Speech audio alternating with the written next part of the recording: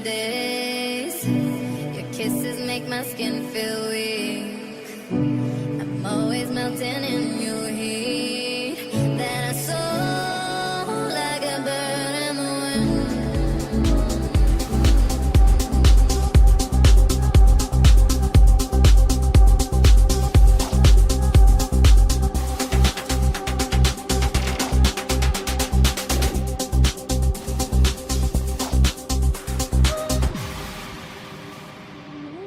Sé que tienen las flores, llorona las flores del campo santo, que cuando la mueve el viento llorona parece que están llorando, que cuando la mueve el viento llorona parece que están llorando.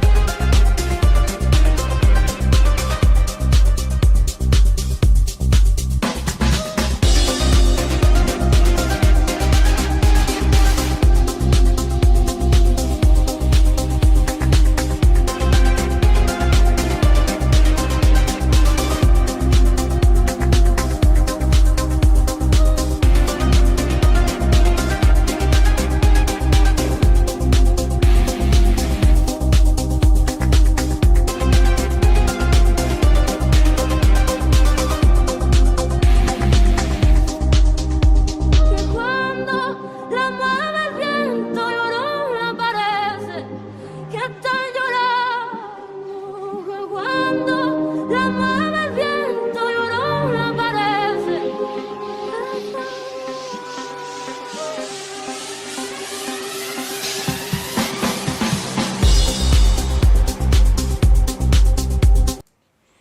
What's up, Bandidos? And we're live. It's Monday, January 2nd, 2023. Happy New Year, everybody. And today we're going to be working on some rifle builds. And we get started with this Diamondback thing. This beast of a weapon. Very hard to use. But we're going to give it a whirl. Let's rock.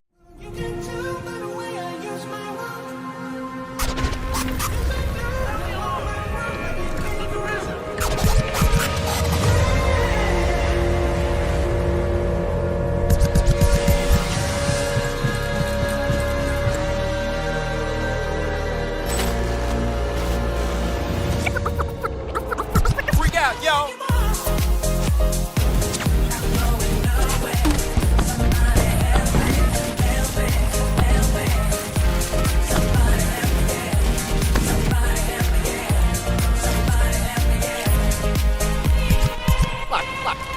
Watch this.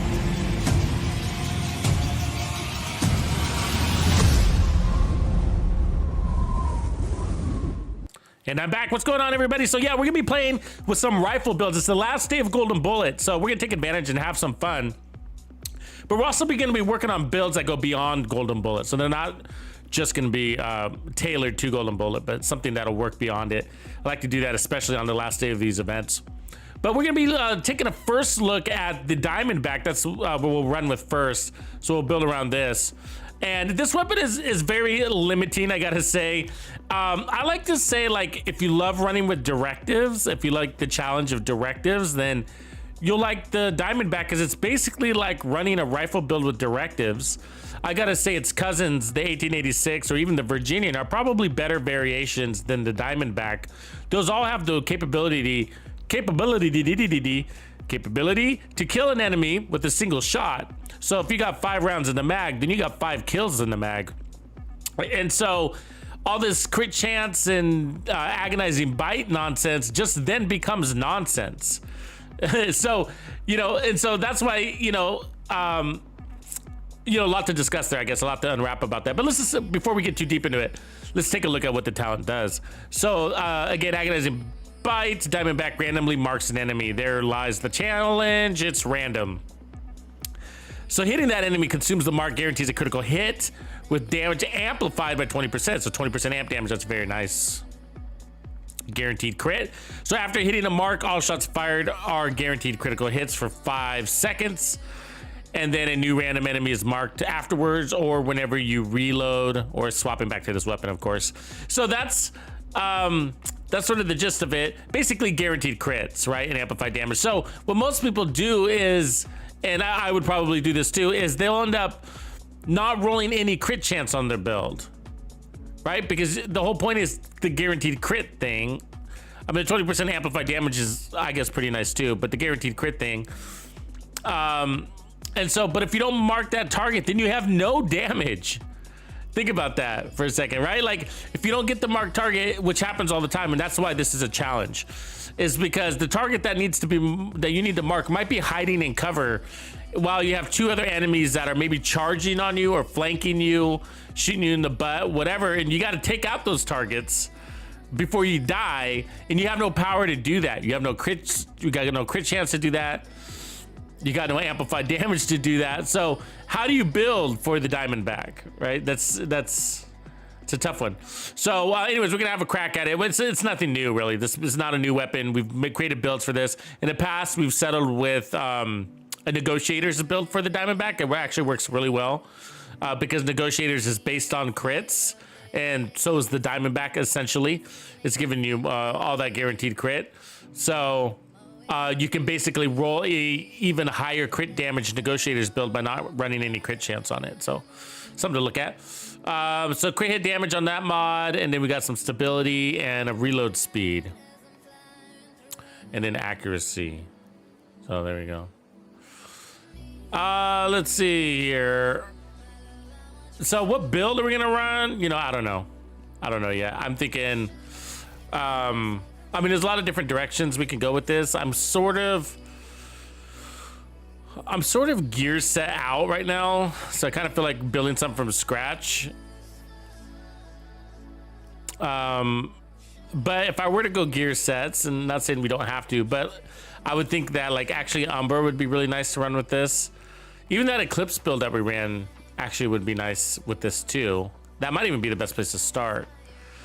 Because it's very unique, indirect transmission, get the status effects. And one of the downsides of running the Eclipse is that you are on the lower end of your crits. And the Diamondback would fill in some of that gap there. Tip of Spear would work with this also.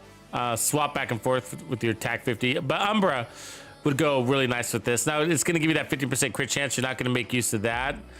But the 30% reload speed would definitely help, as well as the 100% crit damage you could potentially get out of this, the set, and then the regen, of course. So that's one way to go. Otherwise, we can. I was thinking, you know, go Fox's Prayers, of course, because it is a rifle. Memento, try to play some out of cover, and then we're gonna need some armor on kill. I'm thinking about sticking with the sharpshooter loadout for the moment, but we might change that for some armor on kill, perhaps, or even firewall. But like, I'm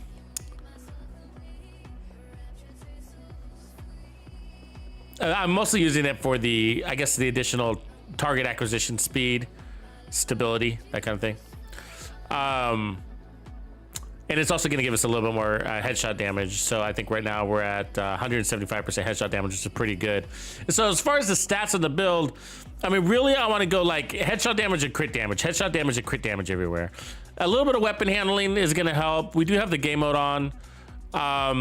So, and then from there, I guess, you know, dealer's choice on the chest piece, especially. That's kind of what I'm undecided about. Do we want to run Headhunter? Well, so what? And we might start with Headhunter, but we could also go. I'm thinking.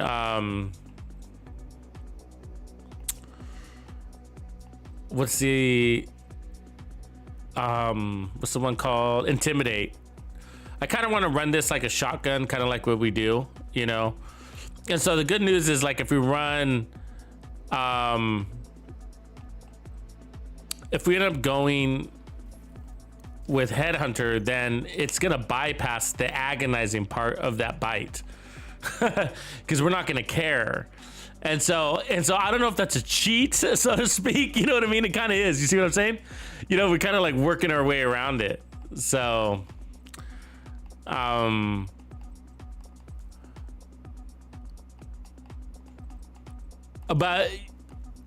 so I don't know if we want to do that, you know, because if we do, then like, I mean, it's fine to do that. There's nothing wrong with it. Get out there and do it. You know, it's gonna work great. The problem is that, well, then you might as well just run the 1886, you know, like just might as well. Because if you're not hitting that marked target, then you just really, you're not even running the Diamondback. You're running an 1886 that doesn't have a weapon talent on it. If that makes sense.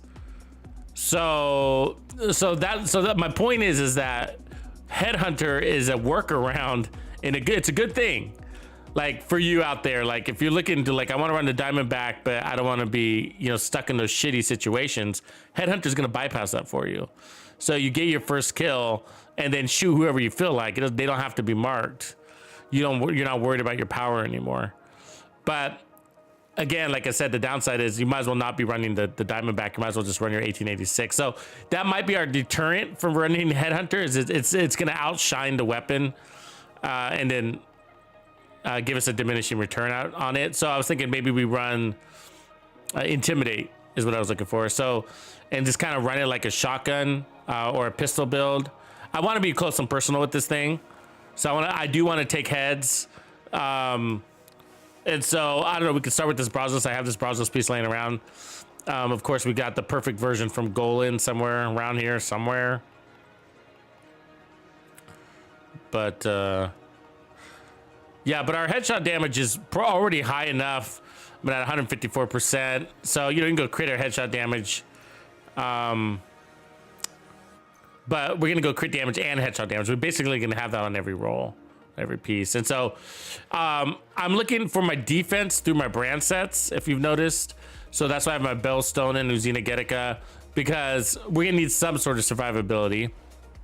And then we're also going to need our uptime on our armor, our bonus armor. So we're going to need, I don't know, at least 1.3 million armor is probably a good place to be. And then perhaps some protection from elites to keep that bonus armor up longer. So I'm going to strip this down a little bit. We either need to go 2-piece Uzina or 2-piece Bellstone or both. But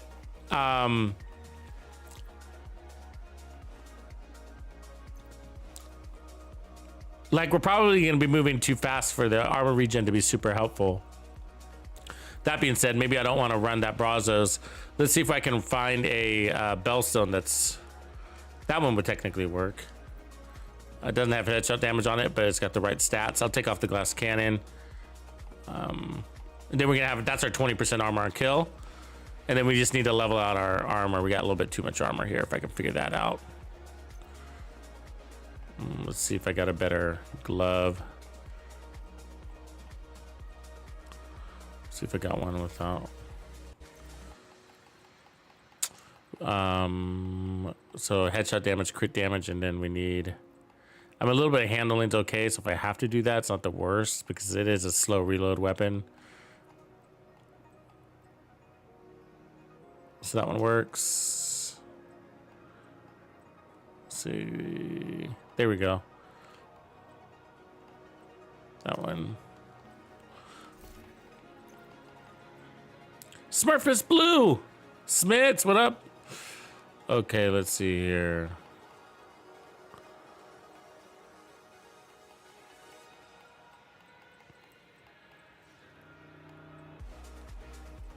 There we go. It's a little closer. I could change these too, so that will probably get us to where we need to be. So let's see if we can get rid of that weapon handling.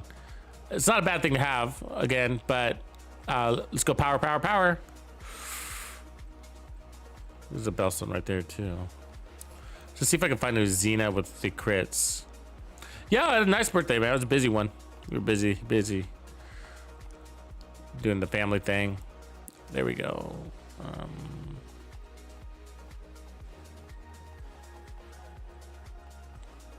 How was your New Year's? Did you have fun?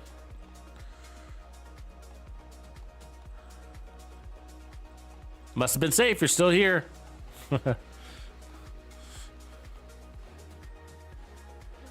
That's another alt. The challenge is not getting too much armor.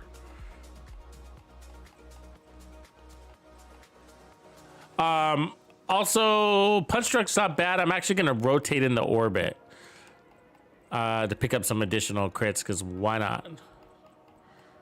And so Gunslinger will also be an option for the chest piece too, but I am going to swing and try to swing into orbit as much as possible.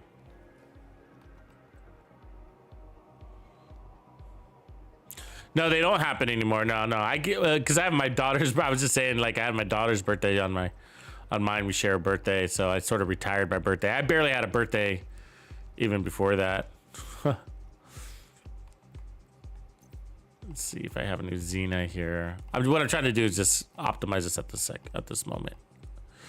There we go. Oh, we don't want the crit chance though. Let's see if I got that one would work. I could take out the. No. Basically the same thing there. That one I can change. I can make that red. I can make that red. I guess we could just stick with this. Got real high on armor though.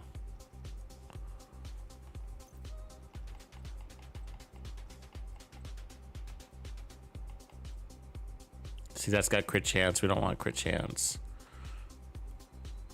I could stick with a little bit of weapon handling too. That might just be the easier way to go. Okay, let's just do that for now. We might not even like it, so let's just get out there and test it. There we go. 1.5, and then we'll drop one armor core. And then I'm gonna load up on some protection from elites because I want that bonus armor to stay up. We're gonna be doing a lot of heroic here.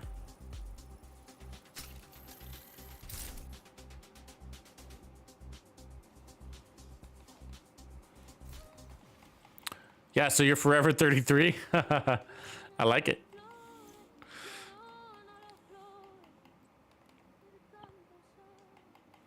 What do you guys think, Gunslinger or? I mean, Gunslinger is only active for 5 seconds. I mean, that's a lot of swapping. There's not much else, though. You know what I mean? Like, there really isn't much else. So let's go to Intimidate. Let's just see if we can keep that bonus armor rolling. Okay, what else do we need to roll? That's good.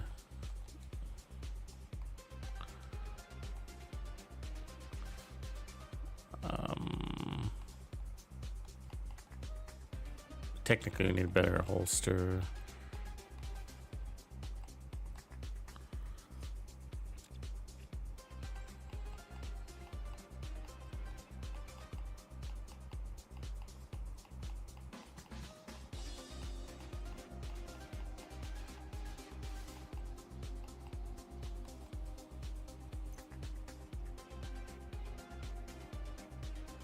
I'll just go ahead and keep the weapon handling. Well, so you know what I'll do is I'll go and put the crit damage on that. It's not that critical of a piece. I just hate rolling pieces like, and you don't know if you're gonna like the build yet. Okay, let's see. Protection from elites.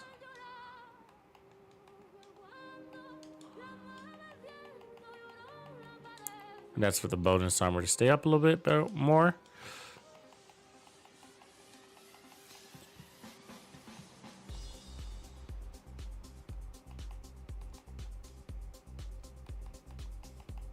I'm missing a perfect one. There must be on another piece of gear. All right, I think that should do it. And then I'll probably go, let's see, right from here is my usual go-to. And then the decoy is probably okay. Yeah. Hey, let me fix my sound. For some reason, I'm not hearing any game audio.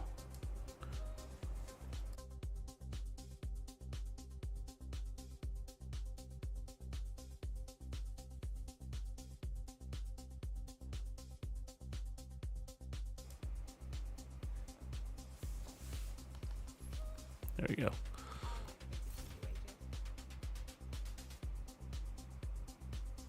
Actually, Kenneth, yeah, I did create a Headhunter Umbra build. Basically, you're bypassing. I mean, you're bypassing the RPM part for the most part. So, because sniper builds, you can run off of crits. So, sniper builds, you can run off of crits. You just need to make sure you have your 150% headshot damage.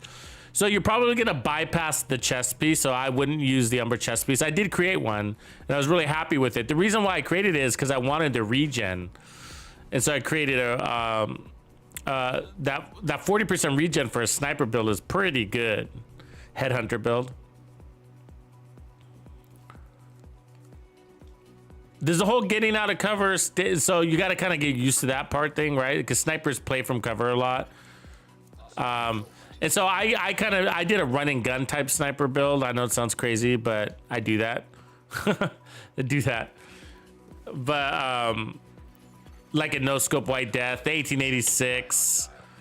No scope builds work really well. But either way, is like you can just be behind cover like this, right? Like I'm behind cover. So you just got to get used to not getting in cover because that'll consume or not stack things, you know.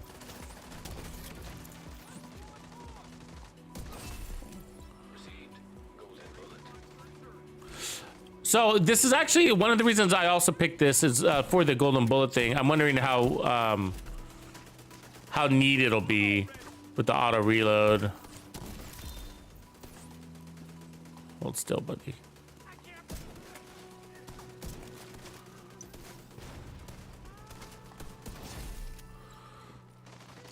So with Headhunter, he would have been killed in one shot, right? So again, sort of overrides the Diamondback. JD, you've been watching. That's right. I use snipers with Hunter's Fury. I have an SVD Hunter's Fury build, the White Death one, of course. Hunter's Fury is a really good set. If you like to engage, basically look at it from like, if you like to engage from inside 15 meters, then that's your set. Even for assault rifles. Ooh. Oh wait, see what I'm saying? Okay, perfect example. Look who the target is. He's all the way in the back. You see that?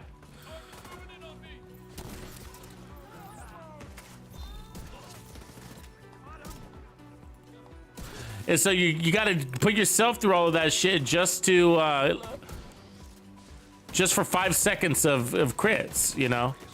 And so that's, and sort of just happened there again, right? I had 3 guys in front of me, and the agonizing bite selected as the guy in the back, blocked by the other 2 guys.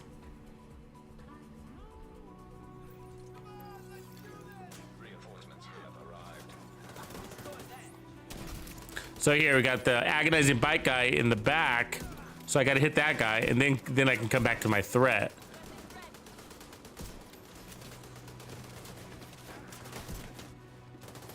So yeah, it's not a very good gun. All right, let's just say it. It's not a very good gun. Some people really like it though. But what I think what they're liking is the 1886, and they don't realize it. The 1886 is my favorite rifle in the game.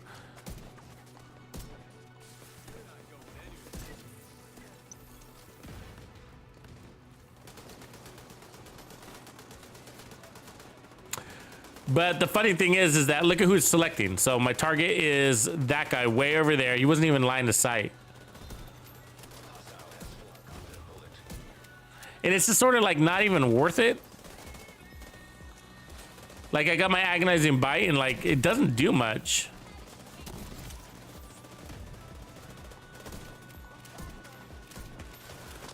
Part of it's because it only lasts 5 seconds. So you go through, you put yourself into this position for 5 seconds of capability, which gotta say isn't a lot. So I look at my target and I can't reload. I can't reload to change it.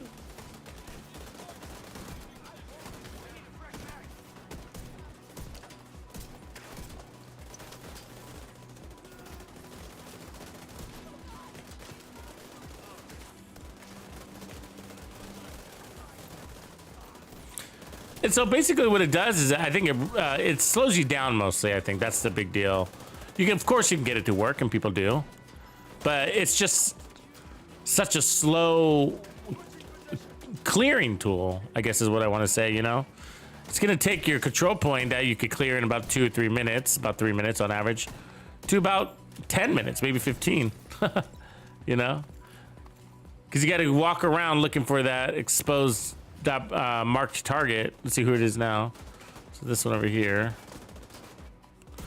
It's selecting your targets for you, and as you know in this game, part of doing well is picking your priority targets. And the agonizing bite is definitely not picking priority targets. It's picking them at random almost. Yeah, it's pretty painful.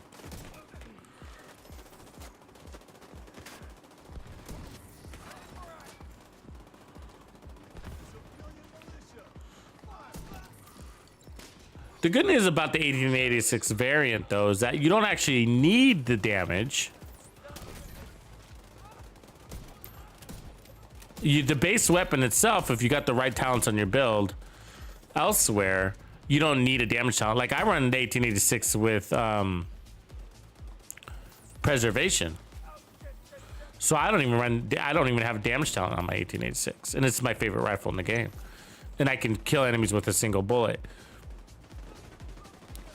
And that's because Headhunter is the best for these types of weapons. You don't want to crit somebody to death with the one-shot kill capability weapon. Like, you want to crit somebody to death with your sniper rifle? It's basically what this is, you know?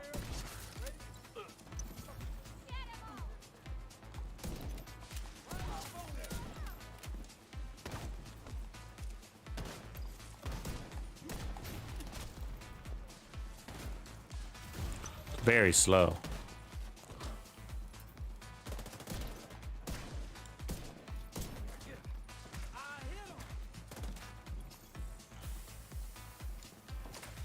So we gotta hit that other guy first. Now we got damage.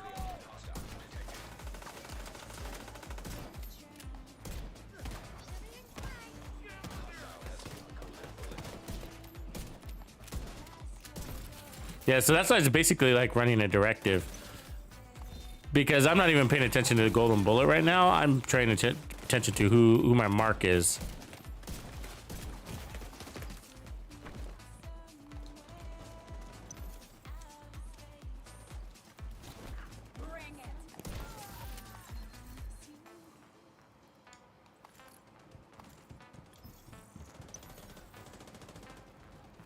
It's a tough baby. Yeah, the Diamondback with Umbra, it does have a lot of value. We were just talking about that a second ago, but so you're still running the same issue, the weapon itself.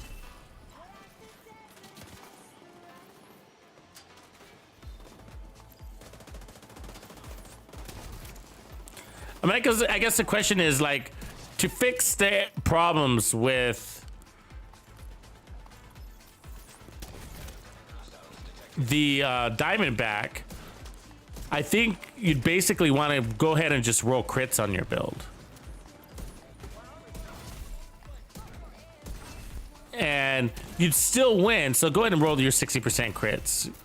And you'd still win because 60% is not guaranteed crit chance, right? It's 60% crit chance. So if you went ahead and put on the 60% crit chance, and at least when you don't have your target marked, you still have some damage to your build. And so you truly are playing to your the guaranteed part, and then also there's the amplified damage part too. And then just kind of go with, like, sometimes I haven't, sometimes I don't. It doesn't really matter. It's great if I do. It's great if I don't. And that might work because, like I said, I run 1886 with preservation, and you really don't need a damage modifier on these.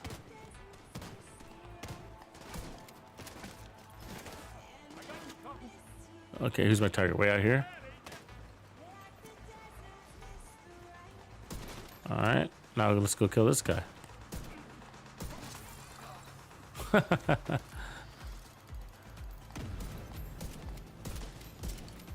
You know, somebody out there has mastered this gun, right? Like, somebody out there is like, yeah, no, I got the perfect build. Like, somebody's thought about it. I think that might be the right way to think about it, but I don't know. Like, somebody's probably put some serious thought into it and said, like, no, the idea is to just not worry about it. Get it built so strong that you don't have to worry about it. Sometimes you got the damage, and sometimes you don't. Maybe that's the way to roll. Peace of mind.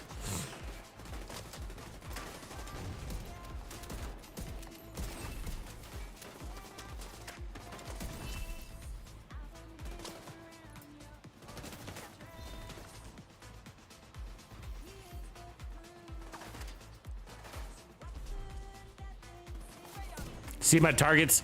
My marked targets to hide him in the back there. Now it's somebody else randomly. Jesus, you see what I'm saying? What a worthless talent. Like, super worthless, man.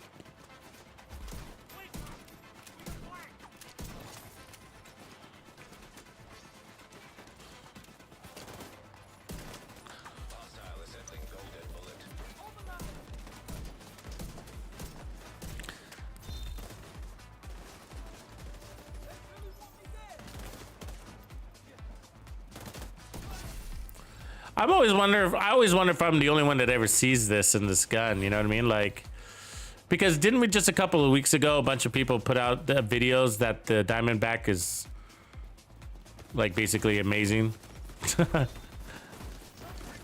Best weapon in the game, you know? Didn't just a bunch of videos just come out a couple of weeks ago about this gun? I didn't see them, so I don't know exactly what their builds were, but I saw them posted, of course. I was like, oh, is there a secret that I don't know about this Diamondback? Because every time I run it, it always feels like it's the worst gun in the game. That never changes. I think I put this gun on like once a season, maybe? Once every other season?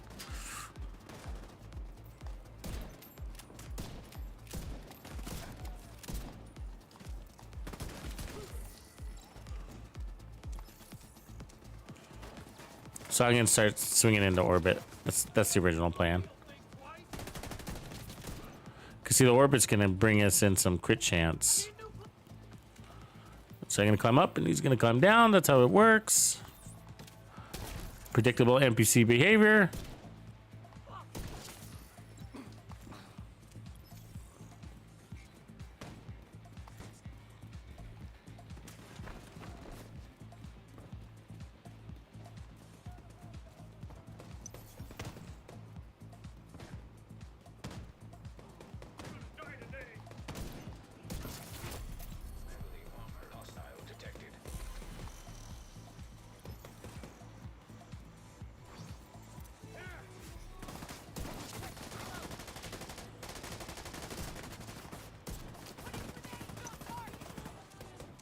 It's also distracting, the agonizing bite thing. Because even if you intend to ignore it, it kind of draws your eye, right? See, like right there, like kind of pulls you into it.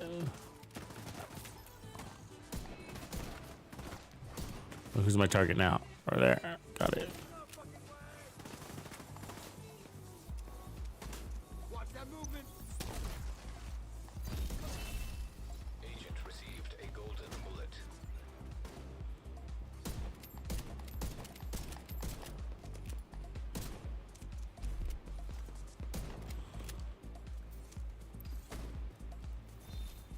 No, intimidate tower isn't helping at all. The reason why is it's taking us too long to kill anybody. Intimidate's not there. By the time we get the... I mean, maybe it's there for like a shot or two, right? But like right here, it'll be there for a second. Well, it's not, because then you got to get in distance, right? You got to get inside 10 meters. Yeah.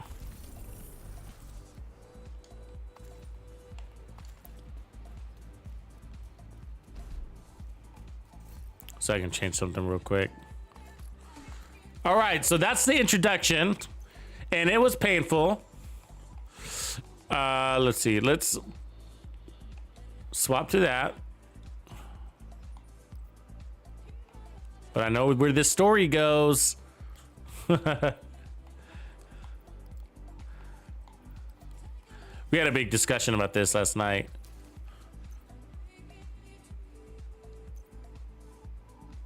Oh yeah, that's a good idea. Or a good thing. I see that. Being able to see through walls. Reaper was just mentioning that. Yeah, because there's nobody else around. You know, yeah. Your enemies are limited.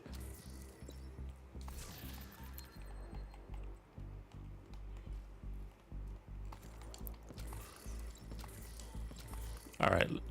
Let's see what this does. This change. So I just changed the chess piece.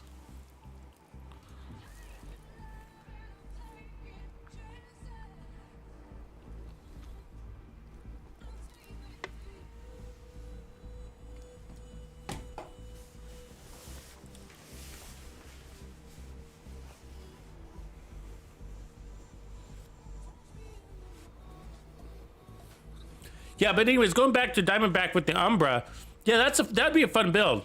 It would make sense, right? All the crit damage add, the guaranteed play from cover, in and out of cover with the rifle would make sense. The way it moves, the way you'd move with it. Yeah, that's worth a shot. Try that too.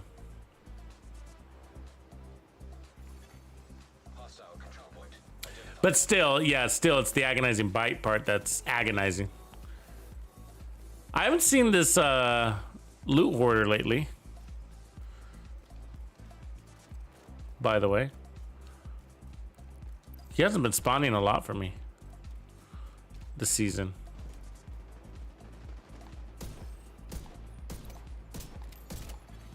Hostile assembling a golden bullet.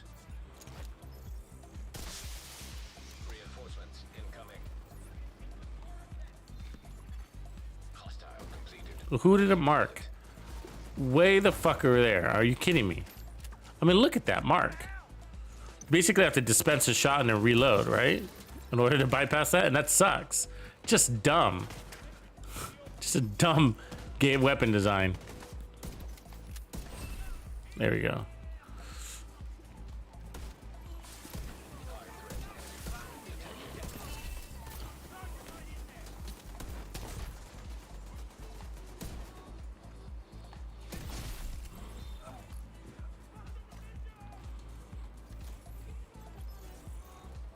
Oh, nice fucking toss. See, now I'm gonna try to bypass the agonizing bite, basically.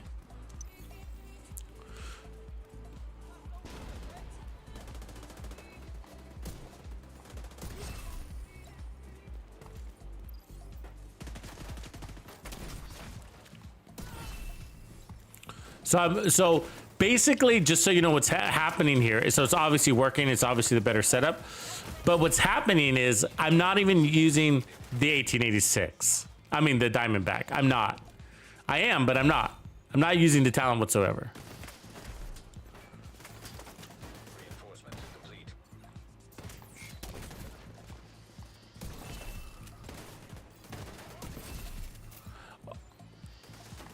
So, was that 74 million right there? That's crazy.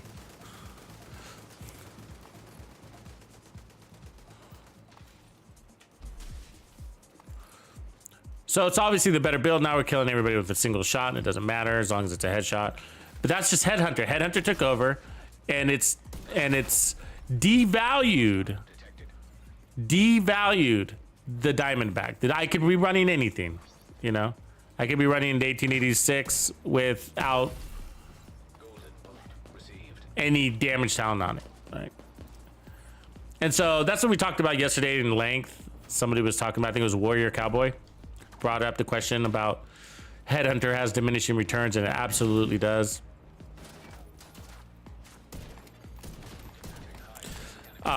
In a good way, in a good bad way. So you just got to think about your weapons with it. But basically, what it does is it'll override any damage talent you have on your build to the point where it doesn't matter.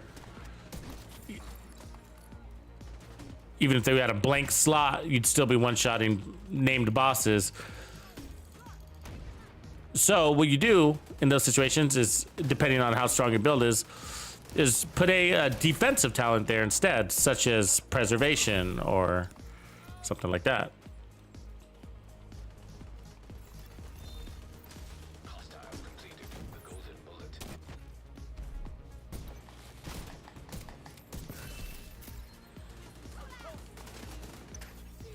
So it's sort of like cheating. I mean, it's not, but it makes the 1886. I mean, it makes the Diamondback a really easy weapon to use. All of a sudden, it's easy. Because I don't care about agonizing bite. I don't care if I have it or not. I probably don't have it most of the time. I don't know. I mean, I think you get lucky because sometimes the enemy is just standing in front of you, but the marked target. Fuck, really? Who is that with that fucking angle? I don't see him.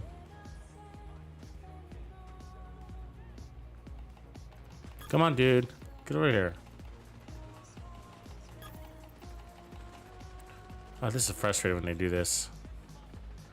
That double riot foam guys on the captain. He's not gonna get me up.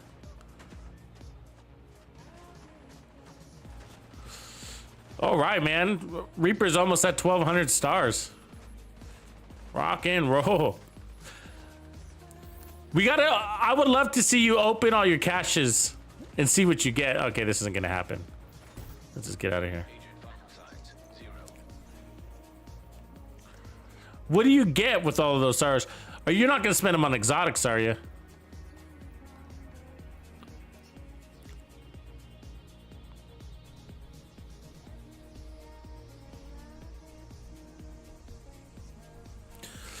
On 1886, you only got 5 shots, you know. Probably breadbasket.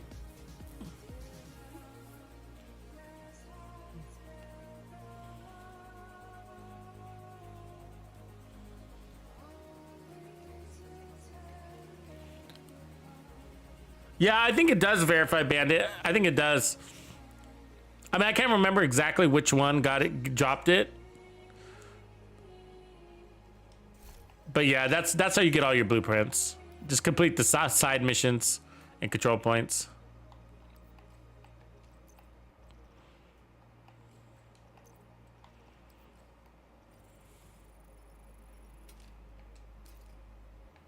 So you're just gonna keep going for? I guess it still makes sense. Yeah, because okay, yeah, because you don't know what future weapons need to be upgraded, huh? We could probably get rid of Bellstone in this situation, or even the Azina now. Let's get rid of the Bellstone.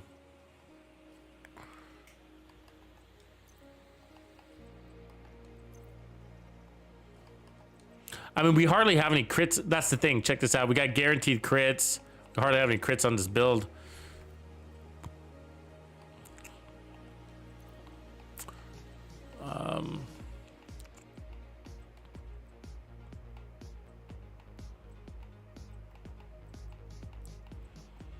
Let's see, do I have my regular 1886 here too, by the way? Where did that thing go? Where did I put it? That's like a go-to weapon for me, and so for it not to be in my stash is annoying. There it is. So this is how I normally run it. So I'm gonna go ahead and put that on as my backup weapon. And so 753, 100 RPMs, where the 1886 is 783. So the regular 1886 actually higher in damage. That's crazy, right? The Diamondback gives you headshot damage. 1886 gives you damage to targets out of cover. I mean, this is a stronger weapon at its base, you know? Damage to targets out of cover versus headshot damage, you know? Even a faster reload.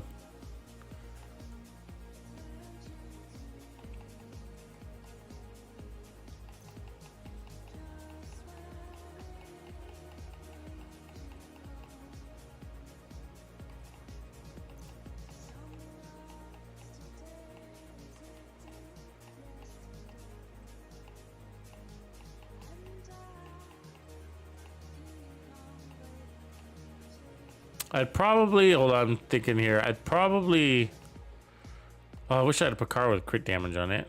It's got crit chance. I'll just leave it.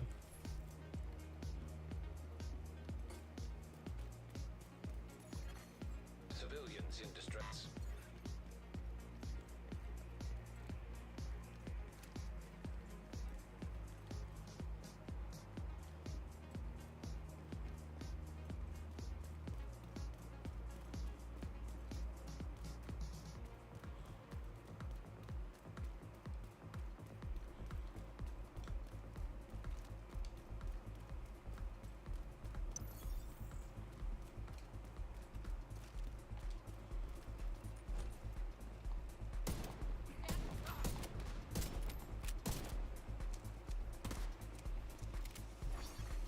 Hostile assigned a golden bullet. Golden bullet received.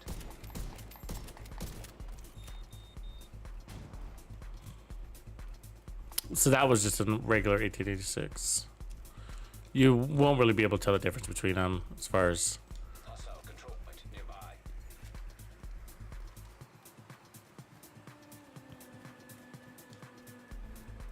But I think it's really easy, like, to overlook the fact when you put together builds like this that you're not even running the 1886 or the Diamondback. It looks like you are. You're like, oh yeah, I'm equipping the Diamondback and Hostile completed. Golden bullet. I'm killing people with it, and I'm surviving, I'm crushing, and it's amazing. But it's like, yeah, but you're not really using it. It's all the it's Headhunter. You're running Headhunter. It's doing all the work. And the base 1886, of course. The base of the weapon is.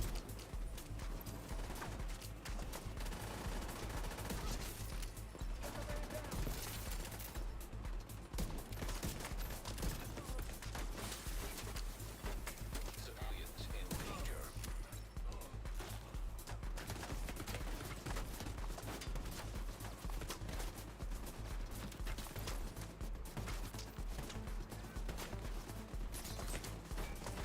And it was the same thing for the Virginian. So, you know, like I used to be a big fan of the Virginian. Then I realized the just a plain 1886 is better. And that's because you only got 5 bullets. And so if you can turn those 5 bullets into 5 kills, you're better off, like, than trying to crit somebody to death. You don't have enough bullets to crit people to death. I mean, you can. It's not that you cannot, but you can be reloading a lot, is my point.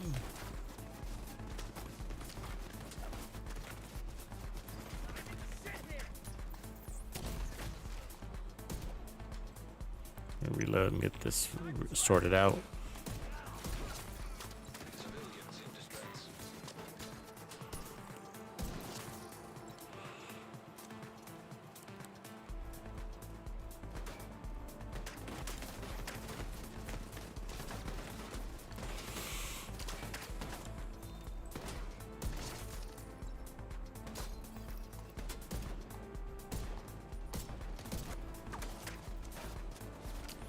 A lot of weapons. There's a few weapons. It's nothing wrong. It's not the. Let me put it this way. It's like, it's not that the Diamondback was broken and was always broken. It was more about like, they came out with this Headhunter talent several seasons ago. It's been over a year, I think. Same time they came out with Walker and Harris, right? And it made a lot of other talents and weapons obsolete. Like First Blood is one of those, for example. Like First Blood doesn't make any sense anymore. Like I don't want to shoot anybody in the arm and get headshot damage from it. Like I want to shoot people in the head and get Headhunter.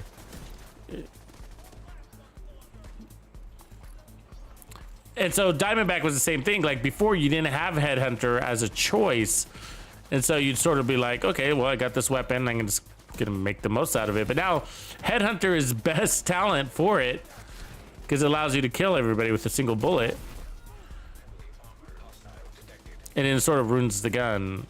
And so you sort of have to basically intentionally nerf yourself, basically, by not running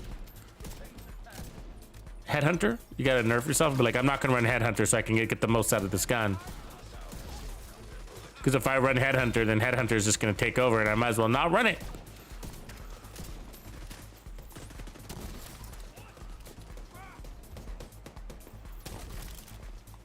Come on, switch weapons. Okay, come on, let's just get this reload over with.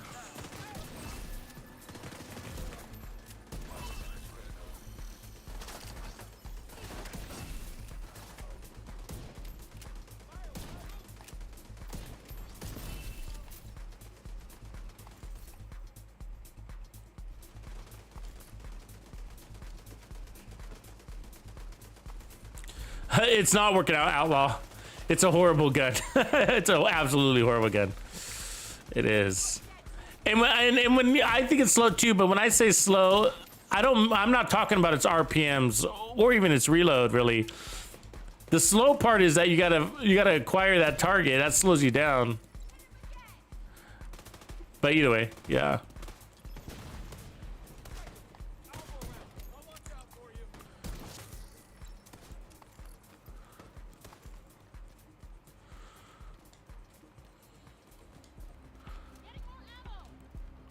But who was on that bandwagon a couple of weeks ago where everybody was saying that the Diamondback was OP, best weapon in the game? Who was on that bandwagon? Raise your hand if you were on that bandwagon, because I need to hear from you. Like, what about this weapon convinced you of that? Like, I just...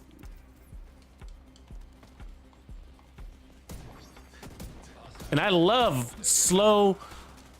strong weapons. I love slow, strong weapons. I love them all. I love the M1928. I love the M18. I'm gonna get all my numbers confused though. 870, M870.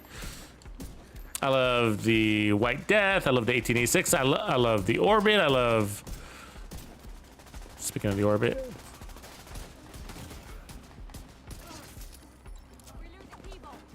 But this weapon just doesn't. It doesn't do it for me.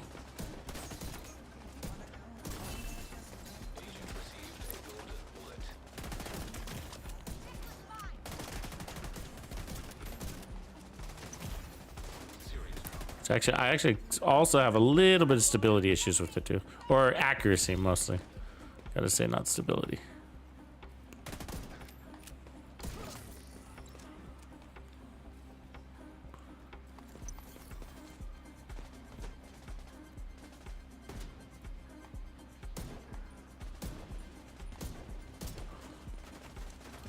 Yeah, I'm gonna switch out of it because I don't like it.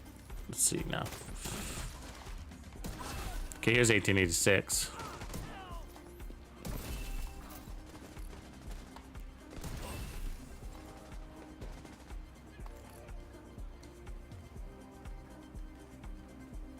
Somebody up there? I thought there was somebody up there.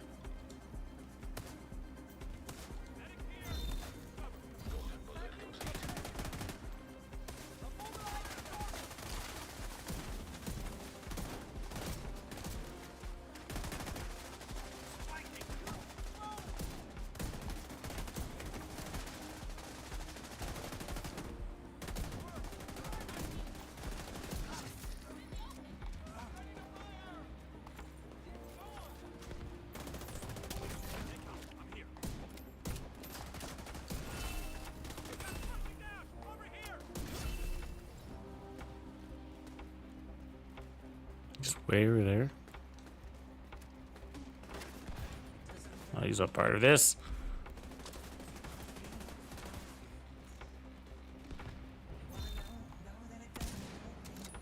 Where's he going?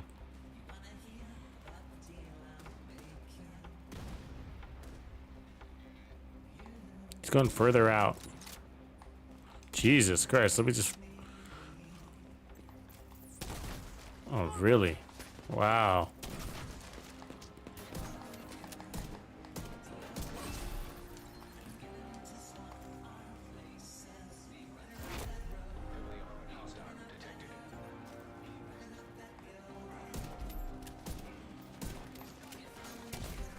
Nice glitch.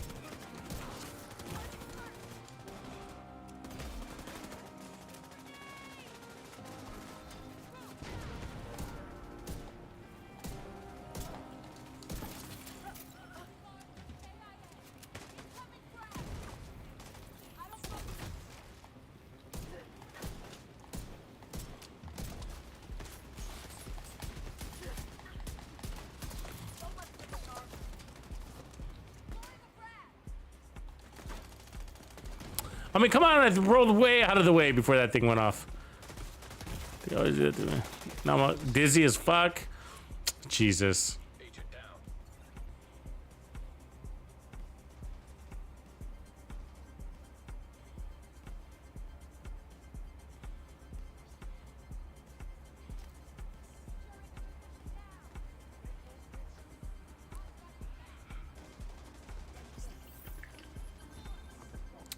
What up, Grumpy?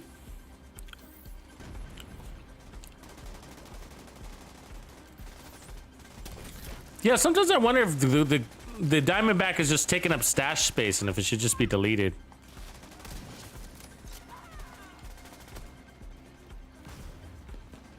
I think that about the Ninja Bike knee pads too. I wonder if I'm ever really gonna run the Ninja Bikes. Is it time to retire exotics? Is 2023 the year?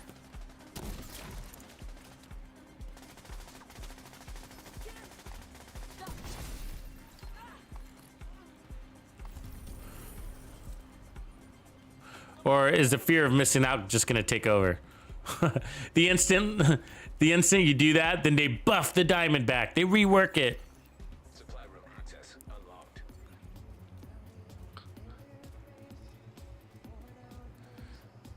It'd be easy to to drive some energy in the game just by doing that activity. Just going through all the exotics and, you know, revamping them, tweaking them, modernizing them. You could do that to most exotics. I mean, look at what they did to I mean, how many times did they revamp Striker? Like 3 times? Was it 3 times? The Chameleon went through its phases too, right?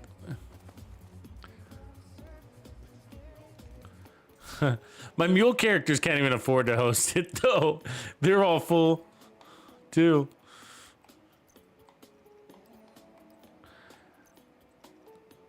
All right, so let's see here.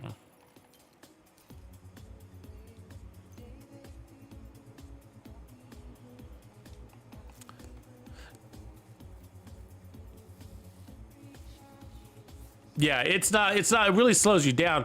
It's a distraction. It's sort of a distraction, right, Colin? Don't you think? Like, it's like, I mean, you could force it. Even with Headhunter, you can force it. And, you know, make it look like your top 5 weapon of the year, you know, with Headhunter. You really can. Go around one-shotting everything with it and be like, see? The Diamondback is the best gun in the game. See? You know? Yeah, you really could. You just put on Headhunter and run around, shoot everybody in the head once, and everybody dies. But there is a distraction element to it. Because of that agonizing bite, it does call your attention a little bit. Cause some shot hesitation.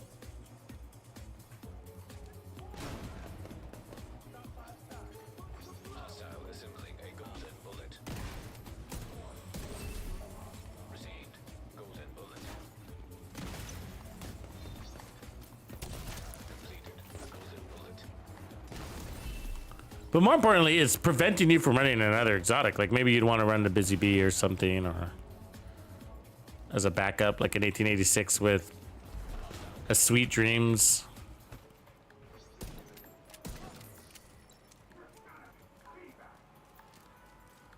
This guy. Just blow yourself up, dude.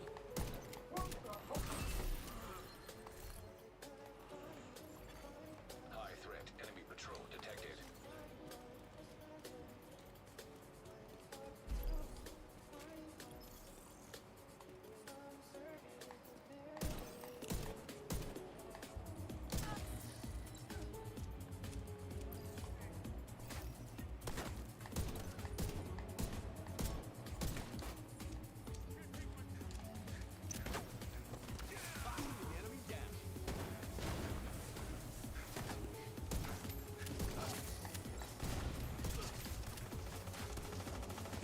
But like we said a long time ago, like it really is a challenge weapon. Like if you just want to put yourself through the misery of just like running directives for fun, just to challenge yourself a little bit. That'd probably be the ultimate challenge. What about like, would it be the summit, all 10 directives with the 1886? Would that be the mega challenge? It's the 11th directive. Only random targets will you have power on only random targets.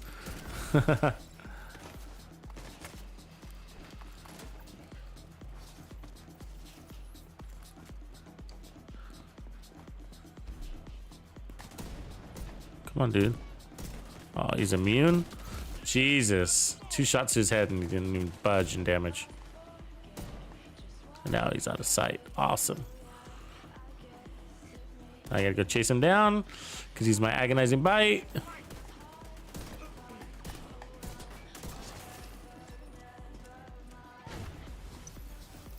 And see, I don't want to shoot that turret.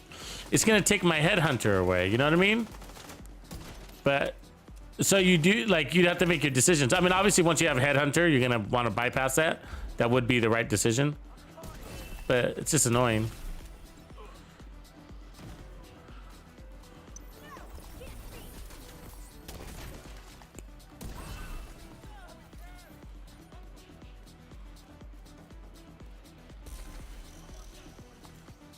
So here's where, right where Headhunter is gonna override. It's more important to maintain Headhunter than it is to get your agonizing bite.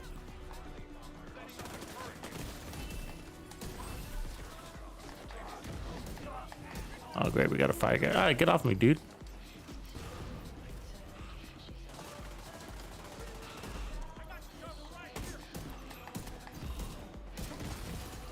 Oof. Ooh, really? Double explosives? Wow. Thought we had that for a second. Oh, thanks, killer.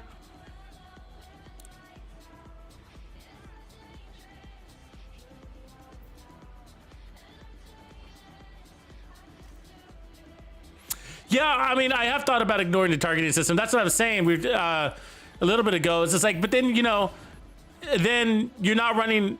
I mean, I already am. I mean, there's instances where I'm not, just to play the game, sort of, so to speak, play the game. But running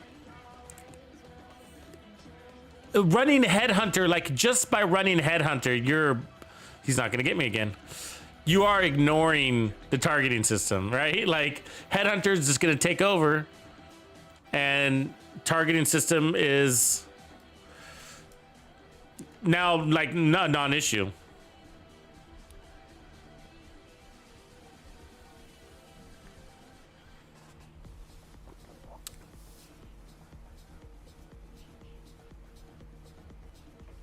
Yeah, we were talking about the one, maybe the best way to play with it, because the real common way to play with it is to not run any crit chance, right? And to play into the guaranteed crit.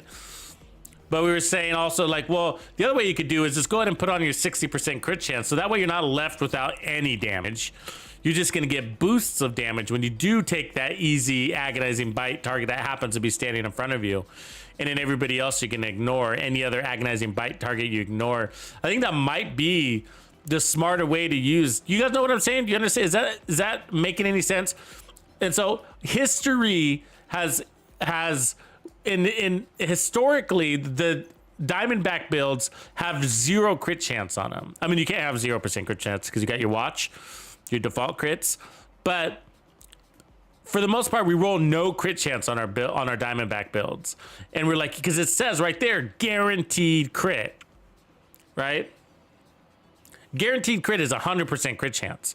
So we're like, let's roll 0 crit chance, and then all we gotta do is tag that target.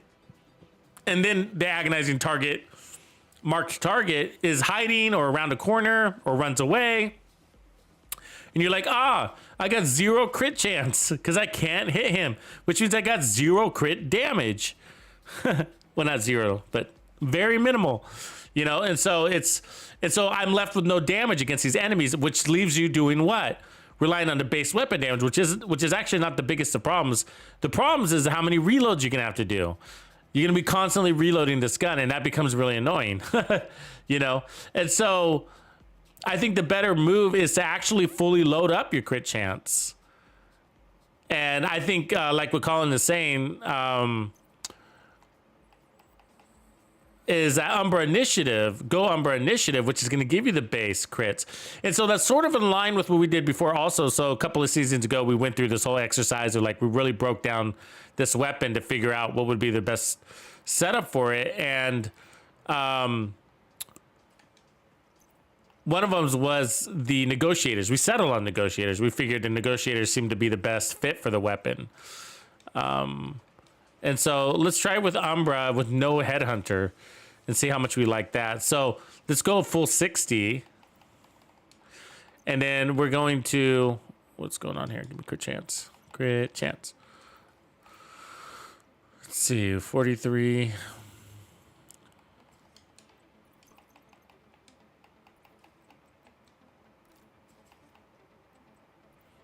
Why is it so hard to get on Umbra to?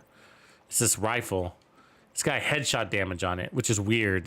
See the mod. They screw these guns up too. That's also a way. So it's got 50% crit damage, so that's nice. You know. But they give us headshot damage, like.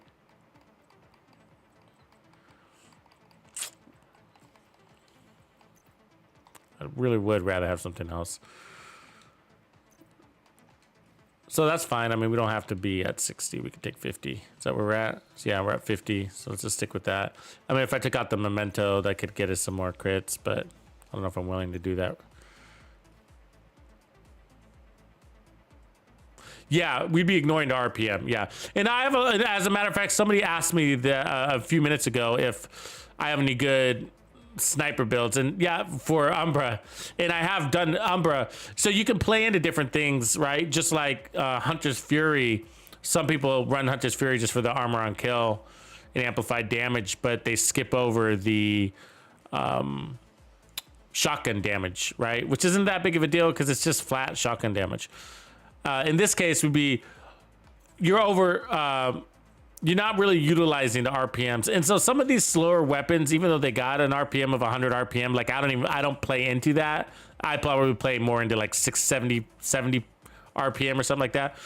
And because you really do want your barrel to drop all the way before you take your next headshot, before you take your next shot, so you don't miss. And so it sort of depends on the recoil pattern of the weapon. And you just have to feel it out. You just have to feel it out. But likely we're gonna be overlooking the RPM. We're not gonna care. And that's the thing. People look at Umbra, and that's I think what most people like about Umbra right off the cuff is its RPM. But there's other big things. The regen is huge off of this. 40% regen, 8% per second, and then 100% crit damage by running the chest. And so that puts us at 225% crit damage with the 20% amp. And so what we were saying earlier, and like what Colin is saying also, is that so we're going to be a really good killer even without agonizing bite. So what we're going to try to do with this setup is ultimately ignore agonizing bite unless it's staring at us in the face. That makes sense. Yeah, Araldi with crit could also work.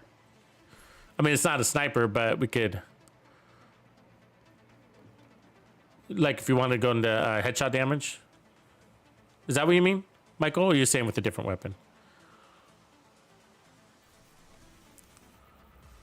Okay, let's reset this. Let's go to give this a test. It's probably better.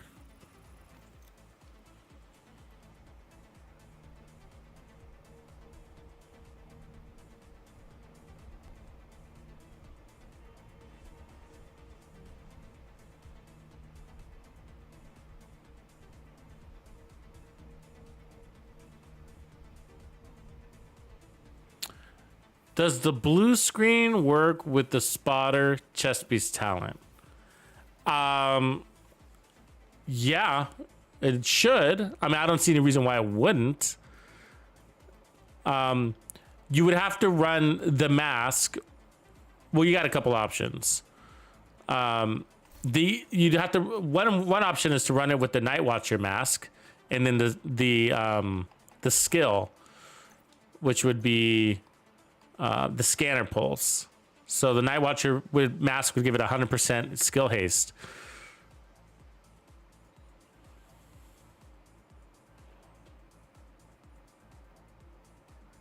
So Night Watcher mask and that skill, and then every time you hit that skill, you'd be activating blue screen stacks. But the thing is, you hit that skill a lot, so you might not have very many stacks. You'd end up hitting that pulse. I mean, you hit that pulse like every 10 or 15 seconds. So the other way to do it is to run a tactician drone. And, you know, which isn't a perfect system for marking targets, spotting them, but it does work.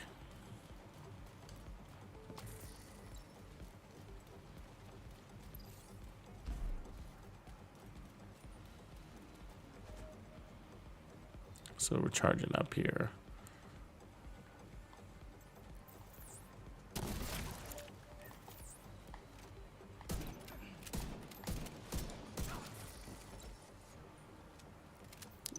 Reload. It's not launching. There it goes. That was weird.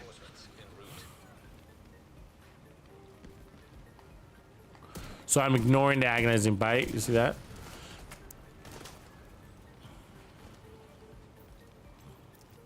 Look at that pool of fire, man. This is not right.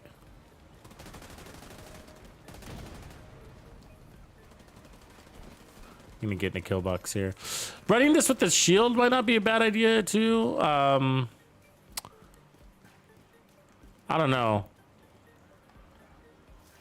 The reload could be pretty painful. You know how reloads get slower behind the shield? Jesus. They moved quickly.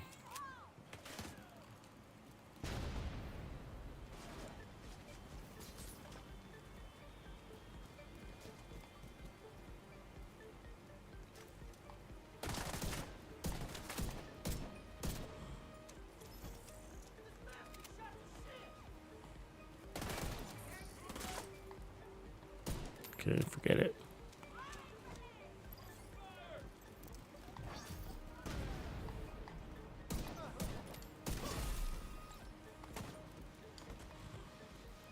Has anybody out there ever run this with Umber Initiative before?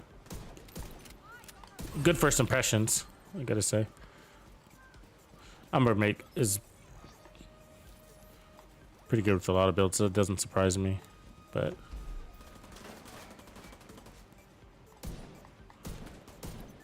I mean, who could complain about 200% crit damage, right? I mean, really? How? God damn! How? What kind of grenade toss was that? Oh my! Oh my lord!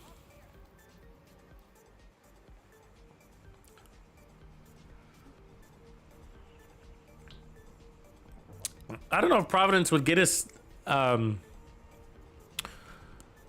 200% crit damage, would it?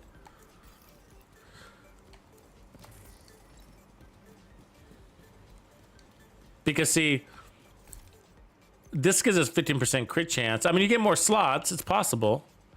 We'd have to measure, but you would miss out on the 30% reload, which is really helpful in 1886. As well as the 8% armor regen per second.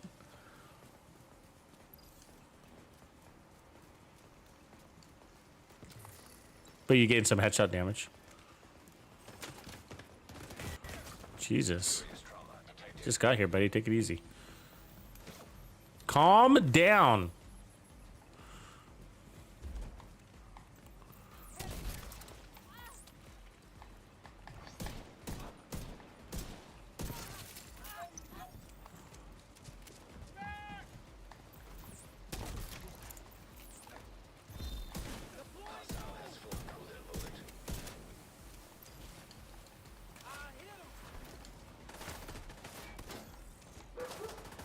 I hate you right from guys. I hate you. Hate you.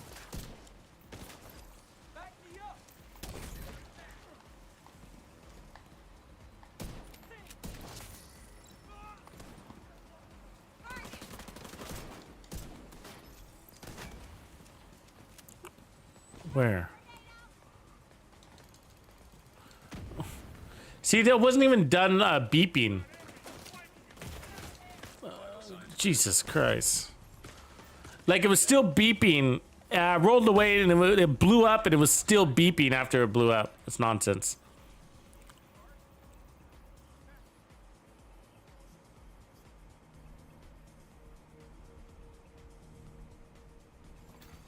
Hostile supply convoy nearby.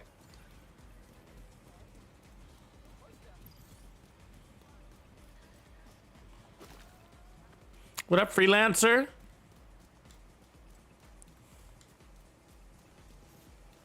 Hello, hello.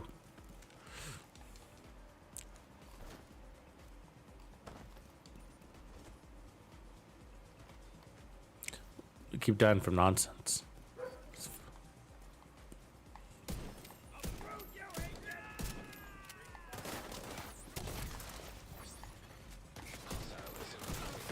Yeah, you're right. It might be like the slowness of the weapon might ask you to play from range. That's gonna be challenging for me. I'll admit that.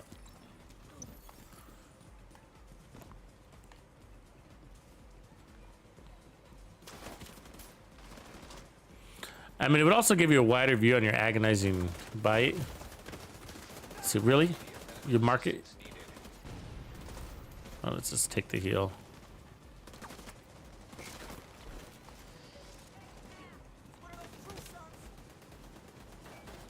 Come on down.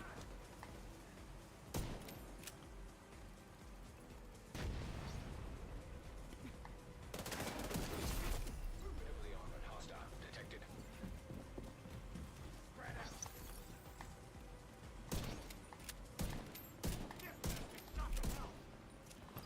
That was amazing. That last shot was a miss.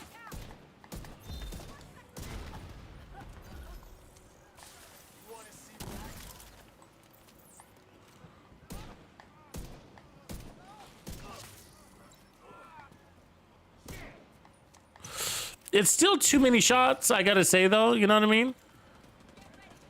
It's still too many shots. I mean,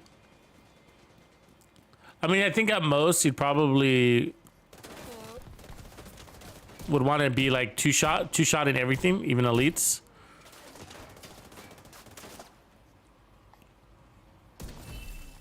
Golden bullet received. Some of these guys were putting 4 shots in. I mean, I'm not running in a lot of armor.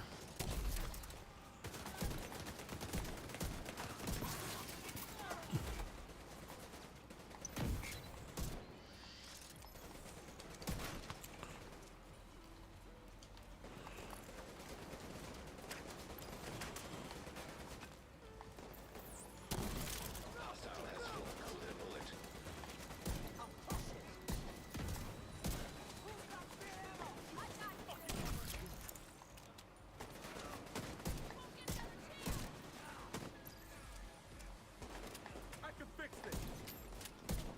Oh, look at him run right through me. So fast, like my gun doesn't even land at shots. Let's see here.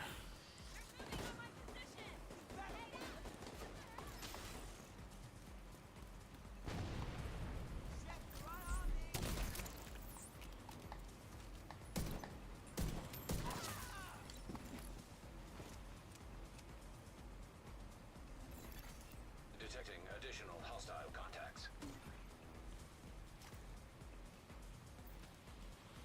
Oh, right on, Anton. You crushed it then, huh? Just in time too, because the golden ball. Oh, that's right. That's right. I remember you hadn't activated it yet. Right on. Oh yeah, that reminds me. Don't forget to spend your red stars tonight, everybody. Don't be like me and forget to spend your red stars.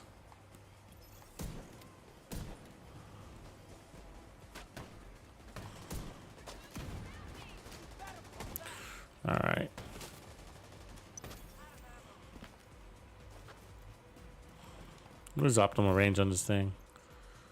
About 20 meters before it drops off, maybe 15.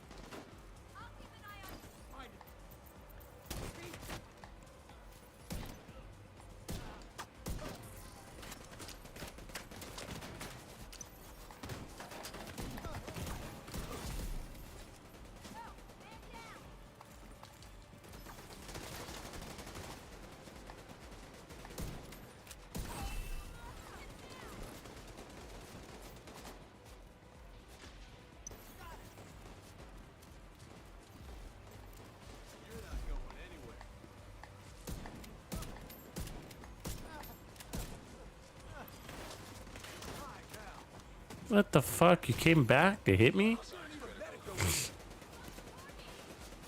Dude.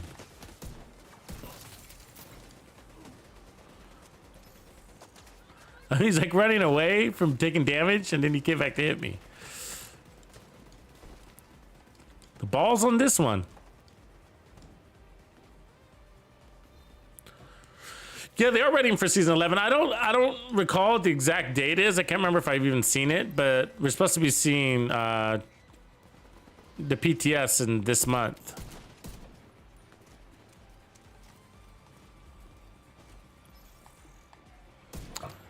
There's no game mode, so I don't expect it to be too intensive of a PTS.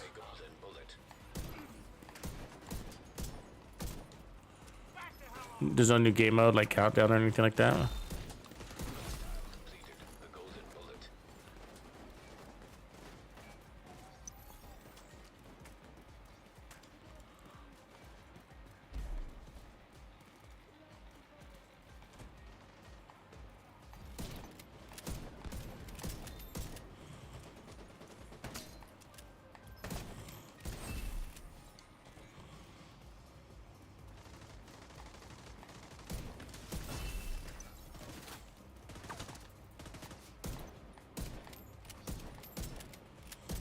How did they run so fast?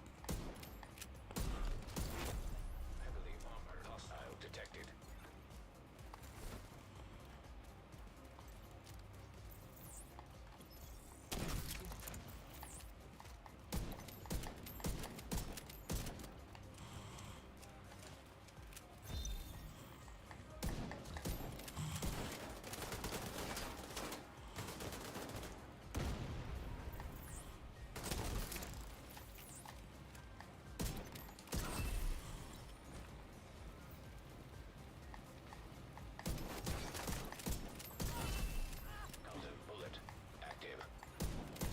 God, I hate these guys' backpacks. Your bullets go right through their backpacks. Right? So annoying.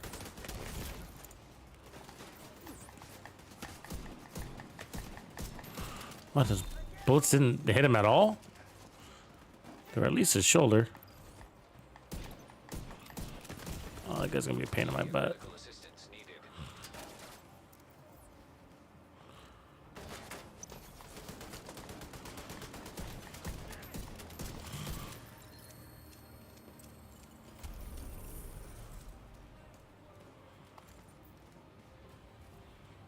The hyena chicks are crazier. Yeah, they are crazier. Crazier, annoying.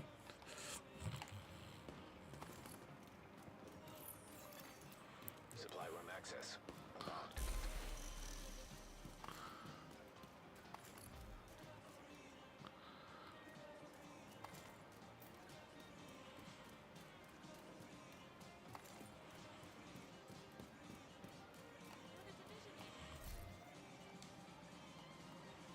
I am. How are you? All right, have we seen enough of that? Are we ready to move on from that? I think so, right? There's only so much you can do with that beast that we haven't already seen. Let's see here. Let's clean up a little few pieces.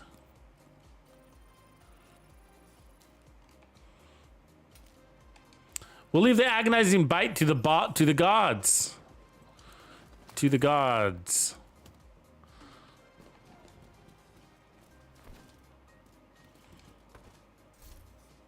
Yeah, Elite Scorpio build. Yeah, that's Johnny 6. That's a really good one for oh, what is it? The countdown game mode too, to take on those hunters.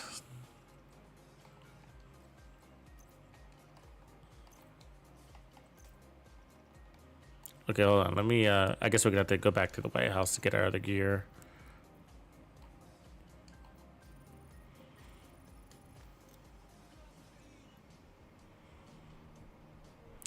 I have a Discord. Is that what you're saying?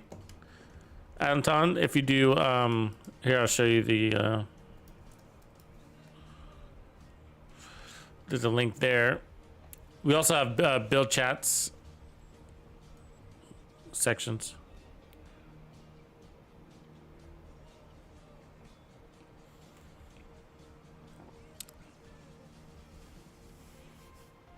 What up, kitty cat? Matt, what's going on, Matt? Matt Ward in the house. I don't know about season 11 going to be huge. What are you guys thinking about season 11? So, season 11 was supposed to bring all of the PvP fixes. Are we excited about that?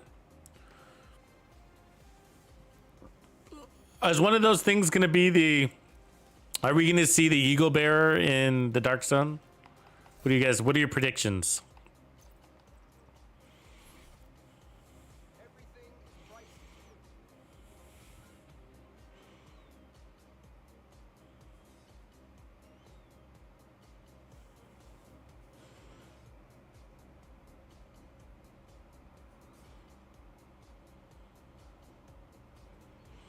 Yeah, a lot of people got sucked in on the Heartbreaker thing, huh? Heartbreaker was really good. It really was. It's still good. There's nothing wrong with Heartbreaker at all. It's a great gear set. My only downside is I just don't like being sucked into having to run the pulse all the time. And yes, I know you can just hit him in the head with your gun, but I just don't get my stacks to last that long when I'm not running a pulse. They're just not there for me. The stacking just doesn't happen the same. They don't maintain, and that's because the pulse only lasts for 5 seconds, and the enemies aren't normally just standing still for you. You know, they're dodging, ducking, and diving.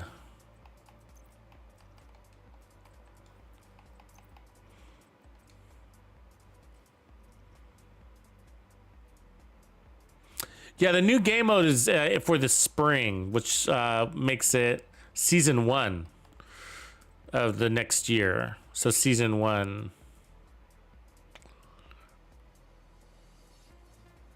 What up, Red Dragon?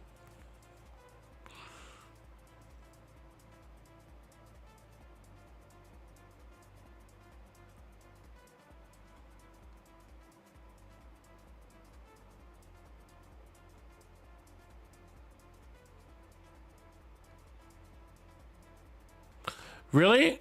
Is there Outlaw, is there something showing up that you're not supposed to see? So recalibration library, weapon talents, is that what you're saying? What did you say? Can add new talents. So let's go to assault rifles, talents. Bread basket. Measured overflowing, maybe the chest, backpack.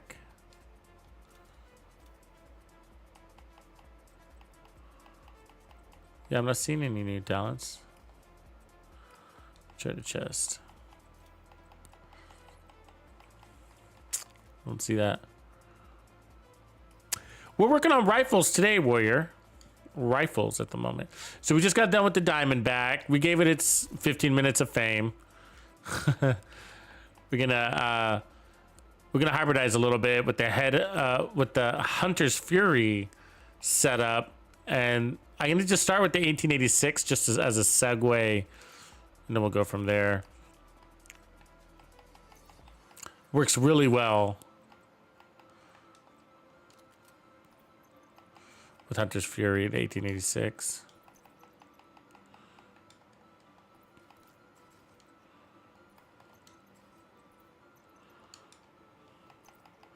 And so I'm not going to run any crits. I'm just going to go ahead and go for those heads.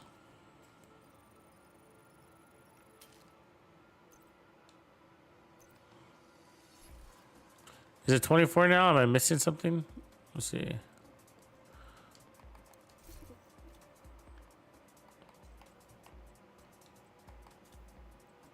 Mine says 22. Let me Super calibration station.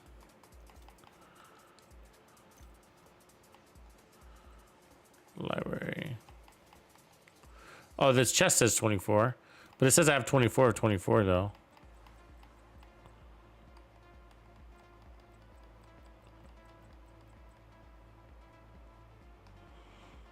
I have done this. Oh, I do, yeah. I don't go all in on status effects though. As a matter of fact, we can do that right now. Let's do that right now. That's a great build. I love it. I love that build. So we will do this. We'll switch out to the Regulus. And so I don't go like 6 tier in status effects. As a matter of fact, I found that you don't even need to actually run status effects on your build. You just need, because if your time to kill is so good, if your time to kill is good enough, then you don't have to run status effects. The 8 seconds from the riot foam is decent. And so I just need to make sure I have enough riot foam to get with, and I think that's how I usually roll. 2 skill tiers. The Memento's 30% skill efficiency does a lot for this. The weapons. Let's see here. Yeah, sorry, I'm not doing a very good job at this, am I? Oh yeah, I see what you're saying. 21 or 24. Oh, cool. So we got Sledgehammer. They put Twinkling Lights here, of course. Sledgehammer and Ignited. So I just haven't done all of mine like on this. I need to do Vindictive, Ignited. You can tell which ones I don't use. What Sledgehammer is one of them. And Twinkling Lights. It's just 3 that I haven't loaded up. Yeah.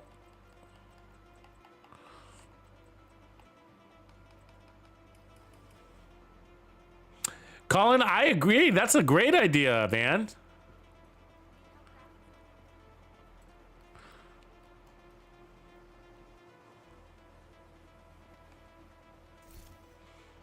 Yeah, I would like to know that. Let's start with that. With the we could put, actually, you know what? Let's go ahead and run Technician. Let's get this skill tier from that. And we're gonna run. This is actually a very, very fun build. Technician. You see, the thing is with Hunter's Fury, the reason why Hunter's Fury is great for status effect builds is because for status effect hybrid DPS builds is because it gives you that all the armor on kill survivability, and then you got all the amp damage. So all the damage wise you're taken care of, and you got the survivability. So from there, it's just balancing in your status effects. Now you can also use the Banshee Pulse and go that way, but you already have that status effect, you know, from the enemies, the disruption thing here, the disorient, we should say, and so you already have that. And so I like the riot foam, stick them, kill them, and then disorientate them. So they're getting the status effect on the front and then the different status effect on the back. And then our base duration is 8.4 seconds. That'll roll to over 11 seconds. Once we have our stacks from our backpack. So the trophies are going to play a big role into our duration and our skill haste. And so we're going to play into that to make sure we don't run out of canisters here. And so very fun way to play, actually. Hunter's Fury is really good as a status effect build also, I agree. And I've actually reversed this concept. I did that the other day by turning an Eclipse protocol build into a headshot build or a crit build, so you could flip it on its head.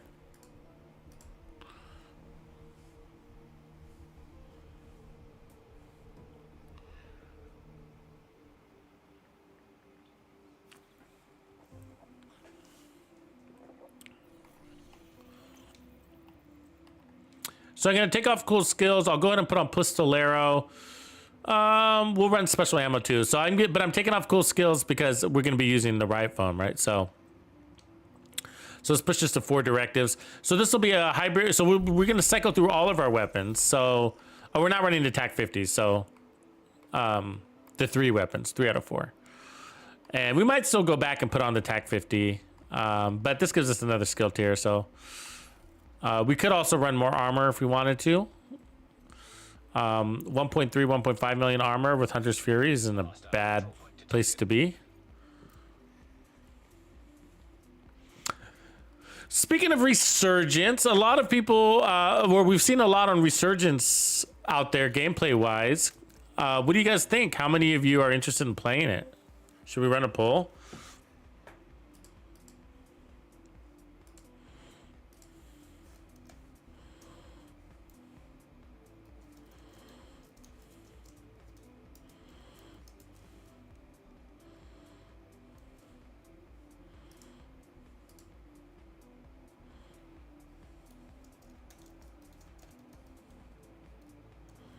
I'm starting a poll on YouTube here.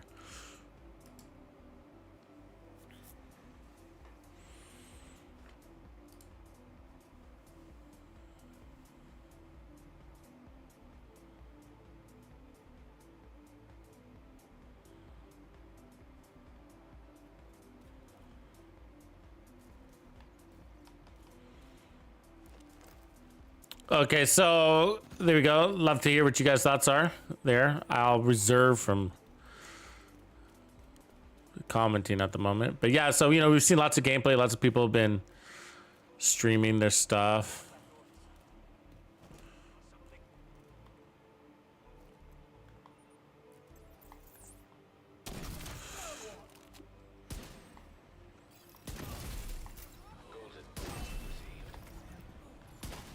Hostile assembling a golden bullet.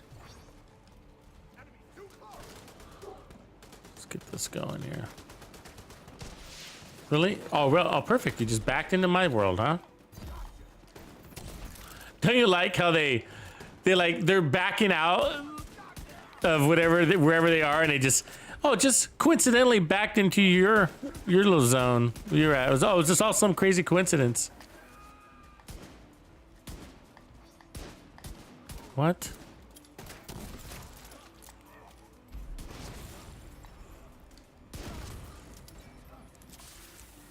You don't have to use the Regulus. I'm just using it for the ammo. We need to get ammo. So let's go get some. Speaking of ammo, let's go get some of that.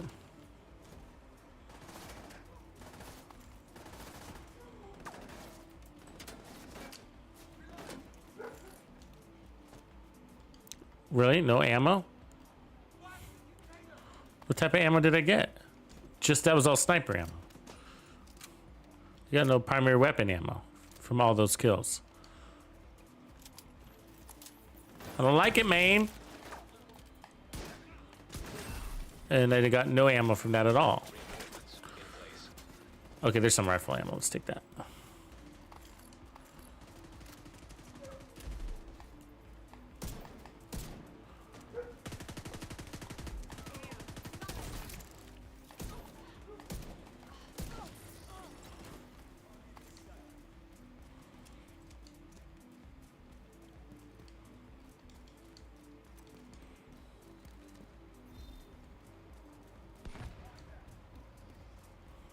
Yeah, they're making it quite extensive for a mobile game, I gotta say. You know, you got the PvP mode, you got the PvE mode, the cooperative PvE. Gameplay looks a great idea.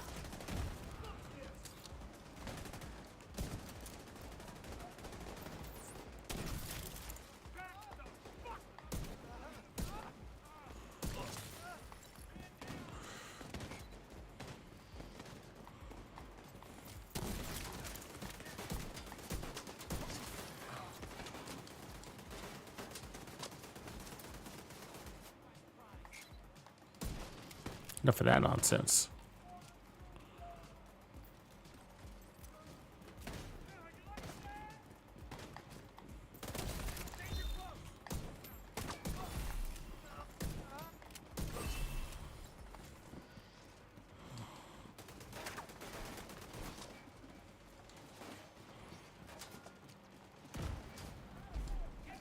I'm not a big mobile phone gamer as it is. You know, I did my Candy Crush days like anybody, but who's still playing Candy Crush? And what level are you on? I gotta know. I know there's people still out there doing it. Did you ever play Shark Attack? Did you ever play that one? I think that's an Ubisoft one, if I remember right. It's where you're the shark and you gotta eat fish to stay alive, and you can eat humans too. It's like a pretty basic game, but it's pretty entertaining. Shark Attack.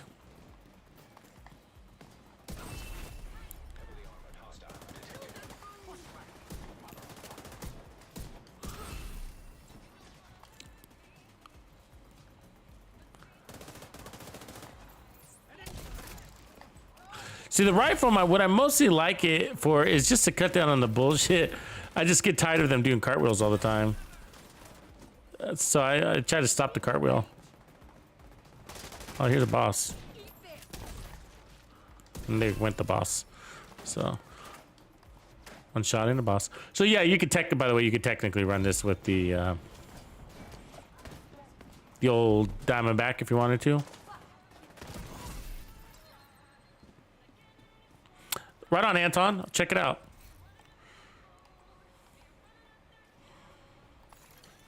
Incoming hostiles detected. They still got more waves of testing on Resurgence, so they got US testing that's you can sign up for on the website.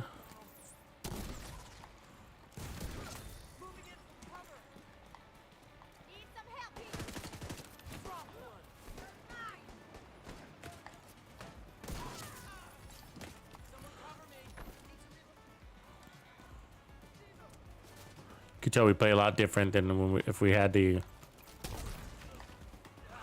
Diamondback. Agent received a golden bullet.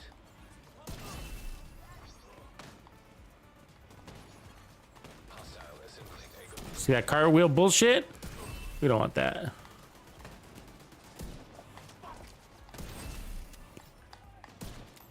Glitch. Glitch almost got me killed, bro.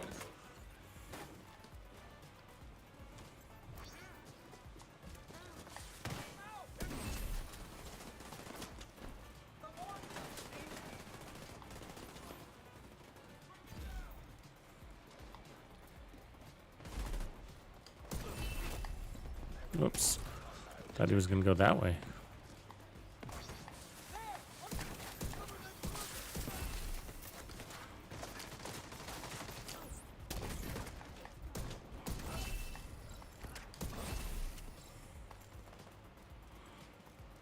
Yeah, I actually play this build a lot. So it's not a brand new build to me. And it rolls comfortably across multiple weapons. Like, we might be able to drop that extra skill tier and pull in the TAC 50 to pull in some range. Because every now and again, like this target here, you got a real far out target. You could also just put a scope on your White Death. That's probably what we should do.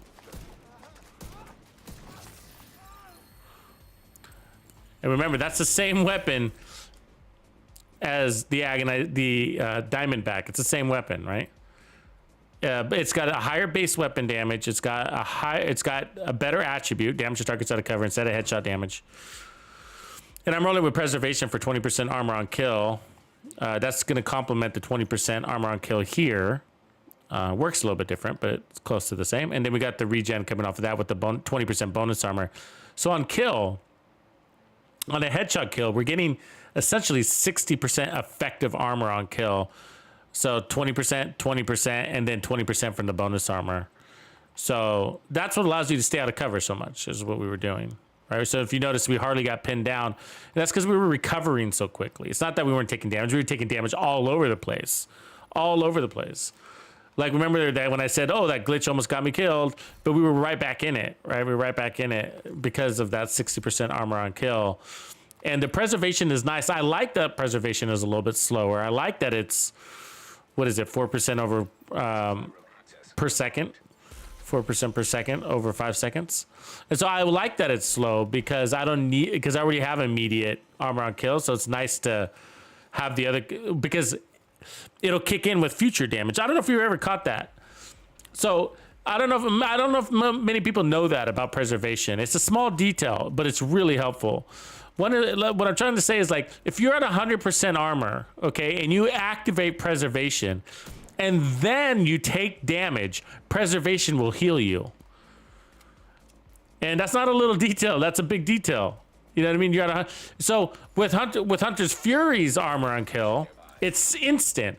So if you're at 100% armor, okay, and then you get a kill, and then somebody damages you, that 20% armor on kill is not going to heal you. Preservation heals over 5 seconds.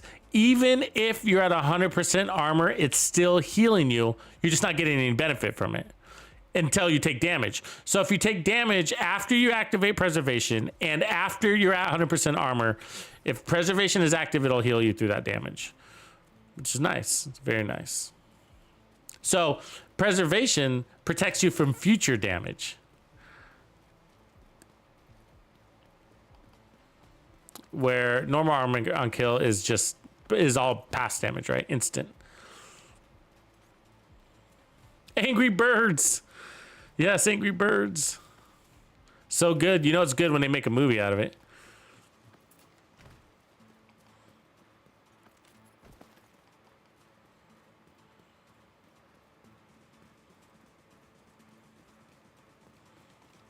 So let's put a scope on this.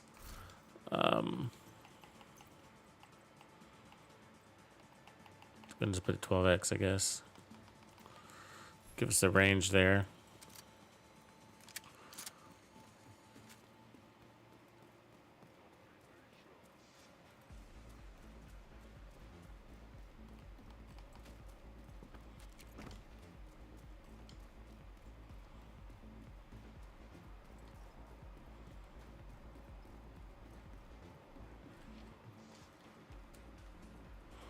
I'm not going to go through probably all the rifles, but because we just did some. But I don't mind going through a few of them. Some of them play very similarly. I feel like the rifles break into 3 categories of the rifles, and from there they're all kind of the same. Oh, come on. There we go. Hold on, I'm not done with you.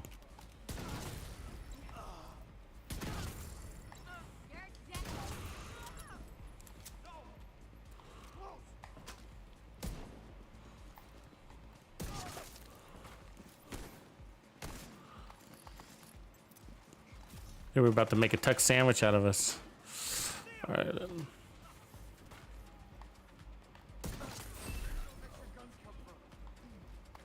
Up.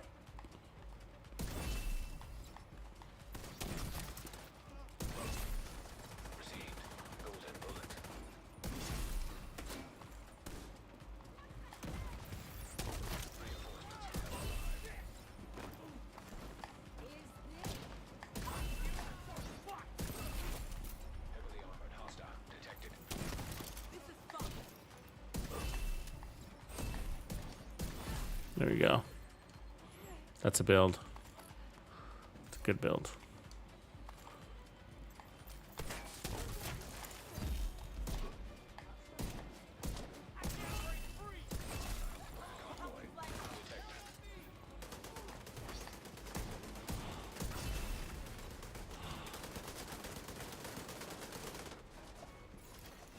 Detecting additional hostile contacts.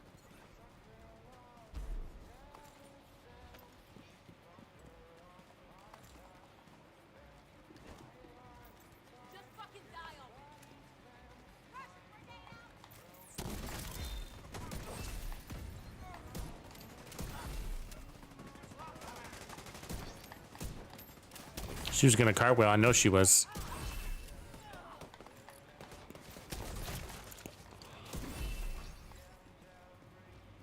You just get that feeling of these NPCs sometimes.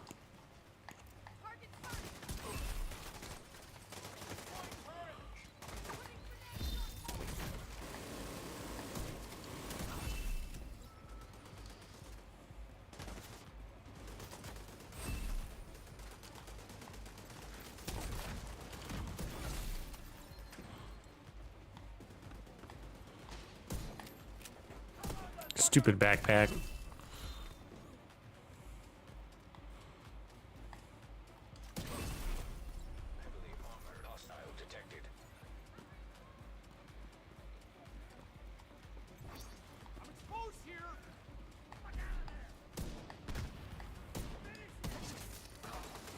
The boss climbed over the wall. I don't know where he was going, but...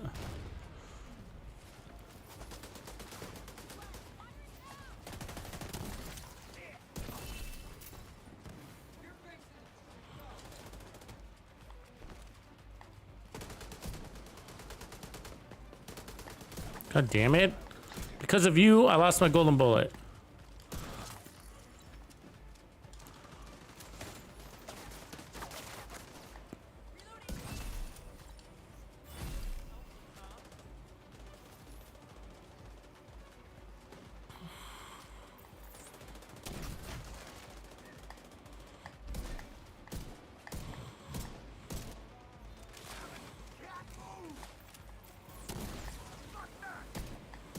God, he's a tanky fucking dude, huh?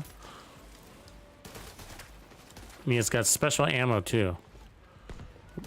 And golden bullet. You don't want to get hit by that guy. Papa Smurf! Jeff Adams. What's up, man? Happy New Year's, bro. It does remind me of Higgs. Kind of gives me some G.I. Joe Cobra vibes a little bit too. I don't know if anybody else gets that.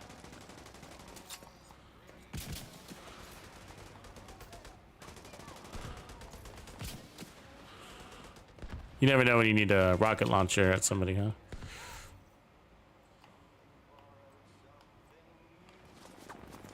Oh, you didn't like that.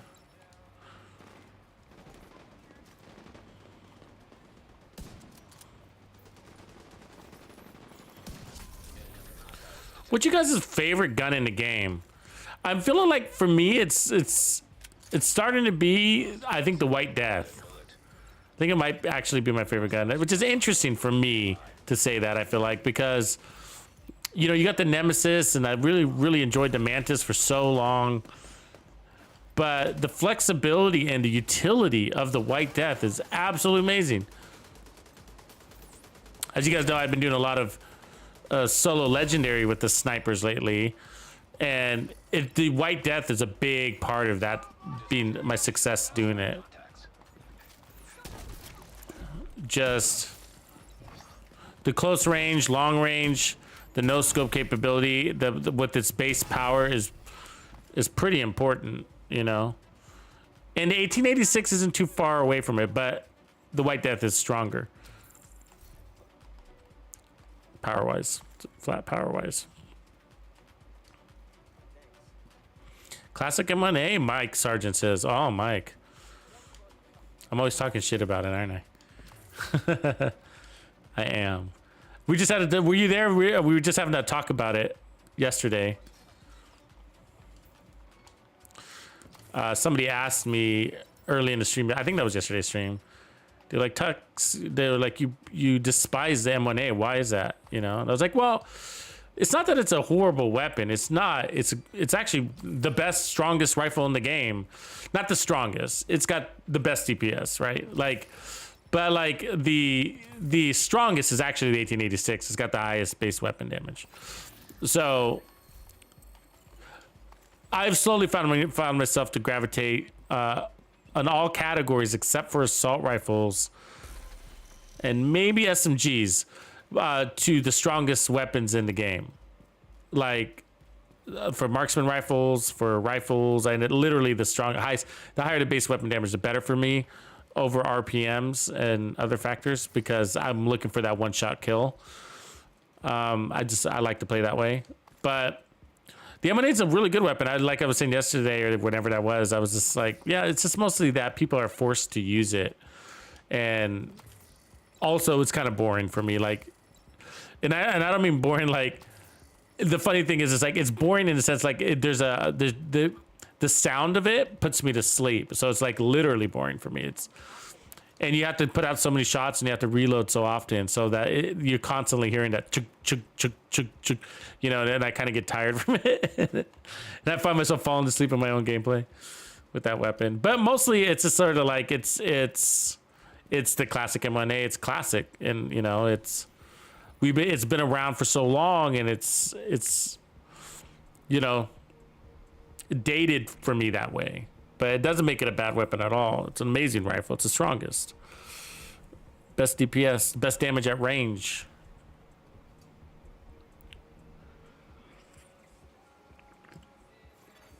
Hostile control point nearby. MKs, the MK series are really good. MK17 is great. Really good. It's right there. It's right behind it. So 1886 and then the MK17. Is it MK16 or MK17? I think it's 17, right? The rifle one, 17. Yeah, for damage at range, and it handles really well. It's got a larger mag. That's a great rifle. Great rifle. If you don't like reloading your CQB all the time, run the MK. It's an amazing rifle. It's just overlooked, I guess is what I would say, you know? It's just overlooked. There's nothing wrong with it. It's an amazing rifle. But it's got a purpose, you know? And I think that's its purpose. So if you love the M1A CQB, but you hate reloading all the time, then check out that rifle. And the M1A CQB serves a purpose too. Like, if you want higher RPMs, better handling, and more mod slots than the classic, then CQB is your answer.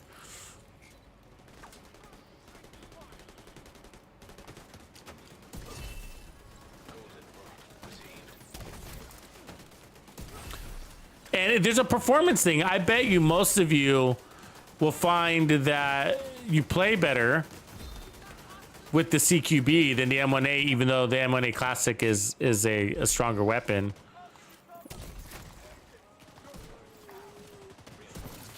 But you probably play better with the CQB. On the other hand, to contradict what I just said, you could actually end up reloading more with the CQB because of its RPMs and the amount of misses that will get from you getting trigger happy. Where the M1A Classic is going to control you a little bit more because its RPM isn't as fast.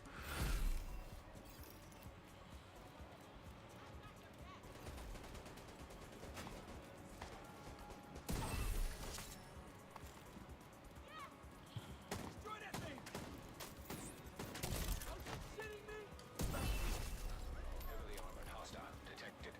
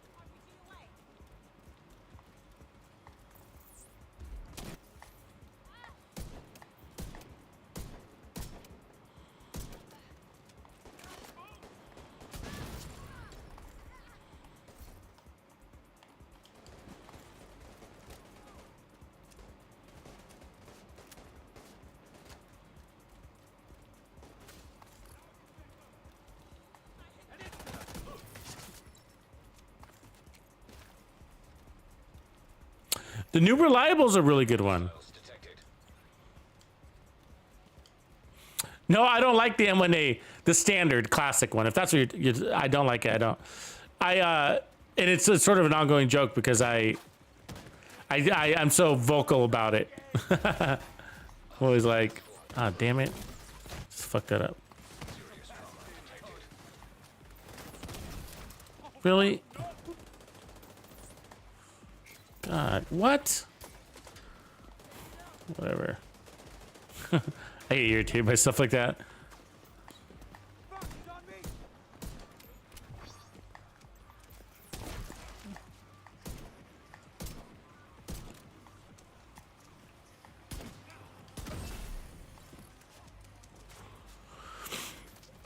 Yeah, so I don't like it, but not for any reason that would make sense to you. Like I said, it's a good weapon. It's just more of a preference. Actually, to be honest with you, never really bought into it. You know, the Baker's Dozen was like everybody's king of king guns, and never really bought into it. I mean, I used it for a couple of months, probably a season altogether on some builds. And then for me, I started out with the SIG CQB, that being my go-to. And then, what the fuck? And then from there, I migrated it to the M1A CQB when nobody was using it. So I took the kind of the reverse route. A lot of people started with the classic. That was like the buzz, the meta. And then many months later, maybe even a year later, the CQB people started to realize that was the better gun.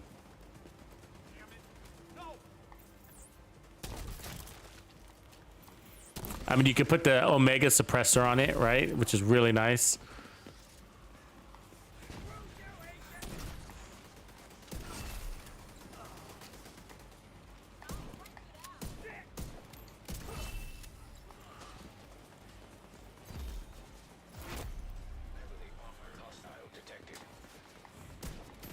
Why? Why are you so hard to...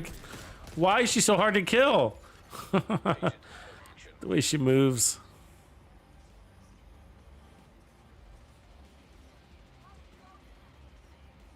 Yeah, I just showed that yesterday, Michael. People ask me that a lot. So I run an Xbox, in case you didn't know. I'm mostly, in general, on video games, I do stick to defaults a lot.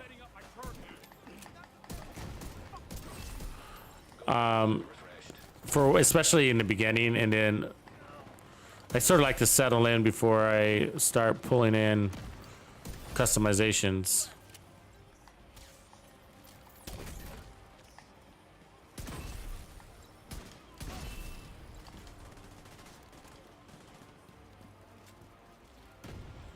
There's a bad guy here somewhere. Damn, it's that same fucking lady, isn't it? Where am I? Ugh.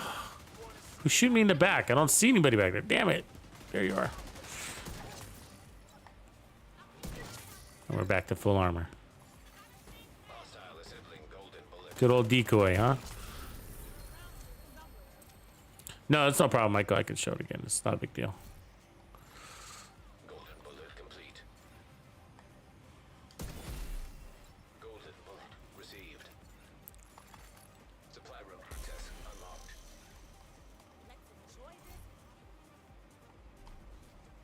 It's kind of a nice mask. I'll pick it up for a minute just to crush it later. When did we get to full? How did that happen? I'm so tempted to permanently delete the Diamondback.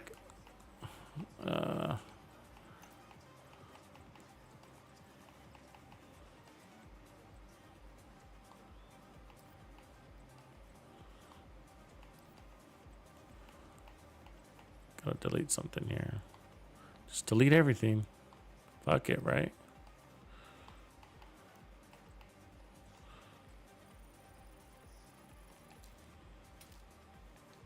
Yeah, Freelancer Duo. Yeah, I love New Reliable. It's an overlooked weapon. It's like running the AKM, basically. Larger mag. Better damage to targets out of cover stat. And really good handling on it.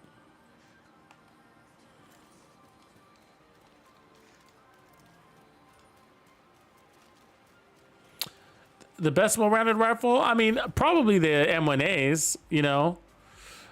It comes down to the mag.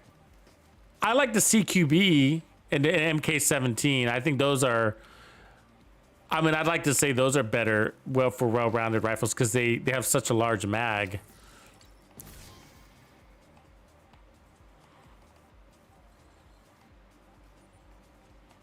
M1As aren't that hard to use. Just that reload could really get to you after a while. And that's saying something, because I'm sitting here running a rifle that's only got 5 bullets in the round, but did it seem like I was reloading a lot? You know what I mean? Where even the Doctor's Home. See, the Doctor's Home is like, if it didn't have such amazing kill power, I wouldn't like it. Because it's an M1ACQB, right? But it's got that high RPM, gives it amazing kill power. I really like that out of it. But my settings, everything else is basically the same. UI.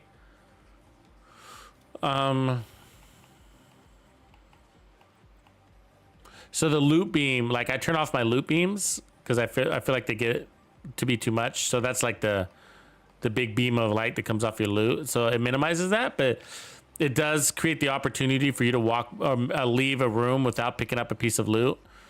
It's rare that would happen, but it's possible. So just keep that in mind. Audio is probably all defaults. So parkour mode, this is all default there. Camera sensitivity, I think that's adjusted. So these are my sniper settings, basically. Aim sensitivity 7, scope sensitivity is 5. And so these shouldn't be too far away from default, and that's because most of my calibration has been on my controller. So you know, and so I only use the digital settings to fine tune from there. So 775. It's not a bad idea to take off your controller vibration, by the way. That would increase your battery life and also maybe help a little bit with your landing shots thing. But dead zones are, I think, default. And then let's see. This is all default. Aim assist off, so that's custom there. That was a big change, but like we discussed yesterday, I don't recommend as a new player that you turn off aim assist. Wait till you get comfortable with your weapon handling and how the different the design of every weapon, you know, and then you don't want to have to worry about landing shots when you don't know where your spawns are or your enemy archetypes and all that other stuff. So I say, you know, at least be like a watch 1,000 before you turn off your aim assist. Probably a good idea. It's not an exact number. I'm just saying experience wise. Some people start the game by turning this off. So, you know, so some people are just like, hey, I'm a gamer. True to the heart. I don't like aim assist. There's nothing wrong with aim assist for console players. It's a default. So it's not a cheat or a handicap or anything like that. But for me, it's a handicap to have it on. And so it got to the point where I just don't like the computer choosing shots for me. And I was fighting my controller a lot. So I turned that off. It was a big deal for me. It really increases my gameplay. And everything else should be default. So graphics, it's all the same basically. On-screen keyboard, that's so you can type. And then some people turn on colorblind mode so you can see the edge of your hives and stuff like that. It also helps you find your hive. You know, when you got a lot of clutter on the ground, you're like, where's my hive? Where's my hive? That'll help you find it a little bit. I don't like it though. And then that's it pretty much. So the weather sucks, man. It's cold and windy.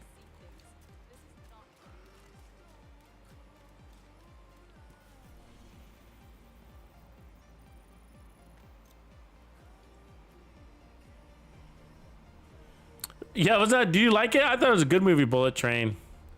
I like those directors. I can't remember their name, but they did some recently did some other movies, and it's pretty good. They do a good job, I feel like.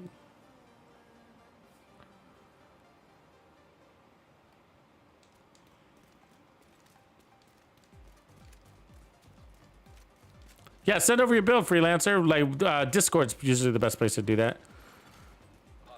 I don't know any other way to do it.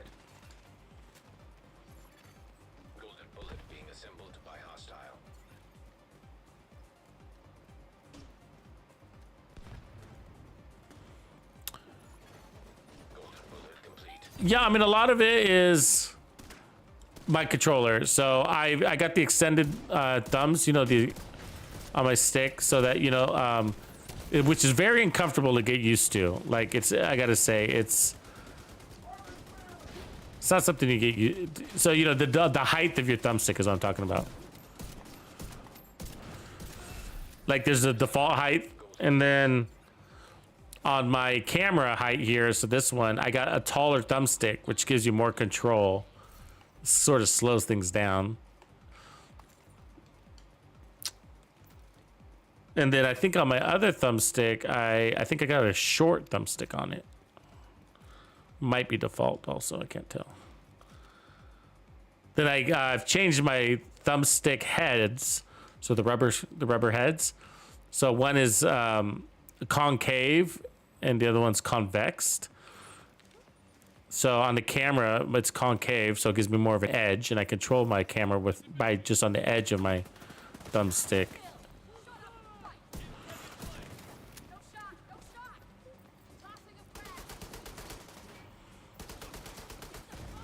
They're not gonna like what happens next.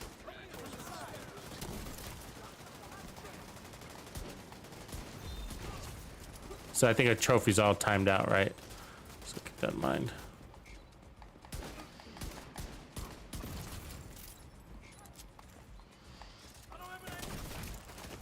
Look at that. There we go, golden bullet. I would love some auto reload, thank you.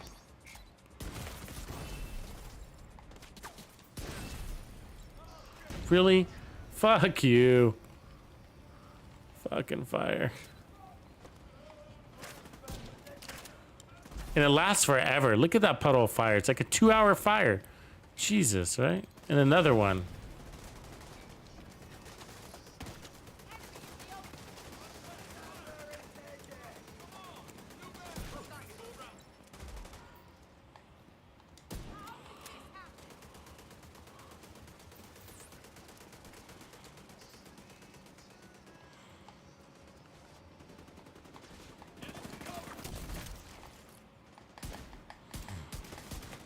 The updated triggers were cool to have too.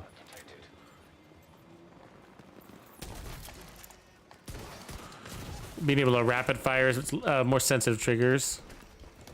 Oh, that's special ammo. Get out. Get out. Ooh, hoo, hoo, hoo.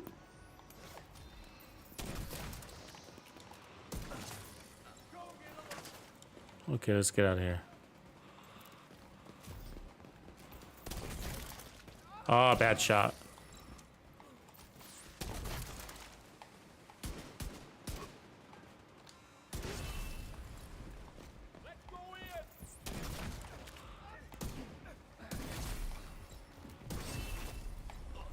Oops. The fuck?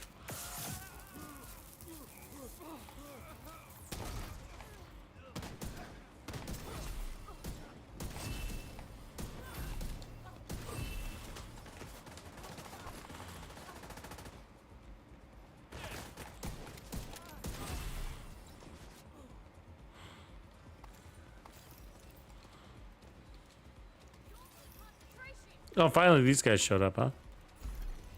Detecting additional hostile contacts.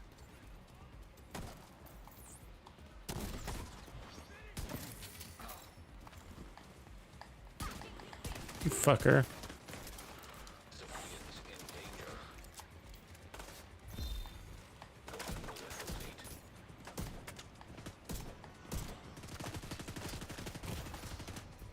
Oh, that's special ammo, man.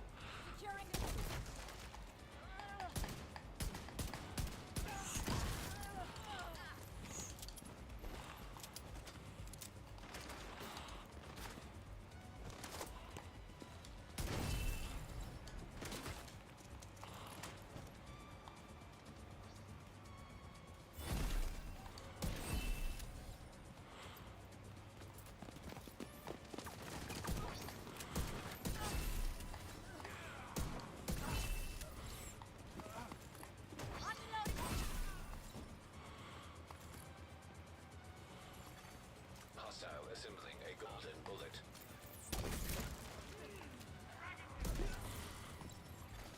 Civilians in distress. Oh, what? How was that not a headshot?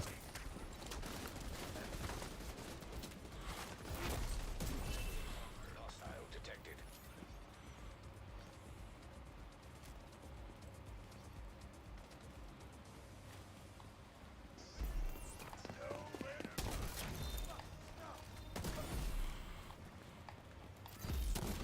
It's a boss there. I like to save him for last. Golden bullet active.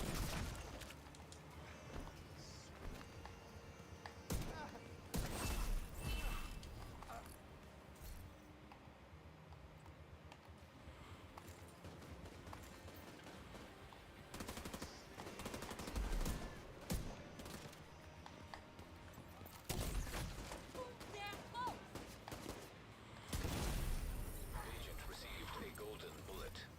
Rogues!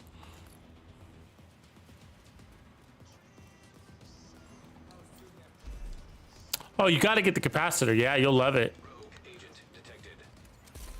One of the best assault rifles in the game. And it does skills.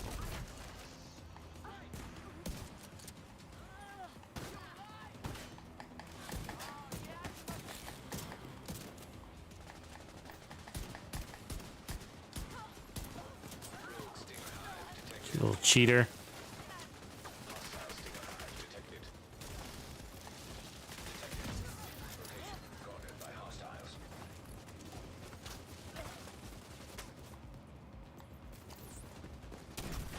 You little. And a glitch. Thank you for that glitch. It's awesome. This is probably gonna get me killed.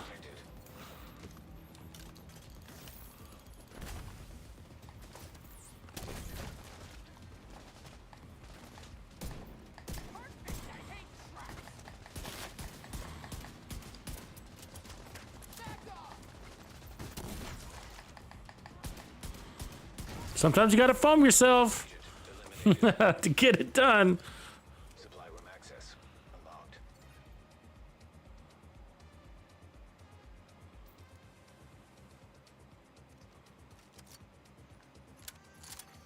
Civilians in danger. Grumpy, you got an elite controller and you don't. You haven't reset. It's not a hassle. It's just a couple of clicks, really. It's all worth it just to do the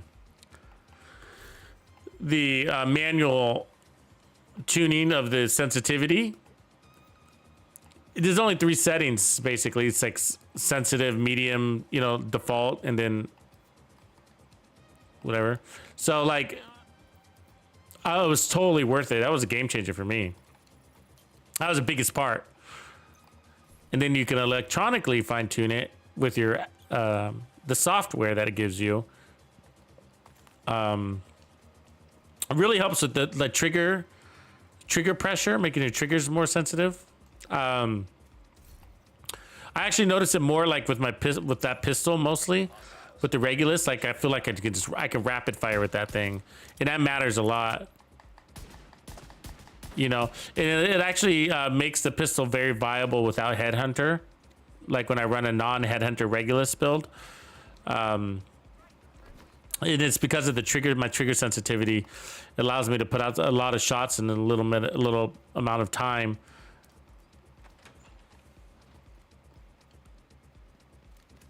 And so it makes it, it's not a big deal to just put out an extra shot or two with the pistol, you know, and if you want to run a different chest talent.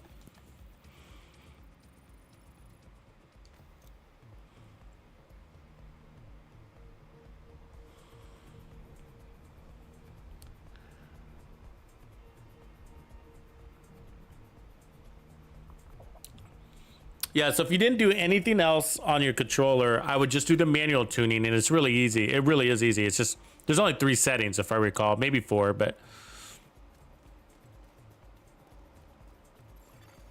Detecting high threat enemy patrol.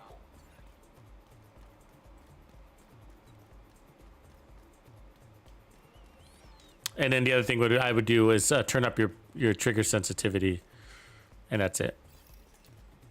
Everything else you can, and it's awesome if you do, but...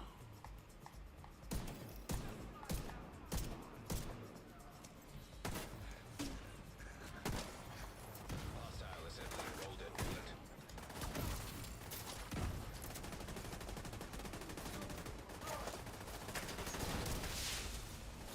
Bullet complete.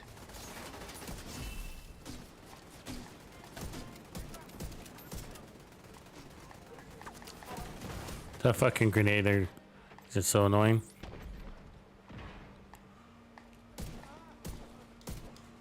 Grenadier.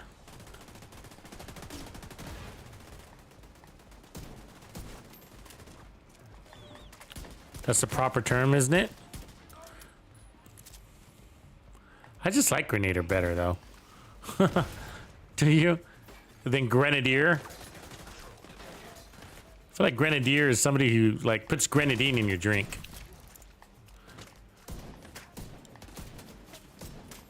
It's like she wears a skirt. Black and white, like a German milkmaid kind of looking woman that walks around with grenadine. That's what a grenadier is. To me. Just don't like that word.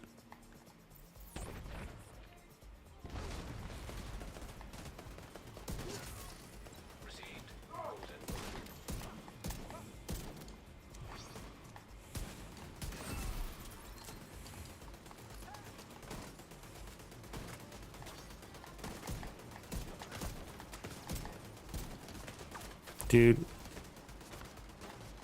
I hate your turret placement.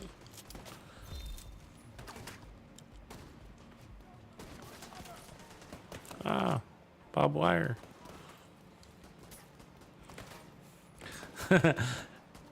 Like, I think I'm gonna do a digital drawing of what I just described. The Grenadier. People were like, what the fuck is he talking about? You'd be like, you had to have been there to know what this picture means. You had to have been on that stream, you know? But why is there a milkmaid in tactical gear squirting grenadine in people's drinks? Tactical Grenadier, that's what we'll call her.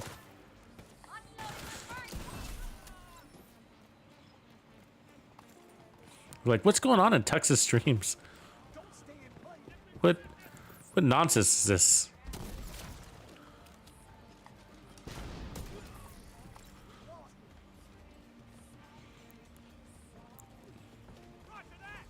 Come on, guys.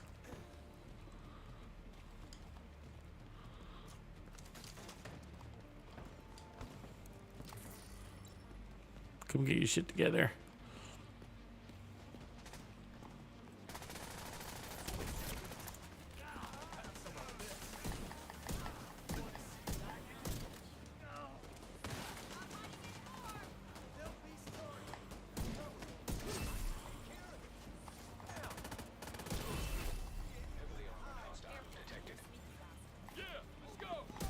Oh, you jerk.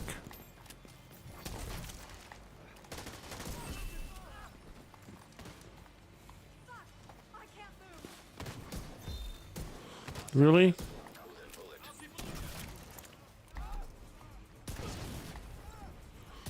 Off with their head. And that's all you gotta have, the Regulus. I really hope, it'd be so cool if they opened up that gun for the rest of the community.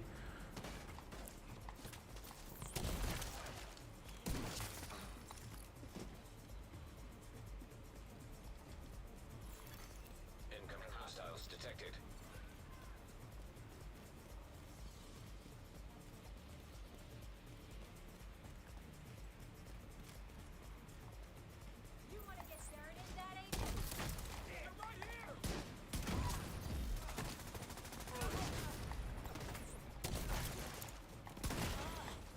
Oh, right. What? Fucking ever.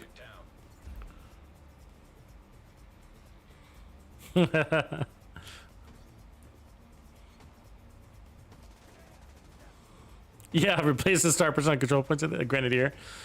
Like, there should be some, yeah.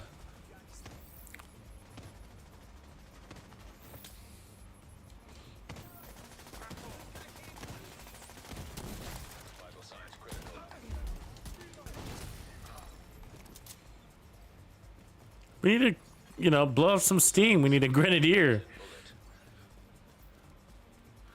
Where are they sending these guys? The other side again? Just came from here. Diversify, diversify.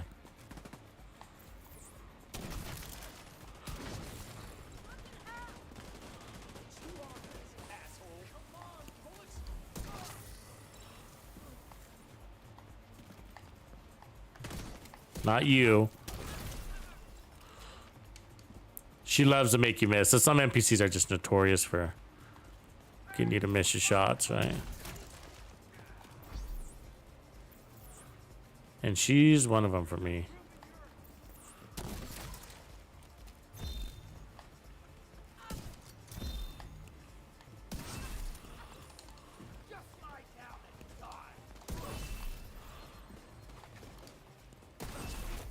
Heavily armored. Hostile detected.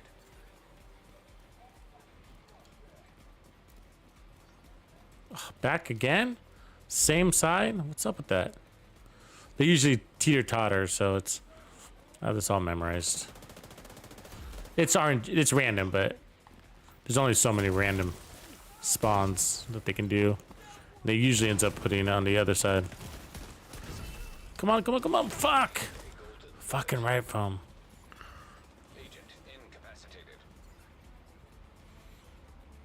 Yeah, no, I think I would get more people to go in there, man. I think it's a great idea, though. What are your thoughts? Is it a great idea? A bad idea? Like, I think it's a great idea. I think it's time. I mean,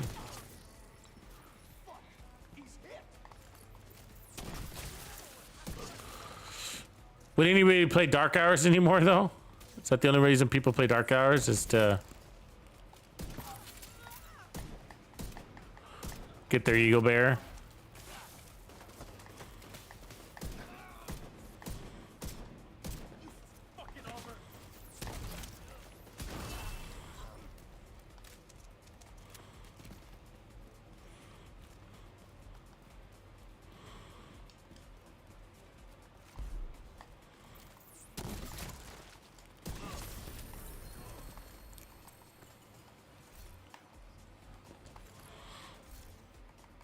I can't wear this mask anymore.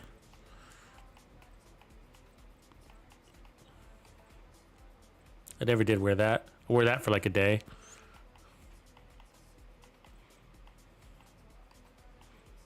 I really like this one.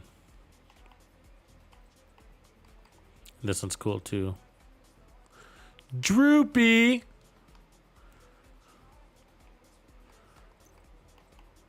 And you know, I would wear the babyface one if you could put a hoodie on it, right? That's what's getting me with it. Can't wear the hoodie. I like running my hoods. Off with the hood.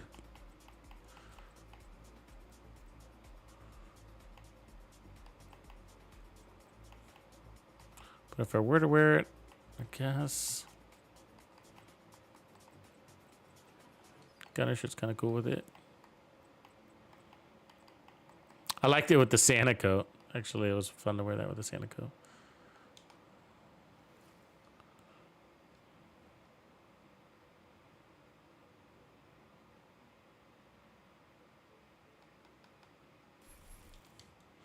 Well, it's still not quite easy to get. I mean, I like the quests. I mean, I like the idea of putting it behind a quest. I agree with you. You're right. Like, I know what you mean. I know what you mean. See, people say, hey, about the Grupos, the golden Grupos, guys. Like, I get these comments on videos like, how did you get the golden? I constantly get golden Grupos. Look, there's one right there. Just put skill tier on it. I mean, I don't know if I need that one, but I might grab it.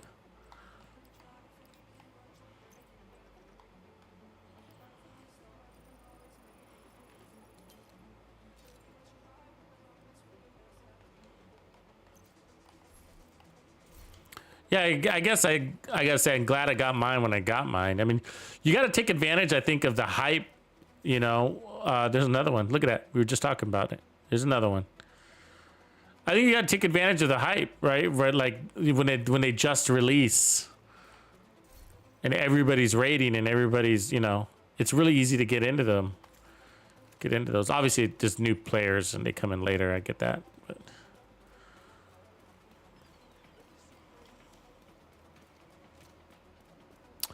So we also have the USC 45 rifle. Does anybody use that? That's a great rifle.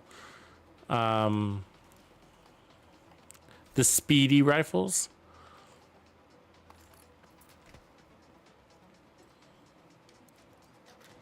We can take a look at some of those too. Get out of the one-shot categories.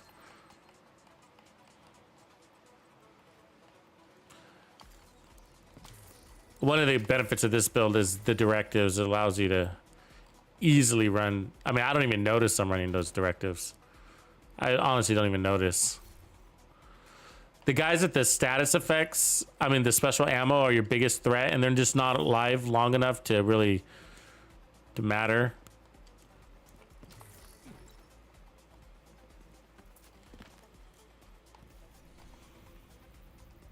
Tip a spear, guys. Tip a spear.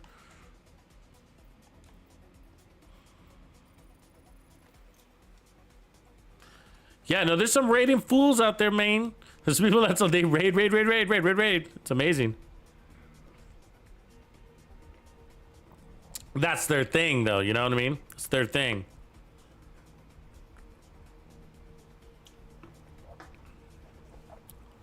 A big part of it is the social aspect for them. That's why they do it.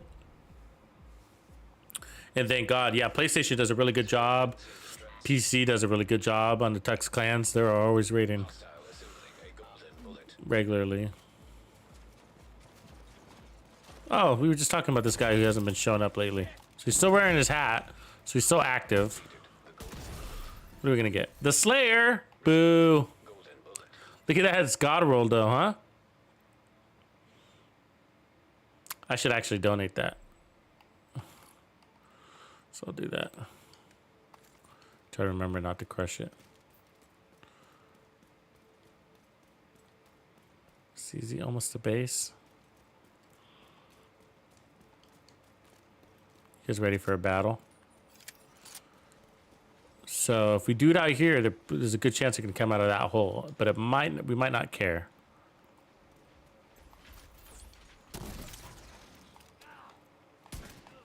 Oops, fuck.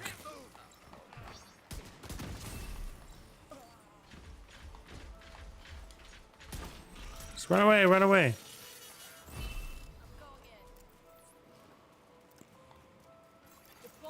Detecting additional hostile contacts.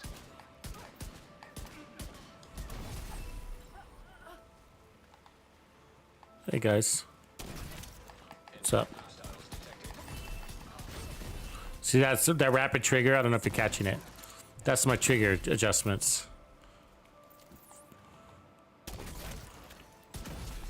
You got special ammo. Let's see what I'm saying. Like you don't even notice you got special ammo. Easiest ever. 4 directive. Warhound convoy. We weren't even in cover. Thank you, Regulus. No, we could have done it with the 1886 too. Would have done just as well.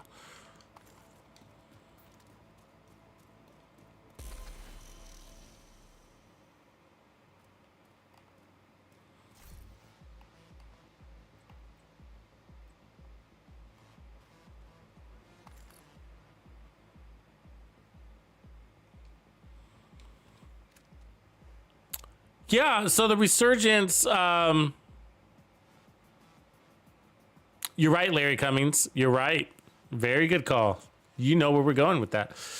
He's talking about the higher RPM weapon. So you got basically, I feel like, what is it, 3 weapon categories. You got everything in the middle of the road on the rifles, right? There's the middle of the road stuff, and they're flexible to go with whatever general direction you go with rifles. But the middle of the road runs rely a lot on the weapon talent, like Rifleman or Boomerang. Where then you got the high-end ones, the high damage ones, like the M1As and the 1886 that don't rely so much on their own talents. Like the M1As, the base damage is so high, a lot of people put on Lucky Shot as an example, and still do pretty good with the damage on their builds. 1886, as you can see, I'm running Preservation, so same thing here. And then you have the high RPM ones that are very reliant on their talents. So you have to compensate by running focus Reinforcements en route. or just land a shitload of shots is the other way you can do it, which is not what many people think of. And so I actually like steady-handed on many of those, believe it or not. Steady-handed is a way to compensate too, because you're just landing so many shots in the head that, you know, you're getting the most damage out of an individual shot.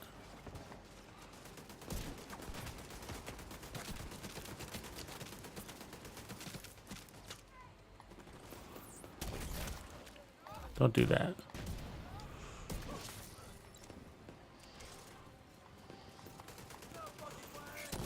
Yep.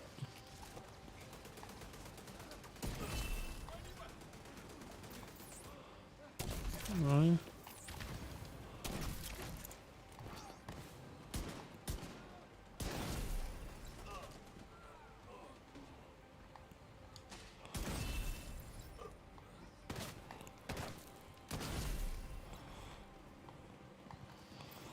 You don't want special ammo lady running around like a madman. Come here, lady. Damn, look at her. Where you going?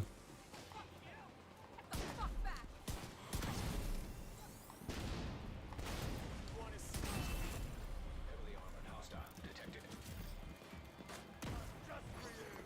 Hostile assembly bullet. There's the boss. Single shot there.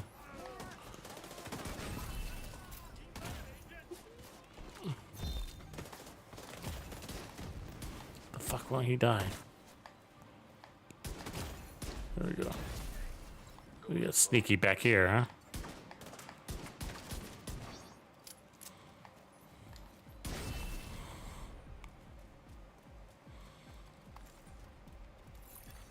Incoming hostiles detected.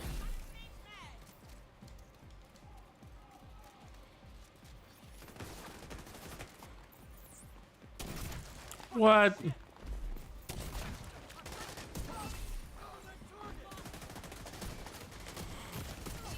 Vital signs critical.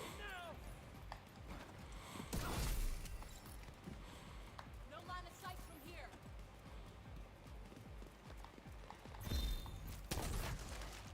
She goes right through that foam, huh?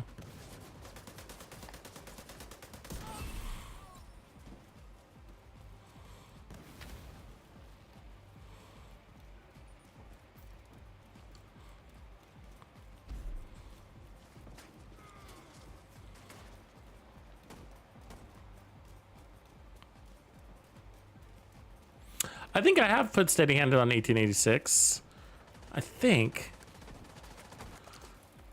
it's a great idea because it would last forever.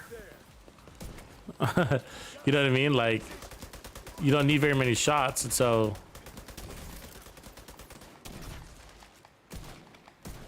I can't see what's going on.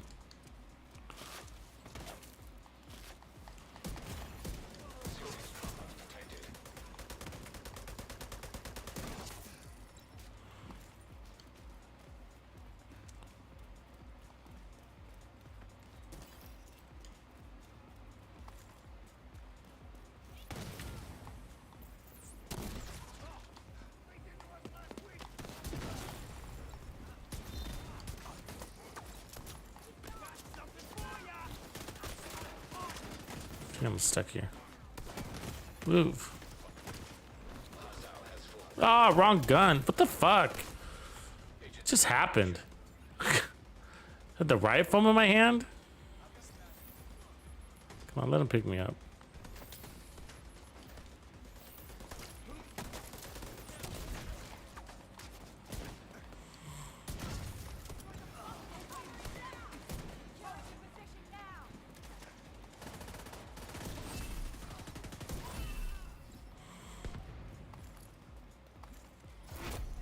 Heavily armored hostile detected.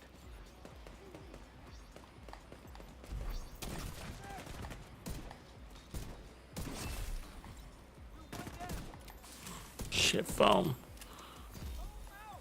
Come on, dude. Let me out. God. Breaking foam is like the most annoying process. I'd almost rather be on fire. Serious trauma detected.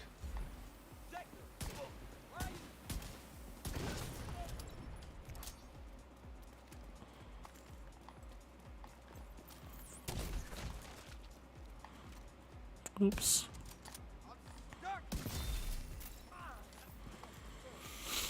Health.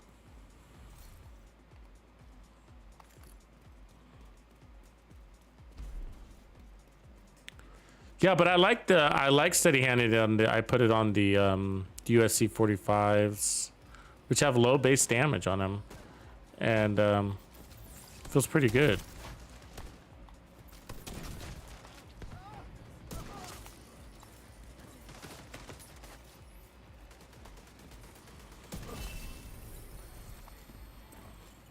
Okay, so that's our last control point with this build here.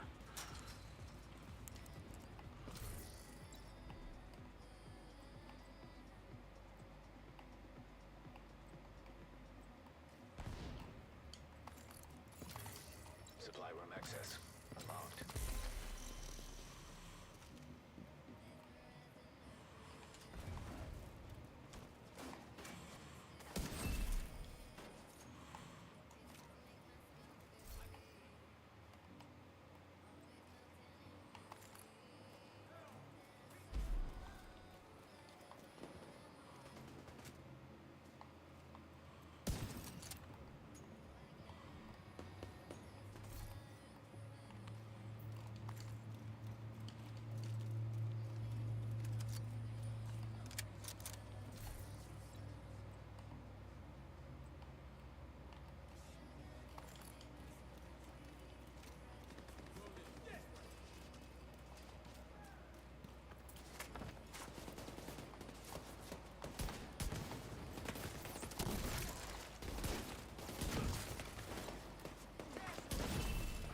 Received.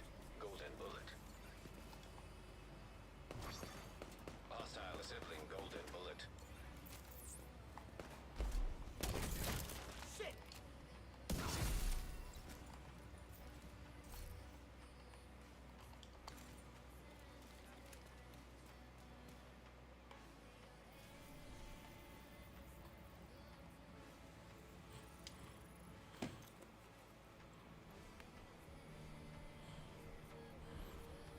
Yeah, we'll see if I have a police MK.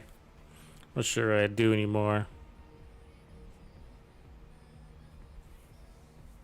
What up, Corbina? Appreciate you checking me out.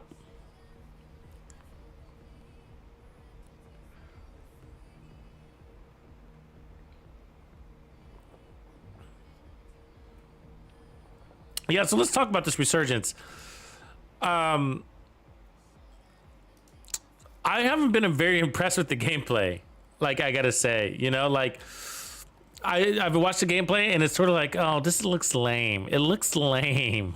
You know what I mean? Like, just, yeah, it's like, I mean, I get, like, I feel like if I was absolutely bored in a subway or metro, riding the bus, and like I didn't have anything to do, and I was like, and I really wanted to play, and I really wanted to get into some Division experience, like, then okay, you know. But it's just like, I don't, God, you know, I don't want to build up the combat, just like, just so condensed, and like the shooting looks like non-tactical. Too much computer assistance related to it, and I don't know. It's just like, it just, I don't know. Just doesn't look that fun, you know. It's just random shooting and moving, and, you know, just so that it's under the Division theme. I'd rather be on the console, you know, right? And then you're basically just playing Division 1.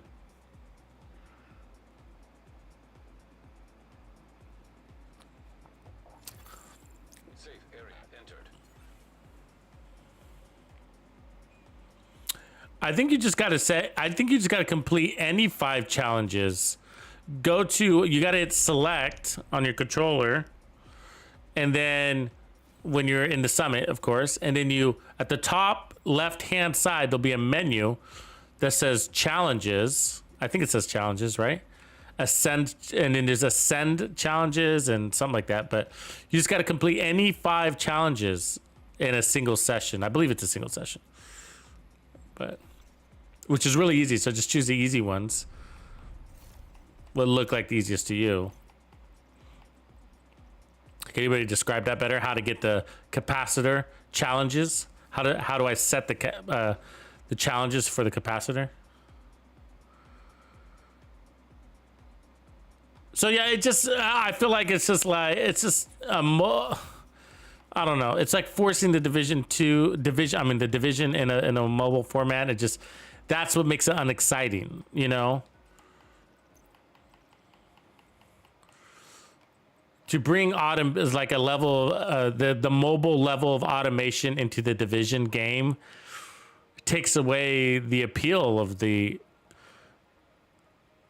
tacticalness of it, the immersiveness of it, the expansive nature of the game itself, right? And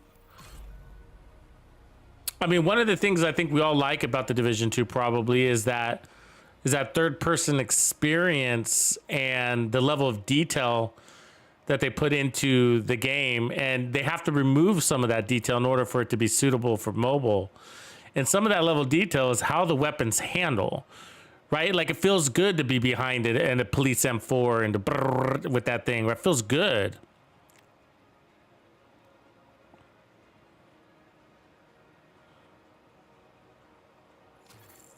Safe area detected.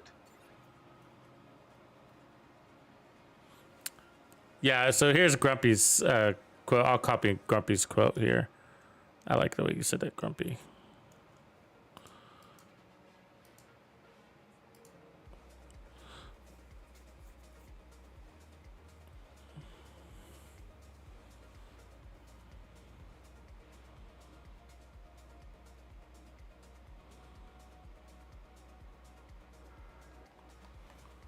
Yeah, I think I like that, James. I mean, like, I don't, they don't have to continuously spoon feed me content in this game, but,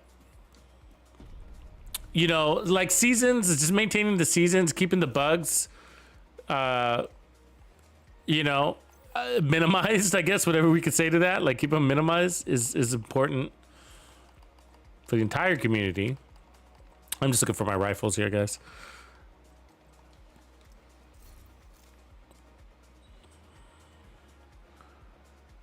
But yeah, I mean, until we get Heartland in the Division 3. Is Division 3 Heartland? Is the Heartland Division 3? We'll see.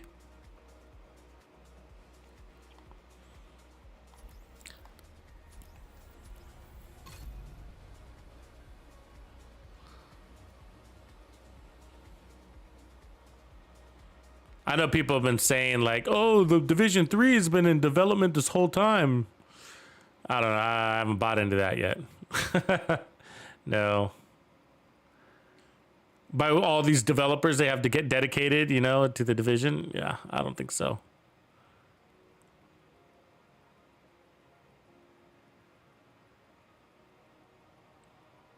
Yeah, Killer Monkey, I agree. That they abandoned that concept, right? So, they used to, you used to be able to log in and be like the 5th player from your mobile phone. You'd be the drone. So here's an artist tool, amazing weapon. So let's bring that over. We'll take the Beaker's Dozen, M1ACQB, why not? SOCOM, I just have it for the sake of it. The USC. I think that's all I have for rifles. I like the MK, but I must have deleted it. For a room. I have this model 700. I don't know why, because it was Godworld. Let's delete that.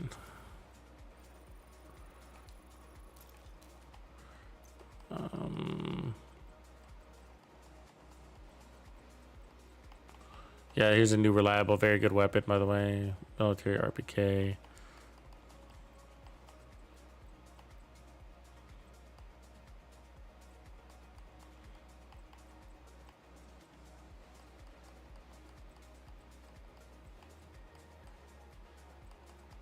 Virginian's not that good. Virginian's a trophy weapon, unfortunately, and it's kind of where it's gone for me. It's not really that useful. The 1886 is awesome, though. Okay, so let's move that over. Let's make a little bit of room here.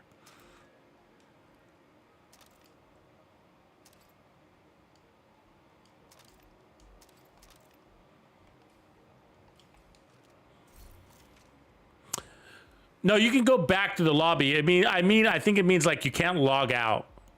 I think if you log out before you accomplish it, I think you start over. I think that's how it works. It might just be get 5 challenges and then you get it, but I thought it was like in the same day is what that means. Like without leaving the summit.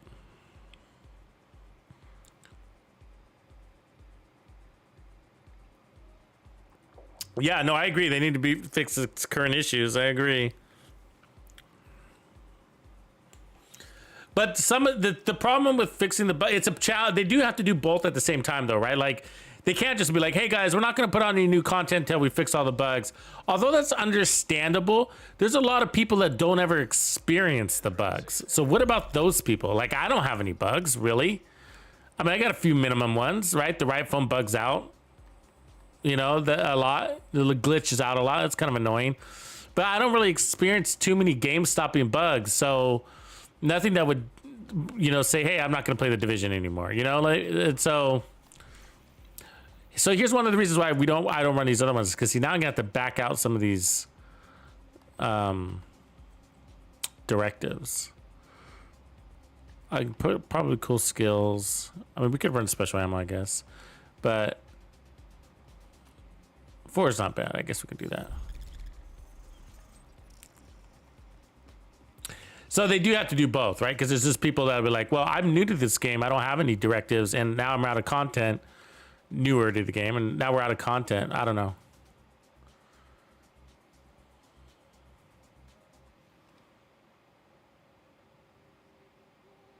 Yeah, you're right, Mike. I mean, you're right. It is the huge wave. There's no doubt. They have to get on. They have to get on board. You're right. I mean, that's why they're doing it, right, guys? Like,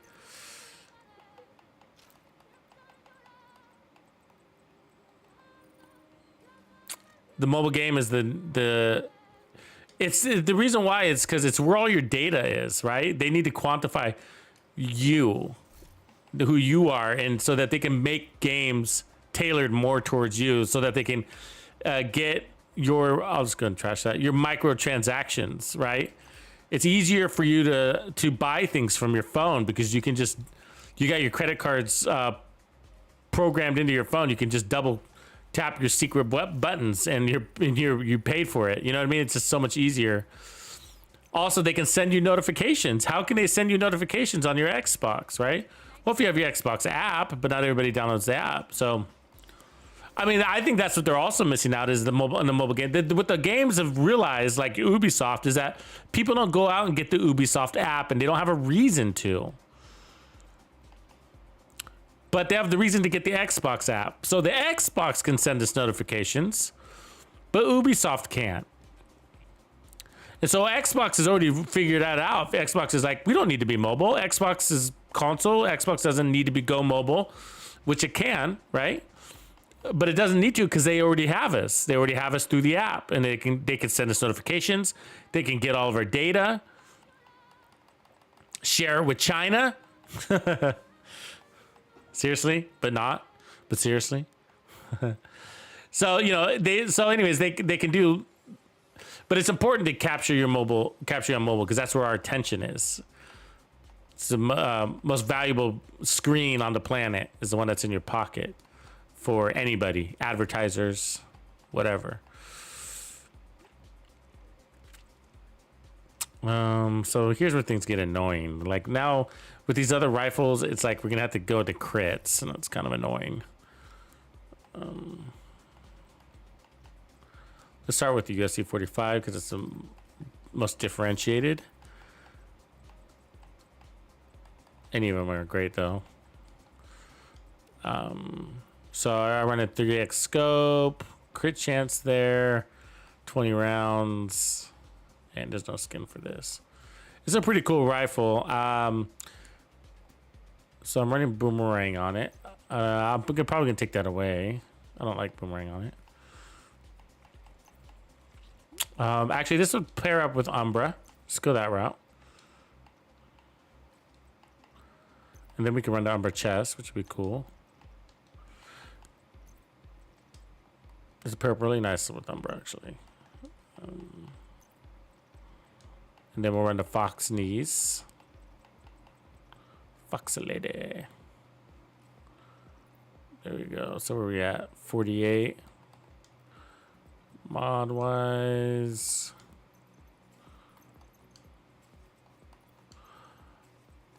We get that up there. So 54. There you go. 54, 109. Perfect. And then I'm going to go to put steady hands on this beast. You can think I'm crazy.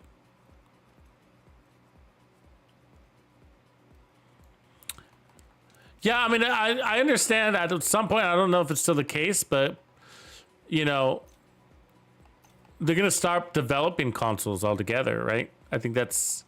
Have you guys heard that before? So hits grant 1% accuracy and stability. And so the idea here is to just be able to hone in on that head. So that's what we're going to do there. Cool. And then...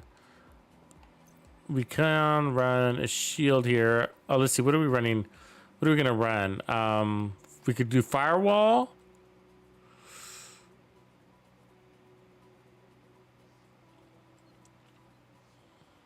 So I run and gun with my rifles. I move a lot. So a shield, a striker wouldn't be bad.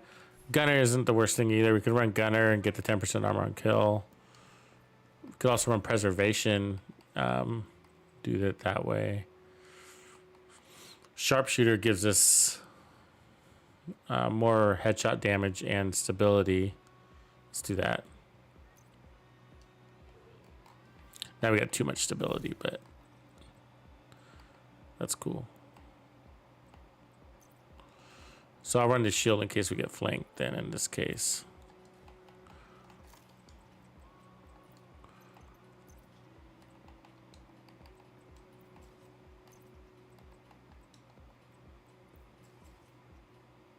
Right on, Freelancer. You're on your way there. Oh, to be a new player in a Division 2, huh, guys?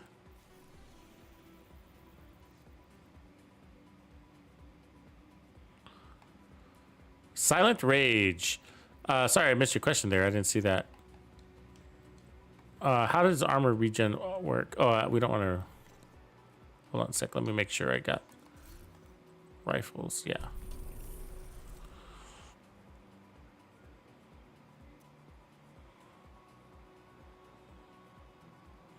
Yeah, I don't know. Well, armor regen is directly related to how much armor you have.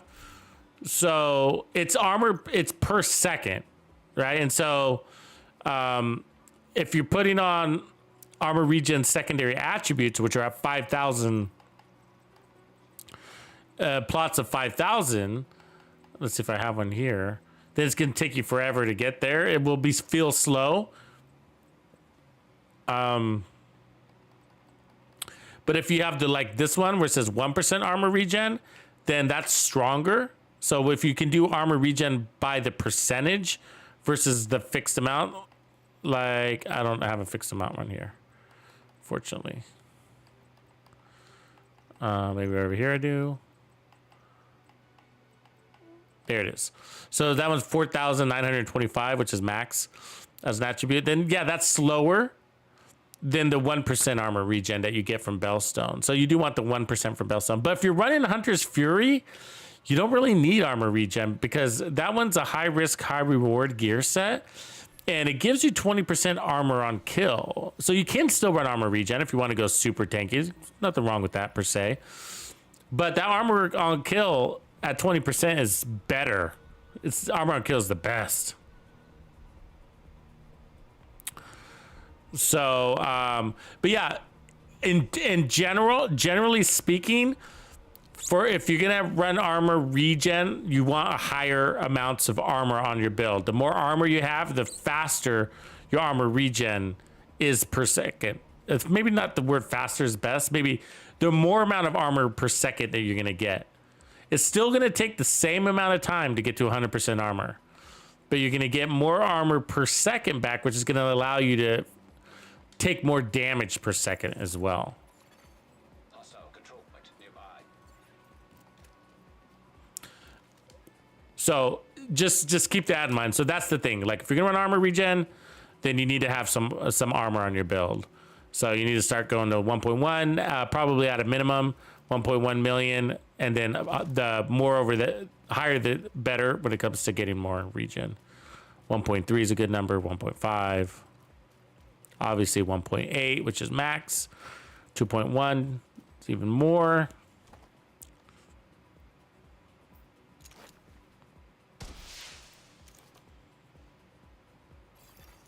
Reinforcements incoming. Hostile assembling a golden bullet. What up, Die Hard? Thanks for swinging by, man. You running that blue screen ongoing build? Yeah, it's actually pretty funny to watch him. Hostile completed the golden bullet. You can see that. Golden bullet. So remember, this is a low base weapon, a low damage weapon. 344, right? But it's got a 500 RPM. And then we just made it faster by running Umbra Initiative, which I've never done with the USC 45, actually. This might be a new build to discuss. Run it with everything else. Oh, I forgot we got fucking cool skills. God damn it. Gotta be careful.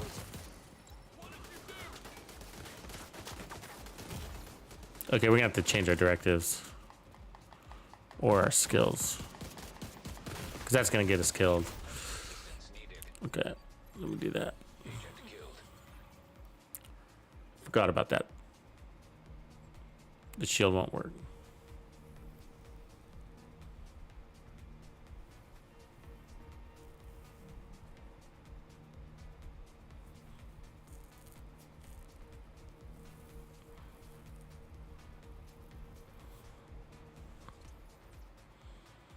Yeah, for my armor regen builds, usually the memento, like exactly what Frozen is saying. I usually run the memento as part of my armor regen. It's like usually the base.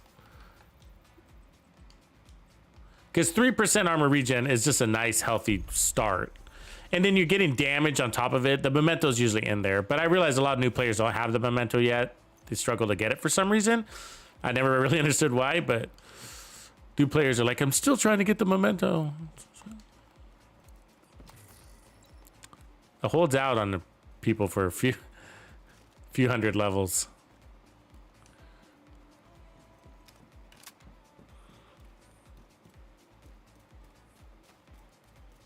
So we're going to be fighting against golden bullet and special ammo on top of that. So we got to be careful who we try to face off with.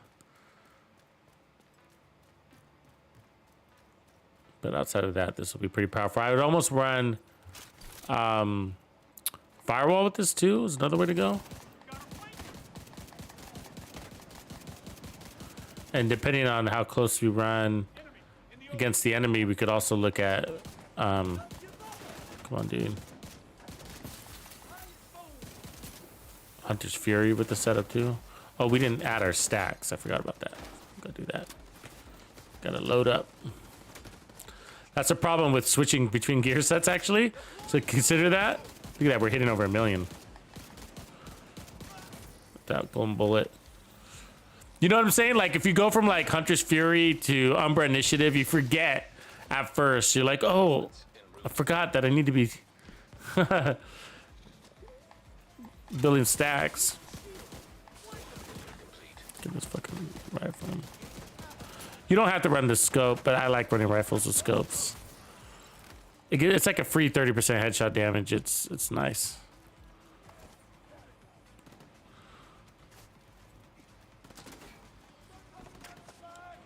It bothers some people to be zoomed in on the head at such close distances. I understand that. That's understandable. Ooh, Jesus Christ. Didn't see that there. So, Umbra Initiative, Silent Rage. Check that out too. I mean, Umbra Initiative. See that regen you're seeing right there? That's all Umbra Initiative. It's very strong.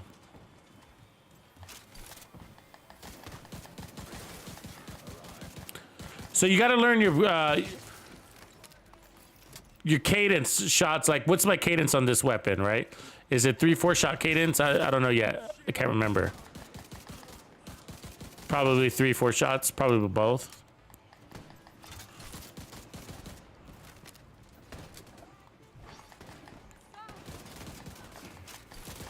Take out the special ammo first.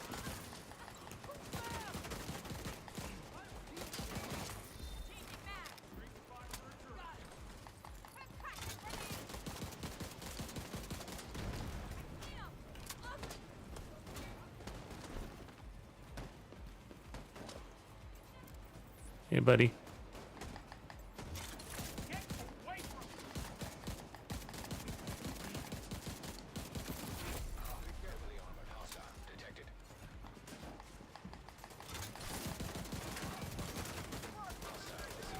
Want to squeeze some shots in there real quick.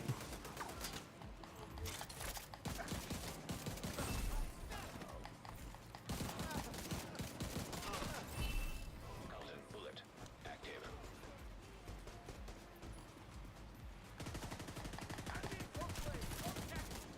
Fuck.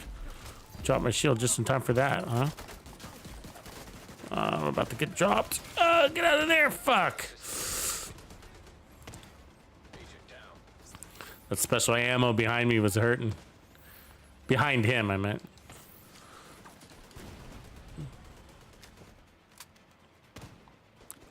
How much armor did we put on this? I don't remember anymore. If we added armor, it would be for the shield's sake.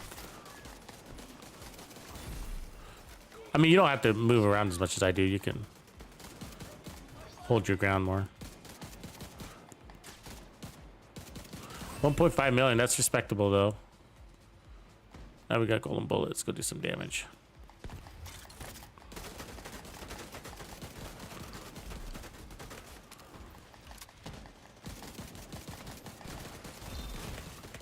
He hurts. Hey! She stole my golden bullet, god damn it. Fucking useless.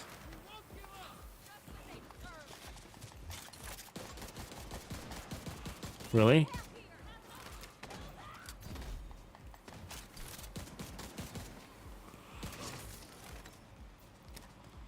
So rifleman is also fun. If you guys want to try that too, we could try that. This weapon is actually doesn't have a horrible handling issue, so it doesn't necessarily need this extra handling. But right now, we got 95% accuracy and stability. Do you see that little number in the corner there? 95%. So it's a laser beam right now. And when we get to 100, it's going to reset and reload the weapon.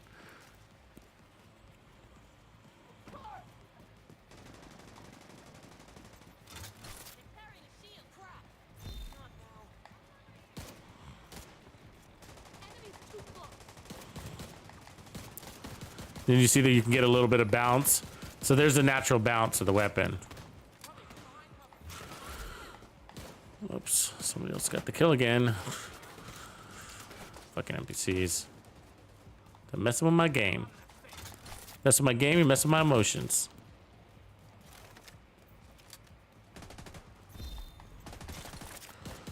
Yeah, no, there's not a build link just because we're experimenting. Dante Inferno. Ooh, I like that name. Dante's Inferno. So yeah, a lot of my live streams, if you're new, if you're just joining us, on my live streams, we do a lot of build experimentation. So, or build crafting. So we're developing builds as we go here, testing them out. And some of them we've done the concepts before. And so there are build videos, links and stuff like that that I can share on some of them. And then sometimes there'll be completely new concepts. And sometimes and I'm saying a lot, sometimes a lot, I realize. So sometimes I'll actually create build videos from these live streams. So we'll come up with a good build and then later I'll develop a video to share it with the entire community. And then sometimes I don't. Sometimes they just stay in the live stream, they never come out. So there is one of the benefits of following up on live streams replays is there are builds to be discovered in there. Some you'll hate, some you'll love.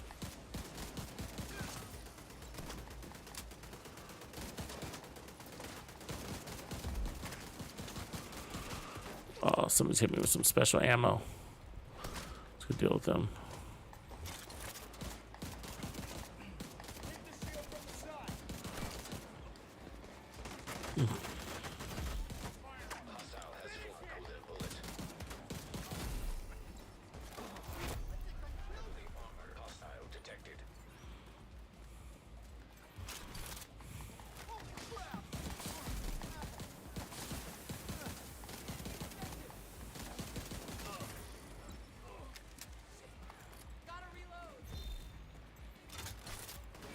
Got a voice sound that goes right on top of me.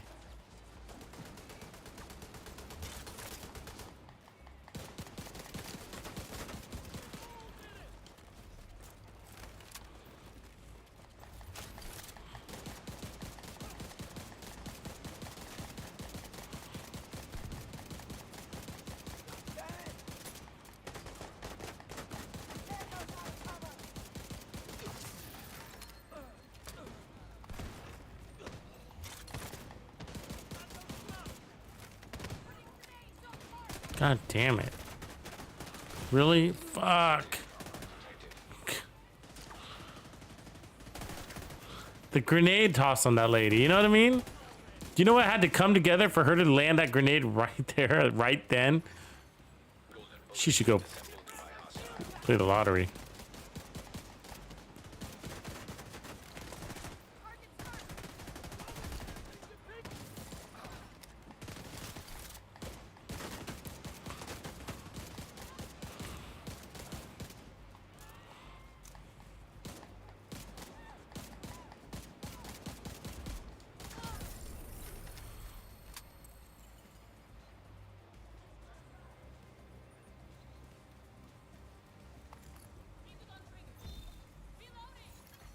Supply room access unlocked. Yeah, they are. It is too much, Larry. One or the other. Ooh, look at that, Uzina. That's nice. Probably already have something like that.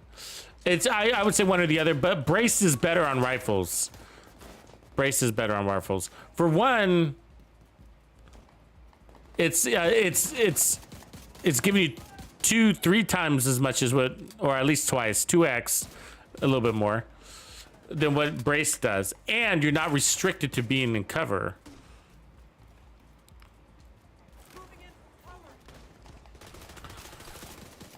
I do like steady hands more than braced. Brace does give you reloads though, so there's that.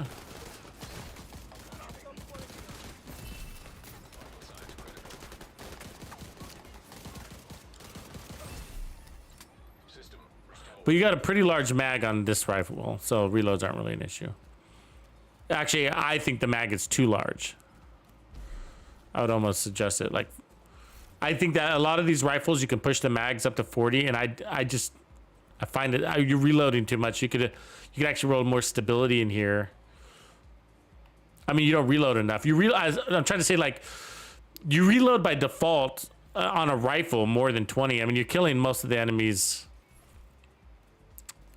at a reasonable rate in which you have a moment to reload. And so I just do. And so I find like there's a lot of ammo in my mag when I'm reloading. Anyways, so that's a variant 1. I think we can improve it a little bit. I like it. I like rifles with Uzina. Umbra, sorry. Umbra. Rifles with Umbra are nice. So we did the other day. We did do the Doctor's Home, and it felt amazing with the set. As you'd expect an M1A all 2. And so right now we'll have over 200% crit damage on this build. So that's a healthy damage build. And we don't have a damage talent here. That's all steady-handed, accuracy, stability, and that felt really good. And of course, we have the 30% from the backpack. So let's go tinker a little bit and come back and let's try with like riflemen or something else like that. Let's see if we like playing without steady hands. I guess is what I'm trying to say.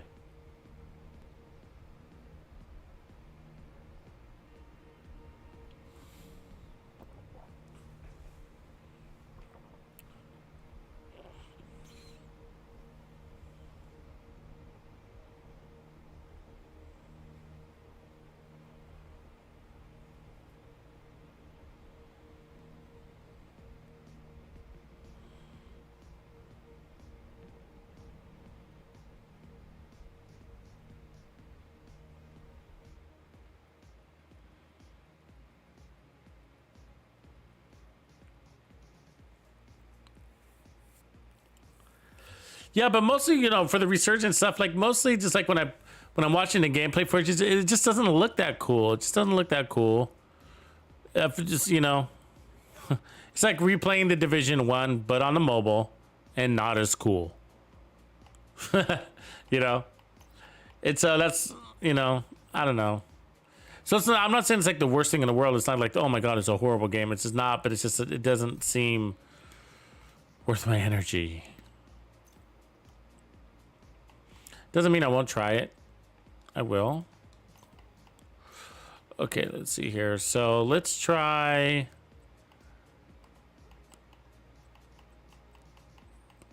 I like rifle. I'm a fan of riflemen. Some people like boomerang. We are running a max crit build. That does make sense. 40% increased damage, but that's a lot relies on you landing that shot. So what if you miss your boomerang shot? You see what I'm saying? That's kind of sucks. Where this is, I like this. The 50% weapon damage stacking. It's, you know, and it's a unique talent for the weapon. We also have a very similar, actually maybe I shouldn't run it because I do have the named version, which we can run the artist tool. See, I even have steady hand on my CQB there. See that? Good weapons. Steady-handed with rifles is nice. I felt like it was my secret to rifles. I felt like when I found that out, that combo out, I felt like it was like a little secret. It's like nobody's doing this with the rifles, and I really like it. And we found it out for while building for the USC 45. So we were trying to. I was like, we're gonna find a build for this thing. You're like, we're gonna find a build for this thing, and that's what we ended up with. Is steady-handed as a talent on it, I believe, and we ran spotter on it.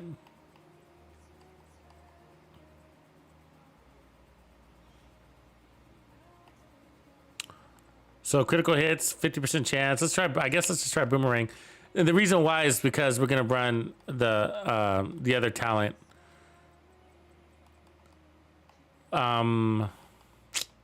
We could obviously optimist. You could also do strained. Those are all would all work. Bread basket too. Any of these would work. Even fast hands. So we're gonna do boomerang. All right.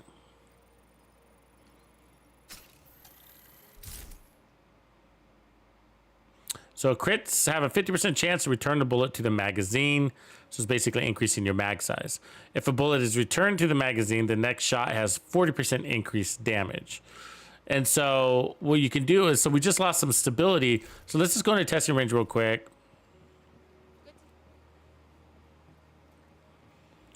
And I'll show you that stability wise, it's still pretty good, right? And so what you can do with this weapon is decrease its mag. Excuse me. For 20% stability. You don't have the muzzle to do that. You can decrease your crits, but we're barely making it with our crit chance right now, so we're going to need that. We could also take out the scope if you wanted to, but that 30% headshot damage I like. Anyways, so you see how the bounce is way better? And then when you're rapid firing, it's going to matter. See that? So let me lock it in here at 15 meters. And let's increase that kill so you can see here. And so we're not even at full. Let me crank up the RPMs here. And then I'm going to take off the mag. So let's take off the stability. So 20 round mag on a rifle, it feels really good. Think of your M1As. They got 15, right? The CQB is 15. See that? So 20 round, an extra 5 rounds is basically what these are carrying with them. Okay, so let's crank it. So this is without the stability. You see the bouncing? It's crazy, right? And that's on a target that's not moving. So keep that in mind. And you want those headshots. Those are strong headshots, right? Over 1 million. And so you really want to be landing those shots. But you can see 20 rounds. That's a lot of rounds. Okay. So now that's 40. That's no, that's 20. That was with the stability. Oh, that was with the stability? What do we do? What's going on? I'm confused. Let's take off the stability now. Oh, okay. No, that was, I put reload speed. My bad. My bad. I'm all confused. I don't know what happened. Okay. This plus 20 rounds. Okay. Okay. So there was no stability on that. Sorry for confusing you. But here's a 40 round mag. Okay. It's going to look the same. It's going to look the same, except it's going to have a lot more shooting. You see that bounce though? And so I'm demonstrating this because you're going to want to play into those RPMs. You're going to want to shoot fast. Okay, so now let's put the stability on. It's 20%. There we go. Half the mag, 20% stability increase. Let's go. Look at that.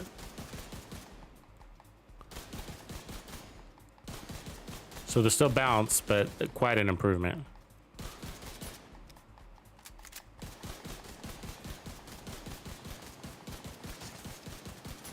And there's still overkill there, and that's what I like to see. So on an elite, we still have extra rounds after that kill. So, and that's before our mementos and all of that. So once we get our mementos, it'll be even better. All right, let's go check that one out. Let's make sure we have our other rifles with us before we go.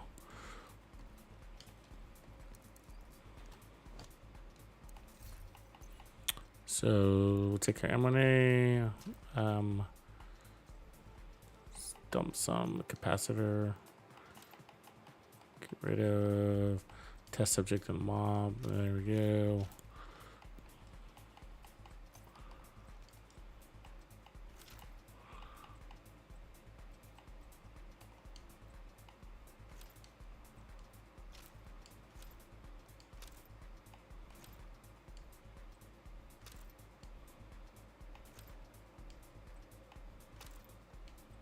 All right, good enough.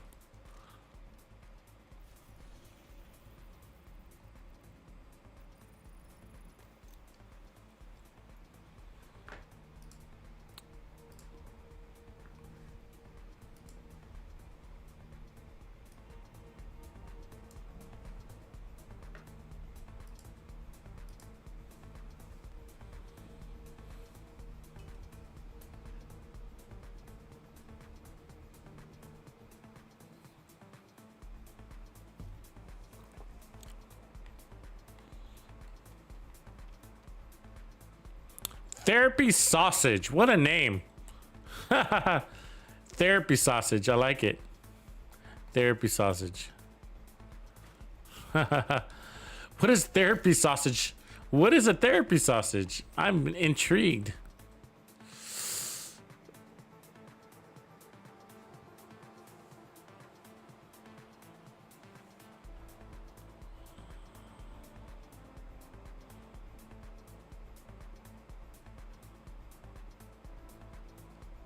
So he's the second goal in this for that's probably my guess is armor regen, right? So he's got one bellstone, so he's got 2% regen there.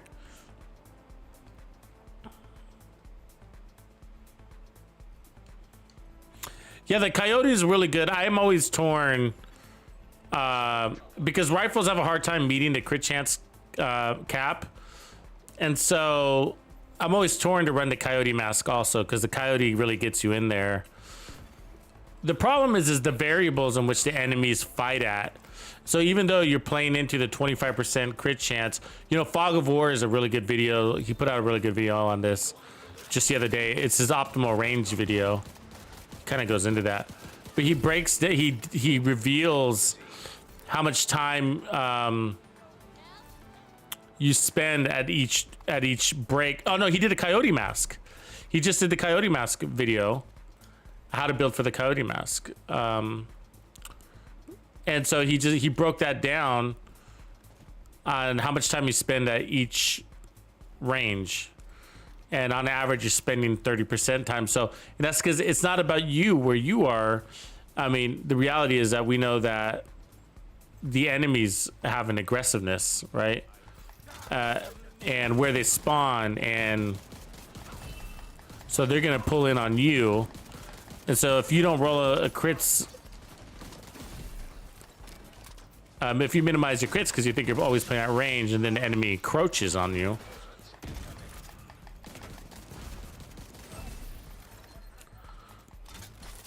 So it's a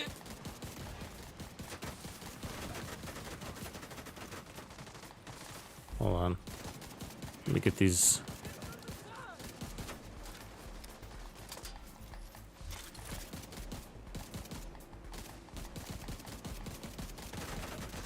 Fuck. Goes that shield. That's where we might want to run more armor. We don't have any. Yeah. We don't have any mementos there. We took some heat right up the bat.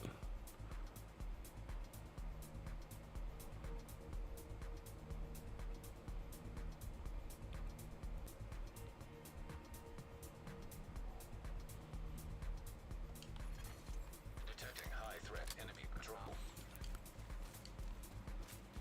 Yeah, he proves off some good points, and then he also talks about multiple coyotes on a team and how that plays out. That's really interesting to see, because a lot of people know how that plays out. Not a lot of people, but a lot of like people that raid a lot, especially, know how multiple coyotes play out, and then that knowledge is sort of trapped there. It really is. It doesn't get out into the regular community a lot. Like multiple coyotes, people think there's overlap. What does that mean, overlap? What does that mean, diminishing returns, when it comes to multiple coyotes on a team? How much am I losing, really? Am I cool with that? You know. So he gives you some of that information, which is really interesting to see.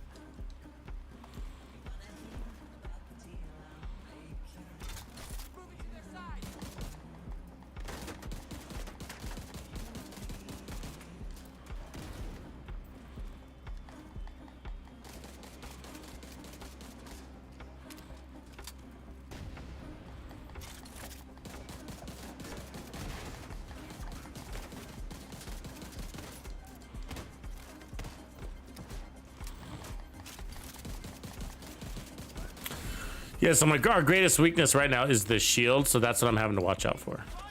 So if that shield breaks, we die. Because of the dizzy crap that they make you go through.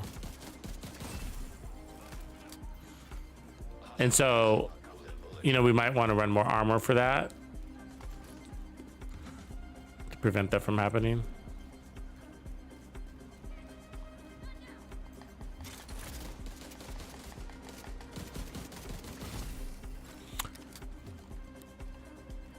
So we do have the smaller mag on here, so keep that in mind. And it's not bothering me so far, I'll tell you that much.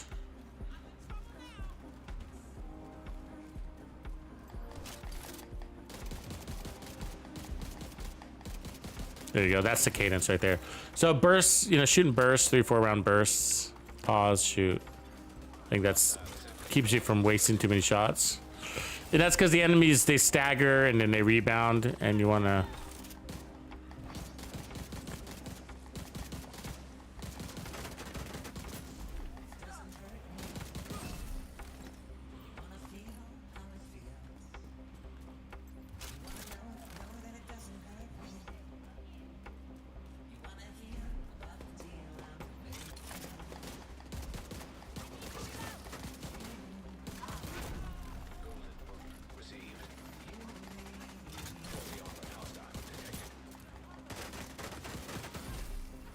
Oof.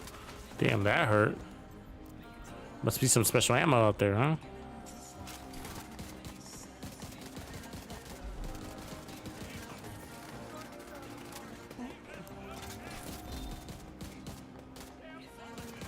Damn.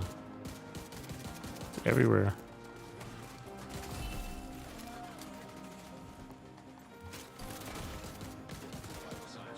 What? Oh, I didn't see her there. She's sneaky, sneaky.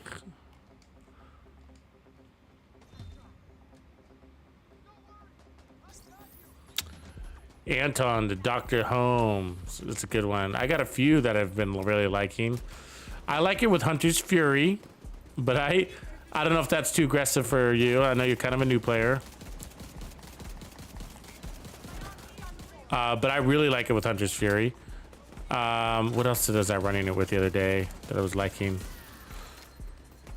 Oh, I love... this one might be hard to understand. But I really enjoyed it with my explosive build. That was really fun. Where I was using a sticky bomb and the explosive seeker mine. Really, really liked that. The Doctor's Home.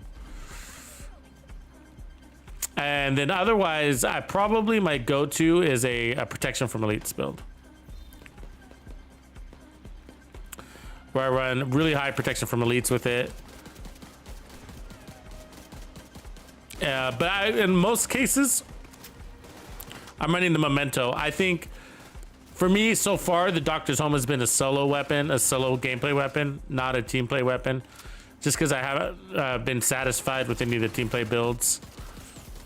And so that being said, either way, the Memento is hand in hand with all the builds that I've created for it so far.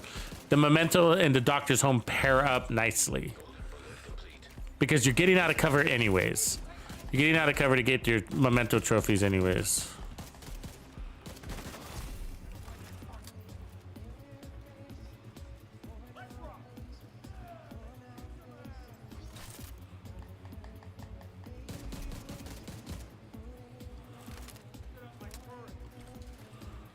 Oh, I've been running out of stacks. I just not realized.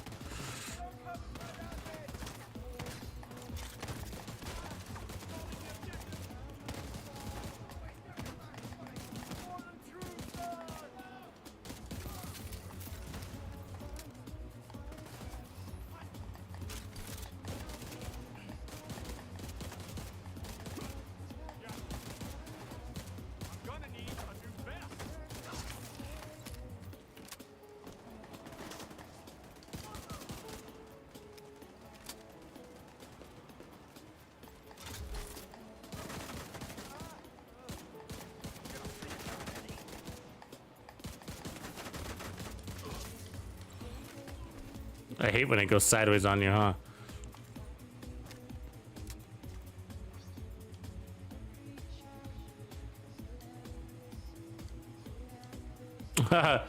That's cool, Anton. Cool. No, some people come in like, you know, with their default gameplay style and it's aggressive or it's not, you know. Some people, it doesn't matter. It has nothing to do with experience, right? Well, it can. I mean, I guess you can start off timid. And then once you get to know the game, then you might learn that you like to be aggressive. But some of the passive players that I know are the long-standing 10,000 on their watch, you know, and they play very relaxed, always the last one alive.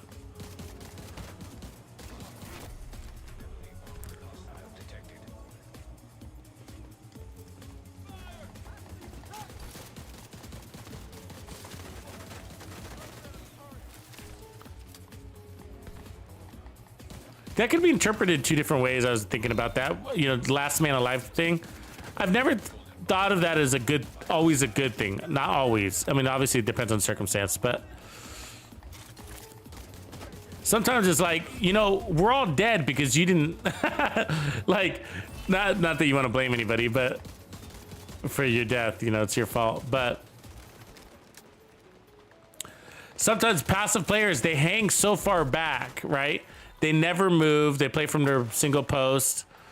And where you might be more aggressive. And so this, like, you're out there up forward taking aggro.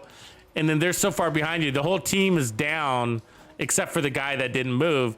Now, it's funny how that can be interpreted, right? Because he's probably saying, see, guys, that's what you get for being so aggressive. Look, I'm the last man alive.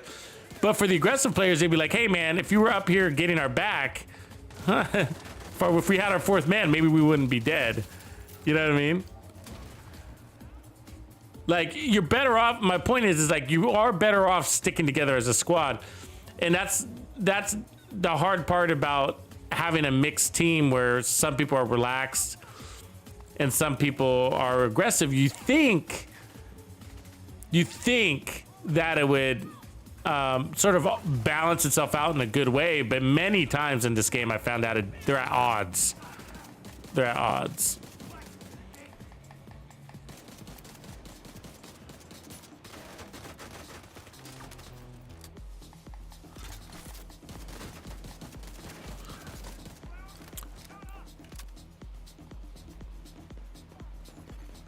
Golden bullet complete.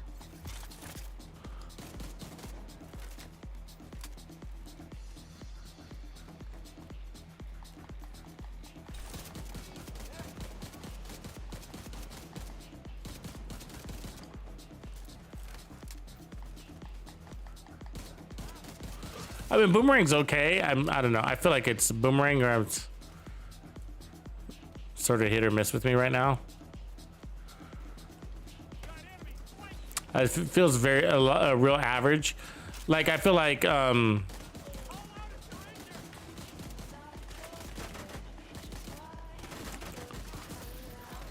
with steady hands, I feel like, you know, I'm just getting the benefit from it across the entire mag, you know.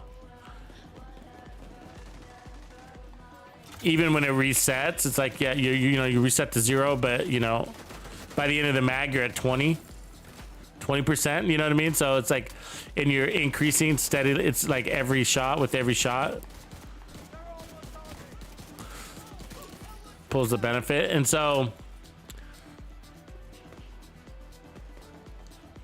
I don't know, almost feel like it's killing faster with that. Also, but I mean, this isn't bad. It's not horrible, but it just feels a little vanilla. Nothing wrong with it though. You might love it. And again, you might like not running the scope. So keep that in mind. I am running the scope. Supply room access locked. Let's just swap the rifle real quick. All right. So it's going to be very similar, but what we're going to do is going to step into the artist tool. So you see the difference here. So very close in damage.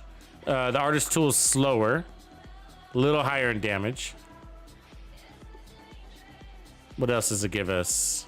It's gonna have perfect rifleman, obviously, but faster. No, the reload's about the same. A little better range.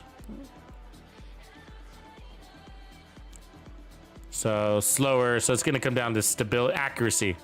So there's a big change. So major change in accuracy. Okay, so let's take this one.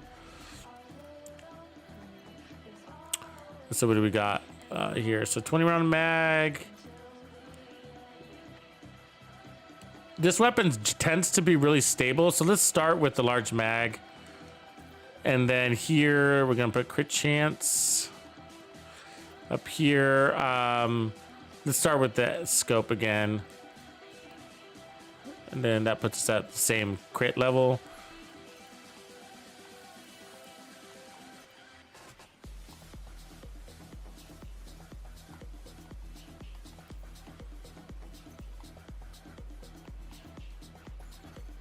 Golden bullet complete. Yeah, composure's nice. Composure's nice.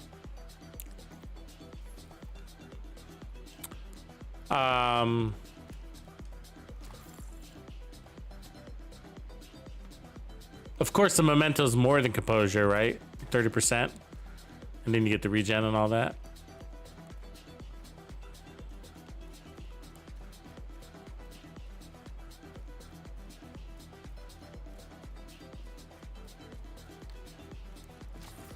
No, the memento's open loot, Anton. So anywhere. Proximity.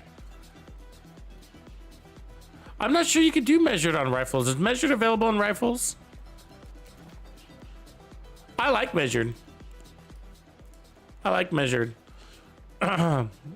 like the front half of measured. I play into the front half of measured, in case you guys are all wondering. Yeah, so I'm not even in, dude. So think about that for a second, right? That's the less damage side of the mag. Less damage, but more RPMs. And so when I play with the measured, I'm not looking for the more damage. So the back half of the mag is more damage. It's 30% total damage, additional total damage, whatever. So I play, and I play in for the RPMs. That benefits me, the way I play. Hostile assembling a golden bullet. Hostile control point nearby. So there's a little bit of a bounce here. Could be cleaned up a little bit. It's not bad though. I mean, once you have the golden bullet, that bounce goes away.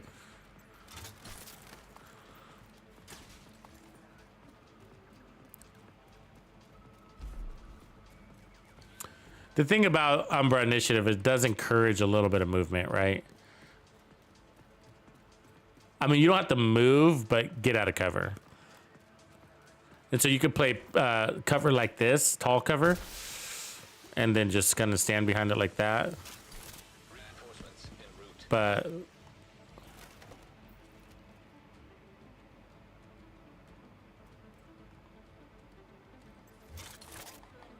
what a little jerk. Do you see where you put his turret?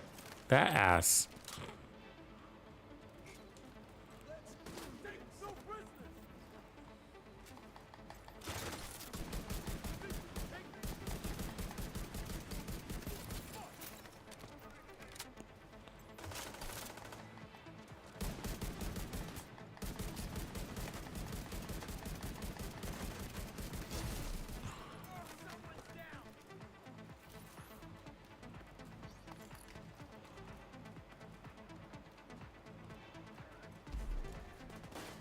Really? How'd you get back there already? So fast. Hostile has full golden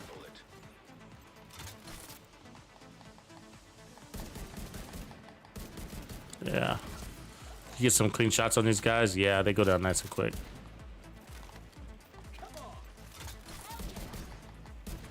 Yeah. Got the crit damage to pull it all off.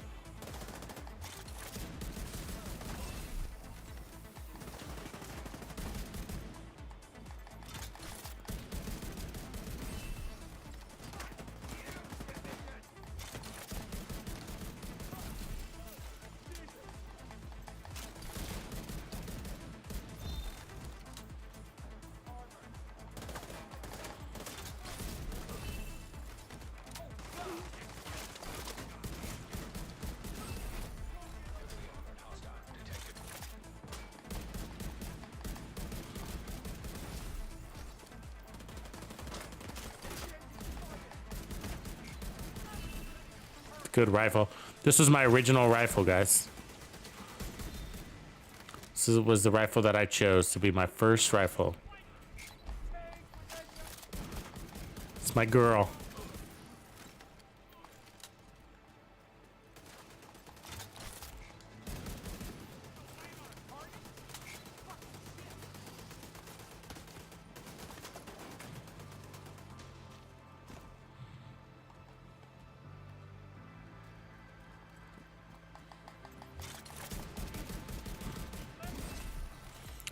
Yeah, and so when it, I just, the way it handling has always mattered to me.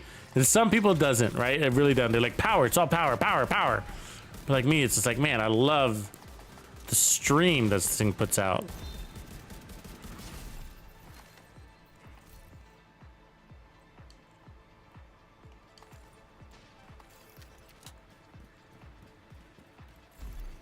Detecting additional hostile contacts. They're gonna come up, aren't they? Come on, buddy.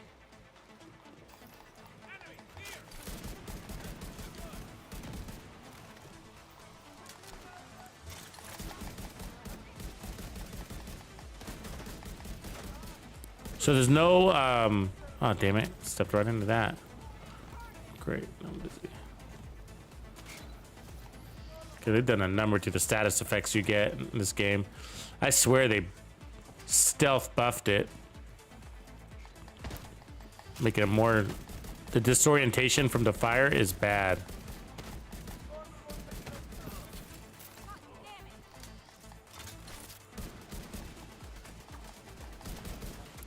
So we got 50% more weapon damage right there. You see the 60% right there. You see that? The little marker in the bottom? 60%. And then it resets. I can't remember what makes it reset.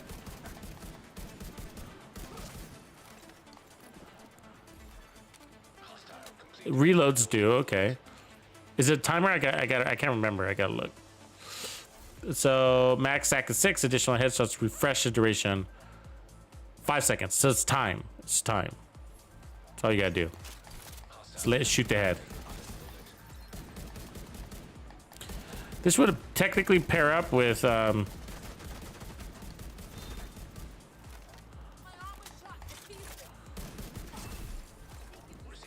Heartbreaker.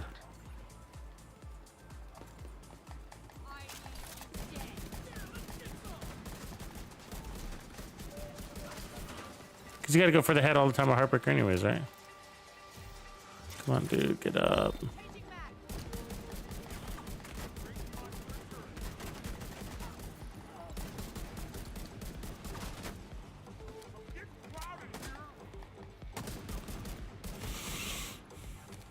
Also, what's nice is that, like, even if you're not getting out of cover and getting your full crit, you still got that going for you.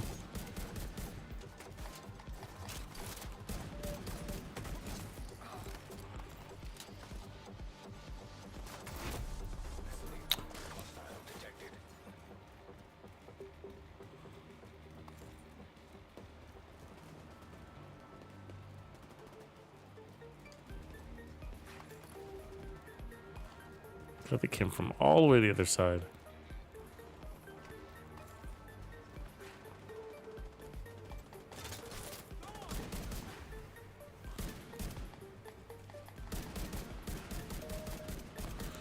So I'm thinking about going to smaller mag on this too. We should try it at least, huh?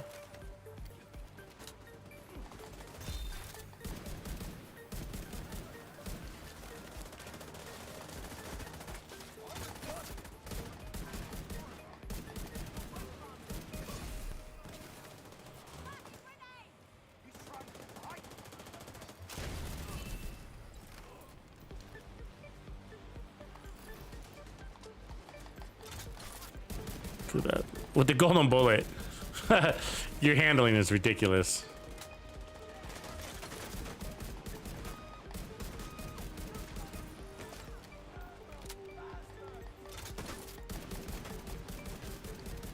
It's a great rifle. I like it better than USC. Probably not too difficult to tell that.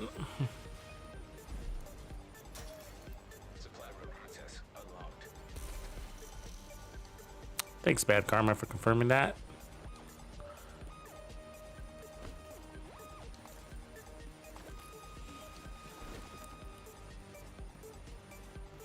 Yeah, and it's not available on shotguns either, I don't think. It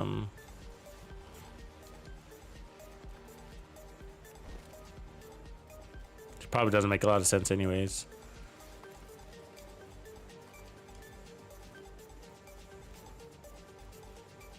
So let's go smaller mag now.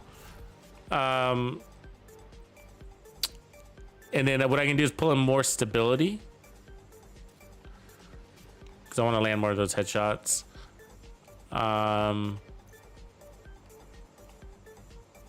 curious to pull down our crits to do the same. You know what I mean? Like, it would decrease our crits a little bit, but at the same time, we're getting 60% weapon damage. I mean, that's pretty cool. You know, that's all right. Delete some things real quick.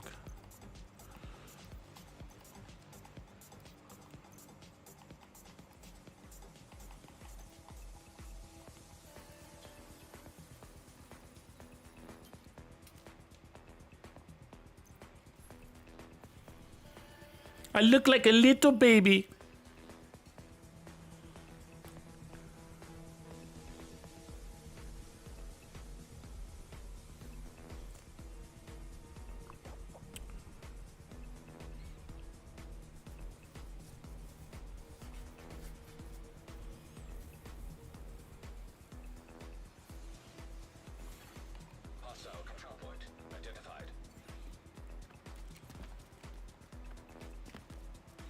So any of these builds would work for the doctor's home too, by the way.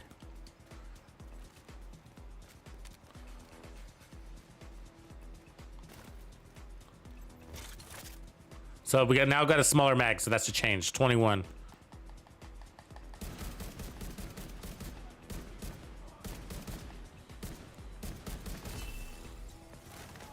And in exchange, we got 20% more stability.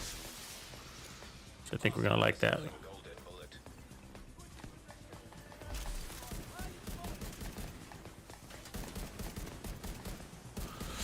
So the success to making the smaller mag is to probably really hone in on the cadence of the weapon. 3-4 shot bursts. So you don't have too many shots going into the air.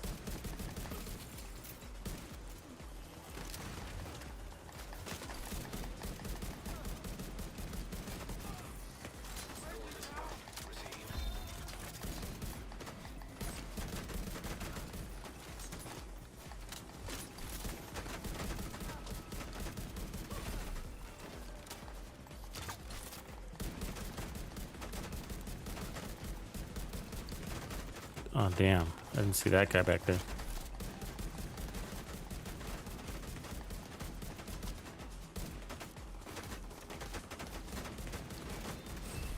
I got the golden bullet.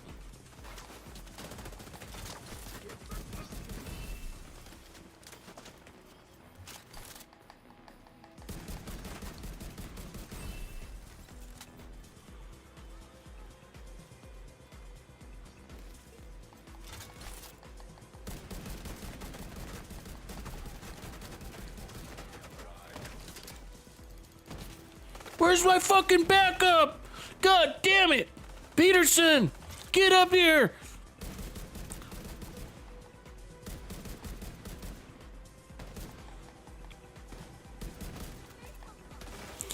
So, you know what's funny? This is just kind of random thoughts by TuxedoBandido. So, my little girls used to watch these YouTubers that basically their whole channel is them playing with toys for the most part. And these are adults, okay? Adult YouTubers, not little kids, but it's for little kids, I guess. Or anybody that likes role playing. But they'll role play while they're playing with the toys. Like sometimes it's dolls, sometimes it's games too, like Roblox.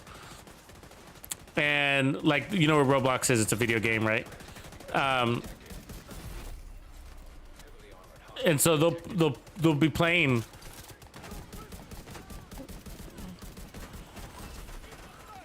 Hold on, get these. Sorry, can't shoot and think at the same time.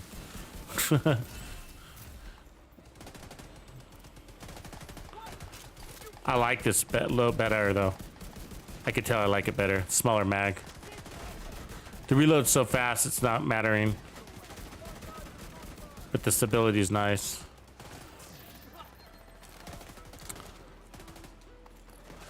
So, they roleplay. I'm sure you guys have seen. Look at this fucker.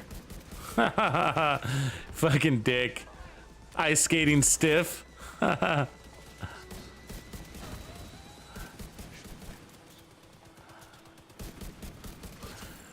So they roleplay with these games, and sometimes it's video games. They're always changing. The same person, and they'll just change. They go through phases where they're playing with LOL dolls, or they're playing with Roblox characters. But while they're playing with these toys, they're role playing. So they're pretending to be the doll that's in hand, or they're like, "Hi, what would you want to do today? Well, let's go to school. Blah blah blah. You know, whatever."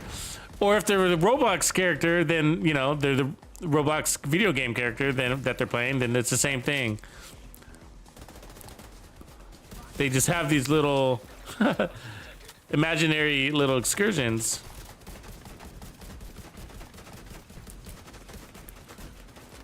And it's crazy. It's crazy to watch this stuff. And it reminds me of that. So like right now, like if I was playing this game, doing what they do, I'd be like, "Hey, dude, come on, man! I'm trying to kill him. Well, get over here, bro." Like, dude, talking to yourself for hours. I can't even do it. I don't think I can do it. So one of the then they're big, but the thing is, the crazy part about it is that they're massive, man. They're massive, these channels. They're not like little weird channels. So this one lady, her name is Cookie Swirl C. Cookie Swirl C. That is her YouTube handle. Cookie Swirl C. And that's what she does. She plays with toys, Roblox, video games, and then she, you know, plays out little scenarios, skits, or whatever. How we used to all do it when we were kids, right?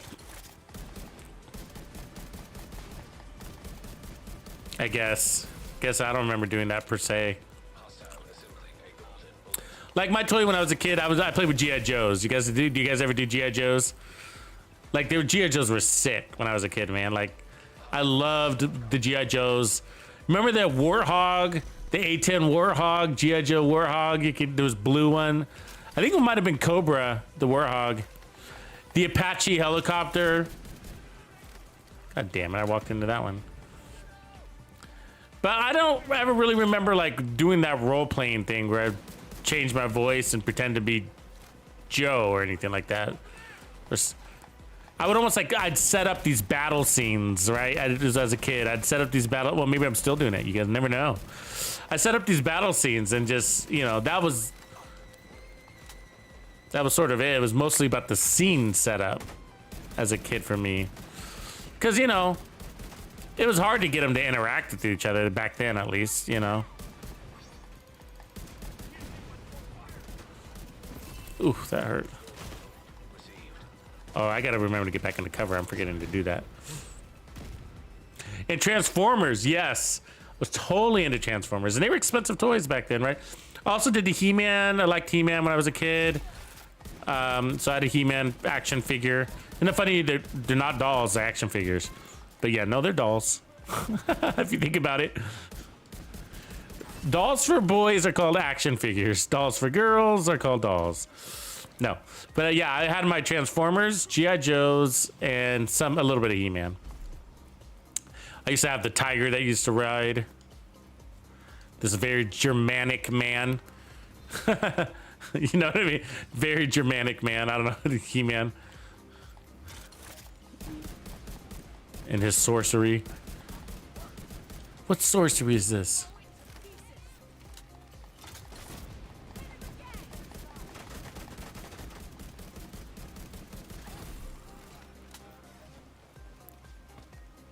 But these channels that play with the dolls. So if she had GI Joes, she would pick up the GI Joes and be like, "Hey Joe, let's go over here to the mall, man. Let's go to the mall.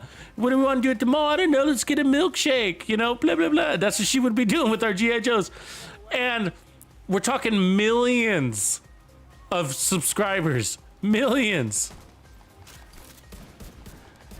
Like it's so big, it's insane.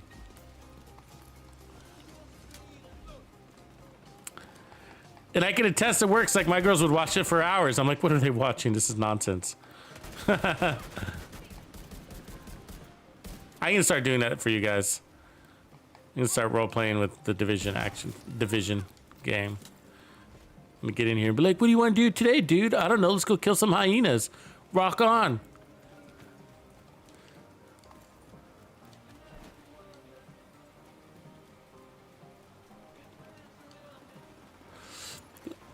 Stretch Armstrong. That's what it was called. Stretch Armstrong is cool. We have a fake Stretch Armstrong we got for my daughter. He's like a wrestler guy. The funny thing is like, you know, his clothes are painted on, right? Of course. And as he's used more, as he's kind of worn out a little bit, the paint starts to peel off. So he eventually becomes a naked stretchy man.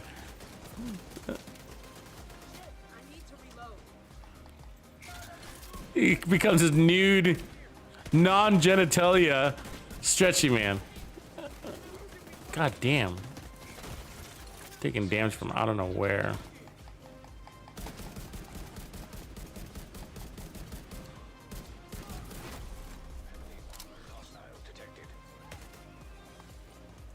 Why aren't they glowing wherever they are? It's hard to find enemies in this situation. No mini map. Foggy.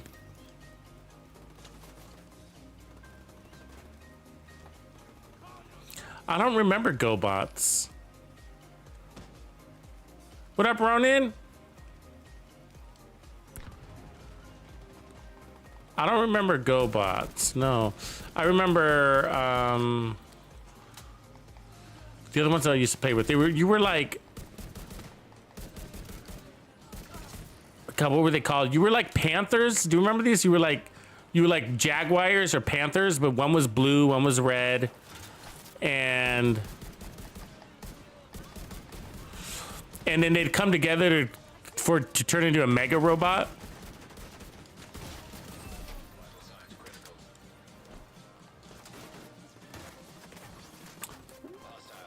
Not quite Transformers, but kinda. I mean, they were piloted though by humans. So you were there's a blue one, and there was a pilot. They would pilot these like Panther vehicles, or they look like Panthers or Tiger. They might have been Tigers. I'm not sure, and they were fighting vehicles that they used to get into, and they would run like a Panther. They wouldn't fly or anything like that. So, and then they'd come together and turn into a mega robot to fight whatever mega villain that they were up against. Thundercats. That's it. Is Thundercats and Voltron the same or different? I think it's different, isn't it? I think they were called Thundercats. I think that sounds right to me. But Voltron kind of looks the same, isn't it? Is Voltron Thundercats the same thing though? I can't remember. It's been a long. It was a cartoon too, right? It was a cartoon, and then they made toys, of course. Those are the good old days, man. What happened to Saturday mornings when you used to just sit on the floor and watch your fucking Thundercats? You know what I mean? Now we're over here paying fucking bills. You know what I mean? Paying bills, dealing with COVID, bullshit. Hashtagging things. You know what I mean? I don't know what happened to the good old days where you just sit in your pajamas on a Saturday afternoon and watch your cartoons. Look at this glitchy ass lady.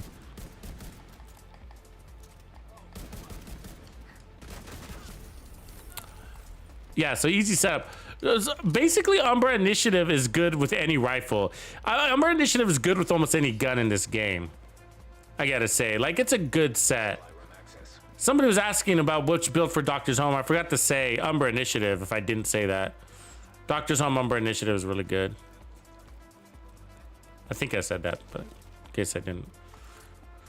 It's surprising. You wouldn't think, oh, rifles with Umbra, but all I gotta say is, like, if you guys aren't, forget about whether you like Doctor's Home or not, but one of the things that separates Doctor's Home from the other M1As is its additional RPM. It makes it fantastic, like a very outstanding weapon, the additional RPM, and it's not by much, right? So this one is 376 by default. This one's 426. It's not supposed to be 100 more. What's that about? Something's wrong here. Hold on a second. 376, 476, 426. It's changing. I think it's changing on this. Okay, so 320 because of the set. To 350. Yeah, okay, there we go. So it's 30 more RPM. Makes a world of difference. A world of difference. 30 more RPM. Not 30%, 30 rounds more per minute. And it feels like it's a completely different weapon because of that little bit of a boost. And so that's why Umbra's RPM boost isn't really, people don't think about rifles because they don't realize how the smallest change to a rifle really increases its DPS potential. And so even though Doctor's Home doesn't have a damage talent on it, because its DPS increased through the RPM, is a factor, a multiplicative factor for its DPS value. So it doesn't outperform the M1A CQB with the damage talent. It doesn't. It's not intended to, but it closes in the gap, and then you get the armor on kill on top of that. So it's pretty cool. It's pretty cool. So RPMs on rifles is what I'm saying. So like on the 1886, it's not really going to make a big difference, you know, on that kind of, it's too slow. But on these other weapons, these mid-tier, higher RPM ones, it does make a difference. They're intended to spam some shots out there. So anyways, let's put on the regular, let's run the M1A CQB now with, looks like we got steady hands on it, so we're going to roll with that. And then let's put on crits. We got a full set of mods on this one, right? Yeah. So let's put some, what scope do I got in here? 12x? We don't want the 12x. Let's put the 8x. Then we're gonna get more rounds here. We need that. So we got a small mag, but we got more power. So let's put crit chance here. Crit chance here. Where are we gonna end up at? 99% crit chance. No, 59% crit chance. Actually, I would sacrifice some of that. I would. For some stability. So let's put the Omega. Being able to put this Omega, 20% stability is a big deal. So we're going to take that. And now that's a fucking rifle, yo. All right, let's go kill something.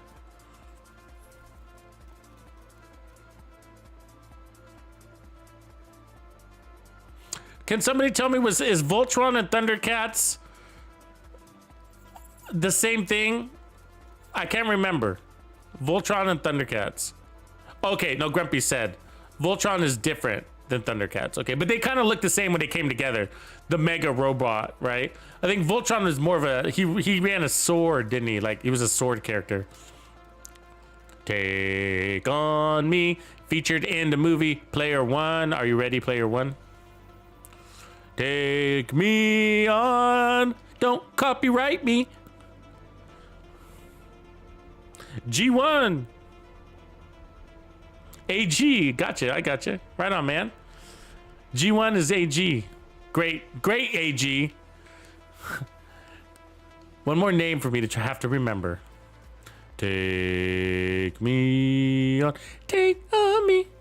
No, I'm not farming anything right now. The map isn't really conducive for farming today. So I'm just playing in these zones that I don't really need any of that gear. I mean, I can always use a good Grupo Sombra backpack, of course, or chest piece. I can tell you there's some Grupo Sombra chest piece and backpacks I don't have after all these years of playing. Look, I'm almost at 9,000 watch, which is going to be give me my mega skull. 43 levels away from that.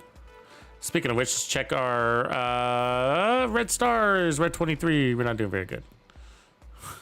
23 sucks.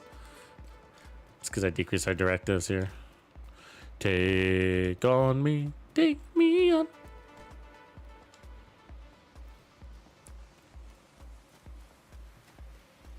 So why are we out of mementos? When did that happen? That's a fast travel glitch. It's gonna play out in a negative way here in a second.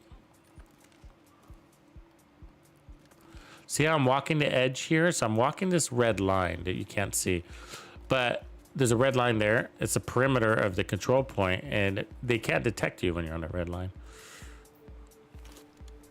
So that's how I sneak in the back door on a lot of these control points.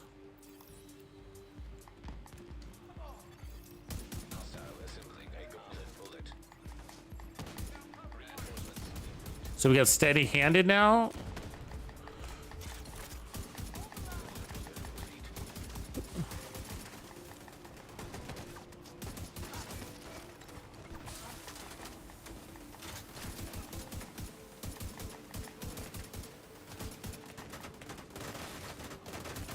And we don't got any trophies, so I gotta catch up on that. It's kind of annoying.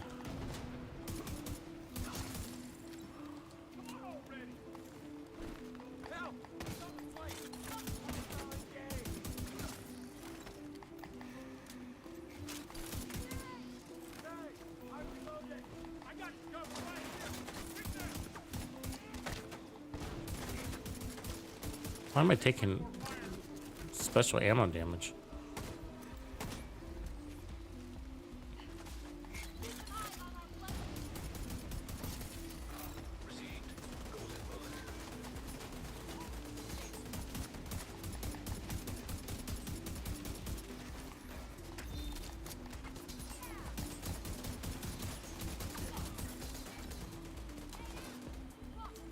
See that grenade predict where I was going?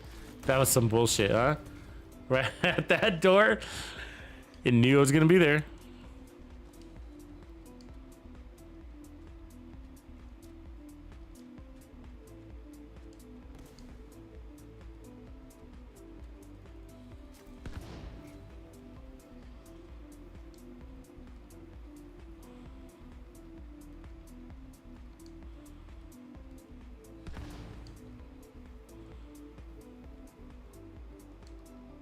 You still haven't finished the trippy manhunt, huh?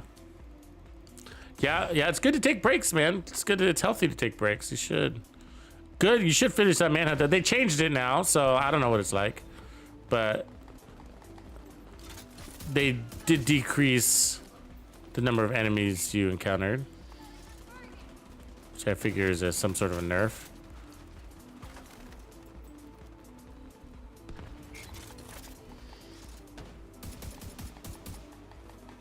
Thought this would be dead, this little thing here.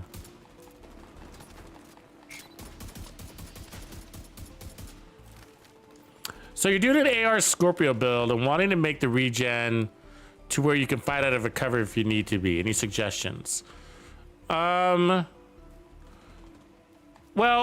tell me more about your build. I mean, because I got 1,000 suggestions for you on that. So, but I need to know more about your build. Because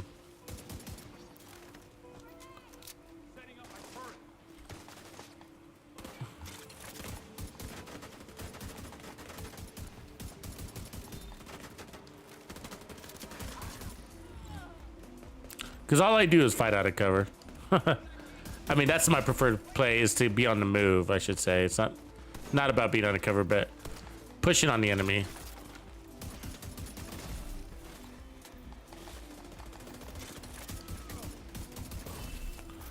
And there's so many different ways you can go, right? You can recover from your resistance in the form of, recover from damage in the form of armor regen, repair skills, armor on kill, so on and so forth. But you could also prevent damage by running bonus armor. All of these things get you out of cover. Why am I taking damage? Where the fuck is that coming from? Where'd you come from? You little sneaky.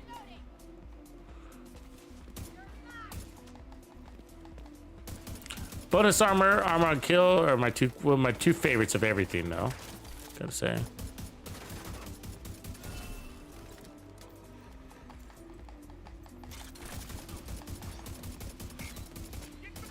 Which is why I like the Doctor's Home, because it's power and heals together, which I love. But the easiest suggestion, without seeing much more Ronin, is Hunter's Fury. Hunter's Fury is going to solve a lot of problems for you, and it's got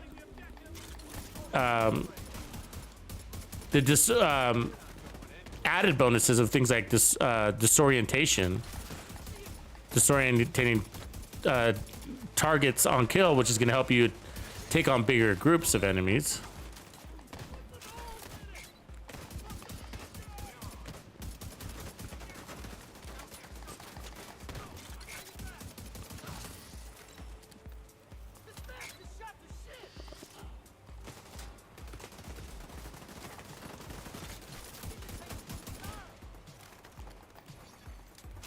I think we're about to get into a mega fight here. There's a convoy coming. Yeah, so it's going to give you armor on kill, which is better than armor regen, in my opinion. But armor regen serves a little bit of the same and different purpose. It allows you to recover from damage immediately as you're taking it, where armor on kill doesn't do that. It's rewards you for taking the risk afterwards. Where regen, you actually get rewarded for the risk as you're taking the risk. Same but different. Same but different. I mean, a lot of people think about it just from the perspective of healing, right? And so I like the way you phrased your question, because you say, I want to get out of cover more and I want to use regen to do it, you know, or your objective is to play more out of cover. And so, yeah, armor regen is one way to do it. Armor regen is an expensive way to do it, though. Expensive to your build in the form of slots and power. And so, so that's why armor regen is technically probably my least favorite way of adding resistance. And I see you got some of the comments. I'm not able to look at them at the second because I'm killing out here killing these guys. But I'll take a look at them in a second. But yeah, so armor regen I've always looked at as being very expensive on a build because you gotta have the complementing armor to power up the armor regen to sort of make it worth a damn, and then so that's gonna take away damage from you because you're rolling more armor, right?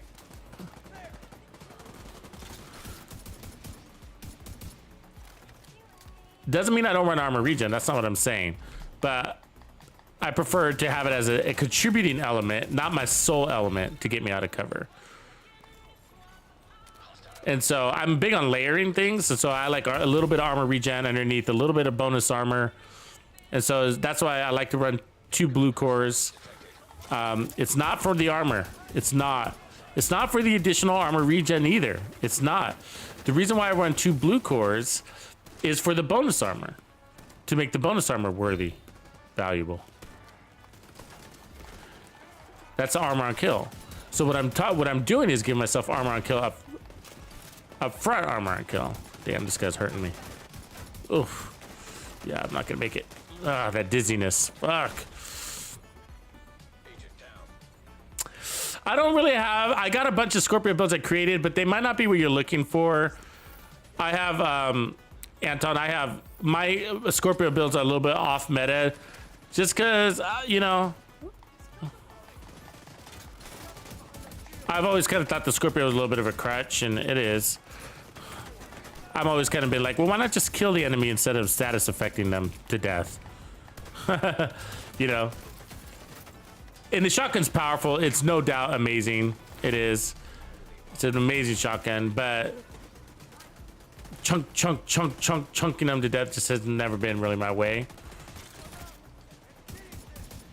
And so the Scorpio builds I make are usually playing into the status effects, is what I'm saying. So that's what I'm usually after here. So I'll use it to apply a status effect. God damn it. That special ammo's killing me. Run, dude. Fuck, twice. The special ammo, that golden bullet fucking hurts, man. It breaks your shield really fast.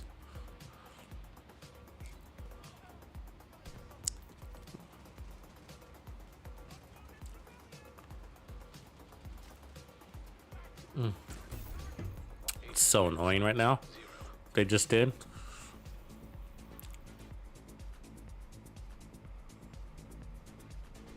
Oh yeah, I got tons of shotgun builds. Tons of them. I evolved, so I got, you could almost see my evolution through all my build videos. And I feel sorry for people because I got so many build videos right out there. But I started with like the shotgun, the Super 90 used to be my favorite all time. And then as I progressed and as a player and evolved as a player in the Division 2, I started progressing to stronger and stronger weapons that tended to be the trend. And so now my favorite is like the M870 shotgun is way up there. Yeah, it's usually the M870 is my favorite shotgun. The KSG shotgun is sometimes my favorite during global events because of the larger mag. But the M870 handles better.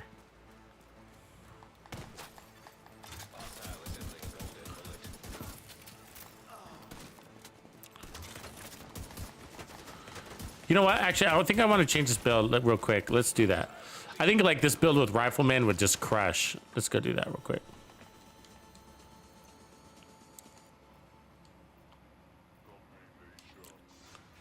Come on, man. Let me fast roll. God.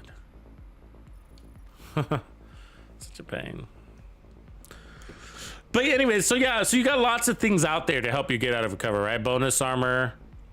And so with shotguns, if you're playing really close, like bonus armor is usually the best. I feel like it's the best, right? Because it's retroactive. So when you lose armor, bonus armor fills in that gap so that whatever minimum armor regen or repair skills you have on your belt otherwise has some time to heal, to do the healing while it's being protected by the bonus armor. And then it gives you enough armor to be aggressive to go out and get the next kill.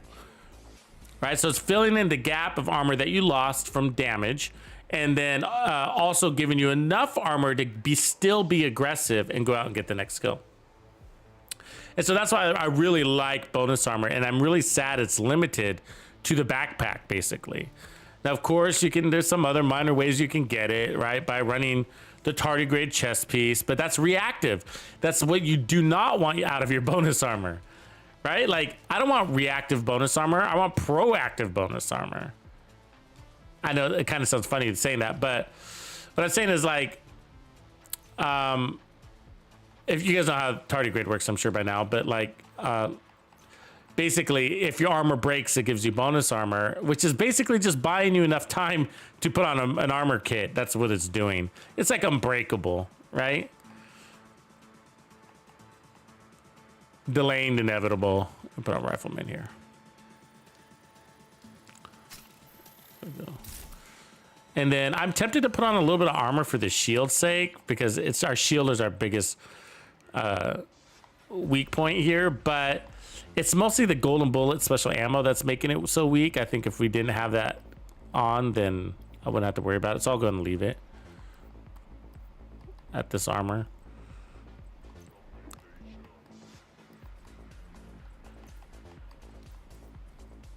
Crush this real quick. So I've always thought, like, so when it comes to like, and then of course you got repair skills, and then you got your armor regen, and then there's armor on kill. So out of all of those things, I've always thought that bonus armor is the most helpful, but it's very restricted to your backpack. I mean, I would love to see it on a gun that gives you bonus armor. I'd love to see it off some more chest piece talents, and so that's one reason why I run the memento a lot, because of it's really if it's bonus armor. I think that's the most helpful thing I get out of the memento. It's the way it stacks is really nice.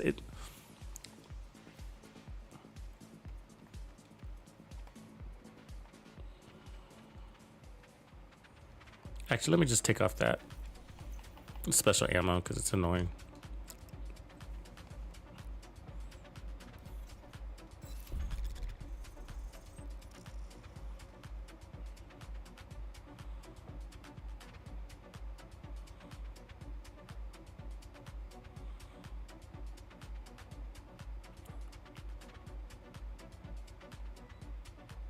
Yeah, so bonus armor is going to come from three ways, Ronin. So, and I see that you would say, how would you do it without the memento?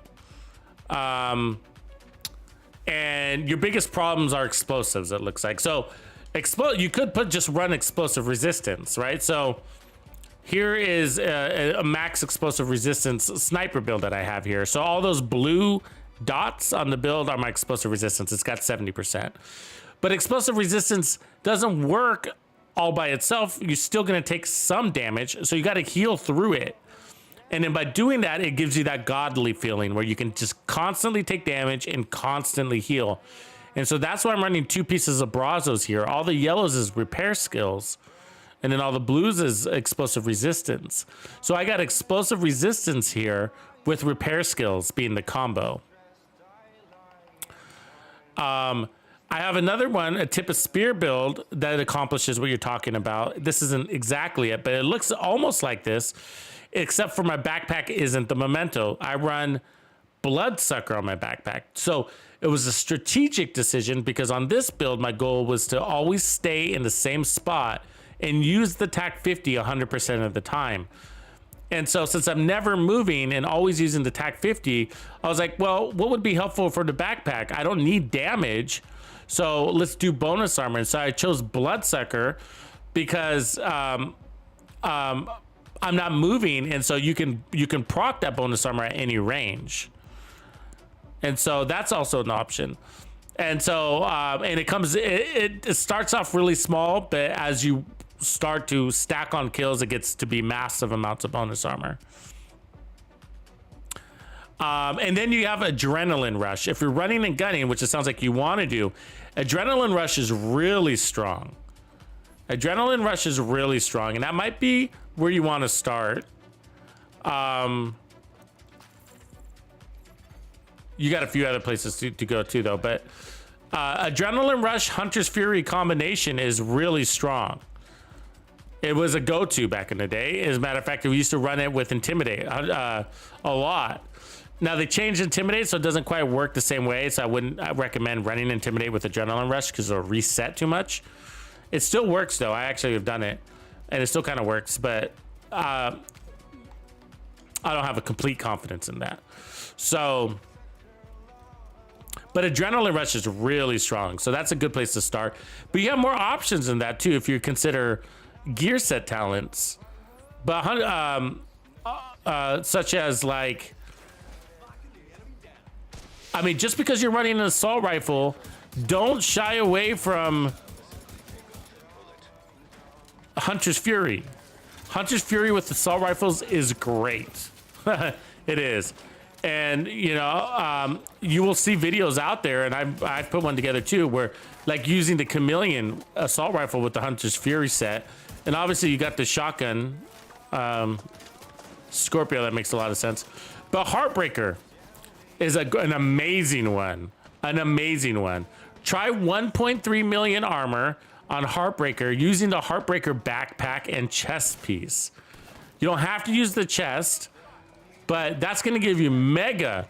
If I was you, based on the guns you're using, both weapons, the Scorpio and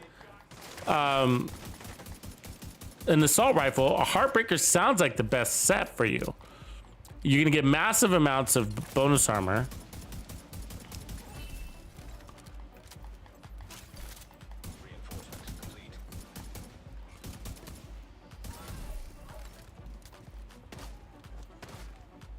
I mean, you can get 200% bonus armor with that gear set. 200%. If you want a backpack and chest. The chest is mostly focused on weapon damage, where the backpack is focused on the bonus armor. Come on, guys. Get in the fight. Stop hiding. Come on down. That's what the fight is. Chicken shits.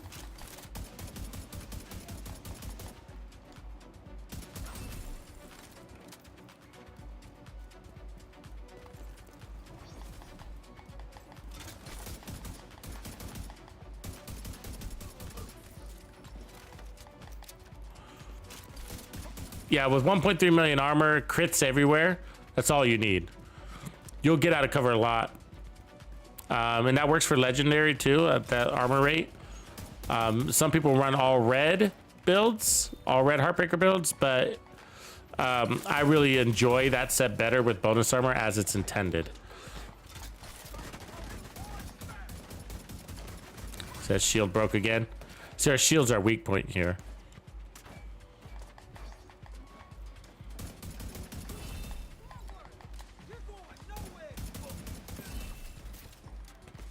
And so I don't have to use a shield on this build too. I can play into the bonus armor more if we armored it up a little bit, add some protection from elites. So that's one way. If our shields are weak point, we can address it that way. Well, let's just get rid of it.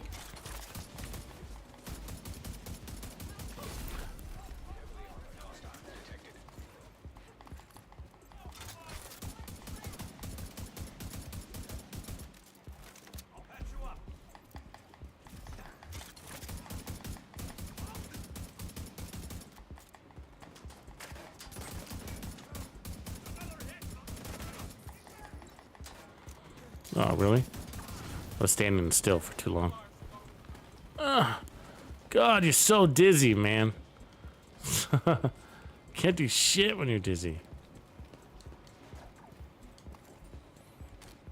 Yeah, it does require gaining stacks, but you're using the Scorpio shotgun, which makes it really easy to do so. So you're already gaining stacks. You're already gaining stacks. You know what I mean? You're just not using them to your benefit. In a sense. In a sense. I'm talking abstractly for you there. But what I'm saying is, like, so most people use the shotguns, even the Scorpio shotgun, but the ACS is very popular, of course. But the Scorpio shotgun is just as effective at helping you get stacks quickly.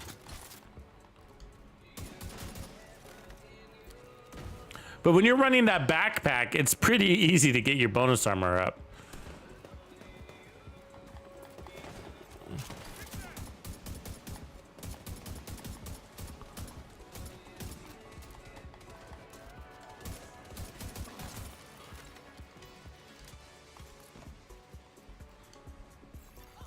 Detecting additional hostile contacts.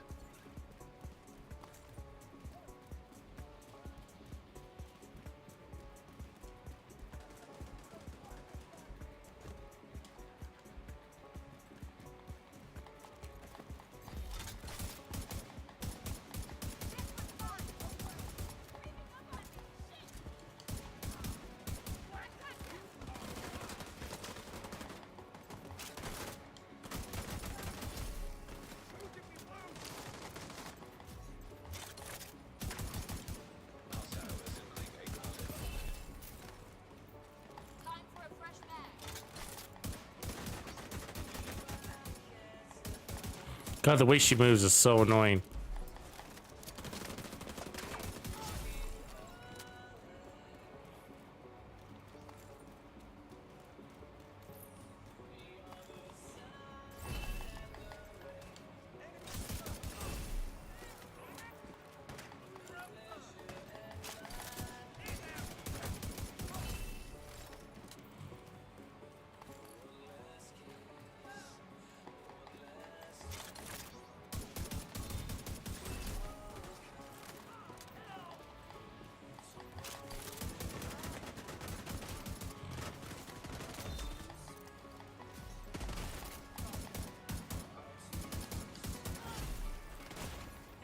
Serious trauma detected.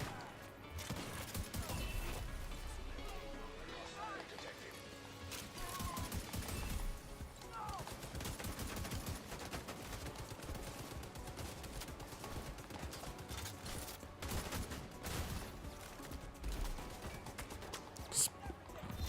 Boss with the golden bullet sucks, huh? Heavy armor, golden bullet.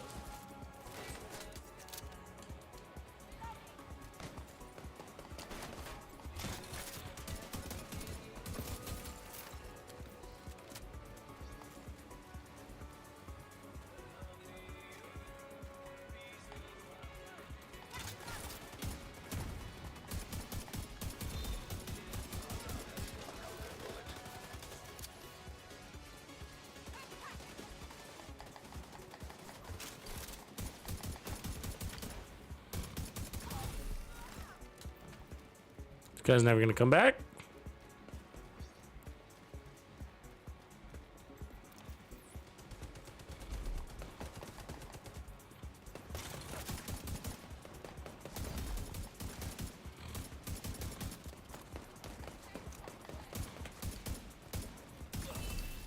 Agent received a golden bullet.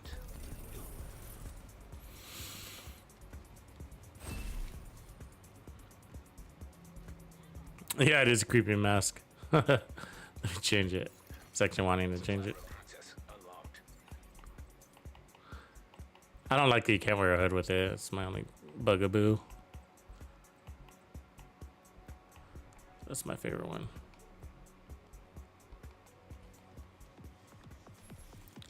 Feel very rogue wearing this one. Not Vogue, Rogue. Colin Van Penton, what up, man? Welcome.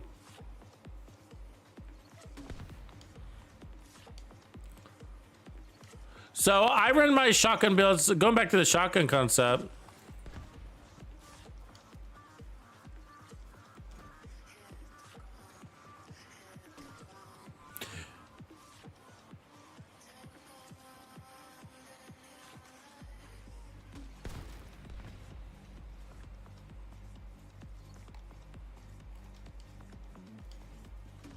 Yeah, Heartbreaker is actually my go-to build for Countdown. I mean, anything works in Countdown, it does, but Heartbreaker was like almost designed for Countdown. It was released at the same time, and so I think when the devs tested it, they must have spent a lot of time in Countdown. But of course, you can run Striker or anything you want there, but I always found that like Heartbreaker just really synergizes nicely with that game mode. You're spending so much time out of cover, trying to running from left to right. So all that bonus armor is really handy, and you got the power, and it's easy to stack.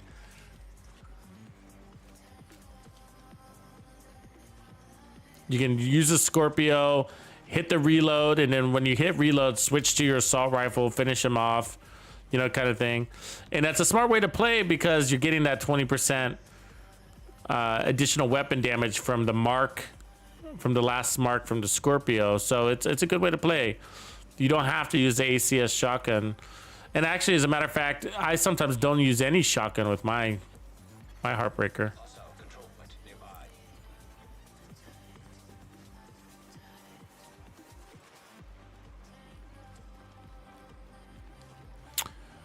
Yeah, I got all the. I'm pretty sure I got all the Emperor's Guards, but I don't use them all, of course.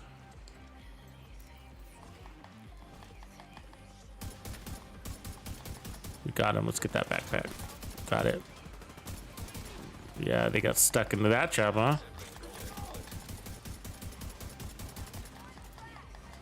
That was a good find right there. What just happened? I don't know if you got that. Ooh, there's somebody behind me. Fuck.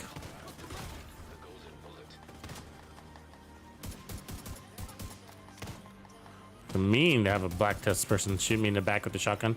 That's the Widowmaker.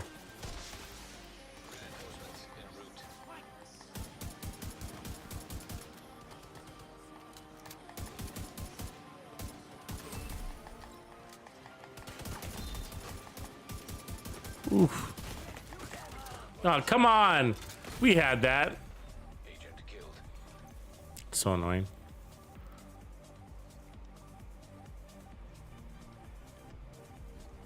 Yeah, thanks, Grumpy. That's where I was going. Hunter's Fury, Shoddy. So to go with Hunter's Fury for shotgun builds, my favorite all-time shotgun build is Hunter's Fury with Headhunter. And then I use the M870, but you can use any of the heavy hitter shotguns. And it's just so much fun. You're just going around one tapping them. And I mean, I wouldn't even mind putting it on right now. I'll go do that. It's a great shotgun build. I use it all the time. It's an end game build. It's an end game build. And so what I mean by that is that experienced players use it to just roll through content, including legendary speedruns and legendary solo speedruns. That's how strong the shotgun build is. It's called the Blitz. That's what I nicknamed it. And mine's a little bit different because I incorporate the memento, but by default, for speedruns, people don't normally use the memento for it.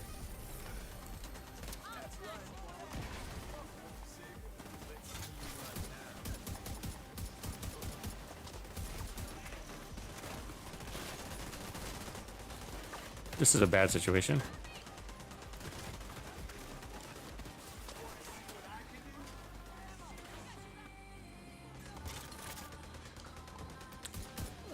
Yeah, let's go reset. Let's go up there and let's go put on our good old-fashioned Headhunter Blitz build.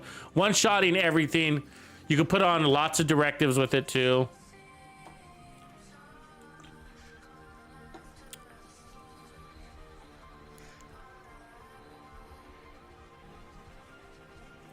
So the perfect version it does incorporate the Regulus, but you don't have to use the Regulus. The perfect version does incorporate the Regulus to spawn kill and blow things up that way, and then they default back to the M870. they'll actually run two M870s. So they'll run an M870 primary, M870 secondary, and then the regular. So if they accidentally get caught into a reload situation, they don't reload, they swap weapons and then start over. They get an additional 5 shots that way. It's a very smart way to play. But in open world content, you don't really need to do that. I just go with...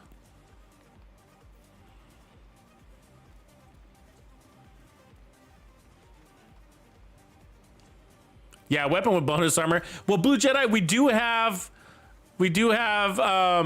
the Dread Edict that gives bonus armor, and it actually does a really good job of it too, I gotta say. But yeah, it is of course limited. It's a ranged weapon, so they've allowed us to get away with it because of that, I think. Let me see if I got my shotgun with me here. So tactical SPS. Of course I didn't bring over my fucking M870. Damn it. Let's put together the build though. It's one of my favorite builds. Okay, so Headhunter, headshot, da-da-da. And so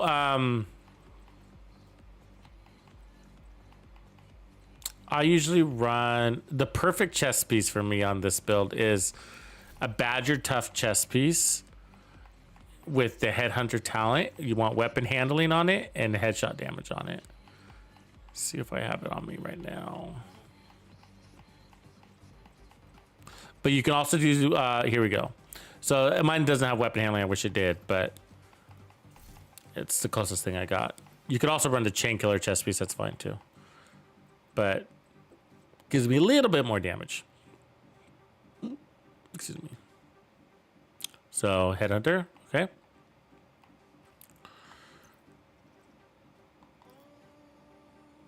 Let's see. Hunter's Fury. So we're gonna run 4 pieces Hunter's Fury and get that amp damage from that. We can run Riot Foam too for the Savant. You could even run it whatever combo of armor you want.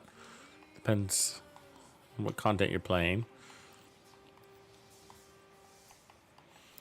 But these are advanced builds, I gotta say, because it's a lot of it's based on you, the success of it, you know, and the success, a lot of that success means like it's about your flanking patterns are really important. You know, are you running directly at the enemy or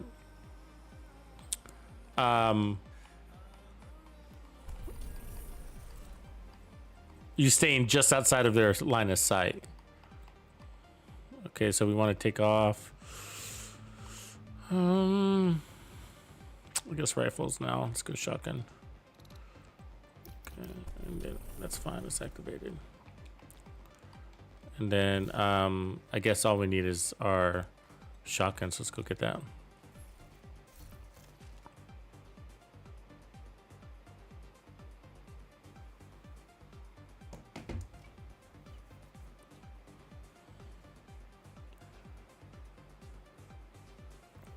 Actually, this build is one of my go-to builds for...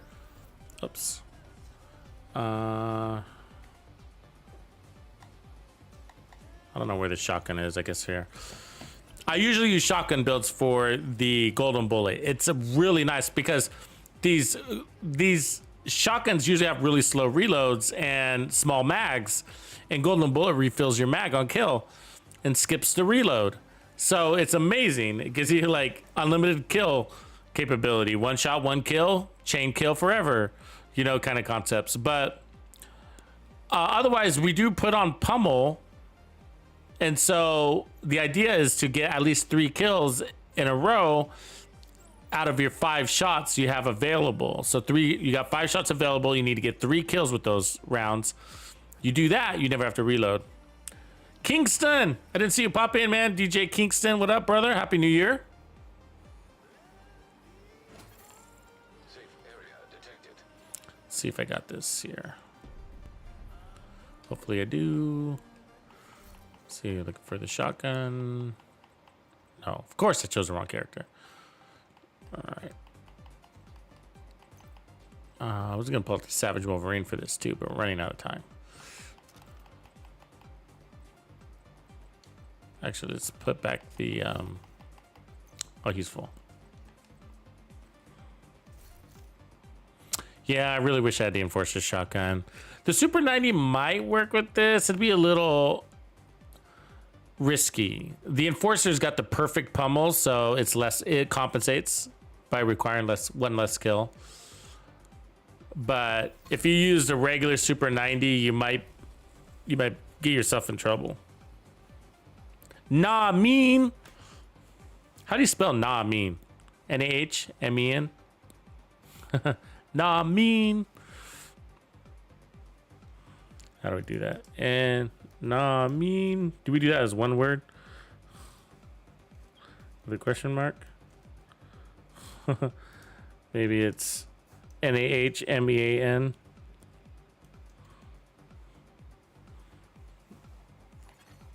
Entering safe area.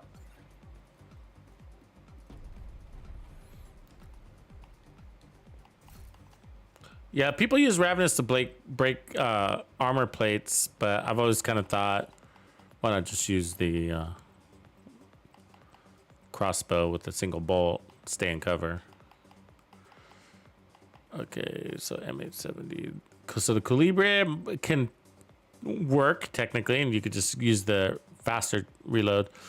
But pumped or preservation, pummel gives you 40% weapon damage. So it's not just about the free refill. It's also you're getting additional weapon damage, which is making the next kill even easier to get, making the chain killing easier. So we'll go ahead and use the M870. It's more forgiving here. Forgiving and handling, but the KSG's got a way bigger mag, 12 rounds. So both are strong enough to do the trick though. Gentleman player in the house. Squad, that's a good looking gold skull you got there, Squaddy. It's a good looking gold skull. Yeah, they both do, Bad Karma. They both do. The Enforcer was the original one with perfect pummel that you could only get from, what do you call it? Pre-release? What do you call that, guys? Pre-ordering. Yeah. The pre-order package.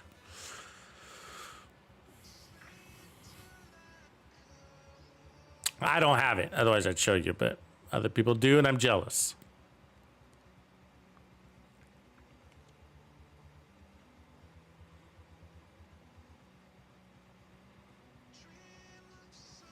All right, let's put on the right gun, and I think we're good to go. There's several ways to go specialization-wise.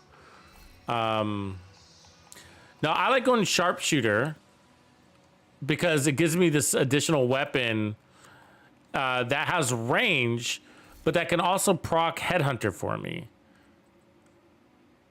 So, and once you got Headhunter full staff, then you're not worried about any damage from there, right? You're one-shotting everything, even bosses. So it's a shortcut to get there, right? Now, you could also run Firewall and get that additional damage to enemies standing in front of you. But you don't really need any additional damage because of Headhunter. So, you know what I mean? It's a little helpful, but you don't quite need it. Now, I got the extra skill tier here, and so what we can do is we'll use the riot foam to our advantage. So what riot foam will allow us to do is not have to rely on our shield so much. But there's some trade-offs. So let me actually go into that a little bit more. So if you wanted to run more armor, okay, then run Firewall, because Firewall is going to compensate by giving you more damage. So it's a trade-off, right? So because if you run the Striker Shield, you're going to get more damage for every enemy standing in front of you. Basically 11-12%, right? Additional damage for every enemy standing in front of you. And so it's very easy to find yourself standing in front of 2 or 3 enemies, but always one. So that's going to give you back one of your red cores, basically, right? So if you want to run more armor, just go ahead and put on the Firewall. You're standing in front of enemies anyways, so you're just being rewarded for doing nothing that you're not already doing. right? So now I like riot foam because that allows me to not have to use my shield so much. So I would, by dropping my shield more, I can move faster and clear content faster and attract less bullets. So I prefer to use the attack 50. Okay, this is why. This is how I play. So I use attack 50 to fully proc Headhunter. That's the talent here. From cover. So I do that from cover, and then I pop out of cover. There's probably a trophy out there waiting for me. I get that trophy. That's 30% bonus armor, right? Then I can use that bonus armor to allow myself to take damage. I get that one kill. I can get 20% armor on kill. Then another 30% bonus armor. So single kill rewards me with 50% armor. 50% armor. 50% armor off a single kill. And then you repeat that cycle, and you're chain killing and killing everything with a single shot, using the riot foam to hold them still. So the riot foam is both offense and defense. It helps you kill faster. It improves your time to kill. I said it. The riot foam improves your time to kill because it helps you acquire your target faster because they're not doing cartwheels. It allows you to land more headshots. It's an offensive tool and a defensive tool. When they flank you, you can riot foam them and kill them or get the heck out of dodge. So now I'll go ahead and put on some headshot damage here. Actually, protection from elites here. I'll run protection from elites mod. Let's make that a god world one. So we're going to do that. And then otherwise I got headshot damage everywhere, right? And so you can also do this with crits. Many of these builds you'll see with crits. It's fine, same thing. The crits are good because in case you land a shot on the body, you're going to get the most out of that. But it doesn't really matter because we're always going for headshots. So at least you get the guaranteed damage out of the headshot damage. So, and then the shotgun, I got headshot damage here, reload speed, and more reload speed. And that's because I do reload in between shots. We got 138% headshot damage, so we're not at our threshold. It is important you hit the 150% headshot damage threshold. That's why I have headshot damage here, but we might need to add a little bit more, like there. So put us at 143.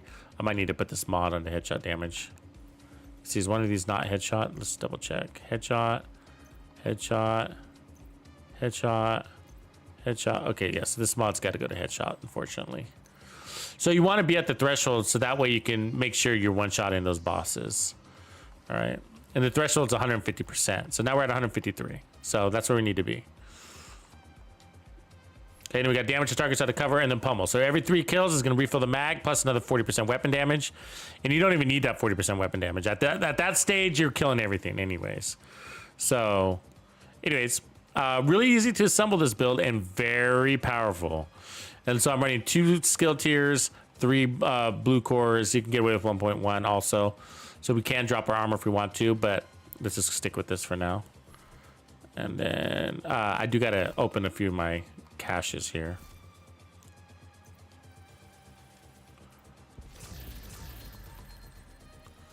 One of my favorite builds in the game.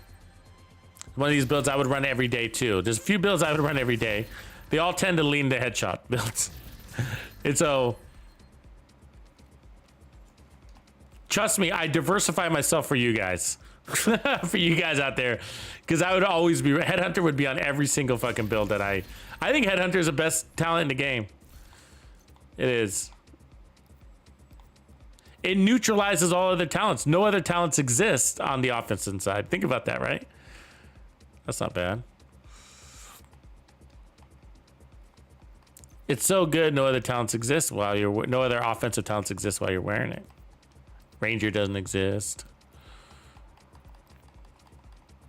Once you get that first kill,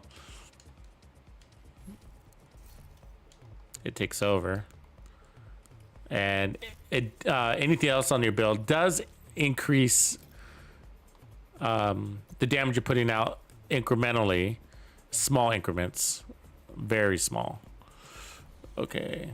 Let's go back out here. Very fun build. And so you're going to get the armor on kill. Again, 50% total effective armor on kill, 30% of which is bonus armor. And then we're going to get the status effect too, which allows you to get more kills without being shot at. Speed, I'm telling you though, you can still get your ass kicked with this build if you don't take the right patterns, right? The way you move, your approach to the enemies. You know, if you don't move quickly, take out the biggest threats, you know, this type of stuff. If you run directly at the enemies in wide open spaces, you know, that's all gonna get you. It's gonna. You may not die from it, but what it's gonna do is it's gonna take so much of your armor away by the time you get in range, because these shotguns have very, very what do you call it? Short optimal range. Okay, let's see. I gotta remember what skills I have. Where? Look at this shit. You guys seen this?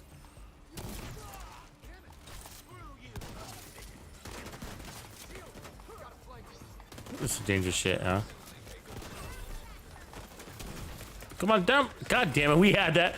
Did you see that? That was crazy, huh? 2 rows of enemies. That was a little ambitious, I gotta say.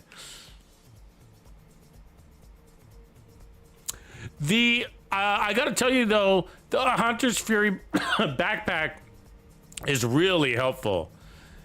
It's really helpful. What it does is it increases the range of the status effect, the disorient status effect, which does a ton for you. We just created a build for that a couple of weeks ago before Christmas. I can't remember what it was though. We ran a Hunter's Fury backpack build. Do you guys remember what build that was that we did that on? It was really great. But I don't remember what we were running with it anymore. And why we decided to go to the backpack. But it worked out really well. I was impressed with it. And because I don't normally run the backpack.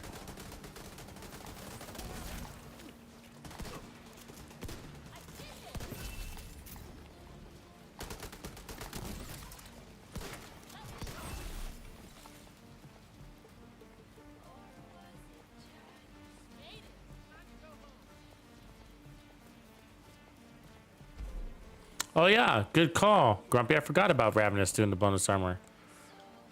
That's right. Grumpy knows his shit, doesn't he?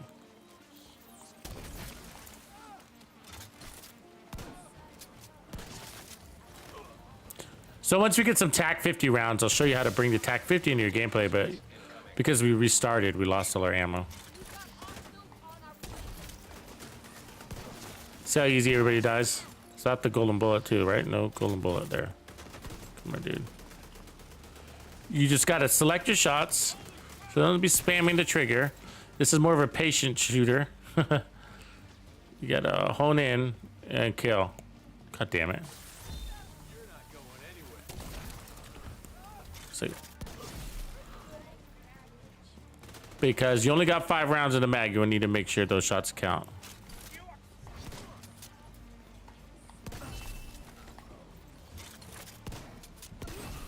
Now, obviously, we got golden bullet, and that makes things easier once you have that.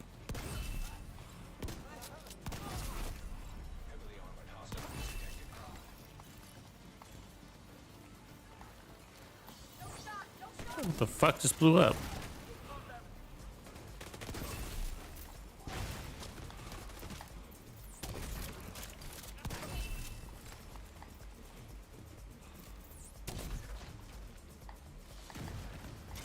Oh, that's gonna be annoying.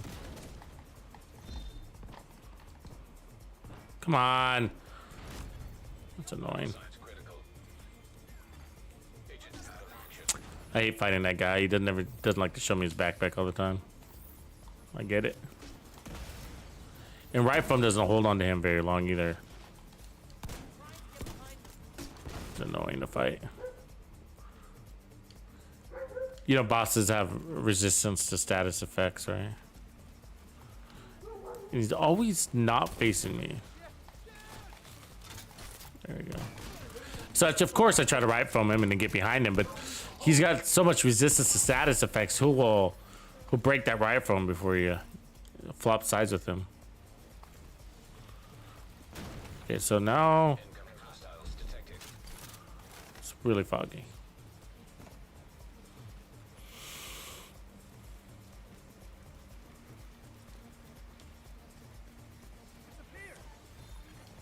Hostile completed. The golden bullet. See that? So you use attack 50. Now we're fully procced. You see the Headhunter icon? You can go out there and have some fun. He's gonna jump down. Wanna jump up? No, he's gonna stick it out. No, didn't.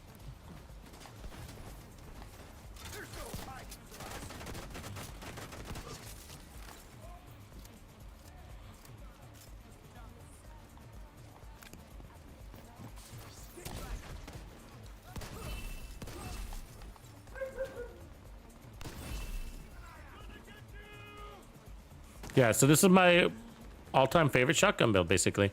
And I've mixed it up and matched a little bit. So I have a backup boomsticks version of this, which is really fun to play, by the way. This also works with the mop. Sort of, actually. The mop is different, if I remember right. I don't think we're one-tapping, are we, with the mop? I don't think we are. Agent received a golden bullet. Uh-oh, they're in trouble. Hold on, hold on. Multi-kill.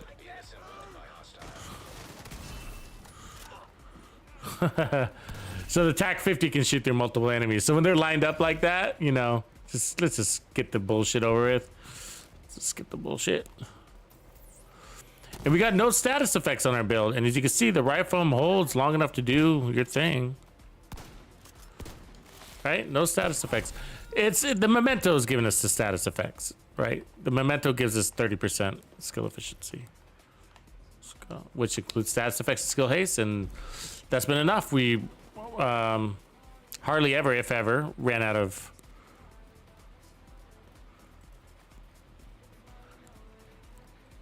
ammo for the rifle.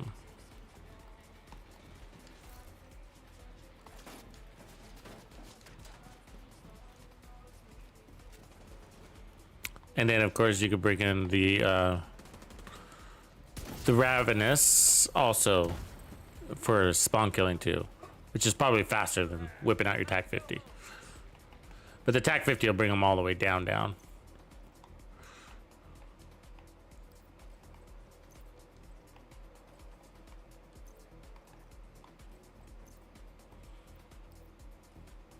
Thanks, Tap. There you are. There's my sound man. What up, Tap?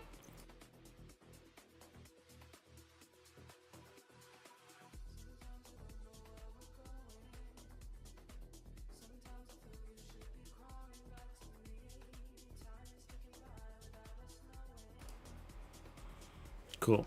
All right. Fun. So I love this build. So yeah, the KSG shotgun works for it. It's the same. You could actually swap your shotguns out on this for the 1886 or the White Death. So I'll show a little bit of that. Let's take the scope off the White Death. So lots of weapons work with this build. Yeah, the Liberty also works with this build.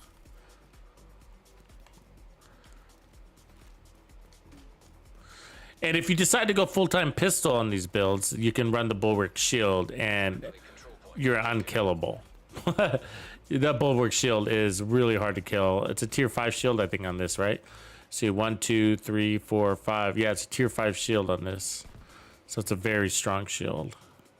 And so you riot foam them and then kill them with your shield and, I mean, your pistol, and they're done. Oh, come on. I put fucking 3 shots into your ass.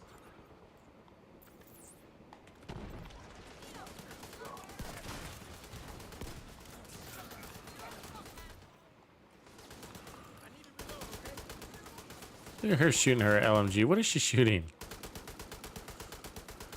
It's an M60, isn't it?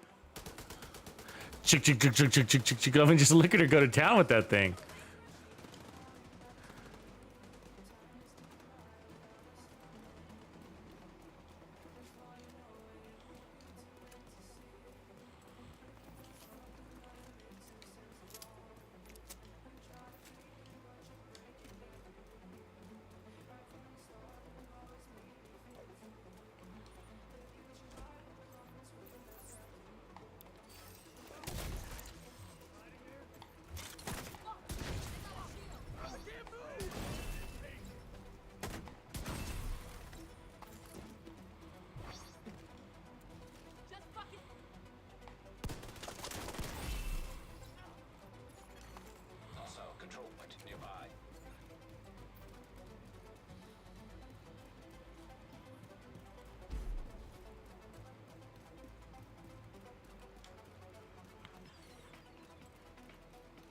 Riot foam is a real savior on this build, though. I gotta say, like, if there's one thing that adds a ton of defense, it's probably the riot foam over anything.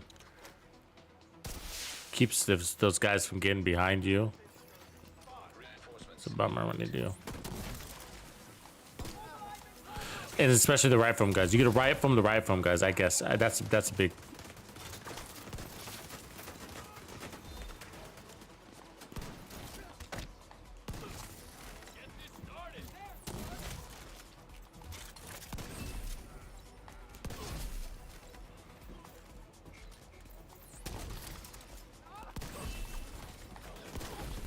Oh, the fuck. Serious trauma detected.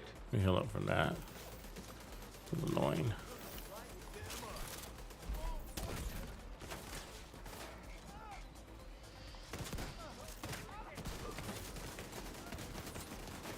God, that fucking turret. High mounted. Oh, there's two of them up there. God damn it. You see that? That's just fucking mean. I mean, look at that. Hostile assembling a golden bullet. Oh, and it's like an hour before these fucking support dudes get over here. Look at that. 2 hours later. Come on, you dipshit. Stuck at 91 meters? Get over here.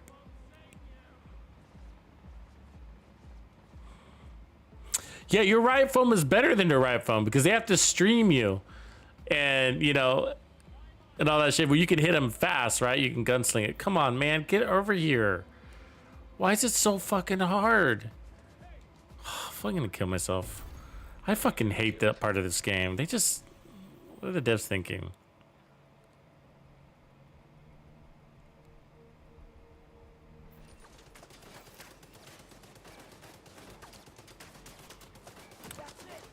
Yeah, that's a great build, Ronin. That's a great build. Hostile completed. A golden That is a known build.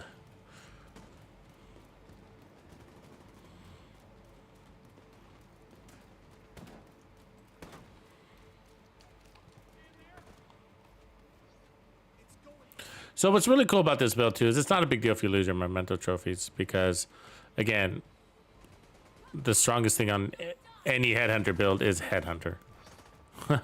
So all you gotta do is proc that like that, and you're good to roll. You got 30 seconds to get your next kill.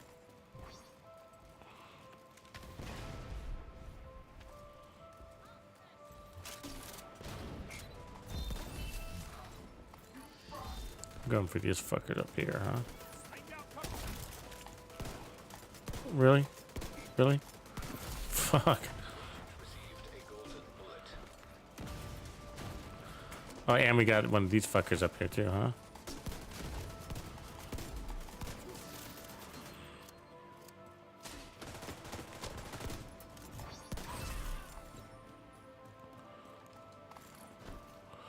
Shotgun for life.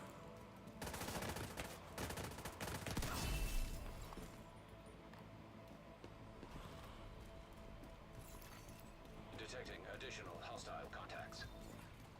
Where are they gonna come from? Not over here, apparently. Oh, look at these dudes are still locked, stuck up there.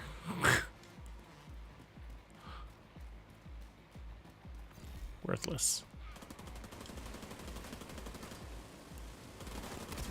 That was a bad shot.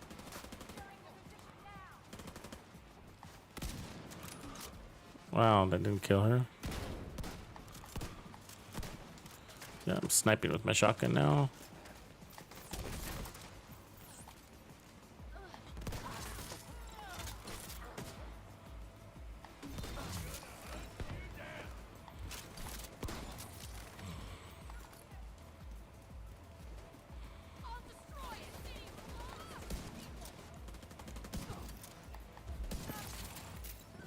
I don't know why that first shot didn't kill her. It should have.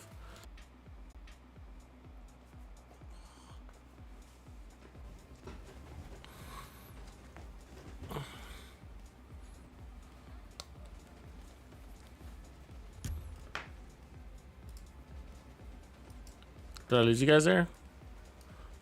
We're back. Are we back in business?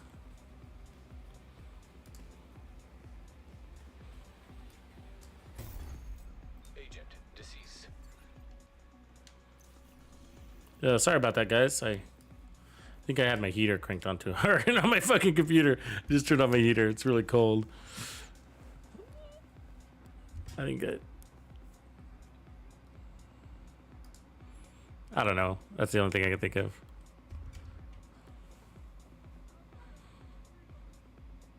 Let's give it a second here. Okay.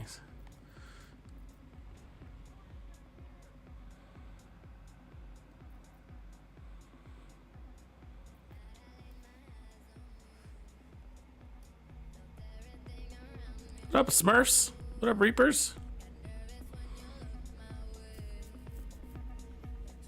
Oh, M870 shotgun. Is that what we're talking about?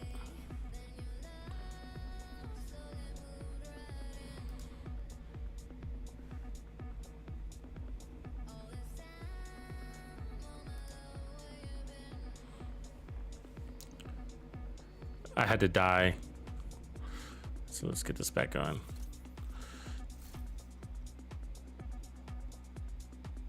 So is this the shotgun you're talking about? This is the shotgun I'm using, Anton.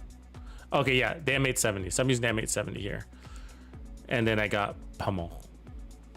So yes, it one-shots everything. So, and we're running 1.3 million armor with 2 skill tiers. So it does a job. You don't need the golden bullet to do it. Golden bullet is just a bonus. And a very nice one. It's a very nice bonus, which makes it a very good build to run with golden bullet events and reanimated events. But golden bullet events will reload that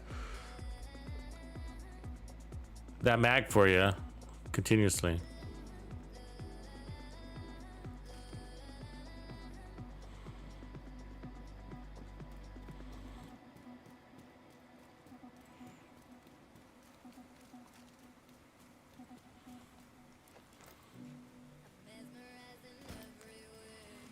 Okay, so here we go. This is a good place to start, actually. So we don't have any memento stacks. We don't have anything there. So what we can do is pull out the TAC 50. And this might not kill that guy. Yeah, it's not. Because we're outside of range there, so that's fine. But with the mementos, it'll work. But if you don't have any mementos, you need to be inside of 20 meters in order to...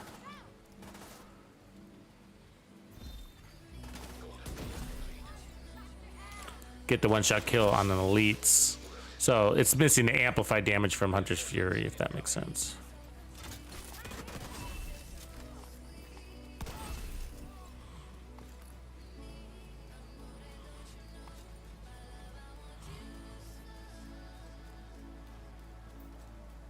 Let's get up here and cause some havoc.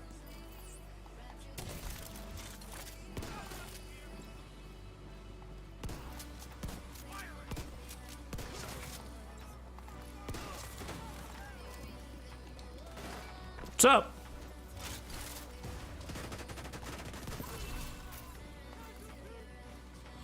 Casualty!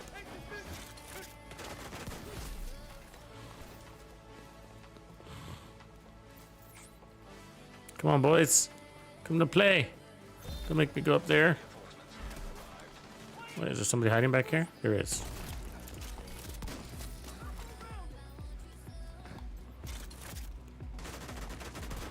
Oh, it was a bad shot. Fuck you.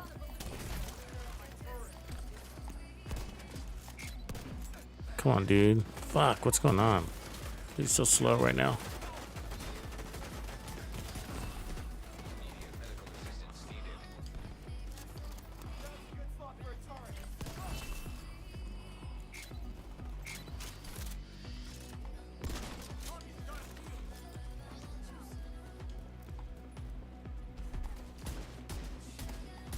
Jesus, that was right on your head.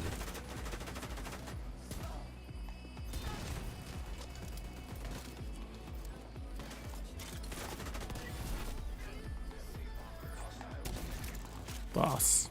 Hi, boss.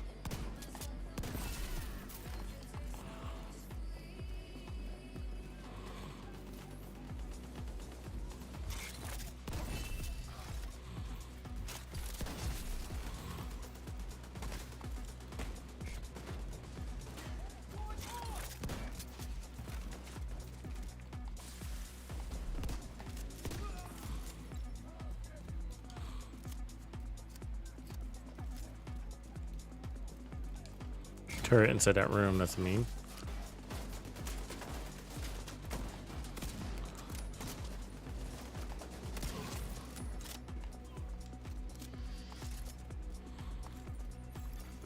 Incoming hostiles detected.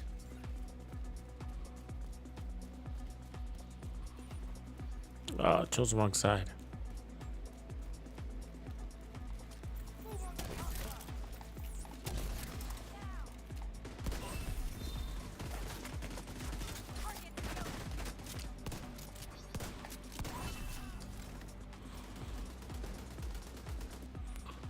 I climb up, she comes down. You do that just to piss us off, right? Just make sure we're getting extra exercise.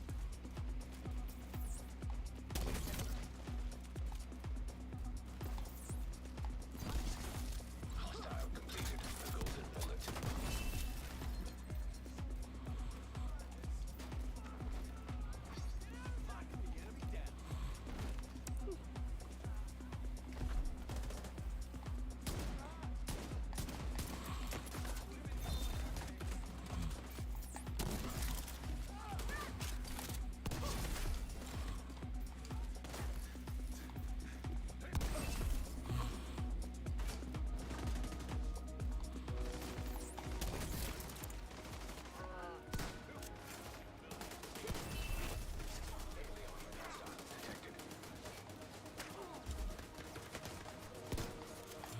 How was that not a kill?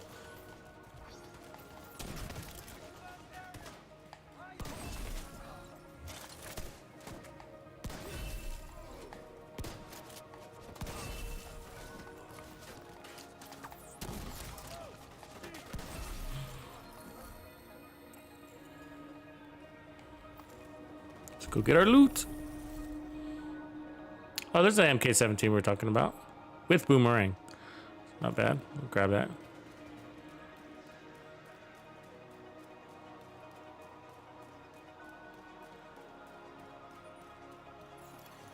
Supply room access unlocked.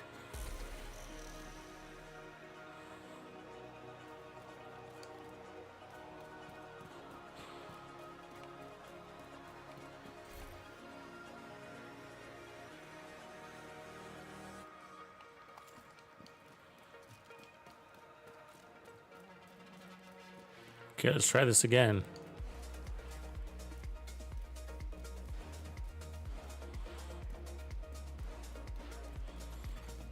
Hostile supply convoy detected. No, I haven't seen that, Chevy. That's funny. How many stars do I got now? Probably not very many. 30 maybe? Let's see here. 27. Very low. I think we spent some earlier though. So I think we'd be at today. I think we spent like, we had like 45 or something like that before. I can't remember.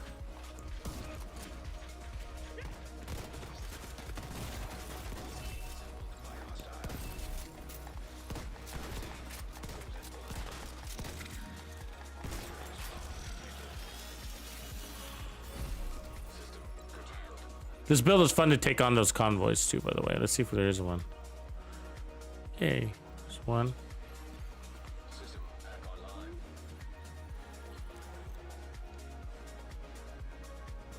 Yeah, I haven't been getting very much luck off the named items either. There's very few. Man, there's probably like 3 or 4 named items I need out there in the entire game. One of those would be the all red closer chest. I need death grips with crit damage already on them. Might be it. Might be it.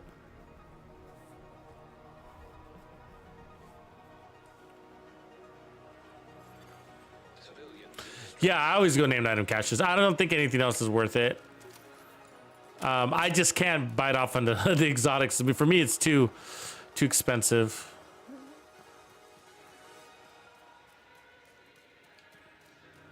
$20 stars per exotic.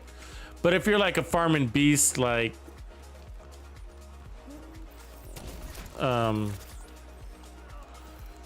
Reaper here. I mean, he gets 1,000 stars per event, which is crazy. Consistently, too. Like, consistently. Hostile has full golden bullet. Come on.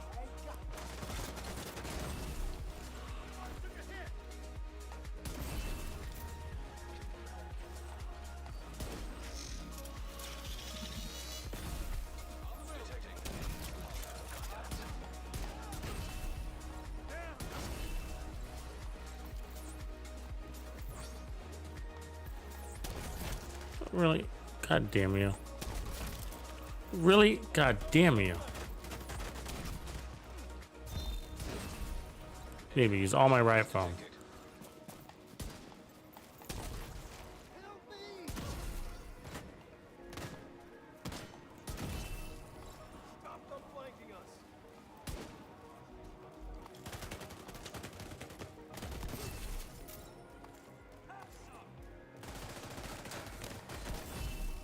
Detecting additional hostile contacts. I'm coming, motherfuckers. As you can see, the shotgun does just as well. I could do this all day.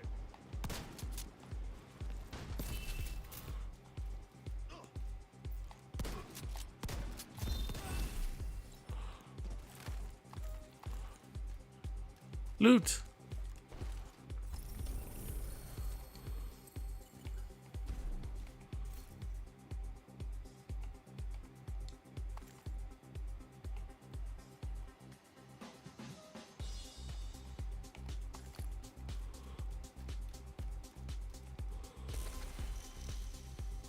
Yeah, I know.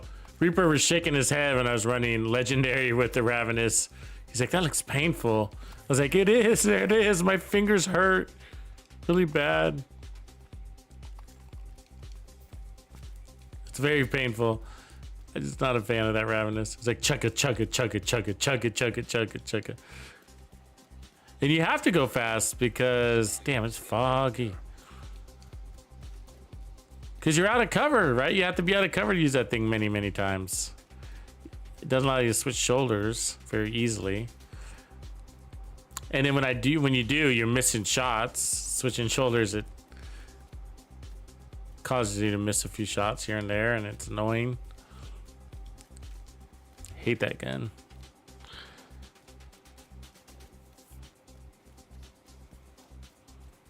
I'd sell you my Ravenous if I could. My Ravenous. Yeah, not my Regulus, though. No. I love me my Regulus. Okay, so we're going to use the TAC 50. And so you can even put out a couple extra shots just to get the party started, you know? But the value of doing that is you got trophies out there waiting for you. And so it allows you to, again, take those flanking patterns without taking damage. There, stand there for a second. Thank you.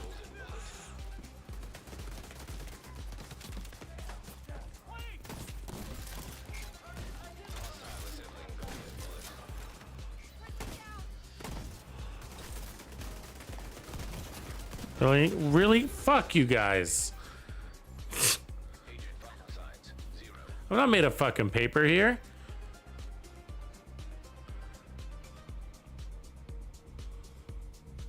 You don't have the apartment at all, Chevy? Not at all? Not one?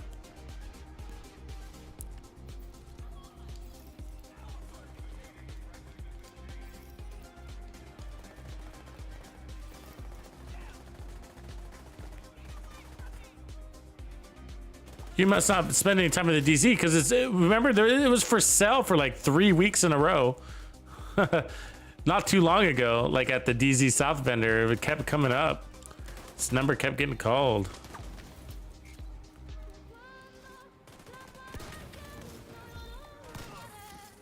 Golden bullet received.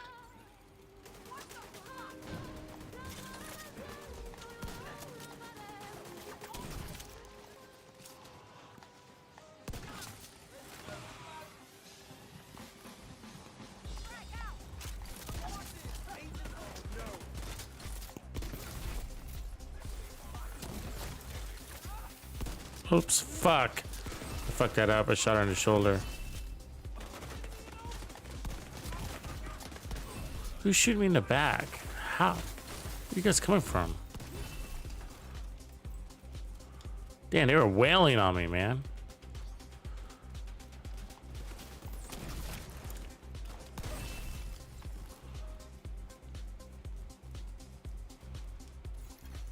Incoming hostiles detected. Yeah, so as you can see, these builds are dangerous, right? They're dangerous.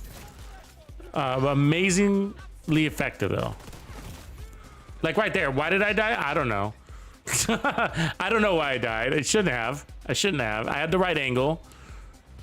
That enemy should have died. Everybody should have been staggered. But for some reason, there's a sliver of health on her. She took more than one shot. So that's just bad luck. But either way, you gotta watch your. It's all about the angles of approach and. Right from is allows you to bypass some of that to a degree, you know. So it is. That's why right from is good. It does allow you to go faster in clearing content. That is because you can bypass a little bit of that. Having to be careful because the right from allows you to right from them and then run up to them, right? So you can right from them and then go straight at them instead of having to take the long way around, like right here. Except you gotta land your shot afterwards, you know. There's that. Okay, fuck her.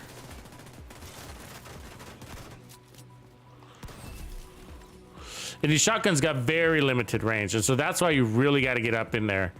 If you don't, you're gonna have to put out too many shots and you're gonna end up reloading. You gotta get up in their business. That, basically that close. Now we got a bad angle apparently. But adjust. I mean, they're a tight 10 meters. And it doesn't look like that sometimes because I got the buff from Golden Bullet, which will extend your shot capabilities because of the optimal range enhancement. Well, it's really a weapon handling enhancement, but it tightens up the accuracy and stability so much that you can take that shot from 20 meters out and land it on the head. No, that didn't land. Come here, you fucker. Don't run up the... God. Fucking dumb-ass NPC. Fuck you. I'm not gonna chase you down the block. Stupid.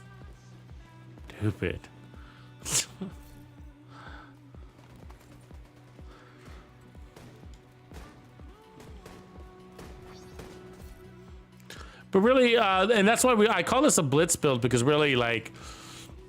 the success of it dramatically improves if you get in the, if you catch them at the spawns, right, or near the spawns before they spread out.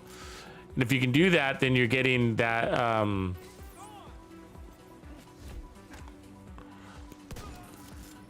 that disorient effect.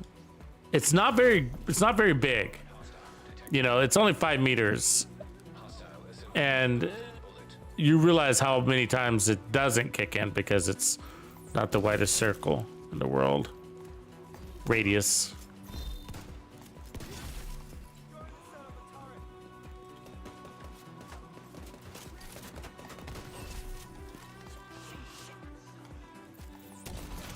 Skip the bullshit, shall we?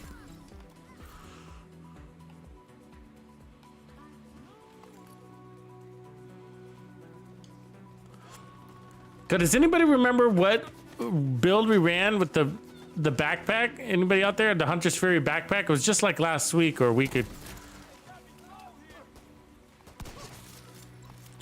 I want to remember. I'm gonna have to search for that out because it was a really good build, and I didn't make a build video out of it. Whatever it was amazing. It showcased how nice it is to have that backpack. The Hunter's Fury backpack.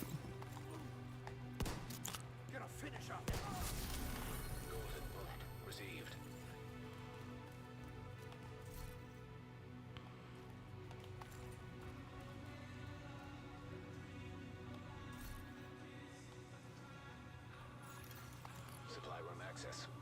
Are you playing right now, Reaper? Or are you at work?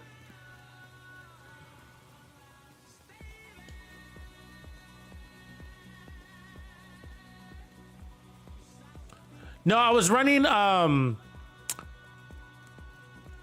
You can jump in, Reaper, if you want to play with me, man. I'm just running control points or whatever. Probably stick to this build for a while. I'll send you an invite. Jump in if you want to. Been promoted to group leader. Oh no, I was running the Hunter's Fury backpack to get the additional disorientation status effects. Oops, missed that. But I don't remember why. I don't remember why, what the context of the rest of the build was. Yeah, you can't remember why, huh, Grumpy? It wasn't that long ago. Although that. Like maybe 2 weeks ago. And it worked really well.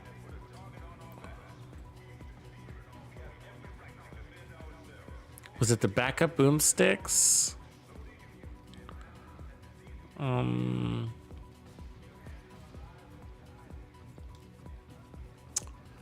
Really, I don't remember why. And I really want to remember because it was such a good build. I know, that was last year. Good point. It was last year. That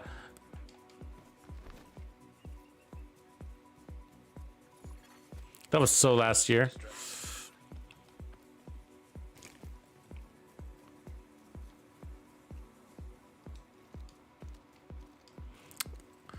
Let me see if I can figure that out. I'm gonna look. Let's see. It wasn't explosives. Was it the creating the Baba Yaga build? Yeah, I think that's what it was, huh?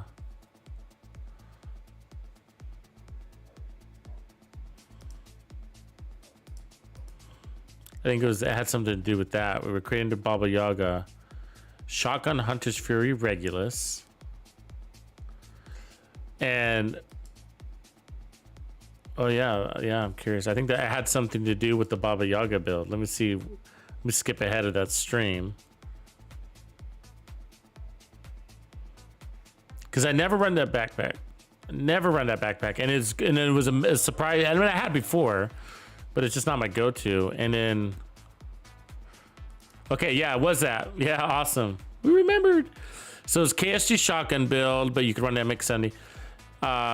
We were running Technician, but so it was a shotgun build, so M870 is fine. But Technician 2-piece Brazos with Technician. That was a good build, man. That was a good build, the Baba Yaga. We should publish that one. Aw, I love you guys. We come up with some good builds together. Anton, probably not. Not for very much longer. I don't know. We're getting off so close to my dinner time, and I've been streaming since 9:30 or 10:30. How long have we been streaming? It doesn't show anymore because I accidentally reset my stream. 5 hours, 20 minutes, 5:40. We're going on 6 hours. Crazy, but it is the last day of Golden Bullet, so I don't mind streaming long. But yeah, I want to make this build again. We're gonna do that in a minute after this control point. Till I get level 9,000. Ooh, I don't know. Ooh, look at this bitch. Woo, wait, did you see her shit? Damn, did you guys see that? Let me fucking record that. Oh my god, that was crazy. Watch the replay on this shit. Watch how fast this lady comes rushing me, man. Gotta be handy with the steel, if you know what I mean. I wasn't even paying attention. Ah! She was fast. I don't know if you could tell how fast she was, but she was pretty damn fast. All right, there's some sort of fight going on here already.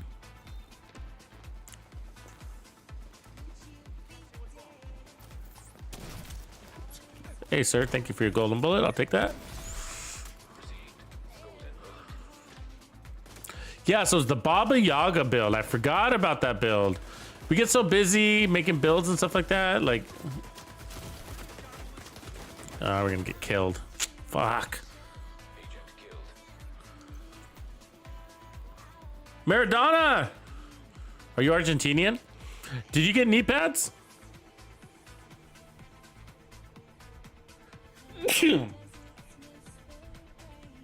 Are you the right hand of God? Maradona!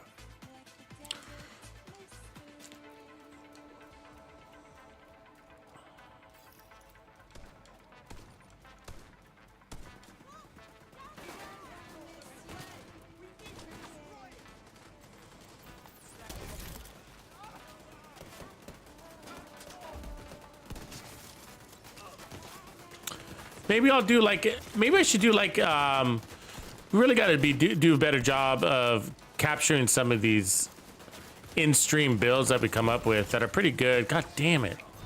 Fucking, god damn it. Their turrets suck, man. Look at their turret placements are everywhere. About capturing some of these, fuck you, turret.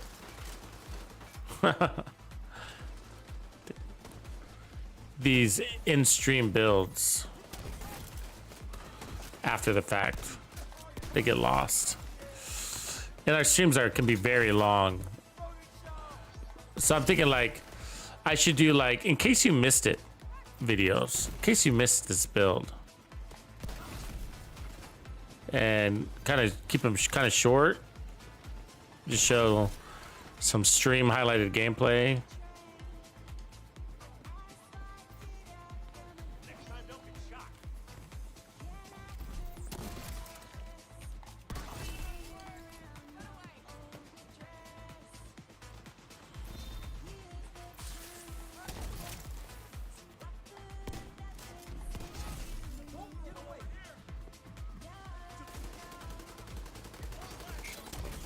Oh, I see you. Mean. Turret placement. I'll just run in circles.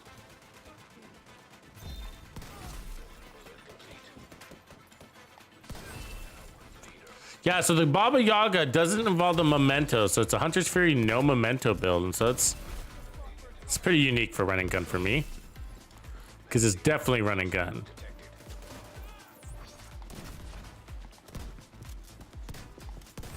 God damn it. Come on, man.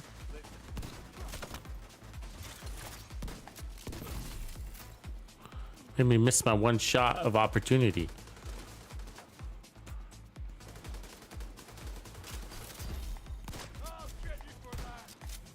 Oh my god.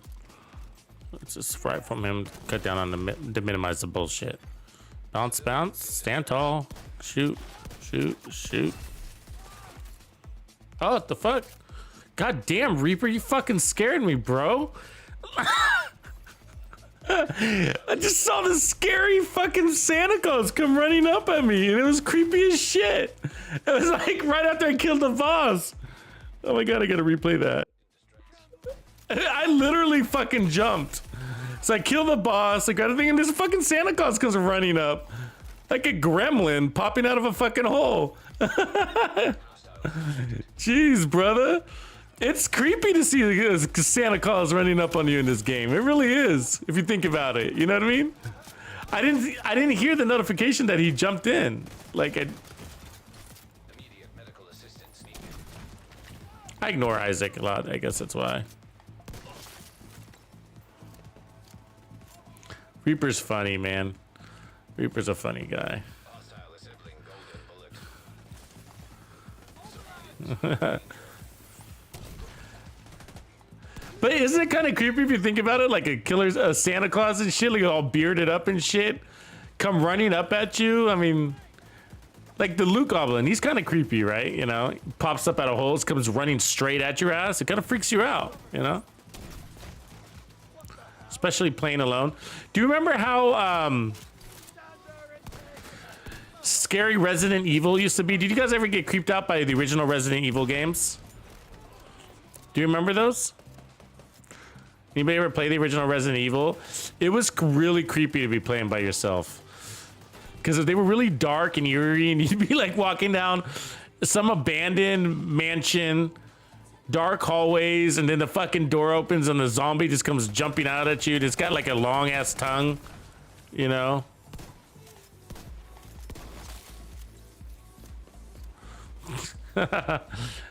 Some zombie with a long tongue. Or is it a lady?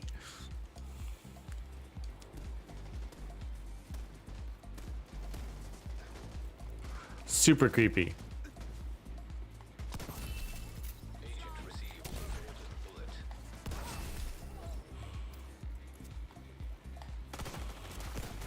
Enough of that sideways bullshit, bro. We don't walk sideways in this house. We're Christians. Christians don't walk sideways. Hostile has full golden bullet.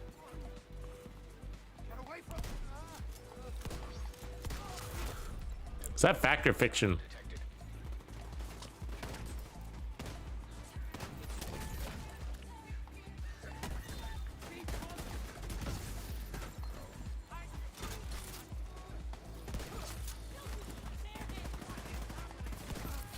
I got your reaps. I got your reaps. Civilians in distress. Thought I had you back faster, bro. I saw them flanking you. I was like, I got you. I got you.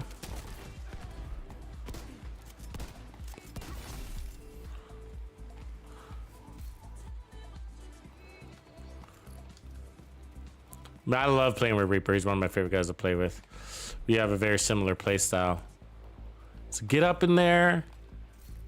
Don't fuck around. Move on to the next control point. Kill, move, you know. I really like that. I really like that. Like the that's the one of the main reasons I don't play a lot of group is I find that the groups move too slow for me. Like and it's really annoying to be scaled up in a 4-man group and you're taking a control point by yourself because the rest of the guys are still lollygagging at the last control point. You know what I mean? Like, it's really annoying. You're like, I'm up here, guys, at the next control point, and I'm fighting by myself, and now I'm dead because I'm 4-man scaled up playing solo. You know what I mean? And it sucks, right? And it's just like, because I'm ready to go. I'm ready to go. Let's go, let's go, let's go. We're not always on mics. We're not on mics a lot, right? So...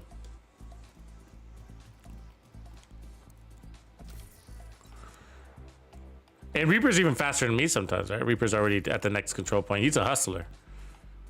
I'm a hustler. Reaper is a hustler. Where should we go next, Reaps? Now that we got you on the team, we could scanning the map. Let's fast travel down here. Let's take this one real quick. Let's take the southwest zone. I'm a hustler. I don't fuck with you. I don't give a fuck. I got a million trillion things I'd rather fucking do. I'm a hustler. I need more sound bites. I need to get Athena to do some of those for me. I gotta get her to send me some sound bites. You are now... Oh, I got a perfect script for her. You're now about to meet the TuxedoBandido. Prepare yourself. Prepare yourself. You're about to meet the TuxedoBandido. Prepare yourself. I gotta have her do that one. She's got this like English Alexa voice. Like, I don't know if you guys caught that with Athena. She sounded one time, and we caught that because like one time she jumped in on a stream. And I didn't know she jumped in. She jumped into the chat, and we were all playing, and so she hadn't joined the game yet. And I hear this voice. I swear it was an Alexa. It was Athena. I was like, "Do you guys hear that voice?" It was an Athena. It was not an Alexa. And she's got a really good recording voice. She should be a recording artist. What is he using? He's using the crazy Eclipse Protocol Fire build, it looks like. That's a really good way to farm, by the way. That's why he's using it. And that's why he's got so many stars. If you haven't figured that out, that man is a rock star. I got this up here, bro. I got you back up here.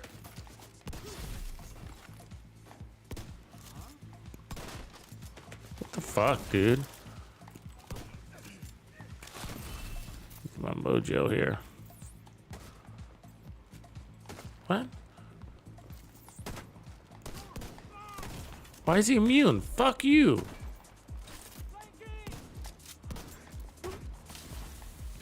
God, he wouldn't fucking die. You have 3 rounds in him. Not even, no damage change. I don't know what's going on right now. I'm confused. I'm so confused.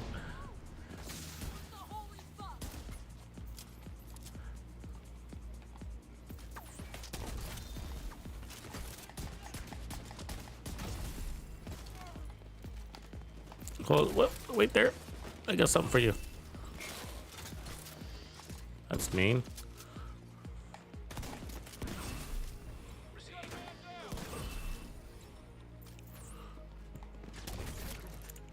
Take that. You and you. More? Oh, there's more. Take you, and you, and then you, and now you. All right, we're done with this batch.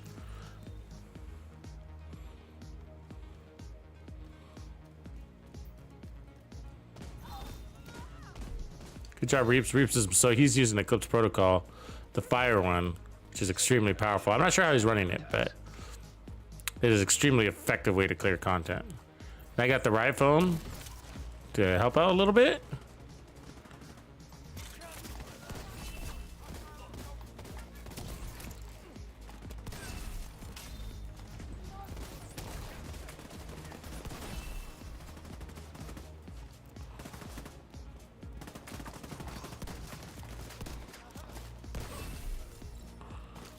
Little jerk.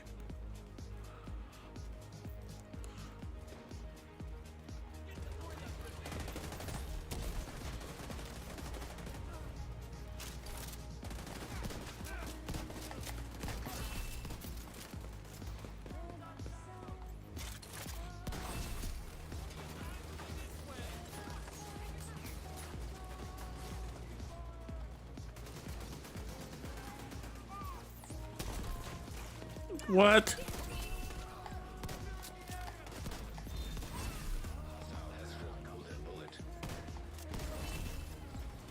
Ooh, where's that damage coming from? Ooh, over there. Woo, that was a good fucking move, yo. You gotta do that shit with shotguns, you know what I mean? You gotta do that shit because you can't run straight at him, taking all my shit before I got there.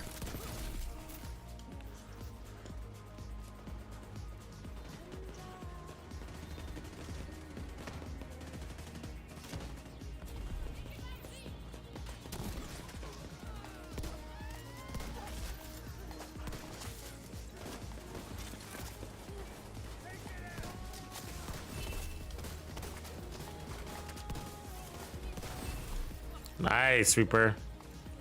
Reaper in the house! Are you an effective team? Are you still an effective team? You guys will ever watch Oblivion? That movie with Tom Cruise. Get out of here, creepy Santa! Look at him running around all creepy like. Creepy Santa. Yeah, so going back to this Athena thing. So she's got this, her axe, so she's British, right? Or do we say English? Is it racist to say British? Sounds racist. Just kidding. But so, she's one of those. And so she hops on our chat. And she says something like pretty generic, like, hi. And it's like, I can't remember what she said now, so the joke is probably dead there. But super funny, man. She totally sounds like an Alexa robot voice. She can do that.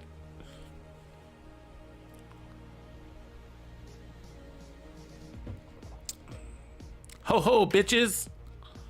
What up, Molly? Molly! Molly is from... I just learned Molly was from somewhere the other day. Was it Sweden, Molly? Did I learn you were from Sweden? Did Matt make me aware that she's from Sweden? Did I get that right? Was it Sweden?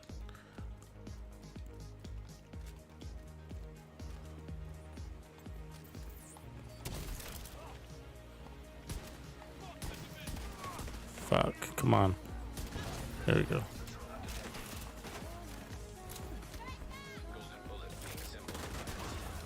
Oops. Sorry.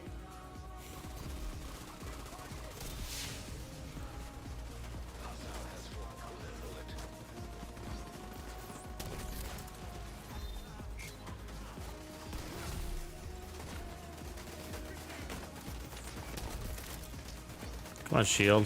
Do your thing. Fucking shotgun. Oh, what? Fuck. Oh, that dick. Yeah, I'll spawn in on this guy's. Oh, wait, can I spawn in on him? No. Apparently he's too close to me to spawn in on him. That's bullshit, right? Fucking dick game. That's the stupid shit. Anton, you're from Sweden too? Oh, right on. The Swedes. I got cousins that are in Sweden, actually. I should know which city, but I don't.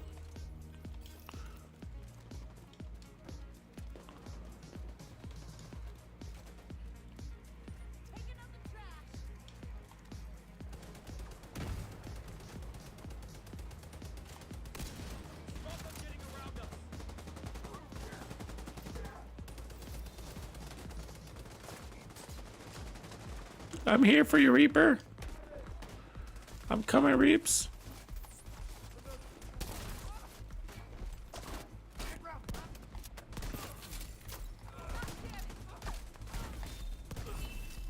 Agent received a golden bullet.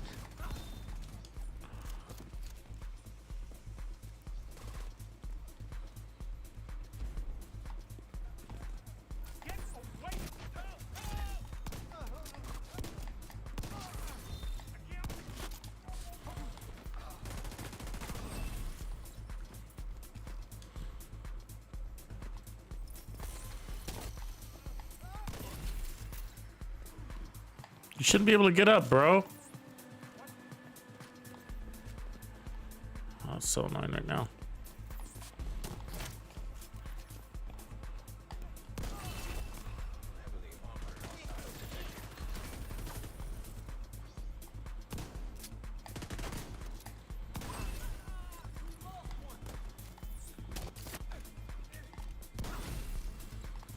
Oh, big boss has picked that helmet.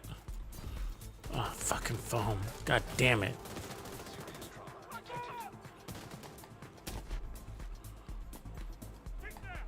Ah! Fuck, come on! It's bullshit.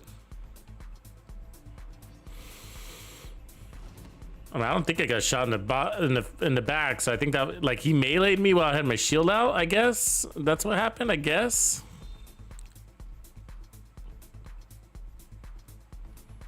Go ahead, Reaper. He's got me. He's got me. Mr. No good. Fancy pants over here. Edgar.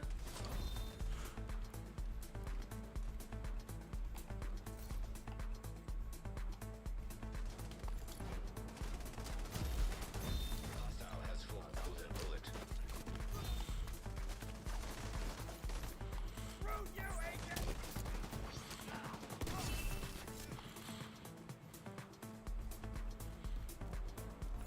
Yes. Hostiles detected.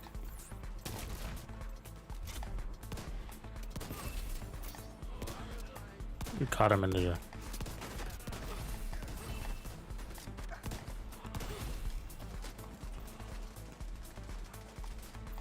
Caught him with the pants down again.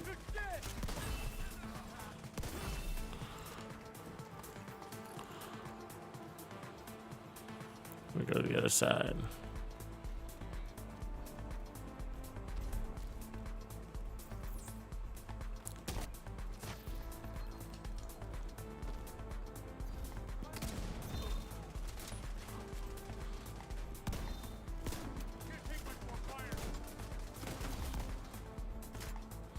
Come on, what the fuck?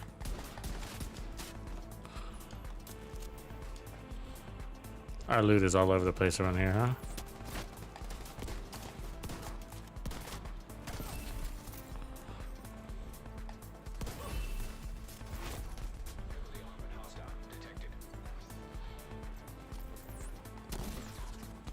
Oh, fuck that rifle not land on him.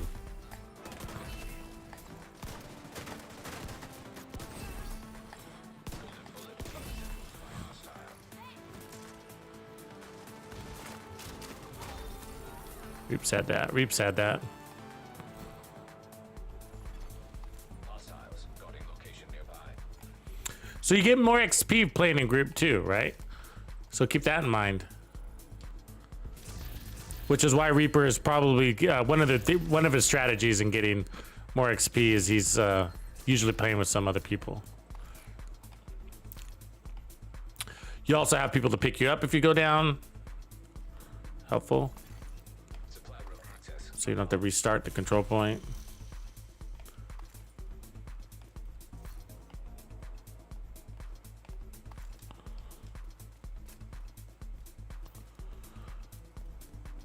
Yeah, I mean, I usually, I do got quite a few Heartbreaker builds.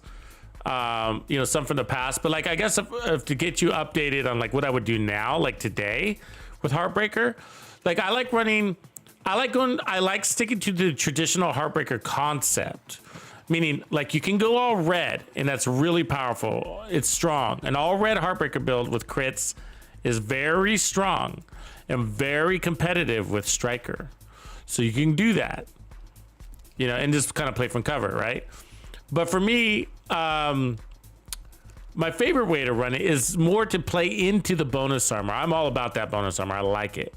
And so I say like, look for 1.3 million in armor and 1.3 million armor, run the chest and the backpack.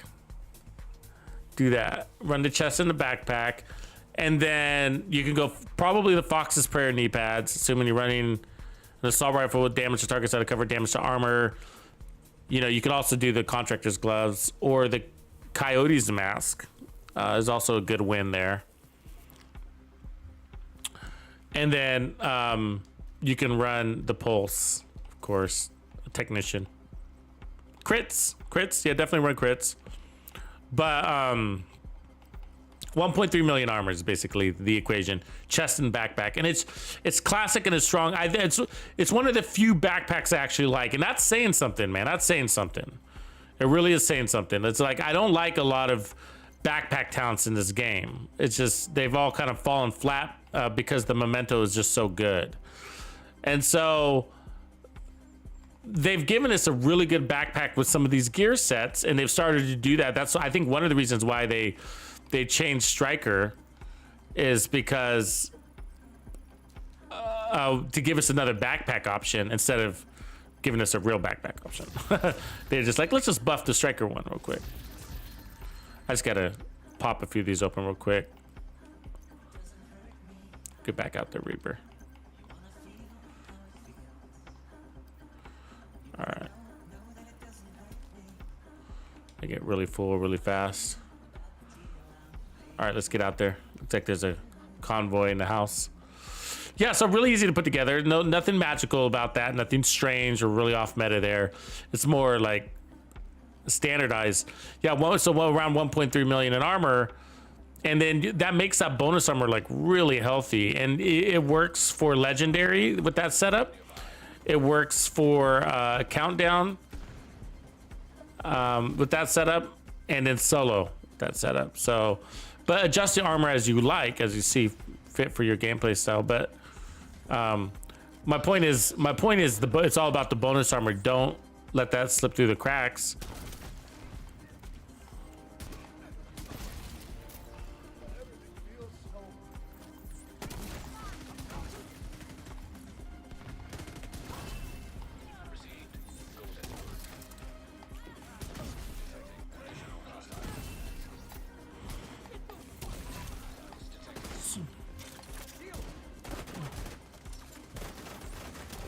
Twins.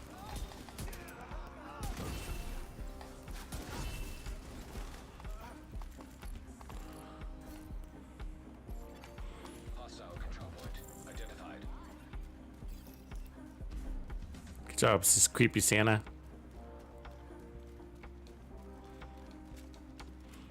Maybe it's creepier because it's no longer Christmas time. I think that's why it's creepier.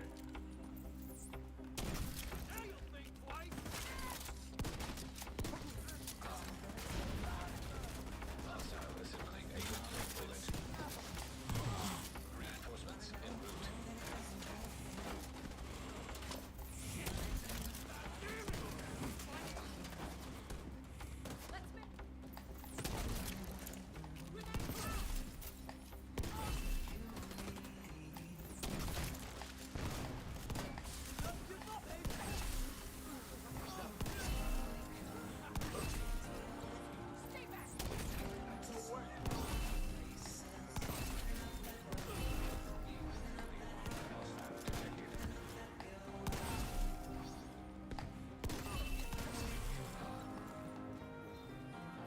Oh, big boy.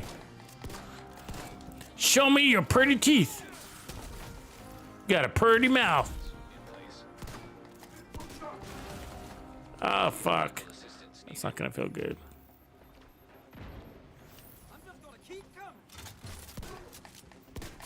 Fucking believe you, dick. Get me out of here. Fuck. Fucking. We were doing all good until that big fucker came into the picture, huh?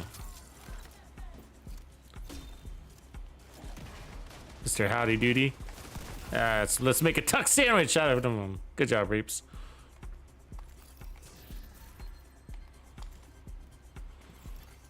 Detecting additional hostile contacts.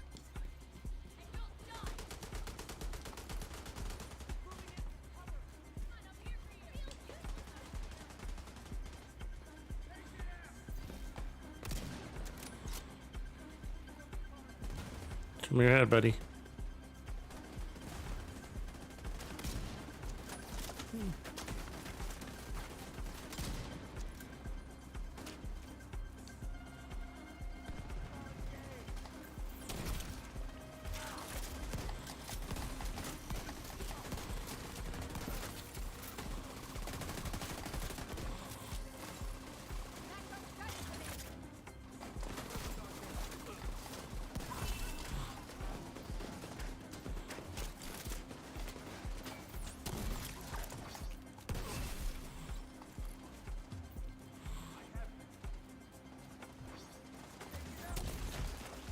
You see how fast he was gonna run by me?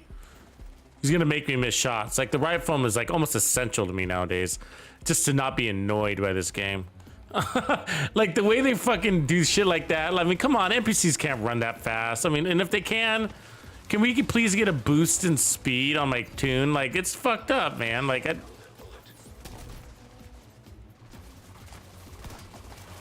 they have faster footsteps than I do RPMs. You know what I mean? It's like, it's ridiculous.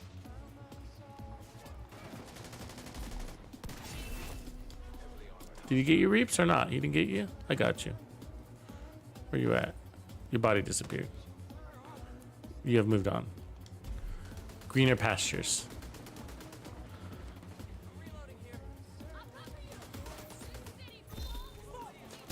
Really? On your immune or what? The fuck?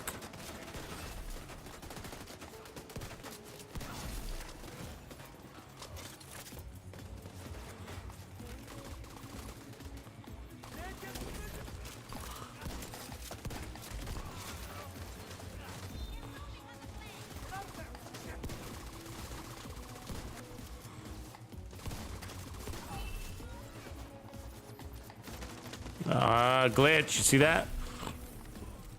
The right phone wouldn't go.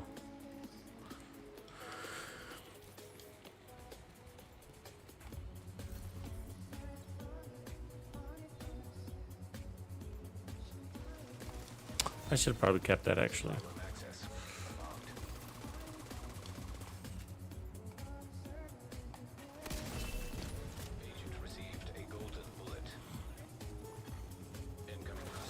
Oh, look at that. Get more of these sons of bitches. Detecting additional hostile contacts.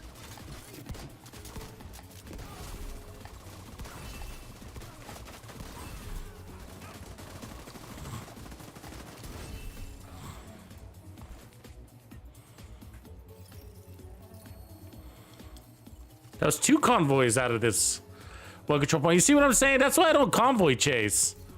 I was like, the convoys are right there in the control points. You don't need to go anywhere. Fast traveling all over the map.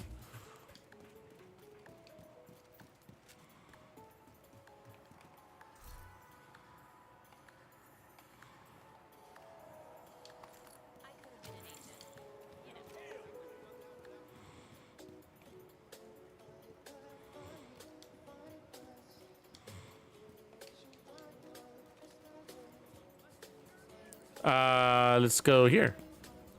There's another convoy on its way there too. You know what I'm saying? Like, Lady Conqueror, there you are. What up, lady? I don't let Reaper die. The closer he is to me, the greater his survivability. I do agree with that.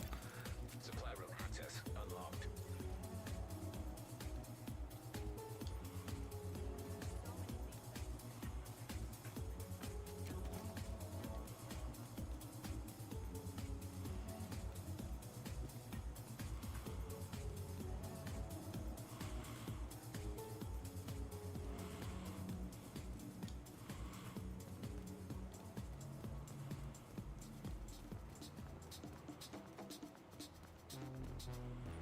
Oh, that sucks, Maradona. Those bugs you're getting.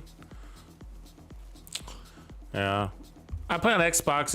It seems to be pretty reliable on Xbox, but PlayStation was also, but mixed reviews on that recently. Only recently. Max. Yeah, chest and backpack for Heartbreaker. Definitely. It's what separates Heartbreaker from the rest of the pack, you know? Golden bullet.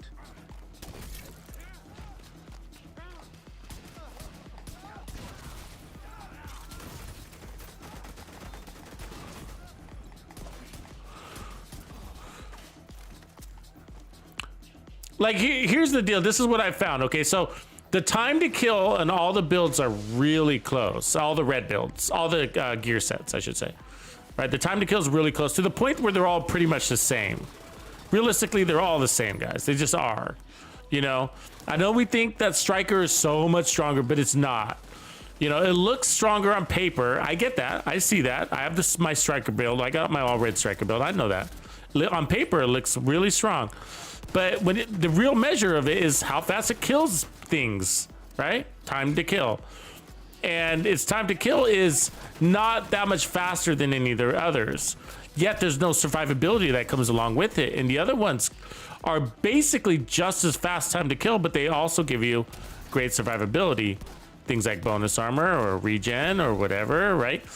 And so my point is that when you start taking a Striker build and start putting bonus armor on it for whatever reason, armor regen on it for whatever reason, or armor on kill for whatever reason, then you are nerfing it to the point to where you just run Heartbreaker or just run Umbra Initiative. As soon as you start putting regen on your Striker build, just run Umbra Initiative. Then you're going to be stronger than Striker and have a better recovery. I'm right here.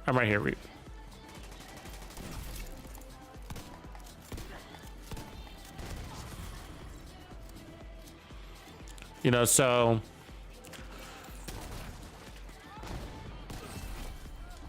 my point is like play into each gear set's strength and don't fuck with that part. And I'm all for gear build diversity. You know me. Like, I don't say there's a wrong way to anything here. Not on this channel.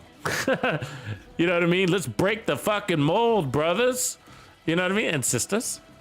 Let's break it. Let's break the game. Let's not do it how you're supposed to. You know what I mean? That's what I believe. Let's be exceptional. Not according to rule, you know? And you can only do that by testing limits, going against grains, etc. And so like, but when it comes to the gear sets, I have tested them and put them side by side, and they're so close to each other. It really does come down to just like, wow, it comes down to the unique inherent differences. And by inherent, I mean is what the devs designed them to do. And so if you take that away from that gear set, then you might as well just run the other one that does what you're trying to do with that gear set. An example would be Heartbreaker. So if you turn Heartbreaker all red, just run Striker, bro. You know what I mean? Just run an all red Striker, you know? And if you're trying to put armor regen on a Striker build, just run Umbra, you know? If you're trying to do bonus armor on Umbra, just run Heartbreaker. You know what I mean? Like,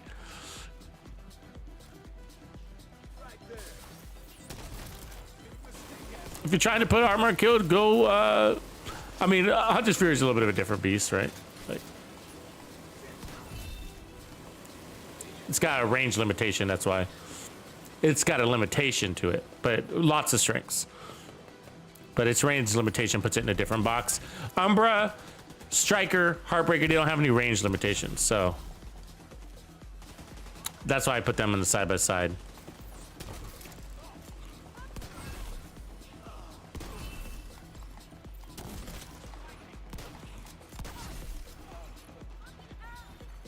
Hostile completed the golden bullet. A sneaky guy. This is why I'm attack 50 for this kind of shit. Just stop running, command man. I'll finish you off. Yeah, me, this guy.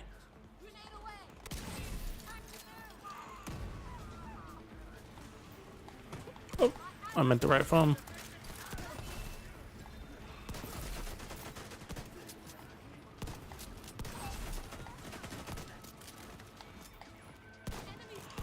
See, I dropped my shield. I'm playing into my bonus armor there. Drop the shield. And if I didn't drop my shield, what would have happened is they would have broke my shield because it takes me too long to go from A to B. And so drop your shield, take the damage to your body. You'll run faster. You'll get to them faster. And then you kill them instead of them breaking your shield, you getting dizzy and all that nonsense.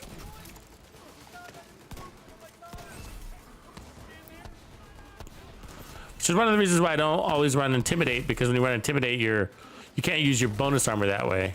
You use it as a shield.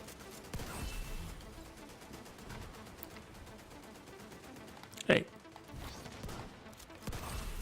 Goddamn artillery! I see that little fucker flying at me.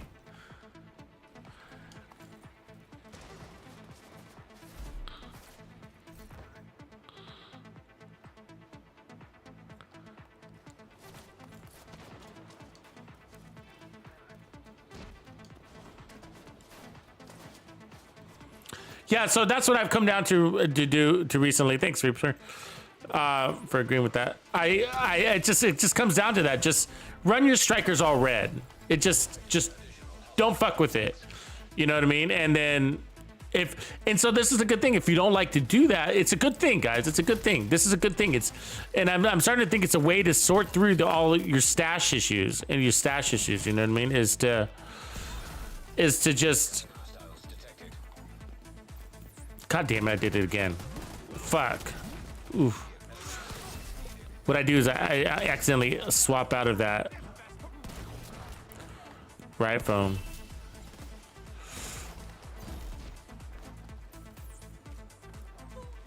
She I go up, she goes down. Closer chest. Ooh, do you think it's the magic closer that I'm looking for? No, sadly it's not. But so it's good news. I'll go ahead and get the star back there, bro. It's a good thing. I think it's gonna allow you to clean up your stash space if you really focus in on what I'm talking about.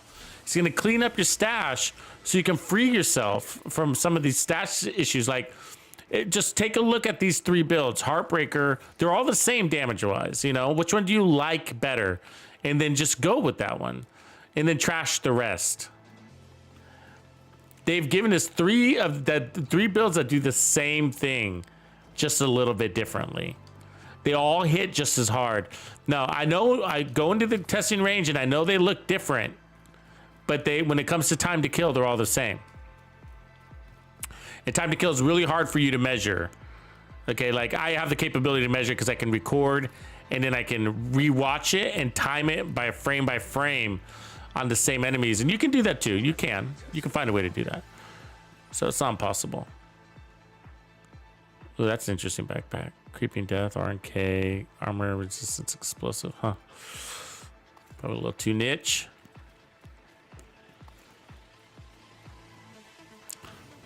I go back and forth from niche and niche depending on how French I feel.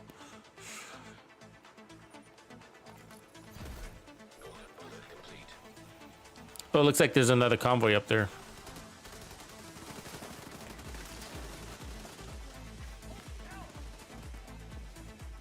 See what I'm saying? Like, we haven't had to go chase convoys. They're everywhere.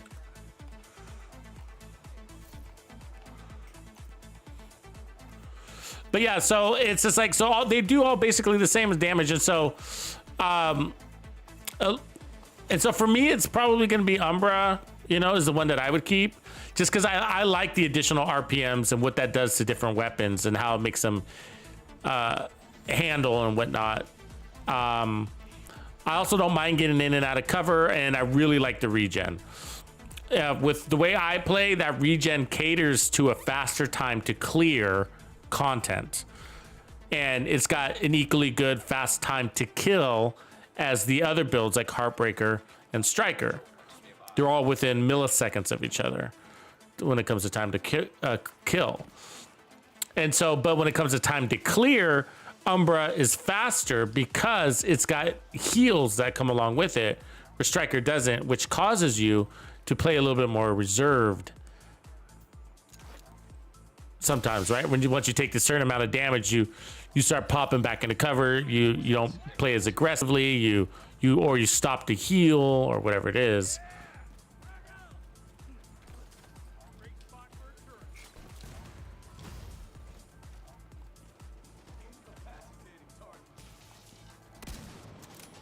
Come on, you little fucker. Hold fucking still. There you go. Agent received a golden bullet. Hostile assembling a golden bullet.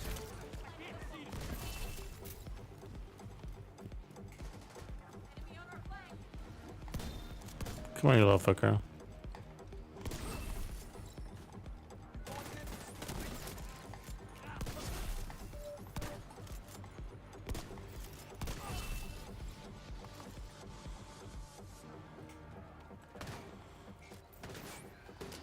Where'd they go? Should be another wave coming. God damn, that fucking turret out there. Serious trauma detected.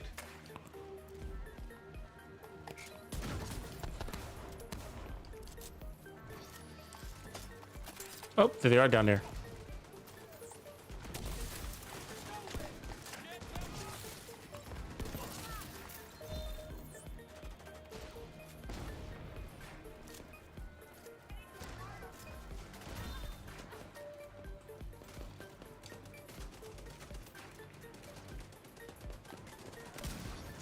Come on, you little fucker.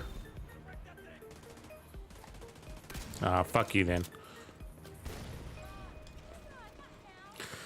Just wasting my kill time.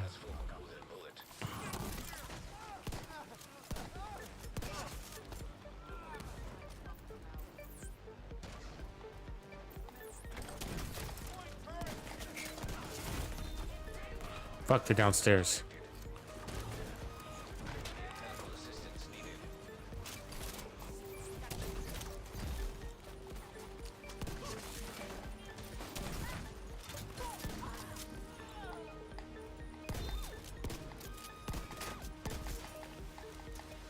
Oh, you shouldn't have brought a friend with right foam.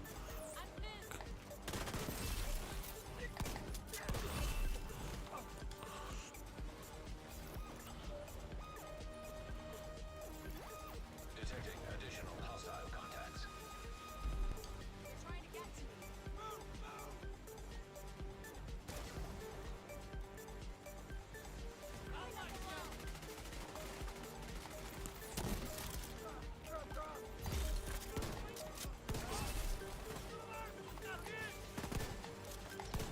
What the fuck?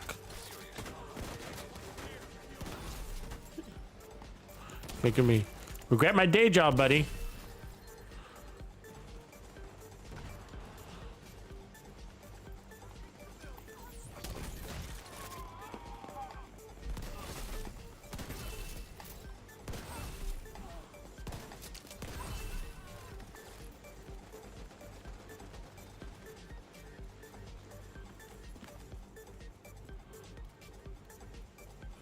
We're done over here. Oh, there they are.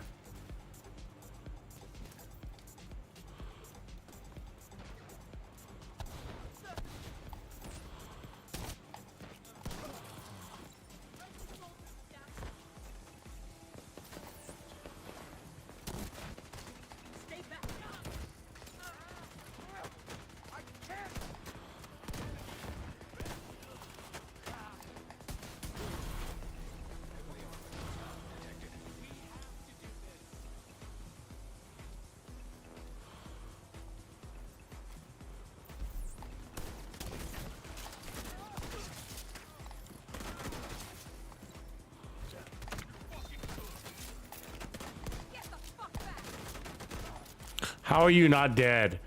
I don't get that. You know what I mean? I got the last guy with the headshot. Hit her with the headshot. She's still alive.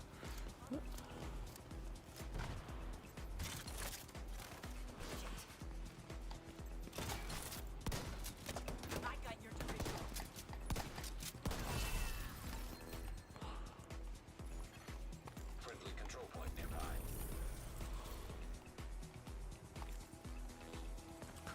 Probably should have let them come to us a little bit. Gears all over the place. Sorry, Reaps, about the jog.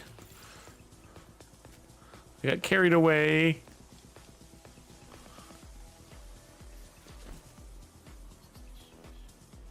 I'll probably open them, my named items here in a few minutes.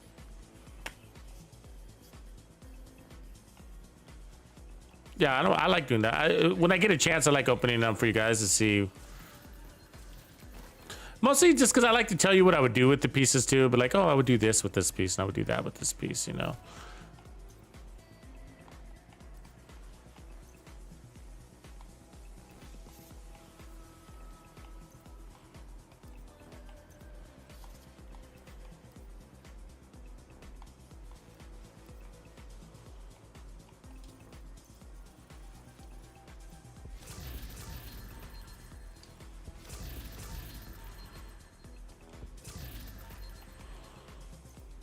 Yeah, so shotgun builds, you know, anyways, everything you're seeing, a lot of it is like, you know, it's, all of it can be learned and earned from playing this game. But some, and I've gotten feedback, some people put on the same exact build that I'm running and they just won't have the same success. They're like, I got instantly killed. You know, and I hear that, right? And it's like, yeah, I know. It's a lot of it's game, like, it's not being a good player or bad player. It's about, you know, learning that, yeah, you can't, it's, you gotta take different paths to the enemies. You flank, right? You gotta flank. You gotta learn how to not to run straight at them. And if you do, when I do run straight at them, it's because I got bonus armor and I'm sacrificing the bonus armor for that capability.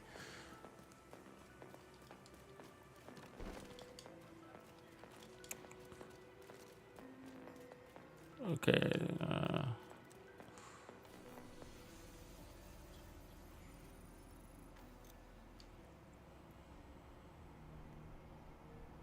Yeah, nuclear venom. I do. I think system corruption needs a rework. I think a lot of things need a rework, but that's one of them.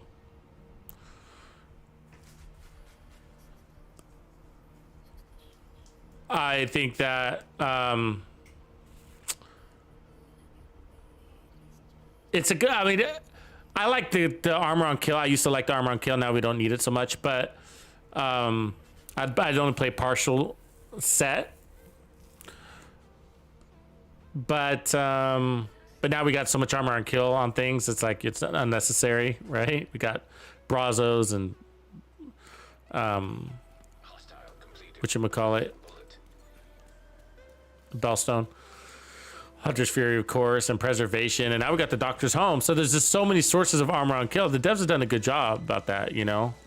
You even got mods. Not very good, the mods, but they're a little helpful on certain builds.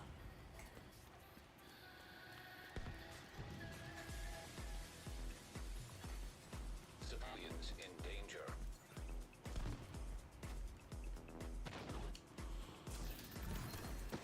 Reinforcements incoming. So he's, yeah, you better eyes on your flank, motherfuckers.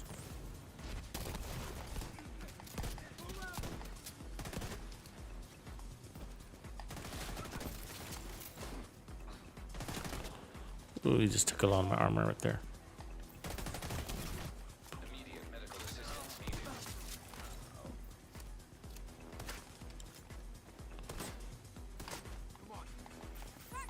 Ooh, good timing.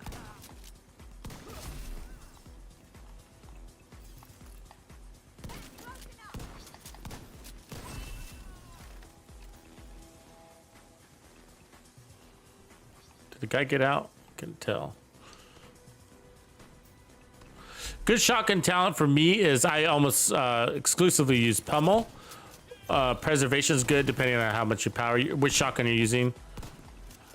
He's immune apparently. Yep, they're all immune. Okay, you got to reload when they're immune.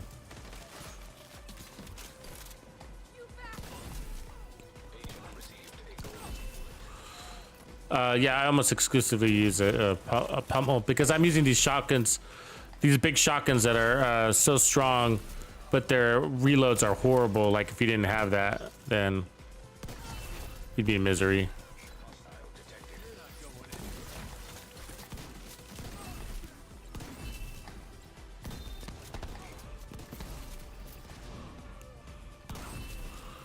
That's what I'm using now is pummel. It gives you 40% weapon damage. Otherwise, close and personal is the second. I use close and personal a lot when I'm not using pummel. You get more consistent damage that way, but you don't get the reload. Killer is also really good. I foamed your punk ass.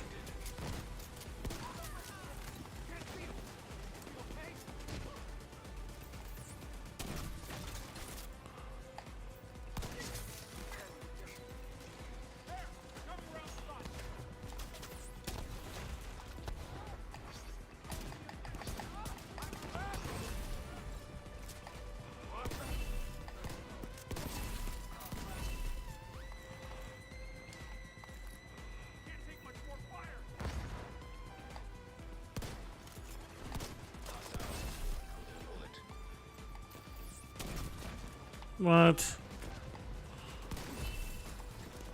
See, I hit him with the rifle and then he tucked and rolled, and it's like, how does that mechanic get you out of the rifle? I don't know, but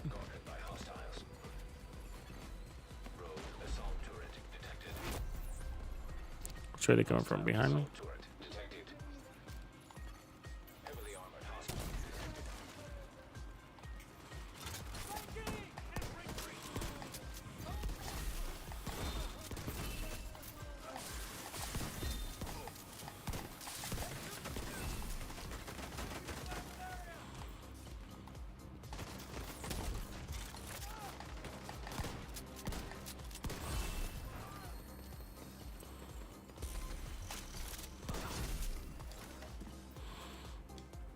We did it.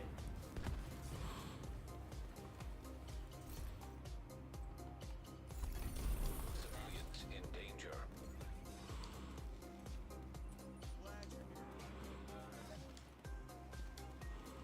Yeah, close and personal is good. Like the Savage Wolverine runs close and personal, also a perfect version of it. And that's a fun weapon to run. It's got some reload issues though, so you gotta take that into consideration. It's a good weapon for the Heartbreaker gear set. If you've never done that combo.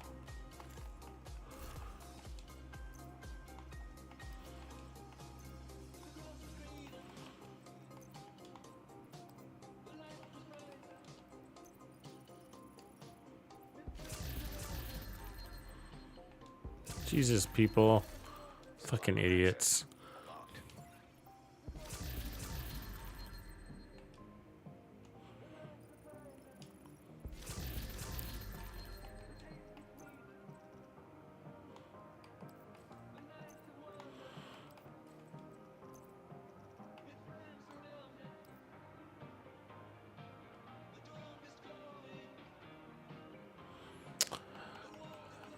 Yeah, and that's still speculation, right? I mean, I haven't seen the devs confirm that when they said it locked exotics, they were talking about raid exotics, right? There's a good chance with the stuff that they're talking about is actually things like, let me pick one, like the Nemesis, the Dodge City holster, the what do you call it? The capacitor, right? The capacitor is locked behind the summit.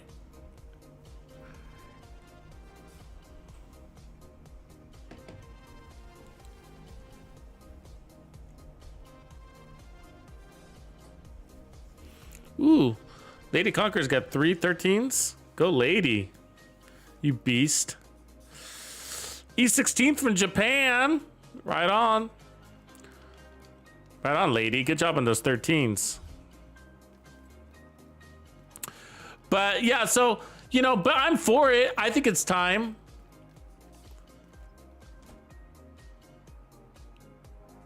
Oh, you have. Oh, right on. You got him? Look at that. Let me check it out. Do you have him on your build?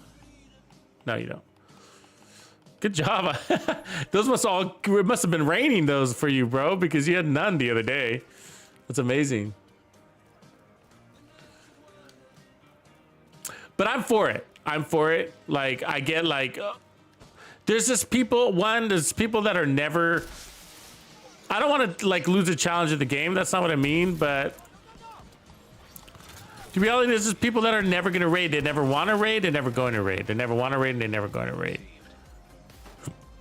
You know, and the game has been is on its mature cycle, right? Like, what the fuck? Oh, really? Fucking dumb. Black tusk in the front and back.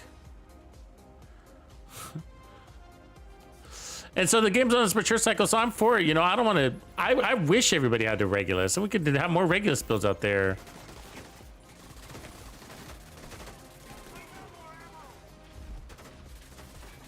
Come on, god damn it. Stuck on this goddamn loop. Hold on. Get him out there. I have a special weapon in hand, and you switch to your skills from your special weapon, it takes like an hour, right?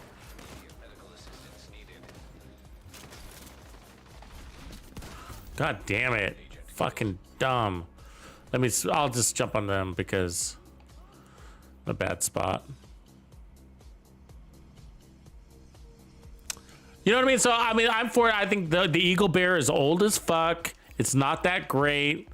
You know, it's not the worst gun in the game, but it's fine. Let everybody have it now. You know what I mean? And plus, the good news is that it'll encourage more Dark Zone. You know why the Dark Zone sucks? Because it's fucking empty, bro. Like, it sucks. It's empty in there. I try to go in there. I mean, sometimes there's some people in there, but like, it's just like, it's relatively empty, man. I remember the days I used to go in there and it was so exciting.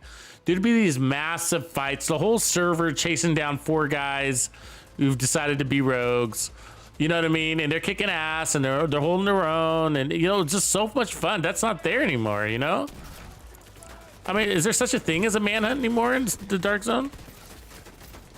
I haven't seen one in years. Oh my god. That turret is shooting at me through the fucking... over the barrier. That's annoying as hell.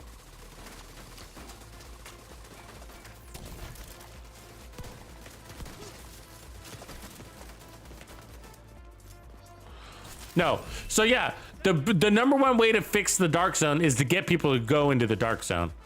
Because I go in there and I jog around, I see some NPCs, and then I get out of there because there's nobody else in there, and it's like, except for maybe one other guy, and we're just kind of staring at each other awkwardly. We're like, you want to go rogue on me? You know what I mean? Where do you want me to go rogue on you? I mean, it's just dumb, right? It's just dumb. He wants to do one-on-ones. This is not fun. I promise you, it's just like trading punches, you know?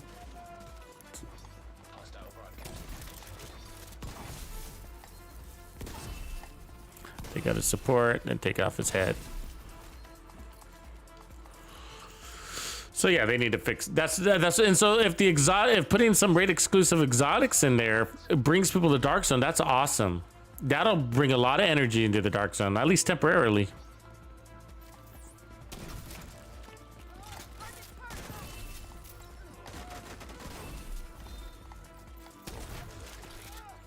Shit.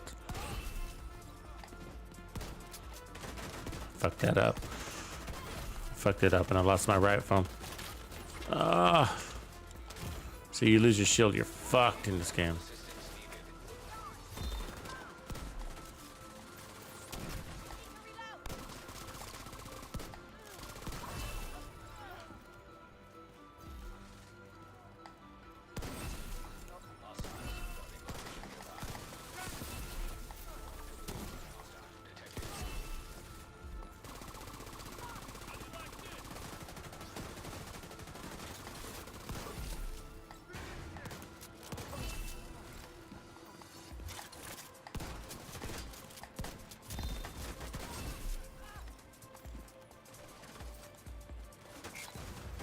Oopsie daisy.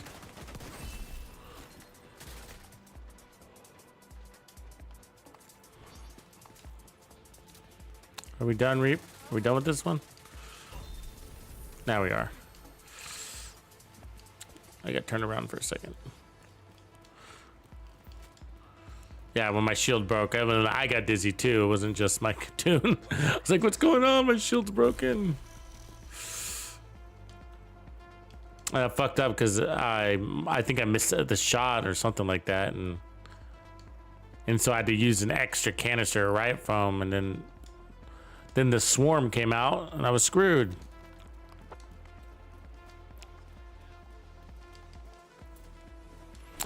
I feel like the disorient status effects sort of just not enough nowadays because they just come bolting out of things and they're so fast, and then you just like, you know, I mean, yeah, you can go and chase them around and all that, but it's just so much faster to let's just pin them down, hold them here, kill them all.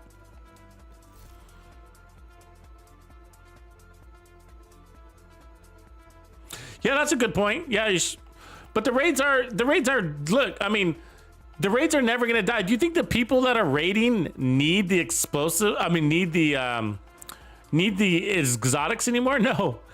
I mean, trust me, I know lots of people that are raiding daily, right? Because of our clans or whatever, and none of them need the exotics, and they raid every single day, you know. And it's not about carrying people. It's not. If they carry people, great. If they don't, they're still raiding.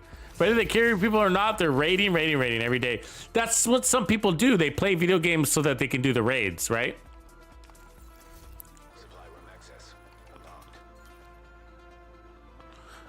Thanks for the sub. Hey, Tony. Appreciate that. Again, 10 months straight.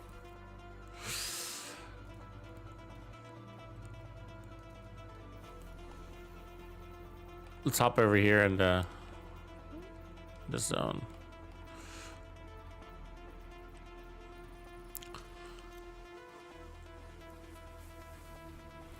Oh, with the yacht chest to be said, that's cool. Good little Hasbro going. Yeah, but I know what you mean, but I just don't think at this stage of the game, like, everything should be available. We do have new players coming on, but they're so out of the new players that are coming on today. So like every day we're getting new players, right? And I'm sure you guys are all noticing that. And everything is so far from their grasps because they got so much content to get through that, you know,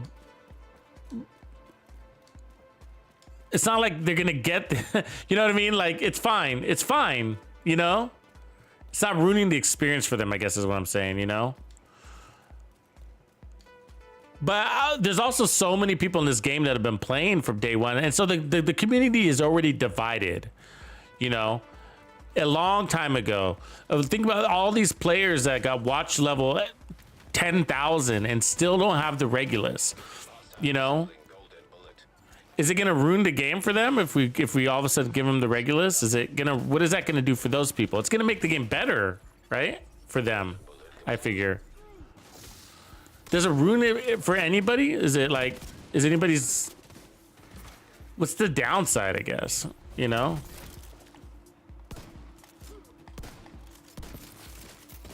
People be like, well, it takes a challenge out of the game. That's not a concern, is it? Is it really the challenge? I mean, I'm trying to think of the. Yeah, I think there's, well, expansion or new game. I don't know. It's really hard to say. Like a DLC. I mean, I would love a DLC. I would love a DLC. Some people say, you know, get over the Division, start a new. Get over the Division 2, start Division 3 kind of thing. I don't know if I agree with that per se. Like, I don't know if I agree with that anymore at all. Like, I would like, I don't think we need number 2, number 3 anymore. I mean, not in this world. I mean, can we just have the same game that just, I mean, I get like if new technologies has got to be built on the platform. That's like, that's the real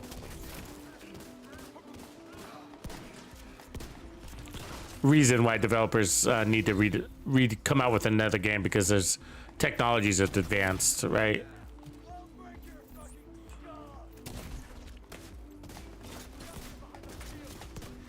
Ah, why can't I kill you, dude? God, worst guy ever. I don't know, it's such a big topic. Like, I get almost tongue-tied talking about it. You know, like where do I start? Where do I start to unpack that one? Both topics, the exotics one and the Division thing. For one, I don't think they're talking about, just so you guys know, like I'm pretty sure they're not talking about raid exclusives. When they are, I'm for it. I don't see any downside, not at this stage of the game. You know what I mean?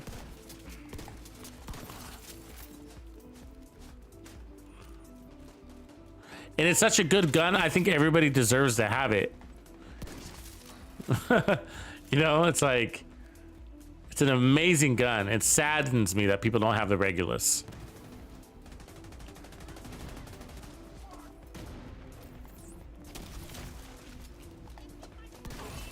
I mean, I don't do a lot of, like, I don't do, Eagle Bear videos because I know everybody doesn't have it, so I just don't do them. I don't do build videos, and I have done them, and so it's not that I never will, but it's just the bottom of my priority list.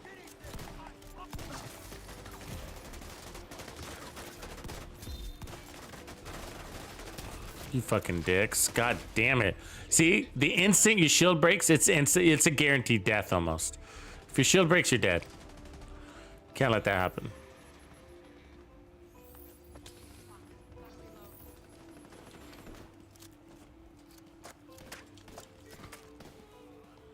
Yeah, and so I just don't see it. I don't see any downside to giving people it. I mean, I think the only argument that people can make is that if you take away those exotics, nobody will raid anymore. No, nobody was raiding anyways. You know how small the population of this game raids? It's a very small amount of people. And trust me, the people that are just raiding for the exotics, if you think the exotic is why people raided, it's not. Those are the people that will raid once and never raid again, and those aren't the ones that are creating the raid environment. The raid environment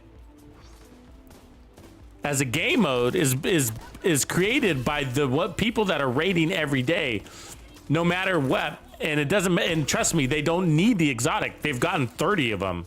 They have 30 Reguluses and 30 Eagle Bears and whatever. You know what I mean? They don't need it. They don't need the exotics anymore. So I don't think at all would not ruin the raid. Like, nobody, it wouldn't be one of those scenarios where nobody would raid anymore. The same amount of people would be basically raiding. And so I know you're saying like, oh, well, I know people that started today and they want to do the raid so that they can get their Eagle Bear. Exactly. Exactly. And then they will never, ever, ever raid again. They get their Eagle Bearer. They never wanted to raid in the first place. They just wanted their Eagle Bearer. And so it is a tool at first. It is. It always is. It still is a tool in the beginning, right? But once the content is matured, it no longer works as that tool. So what the capacitor? The capacitor was a tool to get people to do whatever you call it, the summit, right? And to try the challenges. It was a way to encourage people to try the challenges, the ascension challenges and whatnot. And so, but now, trust me, now if you put the capacitor in the open loop pool, meaning if people can get it without ever having to go to the summit, is not going to change whether they ever go to the summit or not. They've probably already made that decision. You know what I mean?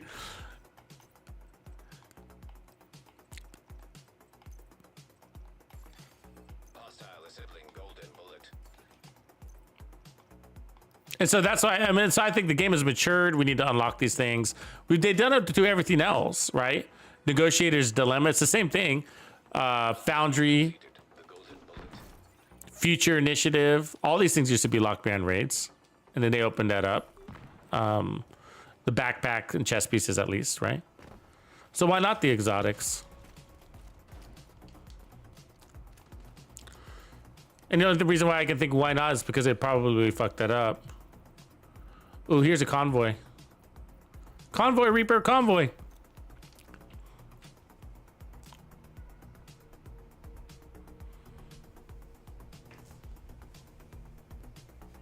Oh man, Grumpy, you gotta get the Regulus, bro. What are you thinking? We gotta get you that Regulus.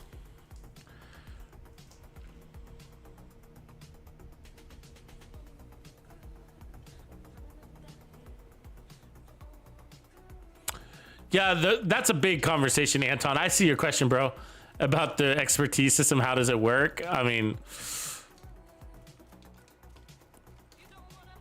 basically, it's just giving you more damage for the most part. For weapons and for gear, gives you more base armor, more base damage, more base armor. And for skills, it's sort of different. Just depend on what it is.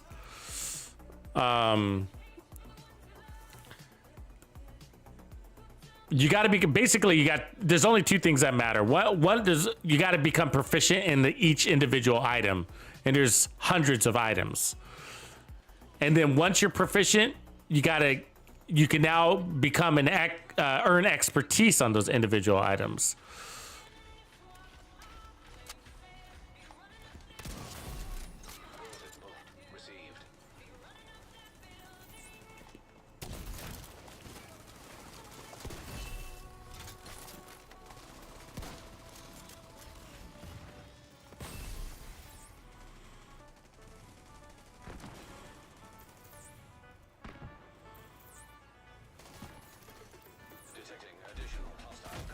Without visuals, it's sort of hard to go into it, I think.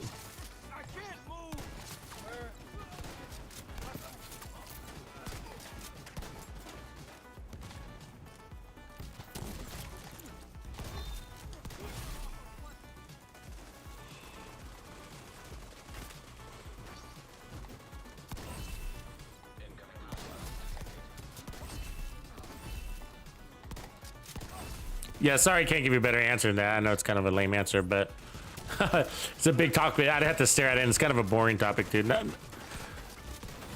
that I'm not willing to do it, but I'd have to be staring in front. I'd have to make a special trip to the White House and get in front of the expertise center. I mean, I think the most important thing for now. Oh, I like where you're standing, Reaper. Where you're standing.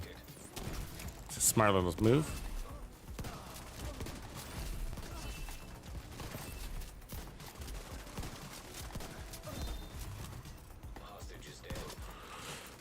But it's an important one, so you do need to know it. But for the most part, just donate your junk, and that's a good place to. That's a good place to begin. Just keep donating your junk into it.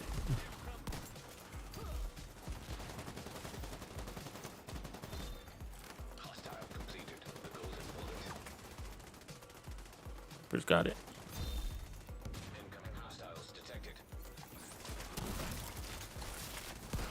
There's always an asshole that gets out of the rifle, and it's really annoying. It distracts me.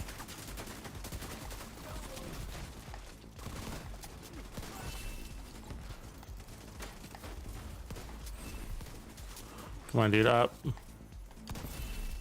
Detecting additional hostile.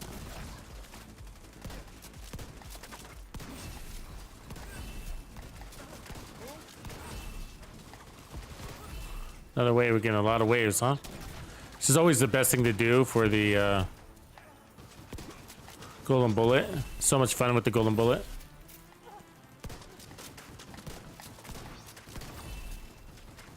That looks like it. Good job, Reaper.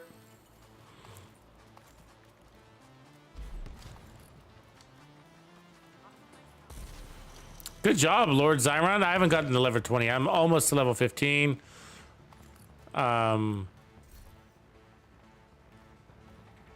It costs a lot of resources, right? I mean, that's, I give you bits and pieces without going there, but it costs a lot of resources. So basically you can invest those resources into earning proficiency on these random, not random, but in these individual items in your gear. How many items do we have now? I forget. Is it 355? Am I overshooting big time?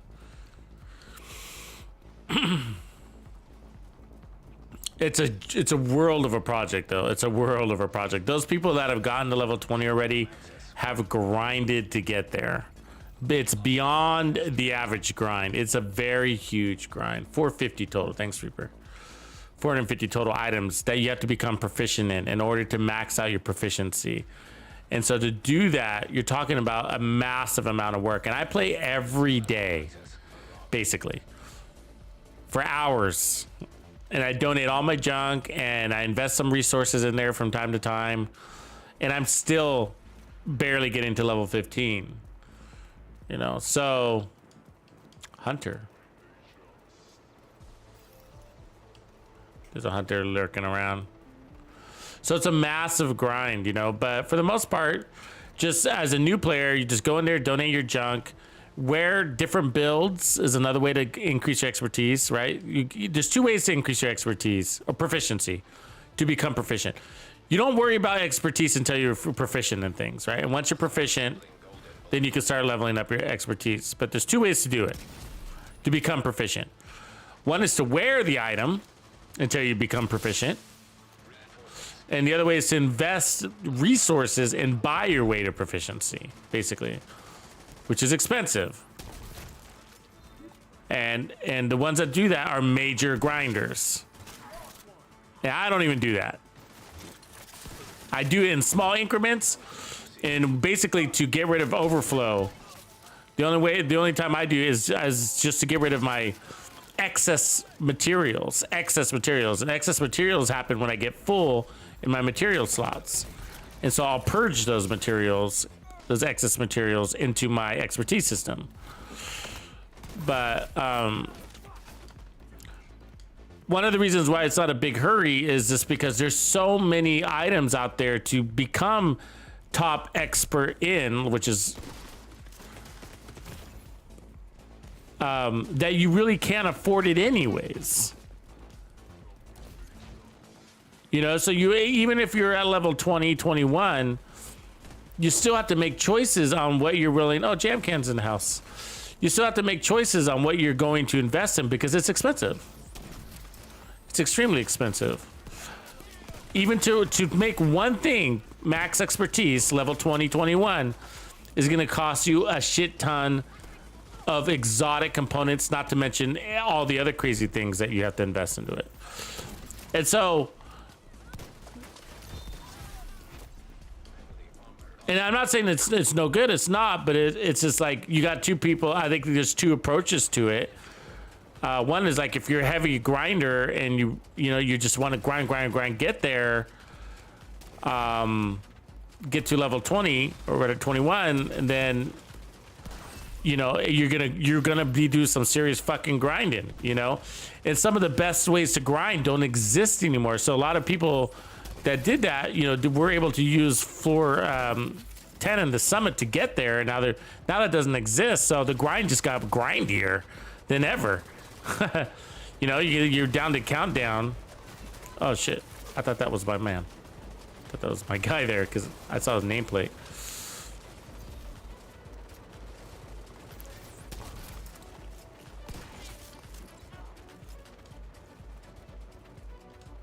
But for an average player, it's just like, it doesn't really make a lot of sense to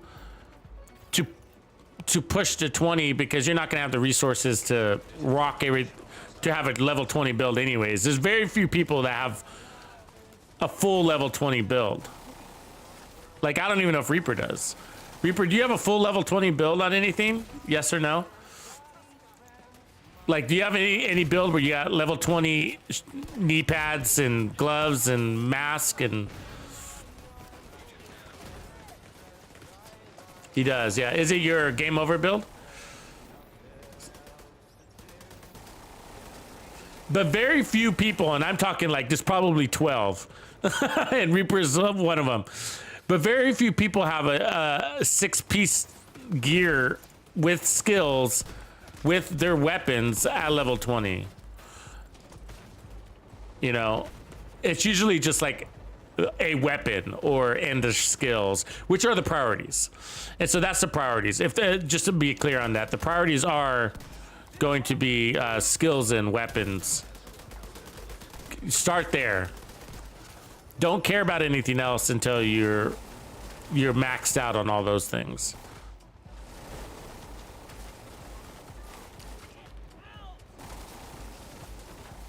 Yeah, and he won't do it again either. Yeah.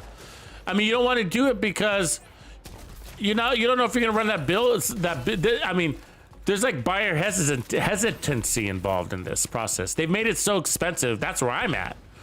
I got buyer hesitation. You know, be like, oh, I don't want to invest in this because what if I get sick of this gear piece? You know, and I never run it. And I spent all these exotics. I spent 55 exotics to get it to level 20. And then I don't run this chest piece anymore because I'm just, maybe I got sick of the build or whatever, you know? You know, so like, oh, well, what if, you know, like, what if I invest in my striker set and then they come out with something better than striker? And then I no longer run my striker set. I just lost 300 exotics, crushed exotics. Think about that, right? Think about all the crushed exotics that you lose when you abandon something that you leveled up, you know?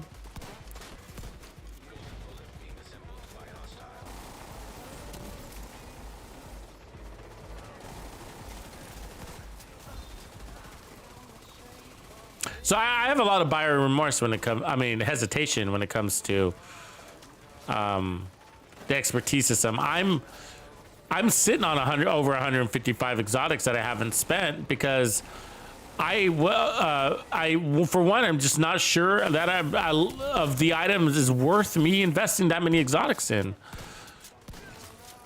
You know, the other reason is because I run out of other exotics. Components. Fuck. Missed that shot. So then I'll have the exotics, but I won't have the other materials. I'll run out of other materials. You know what I mean? I'll run out of like SHD components or whatever they're called, you know?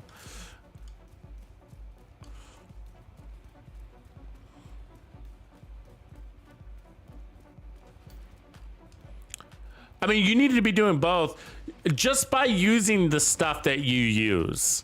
Okay, so this Hunter's Fury build I'm running, just by using it, just by playing with it, I'm becoming proficient in it. It's that easy. You don't have to do anything. That's the cool part, is that just play and you're becoming proficient.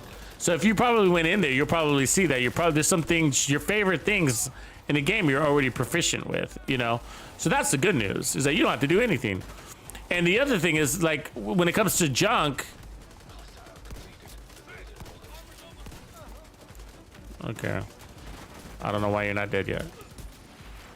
When it comes to junk, your junk has now got a purpose. You can spend your junk.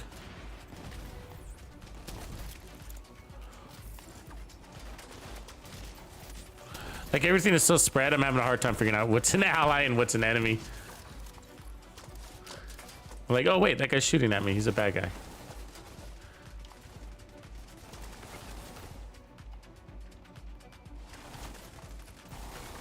So I do think they need to make it a little bit more reasonable on the exotic side. They're slowly fixing it. It's a little bit of a slow process though, right? They're slowly fixing it though. I mean, they're increased the chance of getting exotic components and random exotics. I've had a really good week, last couple of weeks on getting exotics just in the game, just by playing the game. I'm getting them more frequently, which is good. But it's just really resource intensive. It's not even just the exotics. It's like everything, you know? So I run out of materials trying to upgrade things. Going proficient on things or whatever. But slowly but surely, you get there. The real question is, does anybody think that there's a shadow buff on the enemies? As you increase, they increase. I've heard those comments. I'm not sure. I don't know. I don't track enemy damage that closely, but yeah. So Reaper says yes, but how would that be? How would that work? How would that work in a group environment? Would it scale up to the strongest enemy? Is that what's happening there?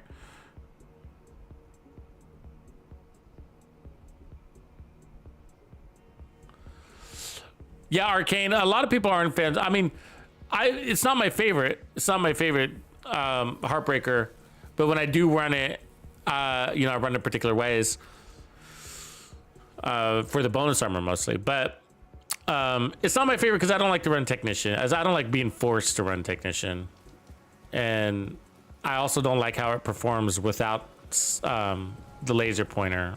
So that's me. Some people don't like Umbra. Striker's easy to like because it's sort of just point and shoot, so it's hard to not like Striker, if that makes sense, right? It's kind of vanilla that way, if you think about it, right? It's like you can't not like Striker because it's just point and shoot. It's pretty basic. Hostile has full golden bullet.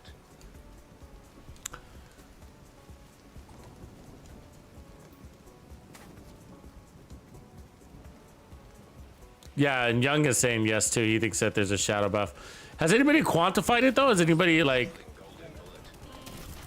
proven it, or is this all? Has anybody seen it on paper? I haven't. I've only heard conversations about it, nodes to it, like not even. I haven't heard anybody actually talk about it. You know what I mean? I've just seen comments, no actual discussions on it. So that's what's interesting. I'm sure there's discussions on Reddit and whatever, but I haven't come across any.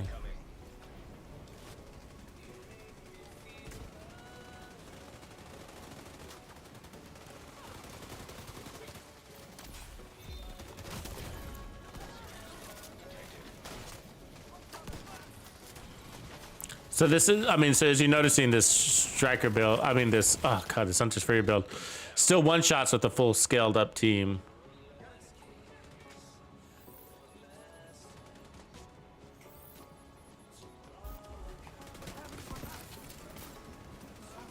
It's got enough power, and remember how many red cores we're running, right? We're not full red.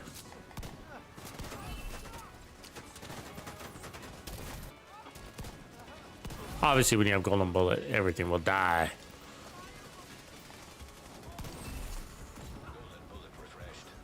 And you can snipe with your shotgun. If you like sniping with shotguns. See? It's ridiculous, huh? Come on down, boys.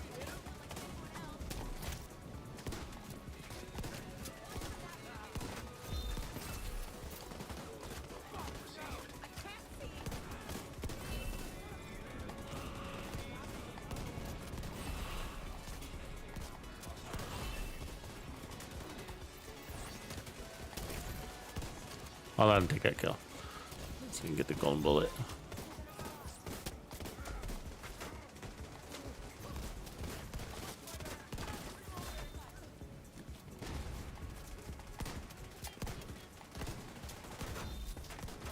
Why didn't I get the reload there?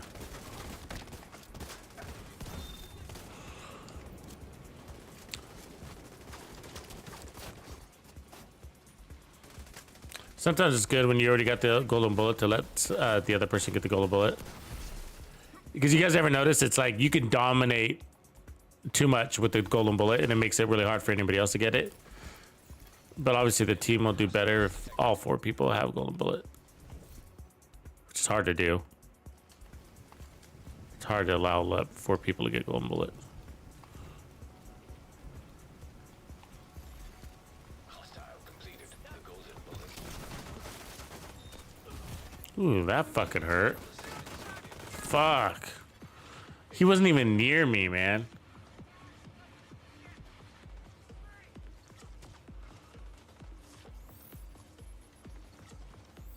He wasn't even near me and he blew up. I swear I saw him run the other way.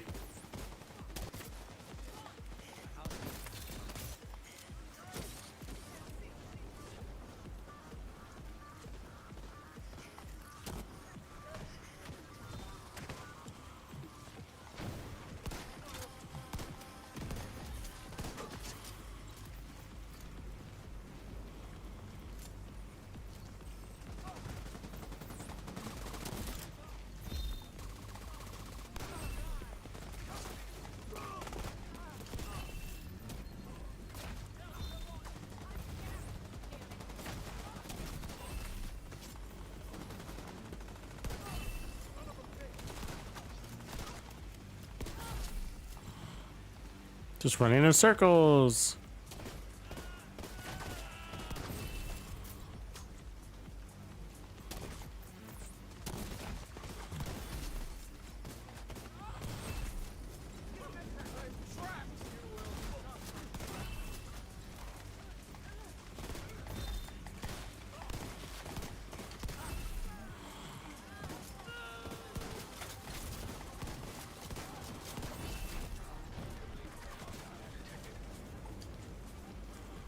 Come out the other side.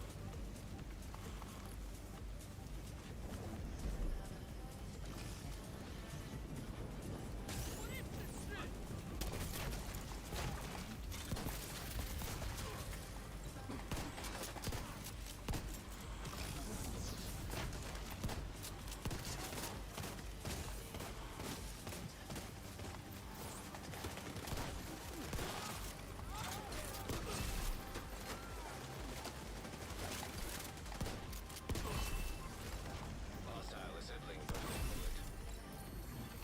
That agent needs assistance.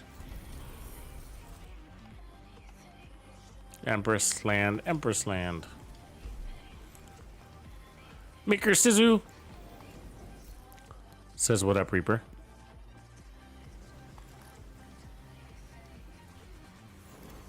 Supply room access unlocked. Okay, but isn't that dumb? Can we just? I see what you're saying, divisive, but what? What's the point? Does not hurt your head a little bit? What's the point? Does not confuse you why we even have expertise? So what am I gaining?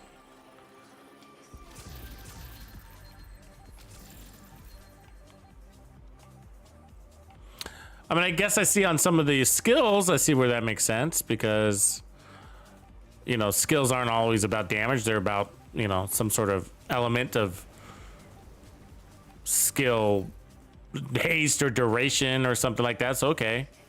So for the skills, I get it. But it's at the cost of me giving him a more pain in the ass enemy. Right? So, cool. I get a little bit stronger skill, but... or better skill, I should say, but at the cost of my enemy becoming even more Terminator than they already are. Like, why would they... That's such a dumb system. All right on Arcane. Me and the Diamondback, we have issues. We have relationship issues. I take her out for a night on the town once every 3 or 4 months. She pisses me off and I put her back in a closet.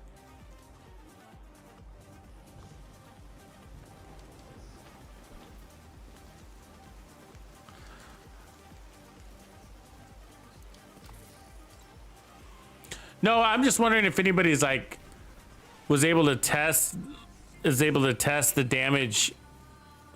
It's just a lot of work to do that, so I wouldn't be surprised if nobody's done it yet.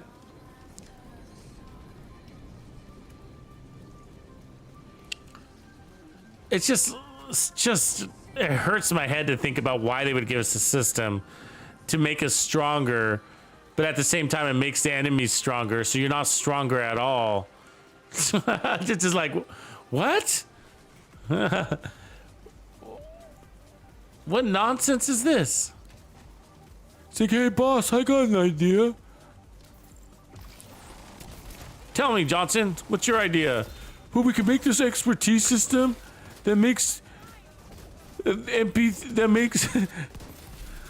division agents stronger. What's in it for the NPCs?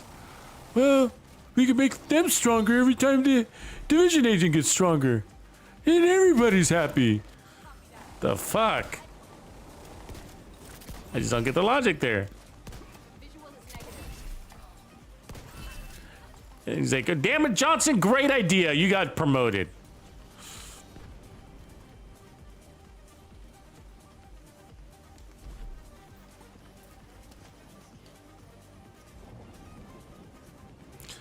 Does he? He actually admits to it? Jesus. Control point identified. Yeah, no, it is. It is. Exactly. Yeah, Biko, it is. Yeah, I think it is. So he's saying, do you think expertise is really level 50 gear in a disguise? It is. And maybe if I think about that a little bit harder, it'll make more sense why the NPCs scale. Yeah, I mean, we talked about that way back when. That's a good point, Biko, and that we were saying, like, we were all speculating if they were going to do Gear 3.0.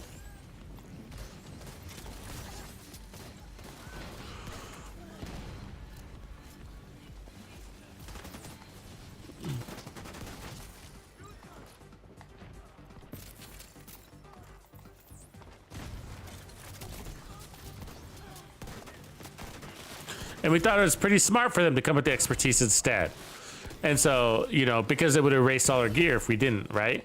You'd have to refarm everything. All your stash would be garbage. And everybody was upset about that when they did that back in the day. And so we thought the expertise system was a smart way to get around that. That's crazy what's happening right now, by the way. There's a lot of enemies in that room, you know? And I felt like more than there should have been. Don't you feel like there's more than there should have been in there? Check this out.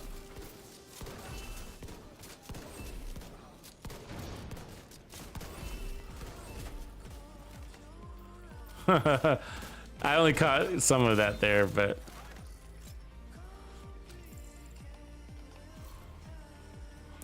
somebody's running an Eclipse build and it's really helping.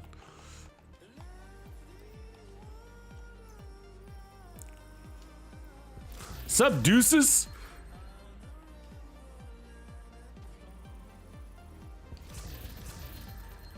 Yeah, right on, deuces. That's a good move. It's actually, you know, I had made an earlier version with the China Light and I did like it better. And I forgot that. I forgot about that detail. I forgot that the China Light I like better. So if you go with Perfect Glass Cannon, the advantage is that your bullets are gonna kill faster too, not just your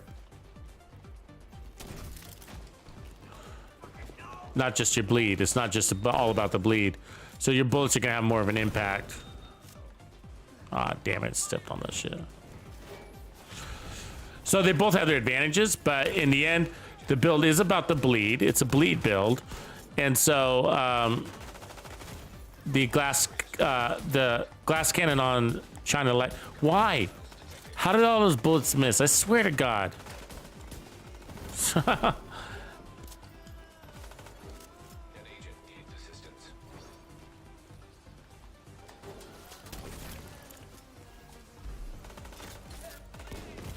I don't get what's going on. Like, Medical assistance. there's like a delay. That's what's happening. There's some sort of time delay in damage to me and to them.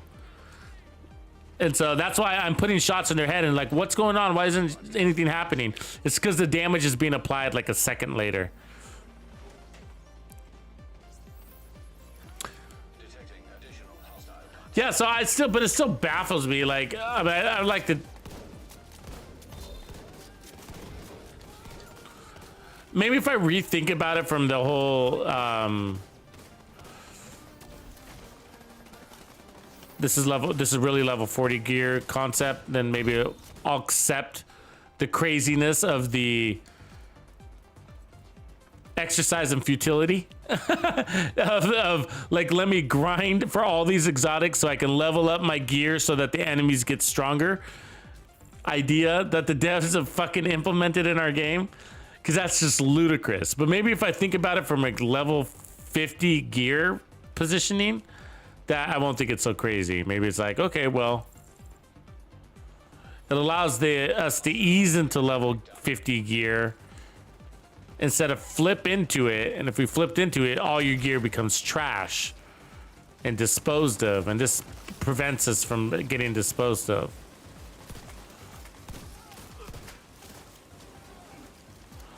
But at the other end of it,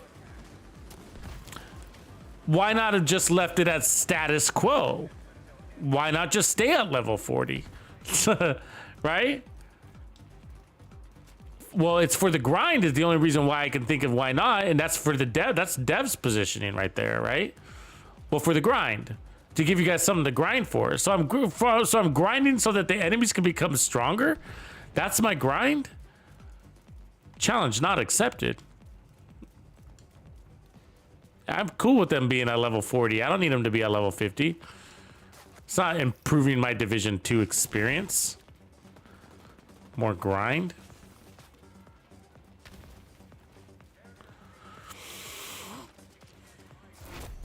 Heavily armored hostile detected.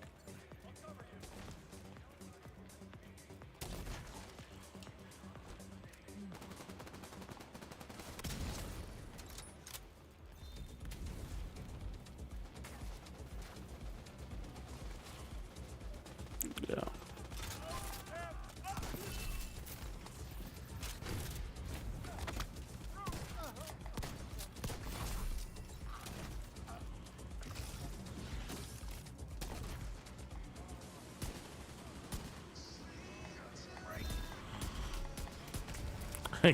I can't get a good shot on him. He's freaking out too much for being on fire. So you see how many shots it took me to kill him there? Like, it shouldn't have been. There's a delay in damage on that. And look at the way he ran too. There's something weird going on here graphically.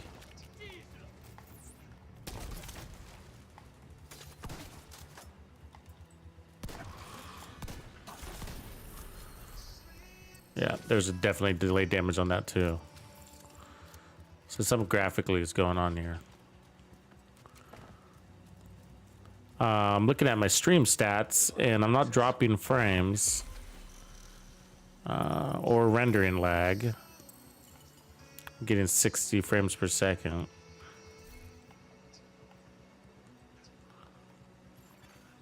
So it's the game. Control point in proximity.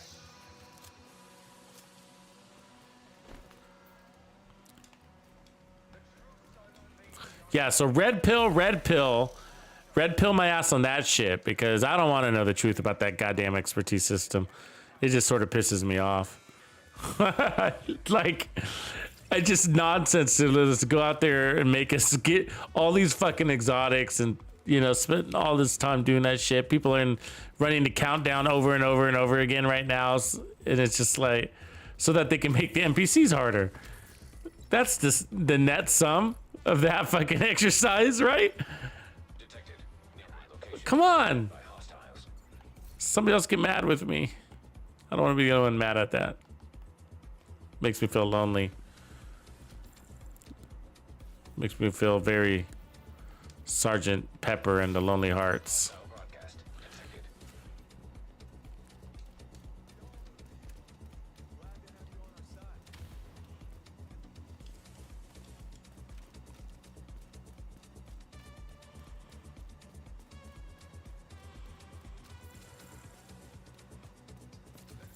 Heartland nuclear. Yeah, I'm disappointed by Resurgence. It's not looking exciting to me at all.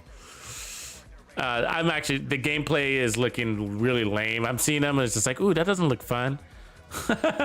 You know, it looks like the Division 1. I get it, it does, but it looks like a not as fun version of Division 1. That's the best, that's how I would describe it. A not as fun version of Division 1. And the only time I would play is like, I would choose Candy Crush or Shark Attack over the Division Resurgence. If I was stuck on a bus and had nothing to do, I would choose Shark Attack and Candy Crush over that game. Because when I'm in those modes, I don't want to invest. I don't want to invest in a grind and a struggle for a 20-minute bus ride home or 1 hour a day or whatever. You know, that's not going to carry over to my main experience of the Division 2, which is what I'm really looking forward to play at the end of the day. You know what I mean? Because that's what I'm really looking forward to playing. When I get home, I'm going to play the real Division.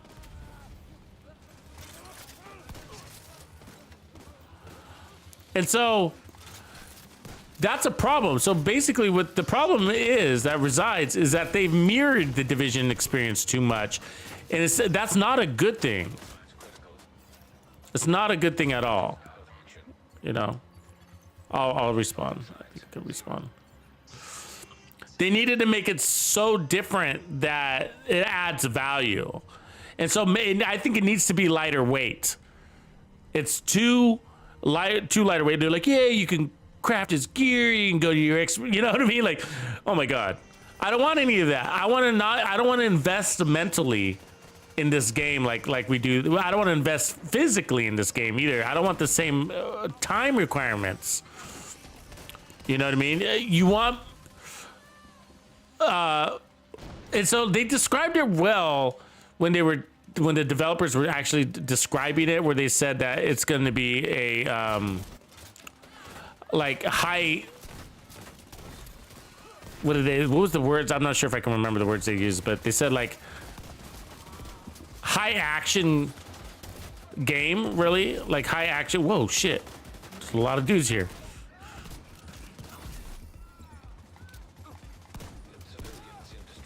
Hold on, let me kill some of these guys real quick.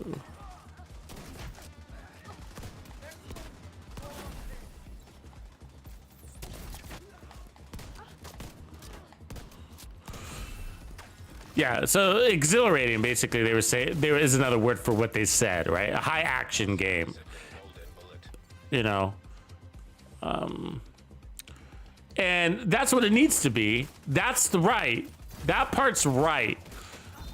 But I think they also, the word, and I hate to use this in a video game, okay, in context, but the reality is it needs to be somewhat mindless, I think, to be successful in the mobile environment. Because that's the one thing that a lot of these games have in common, is that they're mindless. You don't have to invest your mentally into it, which is perfect for the environment in which you are playing this game, right? If you're watching a movie, okay, here's an example. Like, how many of you played Candy Crush? Probably a lot of you, right?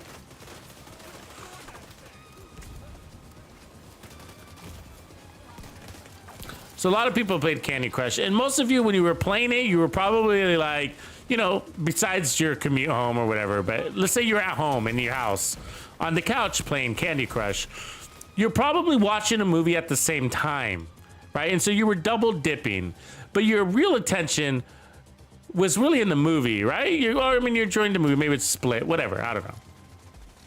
But my point is, in order to do that, you're sort of like, you know, So something's got to give, and it's the game. It's got to be a little bit mindless, right? You got to be able to play it free flow and not have to be fully immersed into the experience, you know. And Candy Crush did that for you, right? Like, that's what made it so great.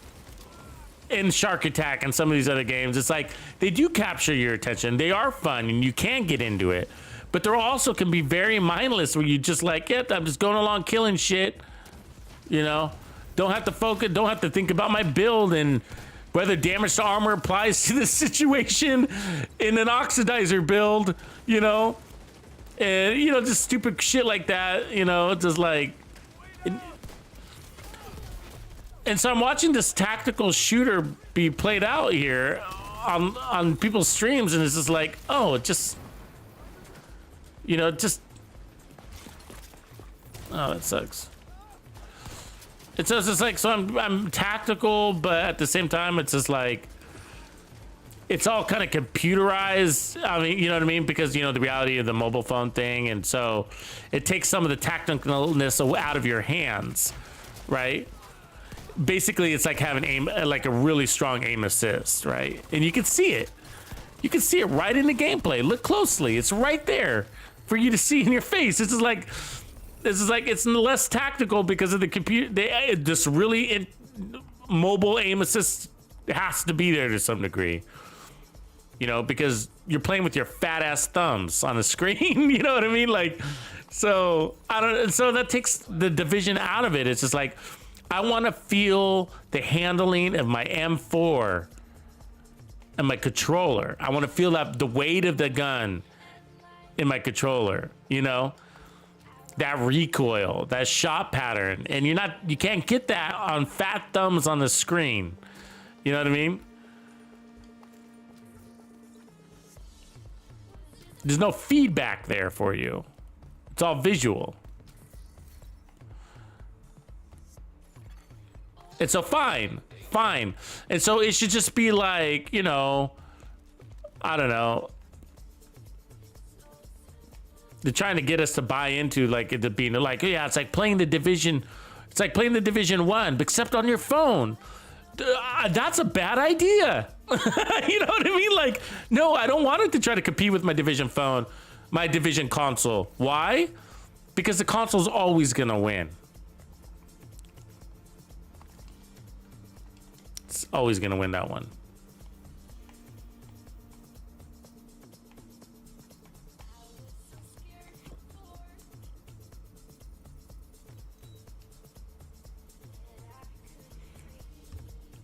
Yeah, I'm not into mobile games anyways either. It's just like, I'm really not, but I'd give it a shot, and I'm still planning on trying it, of course, for this community's sake and, you know, and all that junk. But it's just, I think that it's a bad move. It's just a bad move. Now, for us, okay, and so for us, because we're already Division players, so I wonder, you know, for people that don't play the Division, then yeah, they're not gonna have this, you know.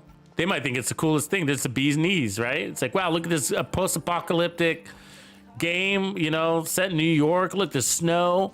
This is fun. Cool, I got the shield thing. I can bang it on the ground. You know, that's cool. These skills. Ooh, you know. You know, I see that. And then people were talking about, you know, in other markets, you know, so if they're trying to break into some emerging markets, you know, outside of the US and stuff like that, where mobile games a little bit have more life. Then I see that. Okay. So, but I'm talking from our perspective, from an experienced Division player, mostly Division 2. I have way more hours invested in Division 2 than Division 1. I would say it's, yeah, no, it's going to be nothing but a disappointment for the most part. It's just going to be like, it's like the expertise system. It's just like, why am I gonna go in and try to level up this other character on a whole that doesn't carry over? We've been asking for this whole time. We've been asking for cross-platform. They won't give it to us, and this is why. Because I don't want to fucking grind again. You know what I mean? Not gonna grind again. It's like losing your account and starting the Division 2 over. What would you do? What if you lost your account today? Would you actually come back to the Division 2? I don't think I would. and I love this game. But it would be a sign. You know what I mean? It would be a sign. Because, you know that running joke, like, hey, is The Division your first video game that you've ever played? Like, oh, you're fucked, right? I guess this game is really addicting, and no other game really stands against it. Not even Call of Duty Modern Warfare. Like, if you get into this game and you really uncover what it's about, then you learn that, like, wow, it is the game of the third-person open world looter shooter. It's the king of them all, you know? Yeah, it's got its issues. I'm not saying it doesn't, but when it comes to the category, there's nothing else out there like it. I don't know. I never really played Destiny though, so I think I logged in once and I was like, "What's going on?" So weird. I think it's the alien part thing that always throws me off in the alien games. I rather play like military tactical near future or current timeline, if that makes sense, instead of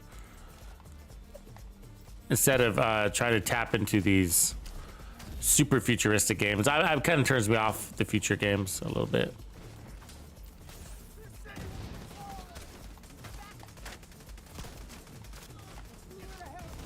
God damn, it took that pain, that explosion to the back. Heal up from that shit.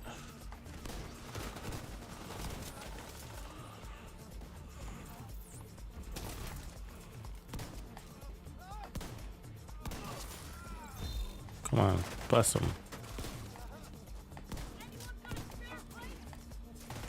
I like our Reaper. Reaper is funny, man. That's not what you did.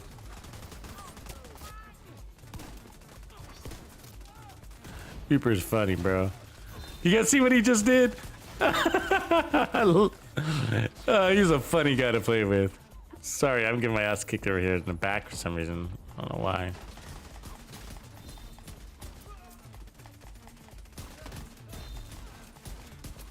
God, these guys are tanky as fuck. Thank you. So, Reaper was... there was like a big mob that came out, right? And so Reaper ran and he jumped downstairs and then came back up the other staircase and then behind the enemies. It was just too funny. Too funny. Yeah, they've seen it. They think it's funny. It's probably not as funny me repeating it. But it's like, I saw what you did. That was funny. Because I saw him run away. I was like, oh, there goes Reaper. It was like, all right, I got it. I'm holding the ground. And then there he comes up like immediately. It wasn't like 10 minutes later. He's immediately went around. That was funny. That was super ninja. It was like I could make a series about that, the not so sneaky ninja, because it wasn't sneaky at all. It was funny. It's just funny. And then he's wearing the Santa suit on top of it, which is just inappropriate on January 2nd, right? Inappropriate. Creepy. Creepy, as a matter of fact.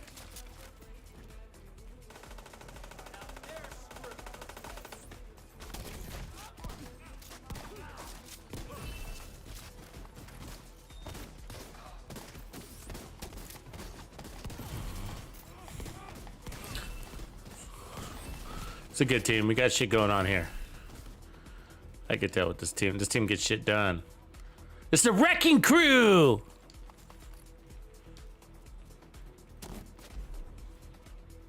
We're coming, we're coming.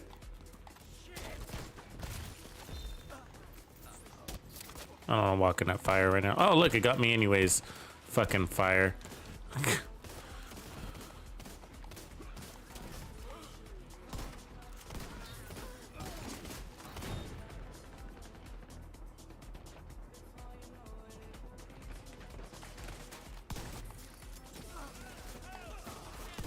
Don't you love when you're taking damage from an enemy and they're not even pointing at you? The Chungas do that, right? Have you ever seen that from a Chunga? It's looking at a completely different direction.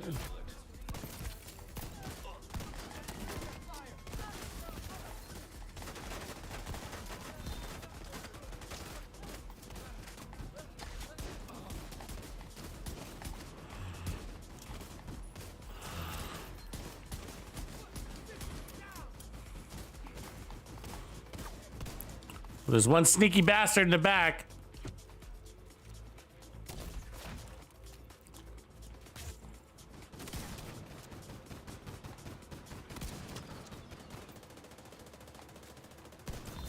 I think I'm gonna make a general announcement too, like it's inappropriate to be wearing your Santa Claus outfit after January 1st. And then I'm gonna put in small parentheses, Reaper. Matter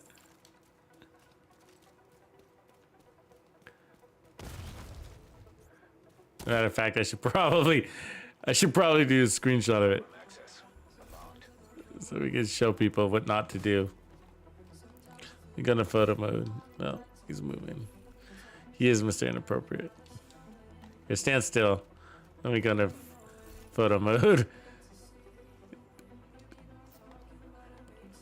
It's like, how did it to stop scaring children? I got it.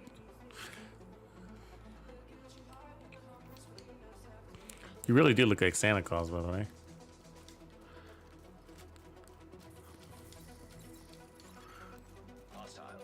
Yeah, you'd have fun with this build. I was saying earlier, though, like, you know, it is challenging build to use. I was saying earlier that some people will put it on immediately and they'll be like, oh, I died like all the time.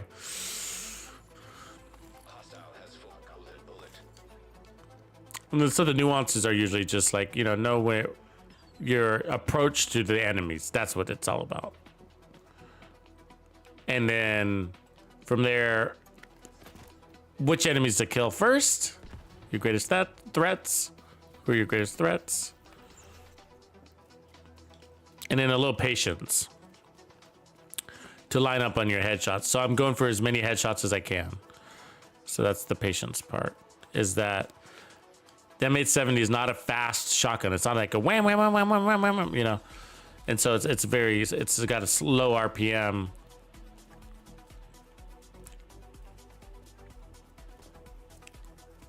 And then you got the Hunter's Fury thing that's setting off this disorientating enemies, and so you need to wait for them to recover a little bit so you can get that headshot lined up. Otherwise, you'll accidentally hit them in the the shoulder or something like that.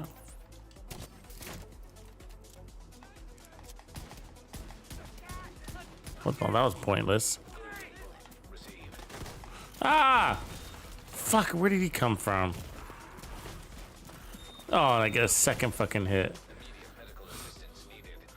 I think I survived it because I was healing.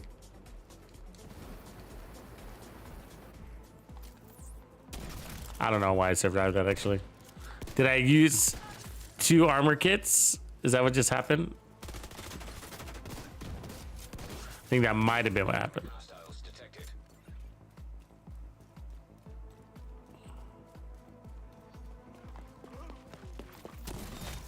Fucking hugger.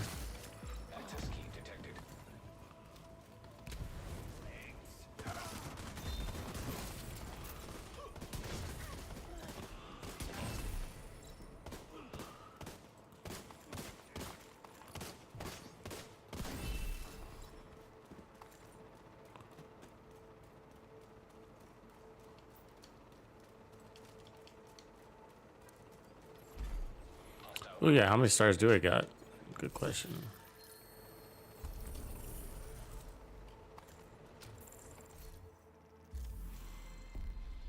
$48. We doubled since we last checked. Good. Should be getting them more now. Playing in group.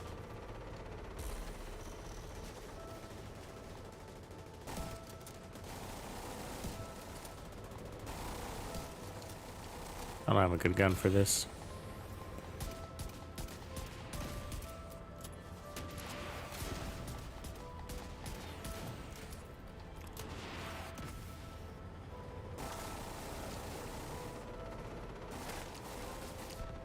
Got it. I think I did. No, maybe it didn't. If you hit the targeting system, it freezes him for a second. It's like an EMP. Oh, whatever. Fucking dick. Help me.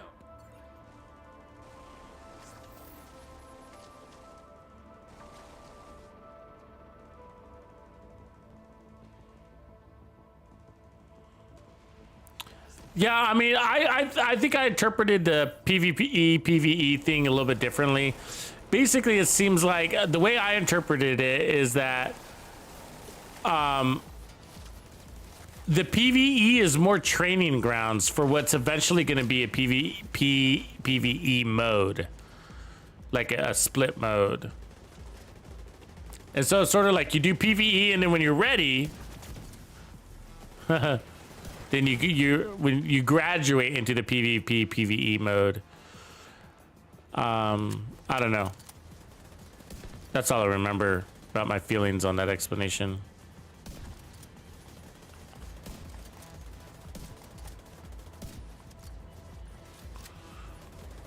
But things could have changed since I last saw that too, for sure.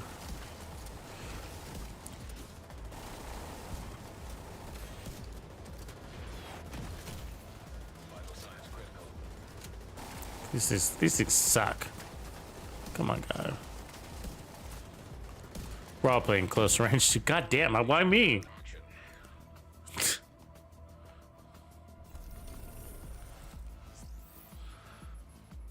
Why is it always killing me?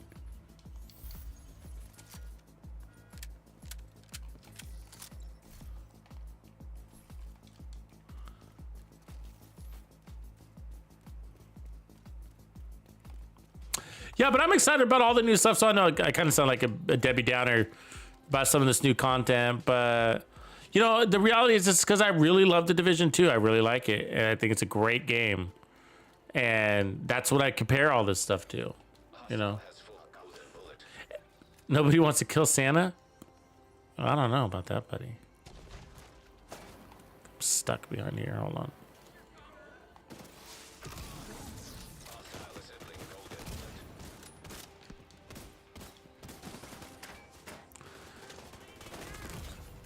I just saw that movie Violent Night, and there's a lot of people that really want to kill Santa. I don't know what to tell you.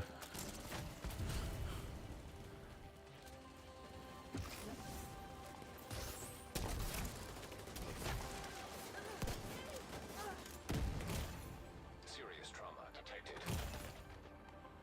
Gonna have to use another armor kit. What the fuck? Gone through like all our armor kits.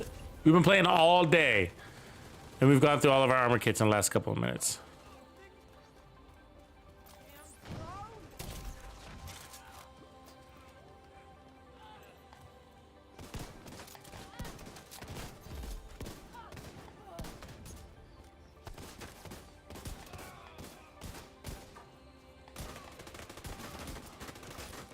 Like, are you guys seeing the delayed damage in there? Or am I imagining this shit?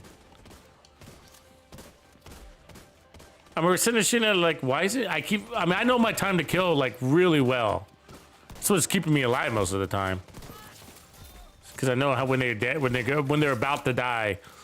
Because you're taking and that kind of sounds funny, but the reality is like when you're playing with these strong shotguns, you're taking such big chunks out of their health, like it's very big chunks that it can be deceiving, right? Because they have full armor, and with a single shot, they have no armor.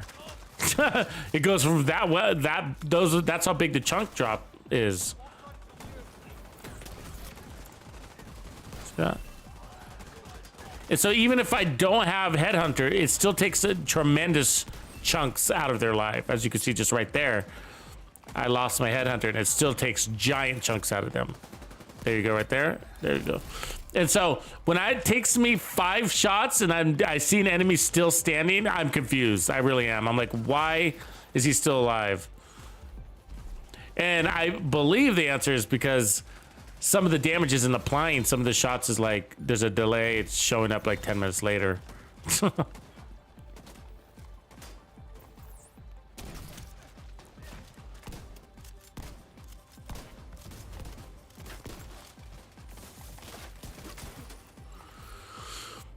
And that might be sometimes because you're applying so many different things at him. Like the other guys were shooting like the Scorpio buff, right? The Scorpio buff. And so the game is like sitting here trying to calculate what to apply first, you know? Or something, I don't know. I'm giving the game excuses. Completed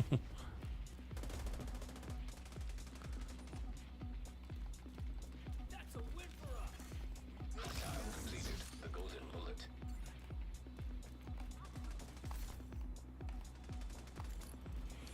Yeah, but I'm desperate for new gear though too.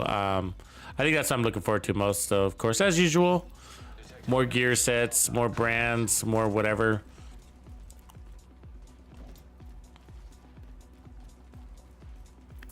I'm just deleting so much. It just tells me like god rolls too, you know?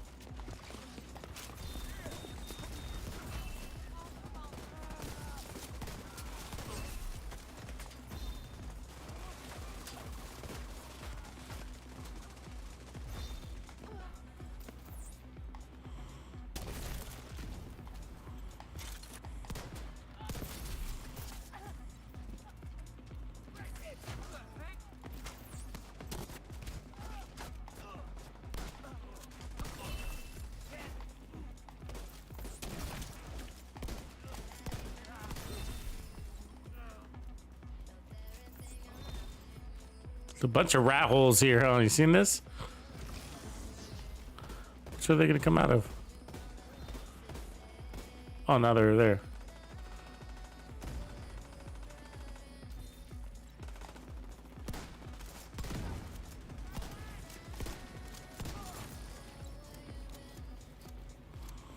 They're all open. It's hard to say which one they're gonna come out of. Heavily armored hostile That one. detected.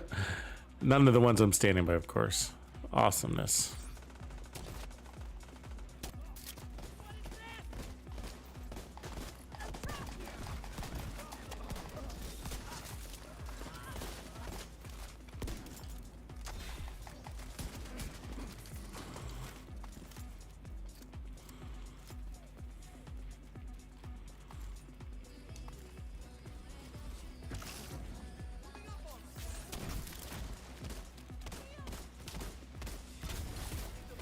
This guy's fucked. Super fucked, right? He had every status effect possible. Reaper's taking down satellites. Golden bullet being assembled by hostile. Unlocked. Satellite shooter.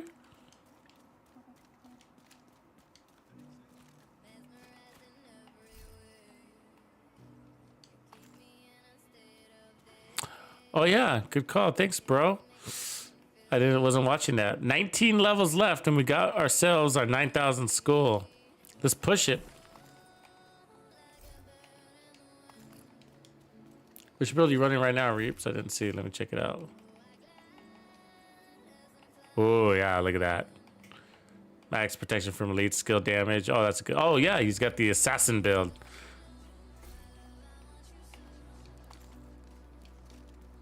Got a hitman build on. Then crushes. Or a variation of it at least. Or what looks like it. I haven't run that in a while. I've been meaning to actually.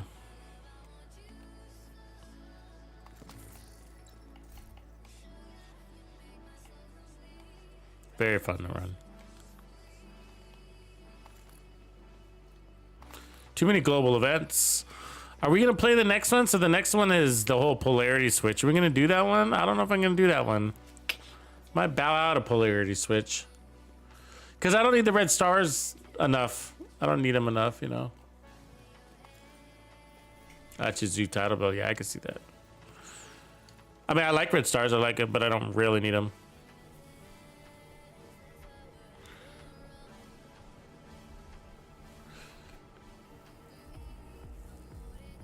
That's a good question, Alex Slate. I mean, I don't know. I mean, most of us playing, you know, on heroic. Challenging is fine, though, you know. Lords Ronks, what up? Lordsy? Happy New Year to you too, man.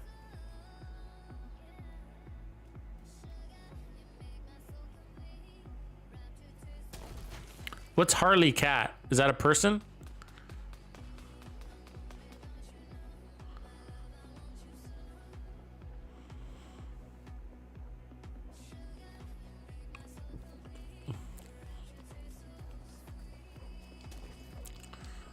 I don't know, man.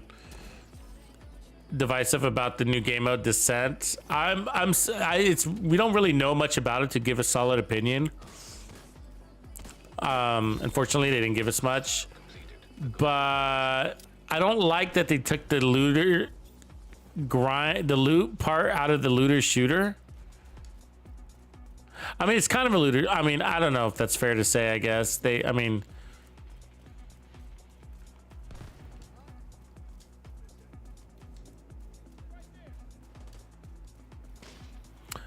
took the builds part. Is that what I want to say? Is that the better way of describing it? Because basically, you know,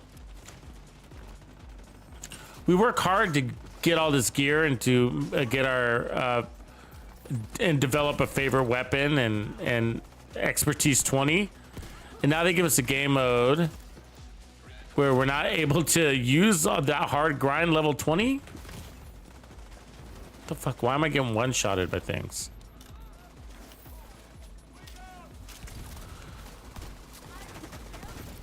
You know what I'm saying? Does that make sense to you? So, okay. So I just spent the last several months grinding my ass off to get to level 20 so that I can get these weapons to level 20, and then I can't use them in this game mode. What the f... Why am I frozen?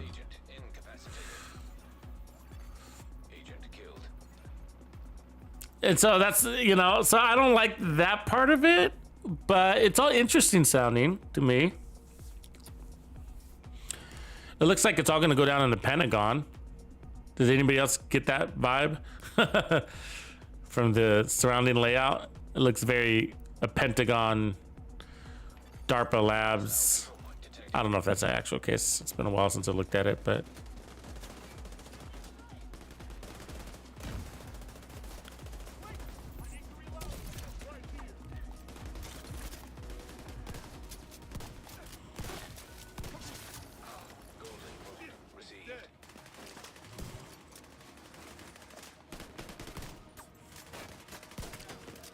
Damn, bro. Take it easy.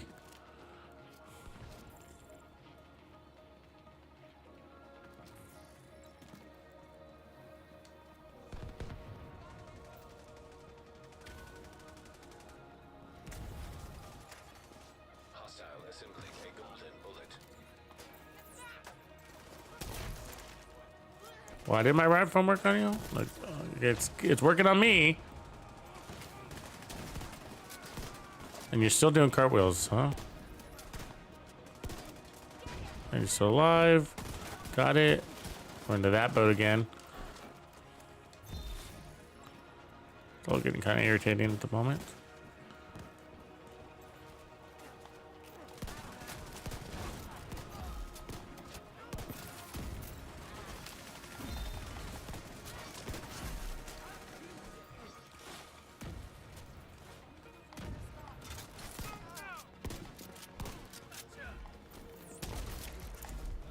Okay, enough with the circus act, buddy.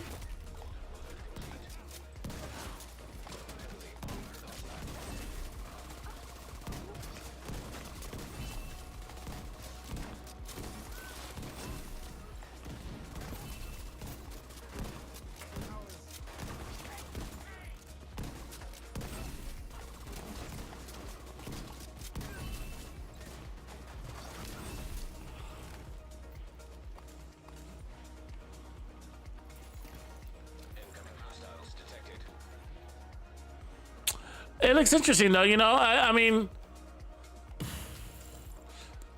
I'm a solo player at heart, I guess, and so there's, you know, there's that part of it that intrigues me. And we got so many solo players in this game that I think that's good for the community. It caters to that. If it is solo, they haven't really confirmed or denied that, really, right? It just seems as though it's non-cooperative.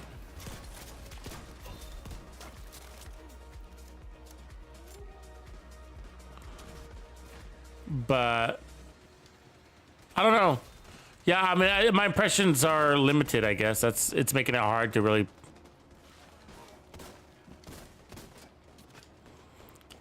I like the idea of a journey to Rogue, and maybe some lore behind it would be really cool. And how expansive is it? I mean, does it not remind anybody of? Look at this fucking bubble wrap, dude. The Division 1 Underground, does it remind anybody of that at all? I'm not the best to judge that because I don't have that much experience in that game mode. I don't have any experience in that game mode, as a matter of fact.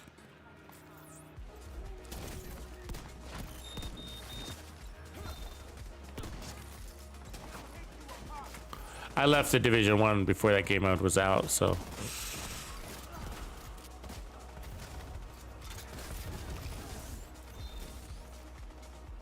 Where are these enemies coming from? How'd they get by us? Sneaky little guys.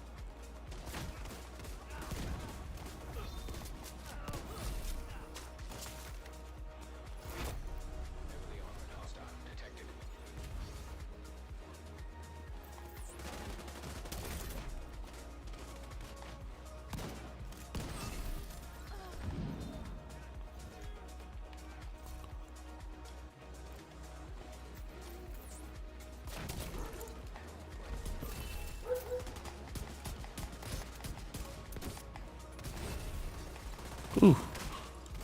Took forever to pop that shield up.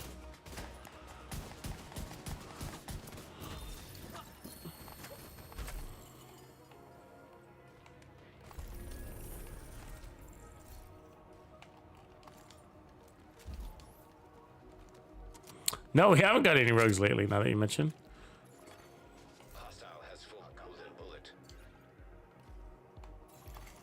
Supply room access unlocked.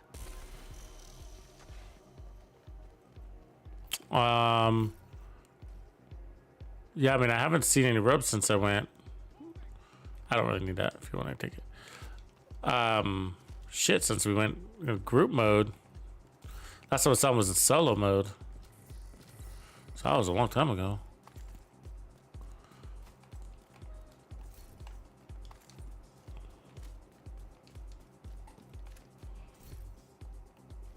We haven't reset the map since then. We just cleared it all almost.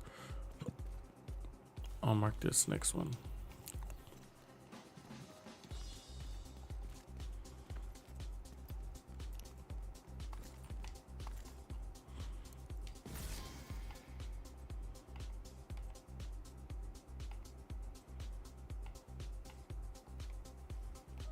Nope.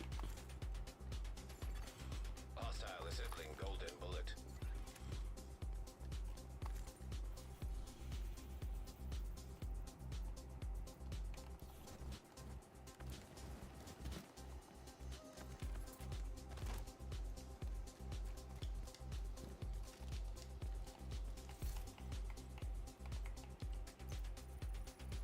Now we're getting to that point where everything's filling up really fast.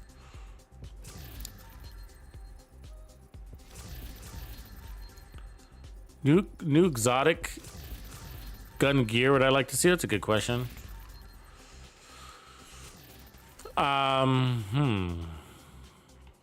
Is it the? But I would like them to fix some of these other exotics. I guess I'll start off by saying that.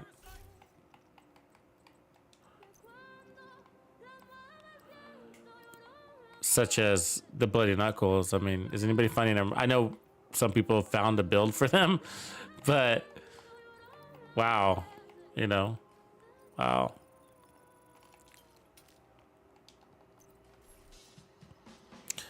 And let me tell you something, if the only use case for certain gear is in raids, then that's a very bad thing. And I'm talking about stage left, you know, and stuff like that. Like, it's like a very small percentage of people do raids in this game. It's like, I mean, the old stat, I don't know if it's still current. It was like 1% of the player base would do raids. I think technically that it was only 1% of the player base that completed a raid, technically. So, you know, either way, even if that's grown to, let's say, 2%, if that's doubled in population to 2%, then that's still bad if the only people that are using a certain gun or talent are raid players, because it's just not a very large amount of people. Oh, really? Slam that shot, buddy.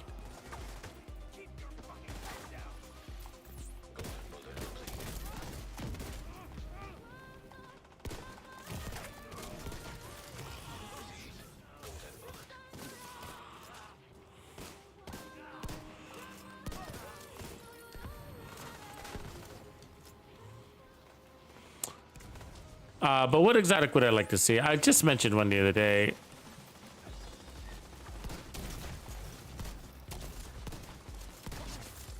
Was it a sniper rifle I was saying?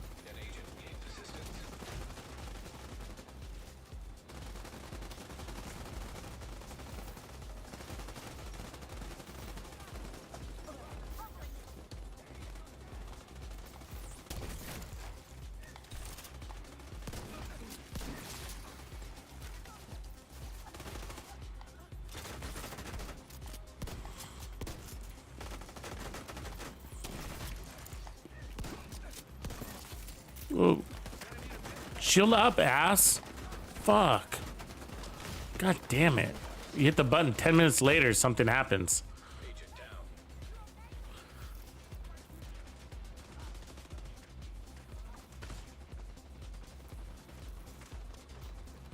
Not if you're wearing your fire retardant pants.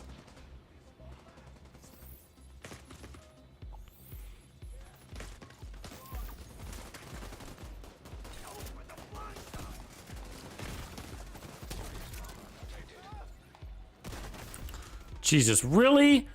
The fuck?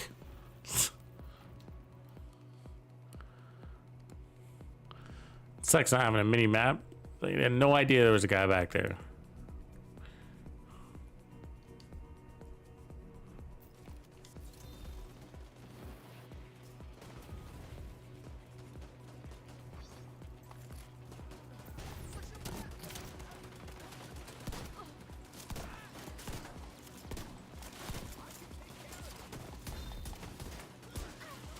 God damn it.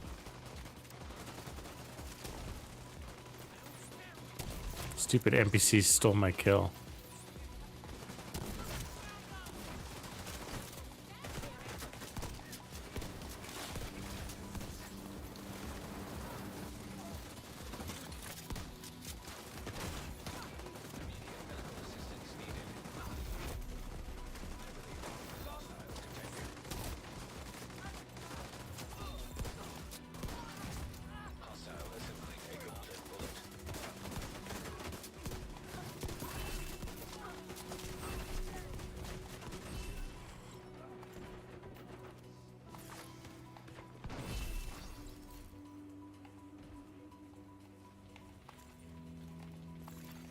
Detecting additional hostile contacts.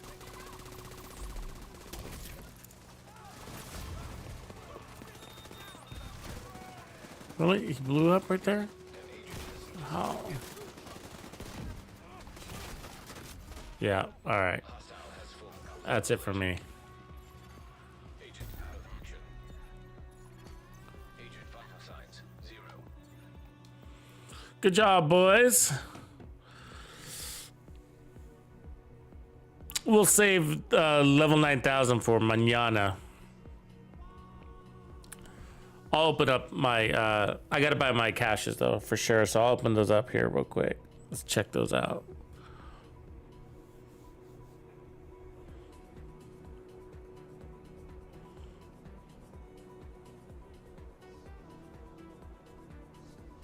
It's weird, and like I'm feeling this lag in the game, and it's just really frustrating. I don't know if it's minor enough that like I'm questioning whether it's really there, but it's prominent enough to where like I feel like you hit the shield button, and then the shield comes out. You know what I mean? It's like that. It's just like there's this pause, and it's just like it's irritating the fuck out of me. everybody's shaking. And it feels like this, like almost that screen is lagging too. Like my visuals are lagging as well, but I don't know if it actually is. It's just, maybe I'm just tired. But, okay, let's, I gotta get rid of some of this other crap first here real quick.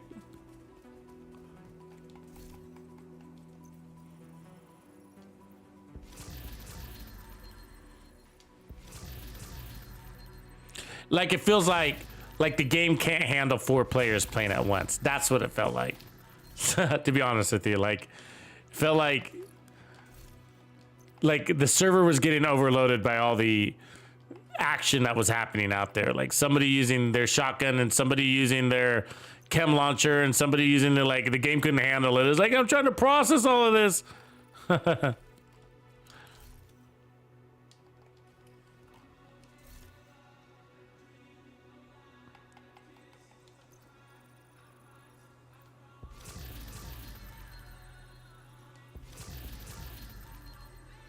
I'm still thinking about that exotic question, you know? Like, what exotic would I like to see? Now, I mean, that's always hard to say because that's a tough question because the exotics are so creatively created, right? You know, and unique. But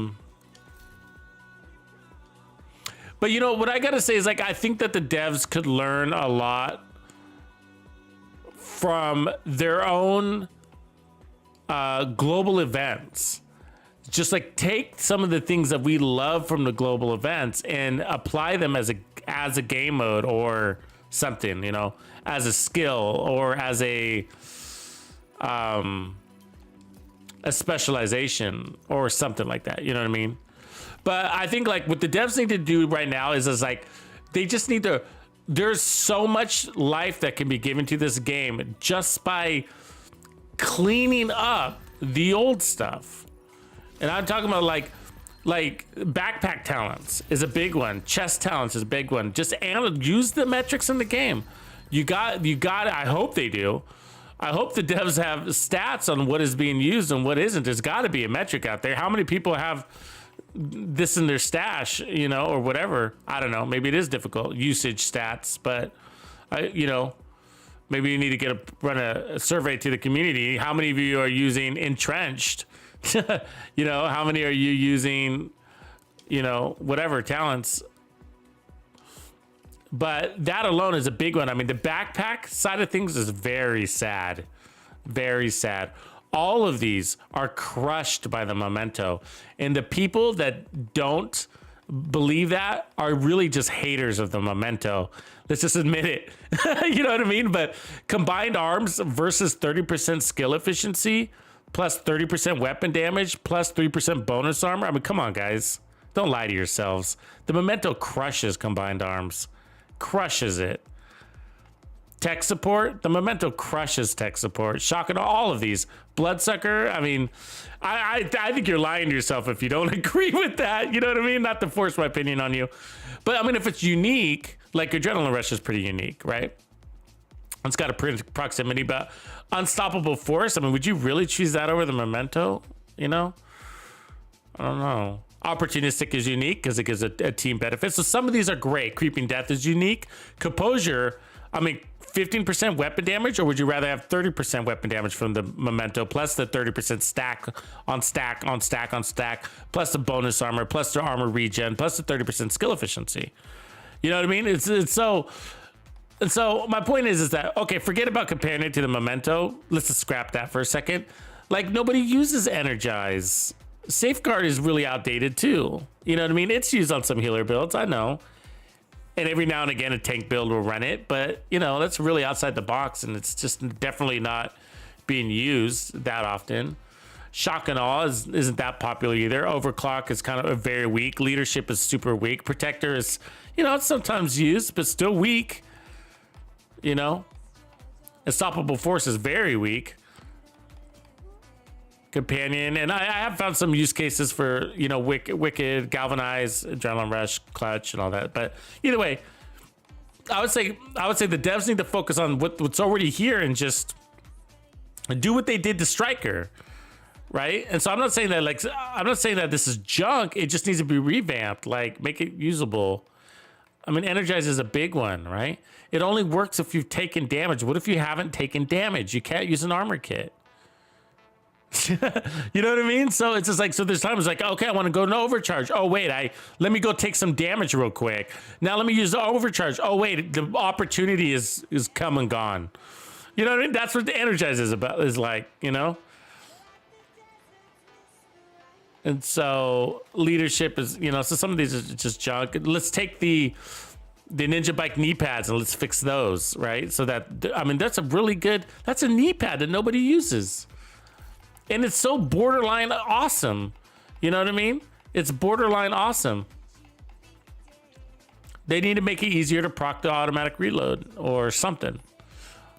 Or give us another, you know, make it a stronger bonus armor thing or something. I don't know.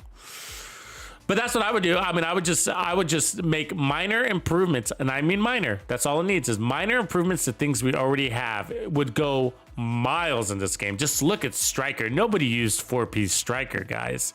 Nobody used 4-piece Striker. I felt like I was the only one with a 4-piece Striker build, not to toot my own horn, but I was the only one for the 4-piece Striker with this 4-piece Striker build, like in video. You know, and I made it for the Bighorn. This was back in the day. It's like one of my first videos. I was like, I made a 4-piece Striker Bighorn, and nobody was running 4-piece Striker. Nobody was. And so it was like, and then the devs changed it, of course, for the good. And now everybody runs 4-piece Striker, and nobody runs 3-piece Striker anymore. When you run 3-piece Striker, people point and judge you. You know what I mean? In a bad way. You know what I mean? And so all for the smallest tweaks, right? The smallest tweaks go a long ways in this game just because we desperately need them. And so I think that's where I would focus my attention for the devs, is to be like, look, guys, man, the veteran players would be so fucking happy. And they're your influencers. They're the teachers. They're the professors. You know what I mean? You want to make the veteran players happy. And I think the devs have that's a hard choice, because it's hard to make us happy as a veteran players, because we're so demanding on what we need and what we want. And so it's really hard to, and so I feel like the devs position is like, let's just give up on the veteran players, because we're not really going to make them happy, and we need new players anyways.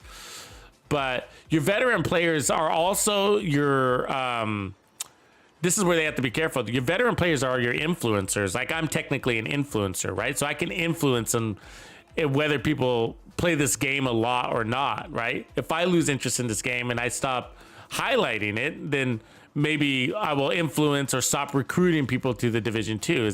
That's somewhat what I'm doing. You would notice if you saw some of my comments where people were saying, hey man, if it wasn't for you, I wouldn't be playing this game. You brought me back into this game. Oh, Tux, I was bored of this game and I unloaded it, but I saw that build you run and it got me re-excited, you know? And so those make me feel really good too. I'm like, oh good, my work is making an impact. And so I like that.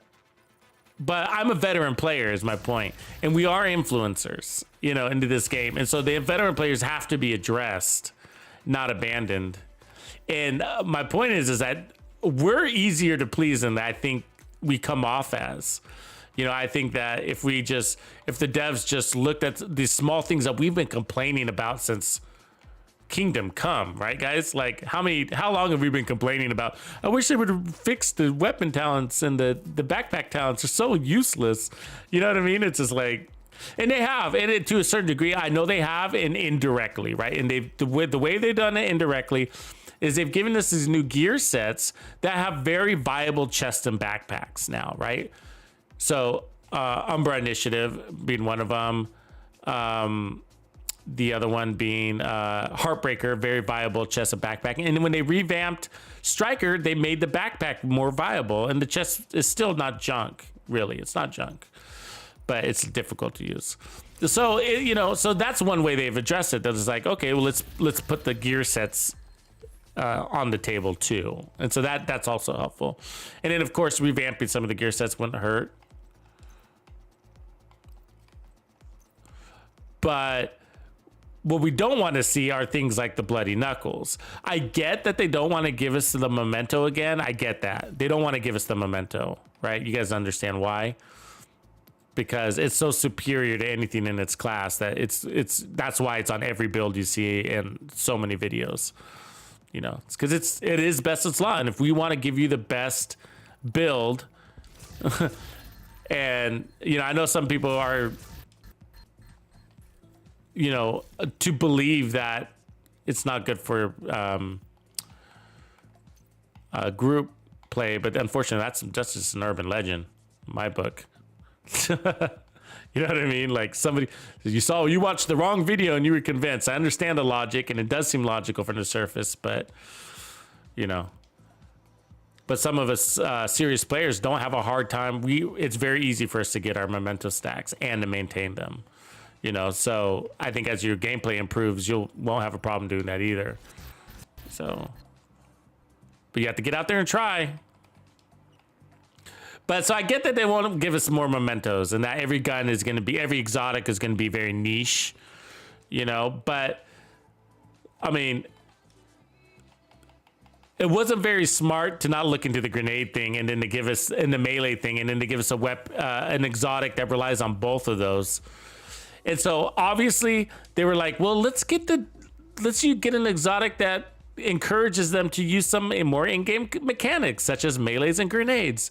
You know, I love that idea. If you would improve those, there's a reason why we don't fucking use melee. You know what I mean? Because it sucks. You know what I mean? It really sucks. Even if I was a tank, it sucks. The reason why is because I'm the one that gets meleeed back and I get staggered. And it's not very fun to get staggered, even if you're a tank. You know what I mean? So it's just like, they don't get staggered, but we get staggered. It's just like they run faster, but we run slow. You know? Their Terminator tanks were super squishy. It's just like, you know, I get we're the underdogs, but we don't have to be an underdog at everything. Absolutely everything, you know? So fix the melee situation. Fix our grenades so that they're more viable in this game. I would love to be using my grenades more. Or give us some C4 and some other things like Call of Duty. I mean, people are hucking C4 in Call of Duty. Right, and stuff like that, right? So give us some other things besides these grenades. If the grenades are going to suck so bad, give us some other things, you know? And of course, the specialization weapons. These aren't bad. The specializations aren't bad, but, you know, they could use a couple of minor tweaks to them. The TAC 50 is very viable. I would like to use it even more, but they've done a decent job. There's a lot of specialization ammo dropping just around the way. I mean, I could do a whole legendary mission and not run out of specialization ammo. Not using it full time, but using it at least once every checkpoint and the whole legendary mission. Never run out of specialization ammo. So I think they've done a good job with making sure we get that stuff. But the TAC 50 is a special case though, because it can one shot, one kill, where the other ones can't. You got to use full mags to get anywhere. But so yeah, that's my advice to the devs. I would say. It says massive. If they were listening right now, I'd be like, hey, just look, like you will please new players to come and veteran players that have been here for a long time just by doing what you did to Striker, but do it to all of our old existing talents. You know, revamp all of our existing talents. That would go miles to just look at those talents and be like, how can we make Bloodsucker better? How can we make Energize better? You know, like can we replace it? I mean, bring back some of the old stuff that was taken away. Maybe we need to reconsider that. And I'm talking about passive talents, holstered talents, you know, and stuff like that. And then of course the stash issue is a big deal. That needs to be decided. That needs to be figured out. The stash issue is why we lose players, really. You know. I mean, the quality, it's a serious quality of life issue when I have to spend an hour every day instead of playing the game, figuring out what to delete. Every day. So that's what I do before you guys see me in my live streams. I spend at least a half hour finding something to delete. before I can live stream. I can't live stream until I find something to delete. And so I need a minimum of 10 slots in inventory in order to live stream. Otherwise, I'm going to be stopping every couple of minutes to figure out, like, what could I delete so that I can pick up this one piece of gear? Or, you know what I mean? Like, I can't grab the gear and go, grab the gear and go. I'm going to have to stop and analyze every gear piece instead of just grabbing it all and analyzing it all later at the safe house, you know? And so, like, so that's another thing the devs need to do. That's a major issue. I'm not the only one that does that. Before I can play the game, I have to do my chores. You understand? You know, quality of life, it's a big deal. They need to figure that out. I don't care how they do it either. I don't give a fuck. Just save me some time. And I've always, and I look to mods. I look to mods. I think there's something that can be creatively done with the mods, you know? Like skill efficiency in the mods, and then scrap things like skill haste and skill damage, and that would allow me to be like, I never need, you know, I'm going to decide to never get Hannah U anymore because I'm going to just use skill efficiency mods, you know? And so maybe it's a bad thing, maybe it's a good thing. I don't know. That's not real well thought out, but I feel like there's something there in the mods department. We could just start combining these things. Like, they was really smart introducing skill efficiency. I think that came the first time with the Memento, right? It introduced skill efficiency. It didn't exist before the Memento. So they had to explain that a lot when we got it, I remember. So skill efficiency came with the Memento. It was the first time we saw it. And it combined all the things, skill haste, skill duration, skill damage, skill health, and all that. And so I think we need more of that. We could possibly consolidate gear sets like Wyvern. You know, like Wyvern's not that valuable. You know, it's really not.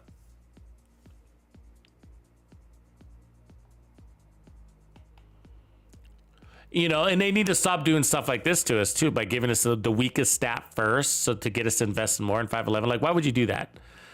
That's just nonsense, you know. And it's not the only gear set they do that to, right? Like, look at Empress is another one. I don't think I have one on me. Empress is another one that they do that to, right? Empress International. But they give you skill health first, and it's 10% skill health. It's not that helpful, that 10% skill health. I haven't found 10% skill health to like be make it or break it on a build. I don't think I have an Empress right now. It's all my other stuff.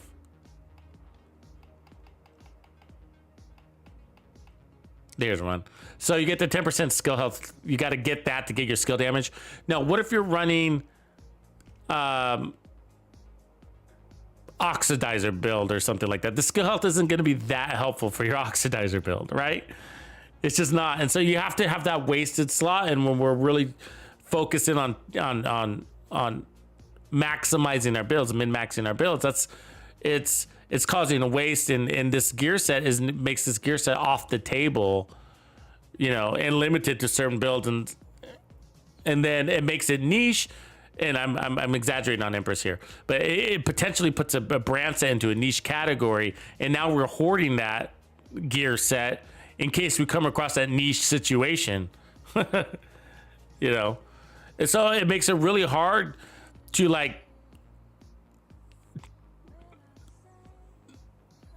hone in on sets as like globally applicable, you know, which we used to have. Like Wyvern used to be globally applicable. And now I see Wyvern is really weak. Like 10% skill damage to me. Like, who cares about 10% skill damage? Who cares? You know, it is not the cherry on top anymore. Like when I'm running the Memento, like I can give a crap about 10% skill damage. I'd rather have 1% armor regen from Bellstone. And I keep saying the word Memento, so sorry about that. I know, it's good questions though, Divisive. I can go on for hours.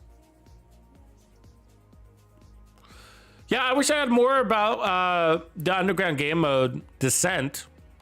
All we got are a couple pictures. So, you know, it would be unfair for me to judge it too much from those pictures. I got more questions than answers. More needs to be divulged in order for us to come to some sort of helpful guidance to the devs and community on that. But The only thing I would warn to Massive would be do not stray too much from the core of what the division is. And in the raids, I think that's why the raids aren't as popular as they could be. It's because this is a looter shooter and they took the looter part out of it, you know? And so I think that a lot of us would be more excited to do the raids if it was one easier to group up onto. And that's challenging for a lot of community members. And luckily we have a community that makes it easier, but not everybody's savvy of that or able to participate. But either way, you know, you got to find the 7 other participants, right? And so that's always a challenge, but what are you going to do? That being aside, there's not much loot in there. And it's a conflict to have loot. I get that. So, you know, I think there needs to be like a star system, a vendor, a raid vendor would accomplish that. Or I think that there was really smart what the devs did with this requisition vendor here, right? This was one of the smartest things I saw come out of the devs. Holy shit. You know what I mean? I got 1,500 credits. People have thousands of credits here, and really good items can be purchased with those credits and named items. You never have to play a global event anymore, guys. Ever, ever, ever, ever. You want to farm named items? Go to Countdown. It's probably better. You know what I mean? For some of these global events, for sure. So, like this is a really smart system. I think the raids should tap into this, you know? And maybe in the DZ too, I don't know. Consolidate all that crap into a single source of loot, you know? I don't know about the DZ thing. I understand we need to encourage more people to go into DZ. So I get that. But that's smart, and I feel like the raids should have some of that stuff in there too, because that's one of the things that keeps me out. I'll be like, you know, people would be like, people stop inviting me to raids. A lot of times I always say no all the time. And part of it's because like, no, I'm farming for this build. I need to be out here. I can't spend 3 hours raiding, you know, and not get any loot, targeted loot. Like I can't, you know. I don't have that kind of free time.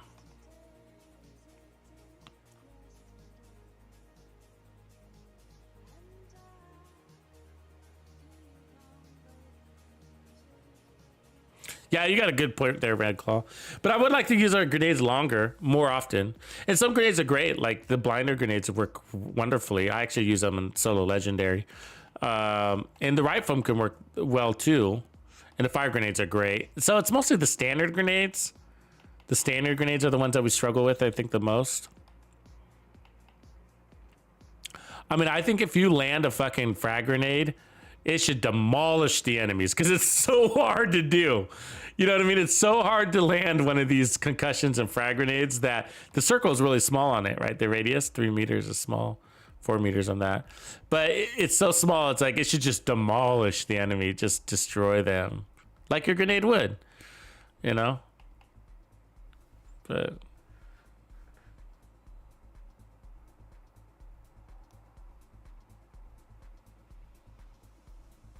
cool, everybody. Appreciate you hanging in there and listening to me as I talk your ears off.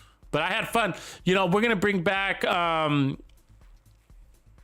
that Baba Yaga build that we were talking about earlier. And so the Baba Yaga was a variation of this build that we're looking at right now that we did today. Spent the majority of the time on today. We did rifles earlier, of course, but it incorporated 2-piece Brazos and the Hunter's Fury backpack, which I rarely use. And so I think that's what we'll kick off with tomorrow. I doubt I'll be playing oh, here's a backpack. There we go. Move to inventory. I doubt we'll be playing the game mode tomorrow, which is polarity switch. It's not one of my favorites. I don't know. We'll see. Excuse me. We'll see how the day goes. But I might be focusing on other things, some build up stuff. So the specialization revamp, like I think the biggest things were to I mean, all the other stuff, the skill, they were saying they were going to redo the skill tree so that you can have like this unique path to help develop your character, you know, and that sounded nice, but that wasn't really what excited me. And I think that speaking for the whole community, I think one of the biggest things was the separation of skill from specialization. That was a big deal. And that alone would open up a lot of builds too. So I'm a big build diversity guy. And so that gets me. So for example, like I can only use the Banshee Pulse with Gunner. And so what if you could use Banshee with Technician? What if you could use the Artificer Hive with Gunner? What if you could use, you know what I'm saying? The Artillery Turret with Technician. That's the biggest thing I think just make that one change. And I think a lot of people would be really happy with that specialization. And so I get that they paused this whole specialization revamp for some future date because it's a big endeavor. So big that changing it could break the game. It's almost like recoding the whole game by changing this shit. You know what I mean? I could understand that without having to see the code. You know, trying to revamp all of this shit is like making a new Division game. They might as well make Division 3, change the specializations. Games are developed off of this concept, if you think about it, right? Like the COD players have specialization. What do you call them? Characters, right? Specialized characters. Am I saying that right? I don't know if I'm saying that right, but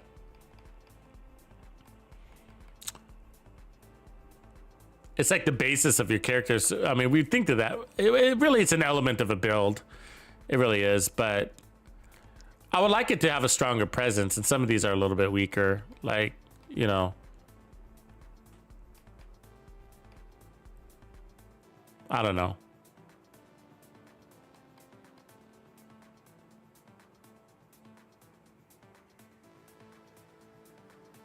And I would like probably a little bit more well-roundedness to them too. They all have one defining element, and I think that makes them kind of weak. Obviously, the whole weapon selection thing is fucking nonsense. You know what I mean? They'd be like, "Hey, let me go back to the White House just so I can select SMGs because I decided I want to use an SMG. So now I got to go all the way back to the White House to fucking deselect shotgun and blah blah blah." You know what I mean? Like, you know what I mean? So you can't rotate weapons on the fly without weakening yourself. You know, and so that sucks. These all need to be filled and be all full-time filled, all of them. Easy. Code that in tomorrow. Really easy to do. And it's not going to break the game by doing that. I'm sure it will make some sort of glitch, but you know what I mean? But I think so. One thing, there's always one defining thing besides, so the one being the skills. So let's take the skills out of it. But the defining thing is usually right here, right? And so for sharpshooter, it's breathe control is the defining thing that makes sharpshooter pretty amazing. And then obviously survivalist is the armor protection from elites. Sorry, protection from elites. Demolitionist is explosive, more explosive damage. Also ignore explosions is kind of neat, but it's more explosive damage, right? That's why we run it. And then technician, we run it for the skill tier. The additional damage robotics is also helpful. There's always a second thing, of course, but this is the main reason why we run. And so I would like to see more defining things than just this one element, you know. And they try to do that down here, but this is also nonsense, you know. Like I got to choose between repair skills and skill damage. Like, God forbid, what if we run a skill repair and repair skills and a turret? What if we run it? You know what I mean? But if we're running both, do that as damage and repairs, so we're, you know, weakened on that concept. Gunner has armor on kill, and the flamethrower is really the shield. Actually, the flamethrower is missing one. You know what I'm saying?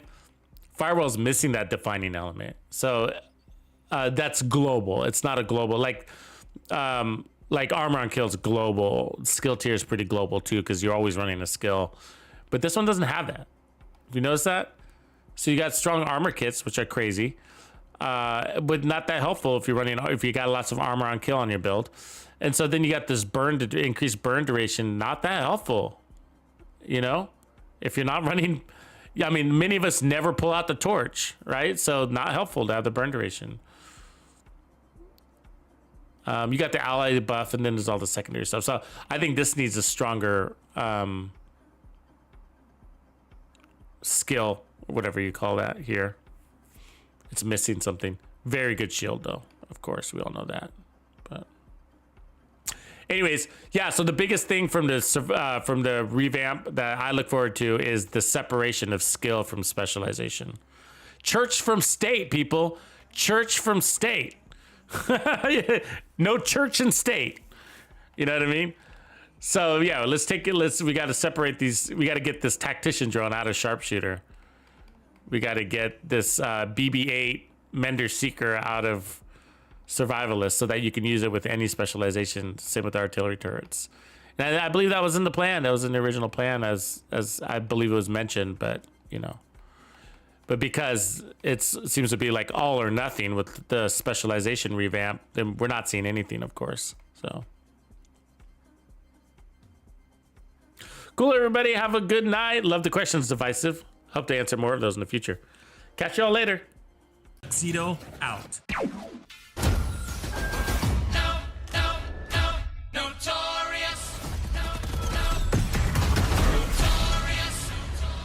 Raw flows, and that's how it goes.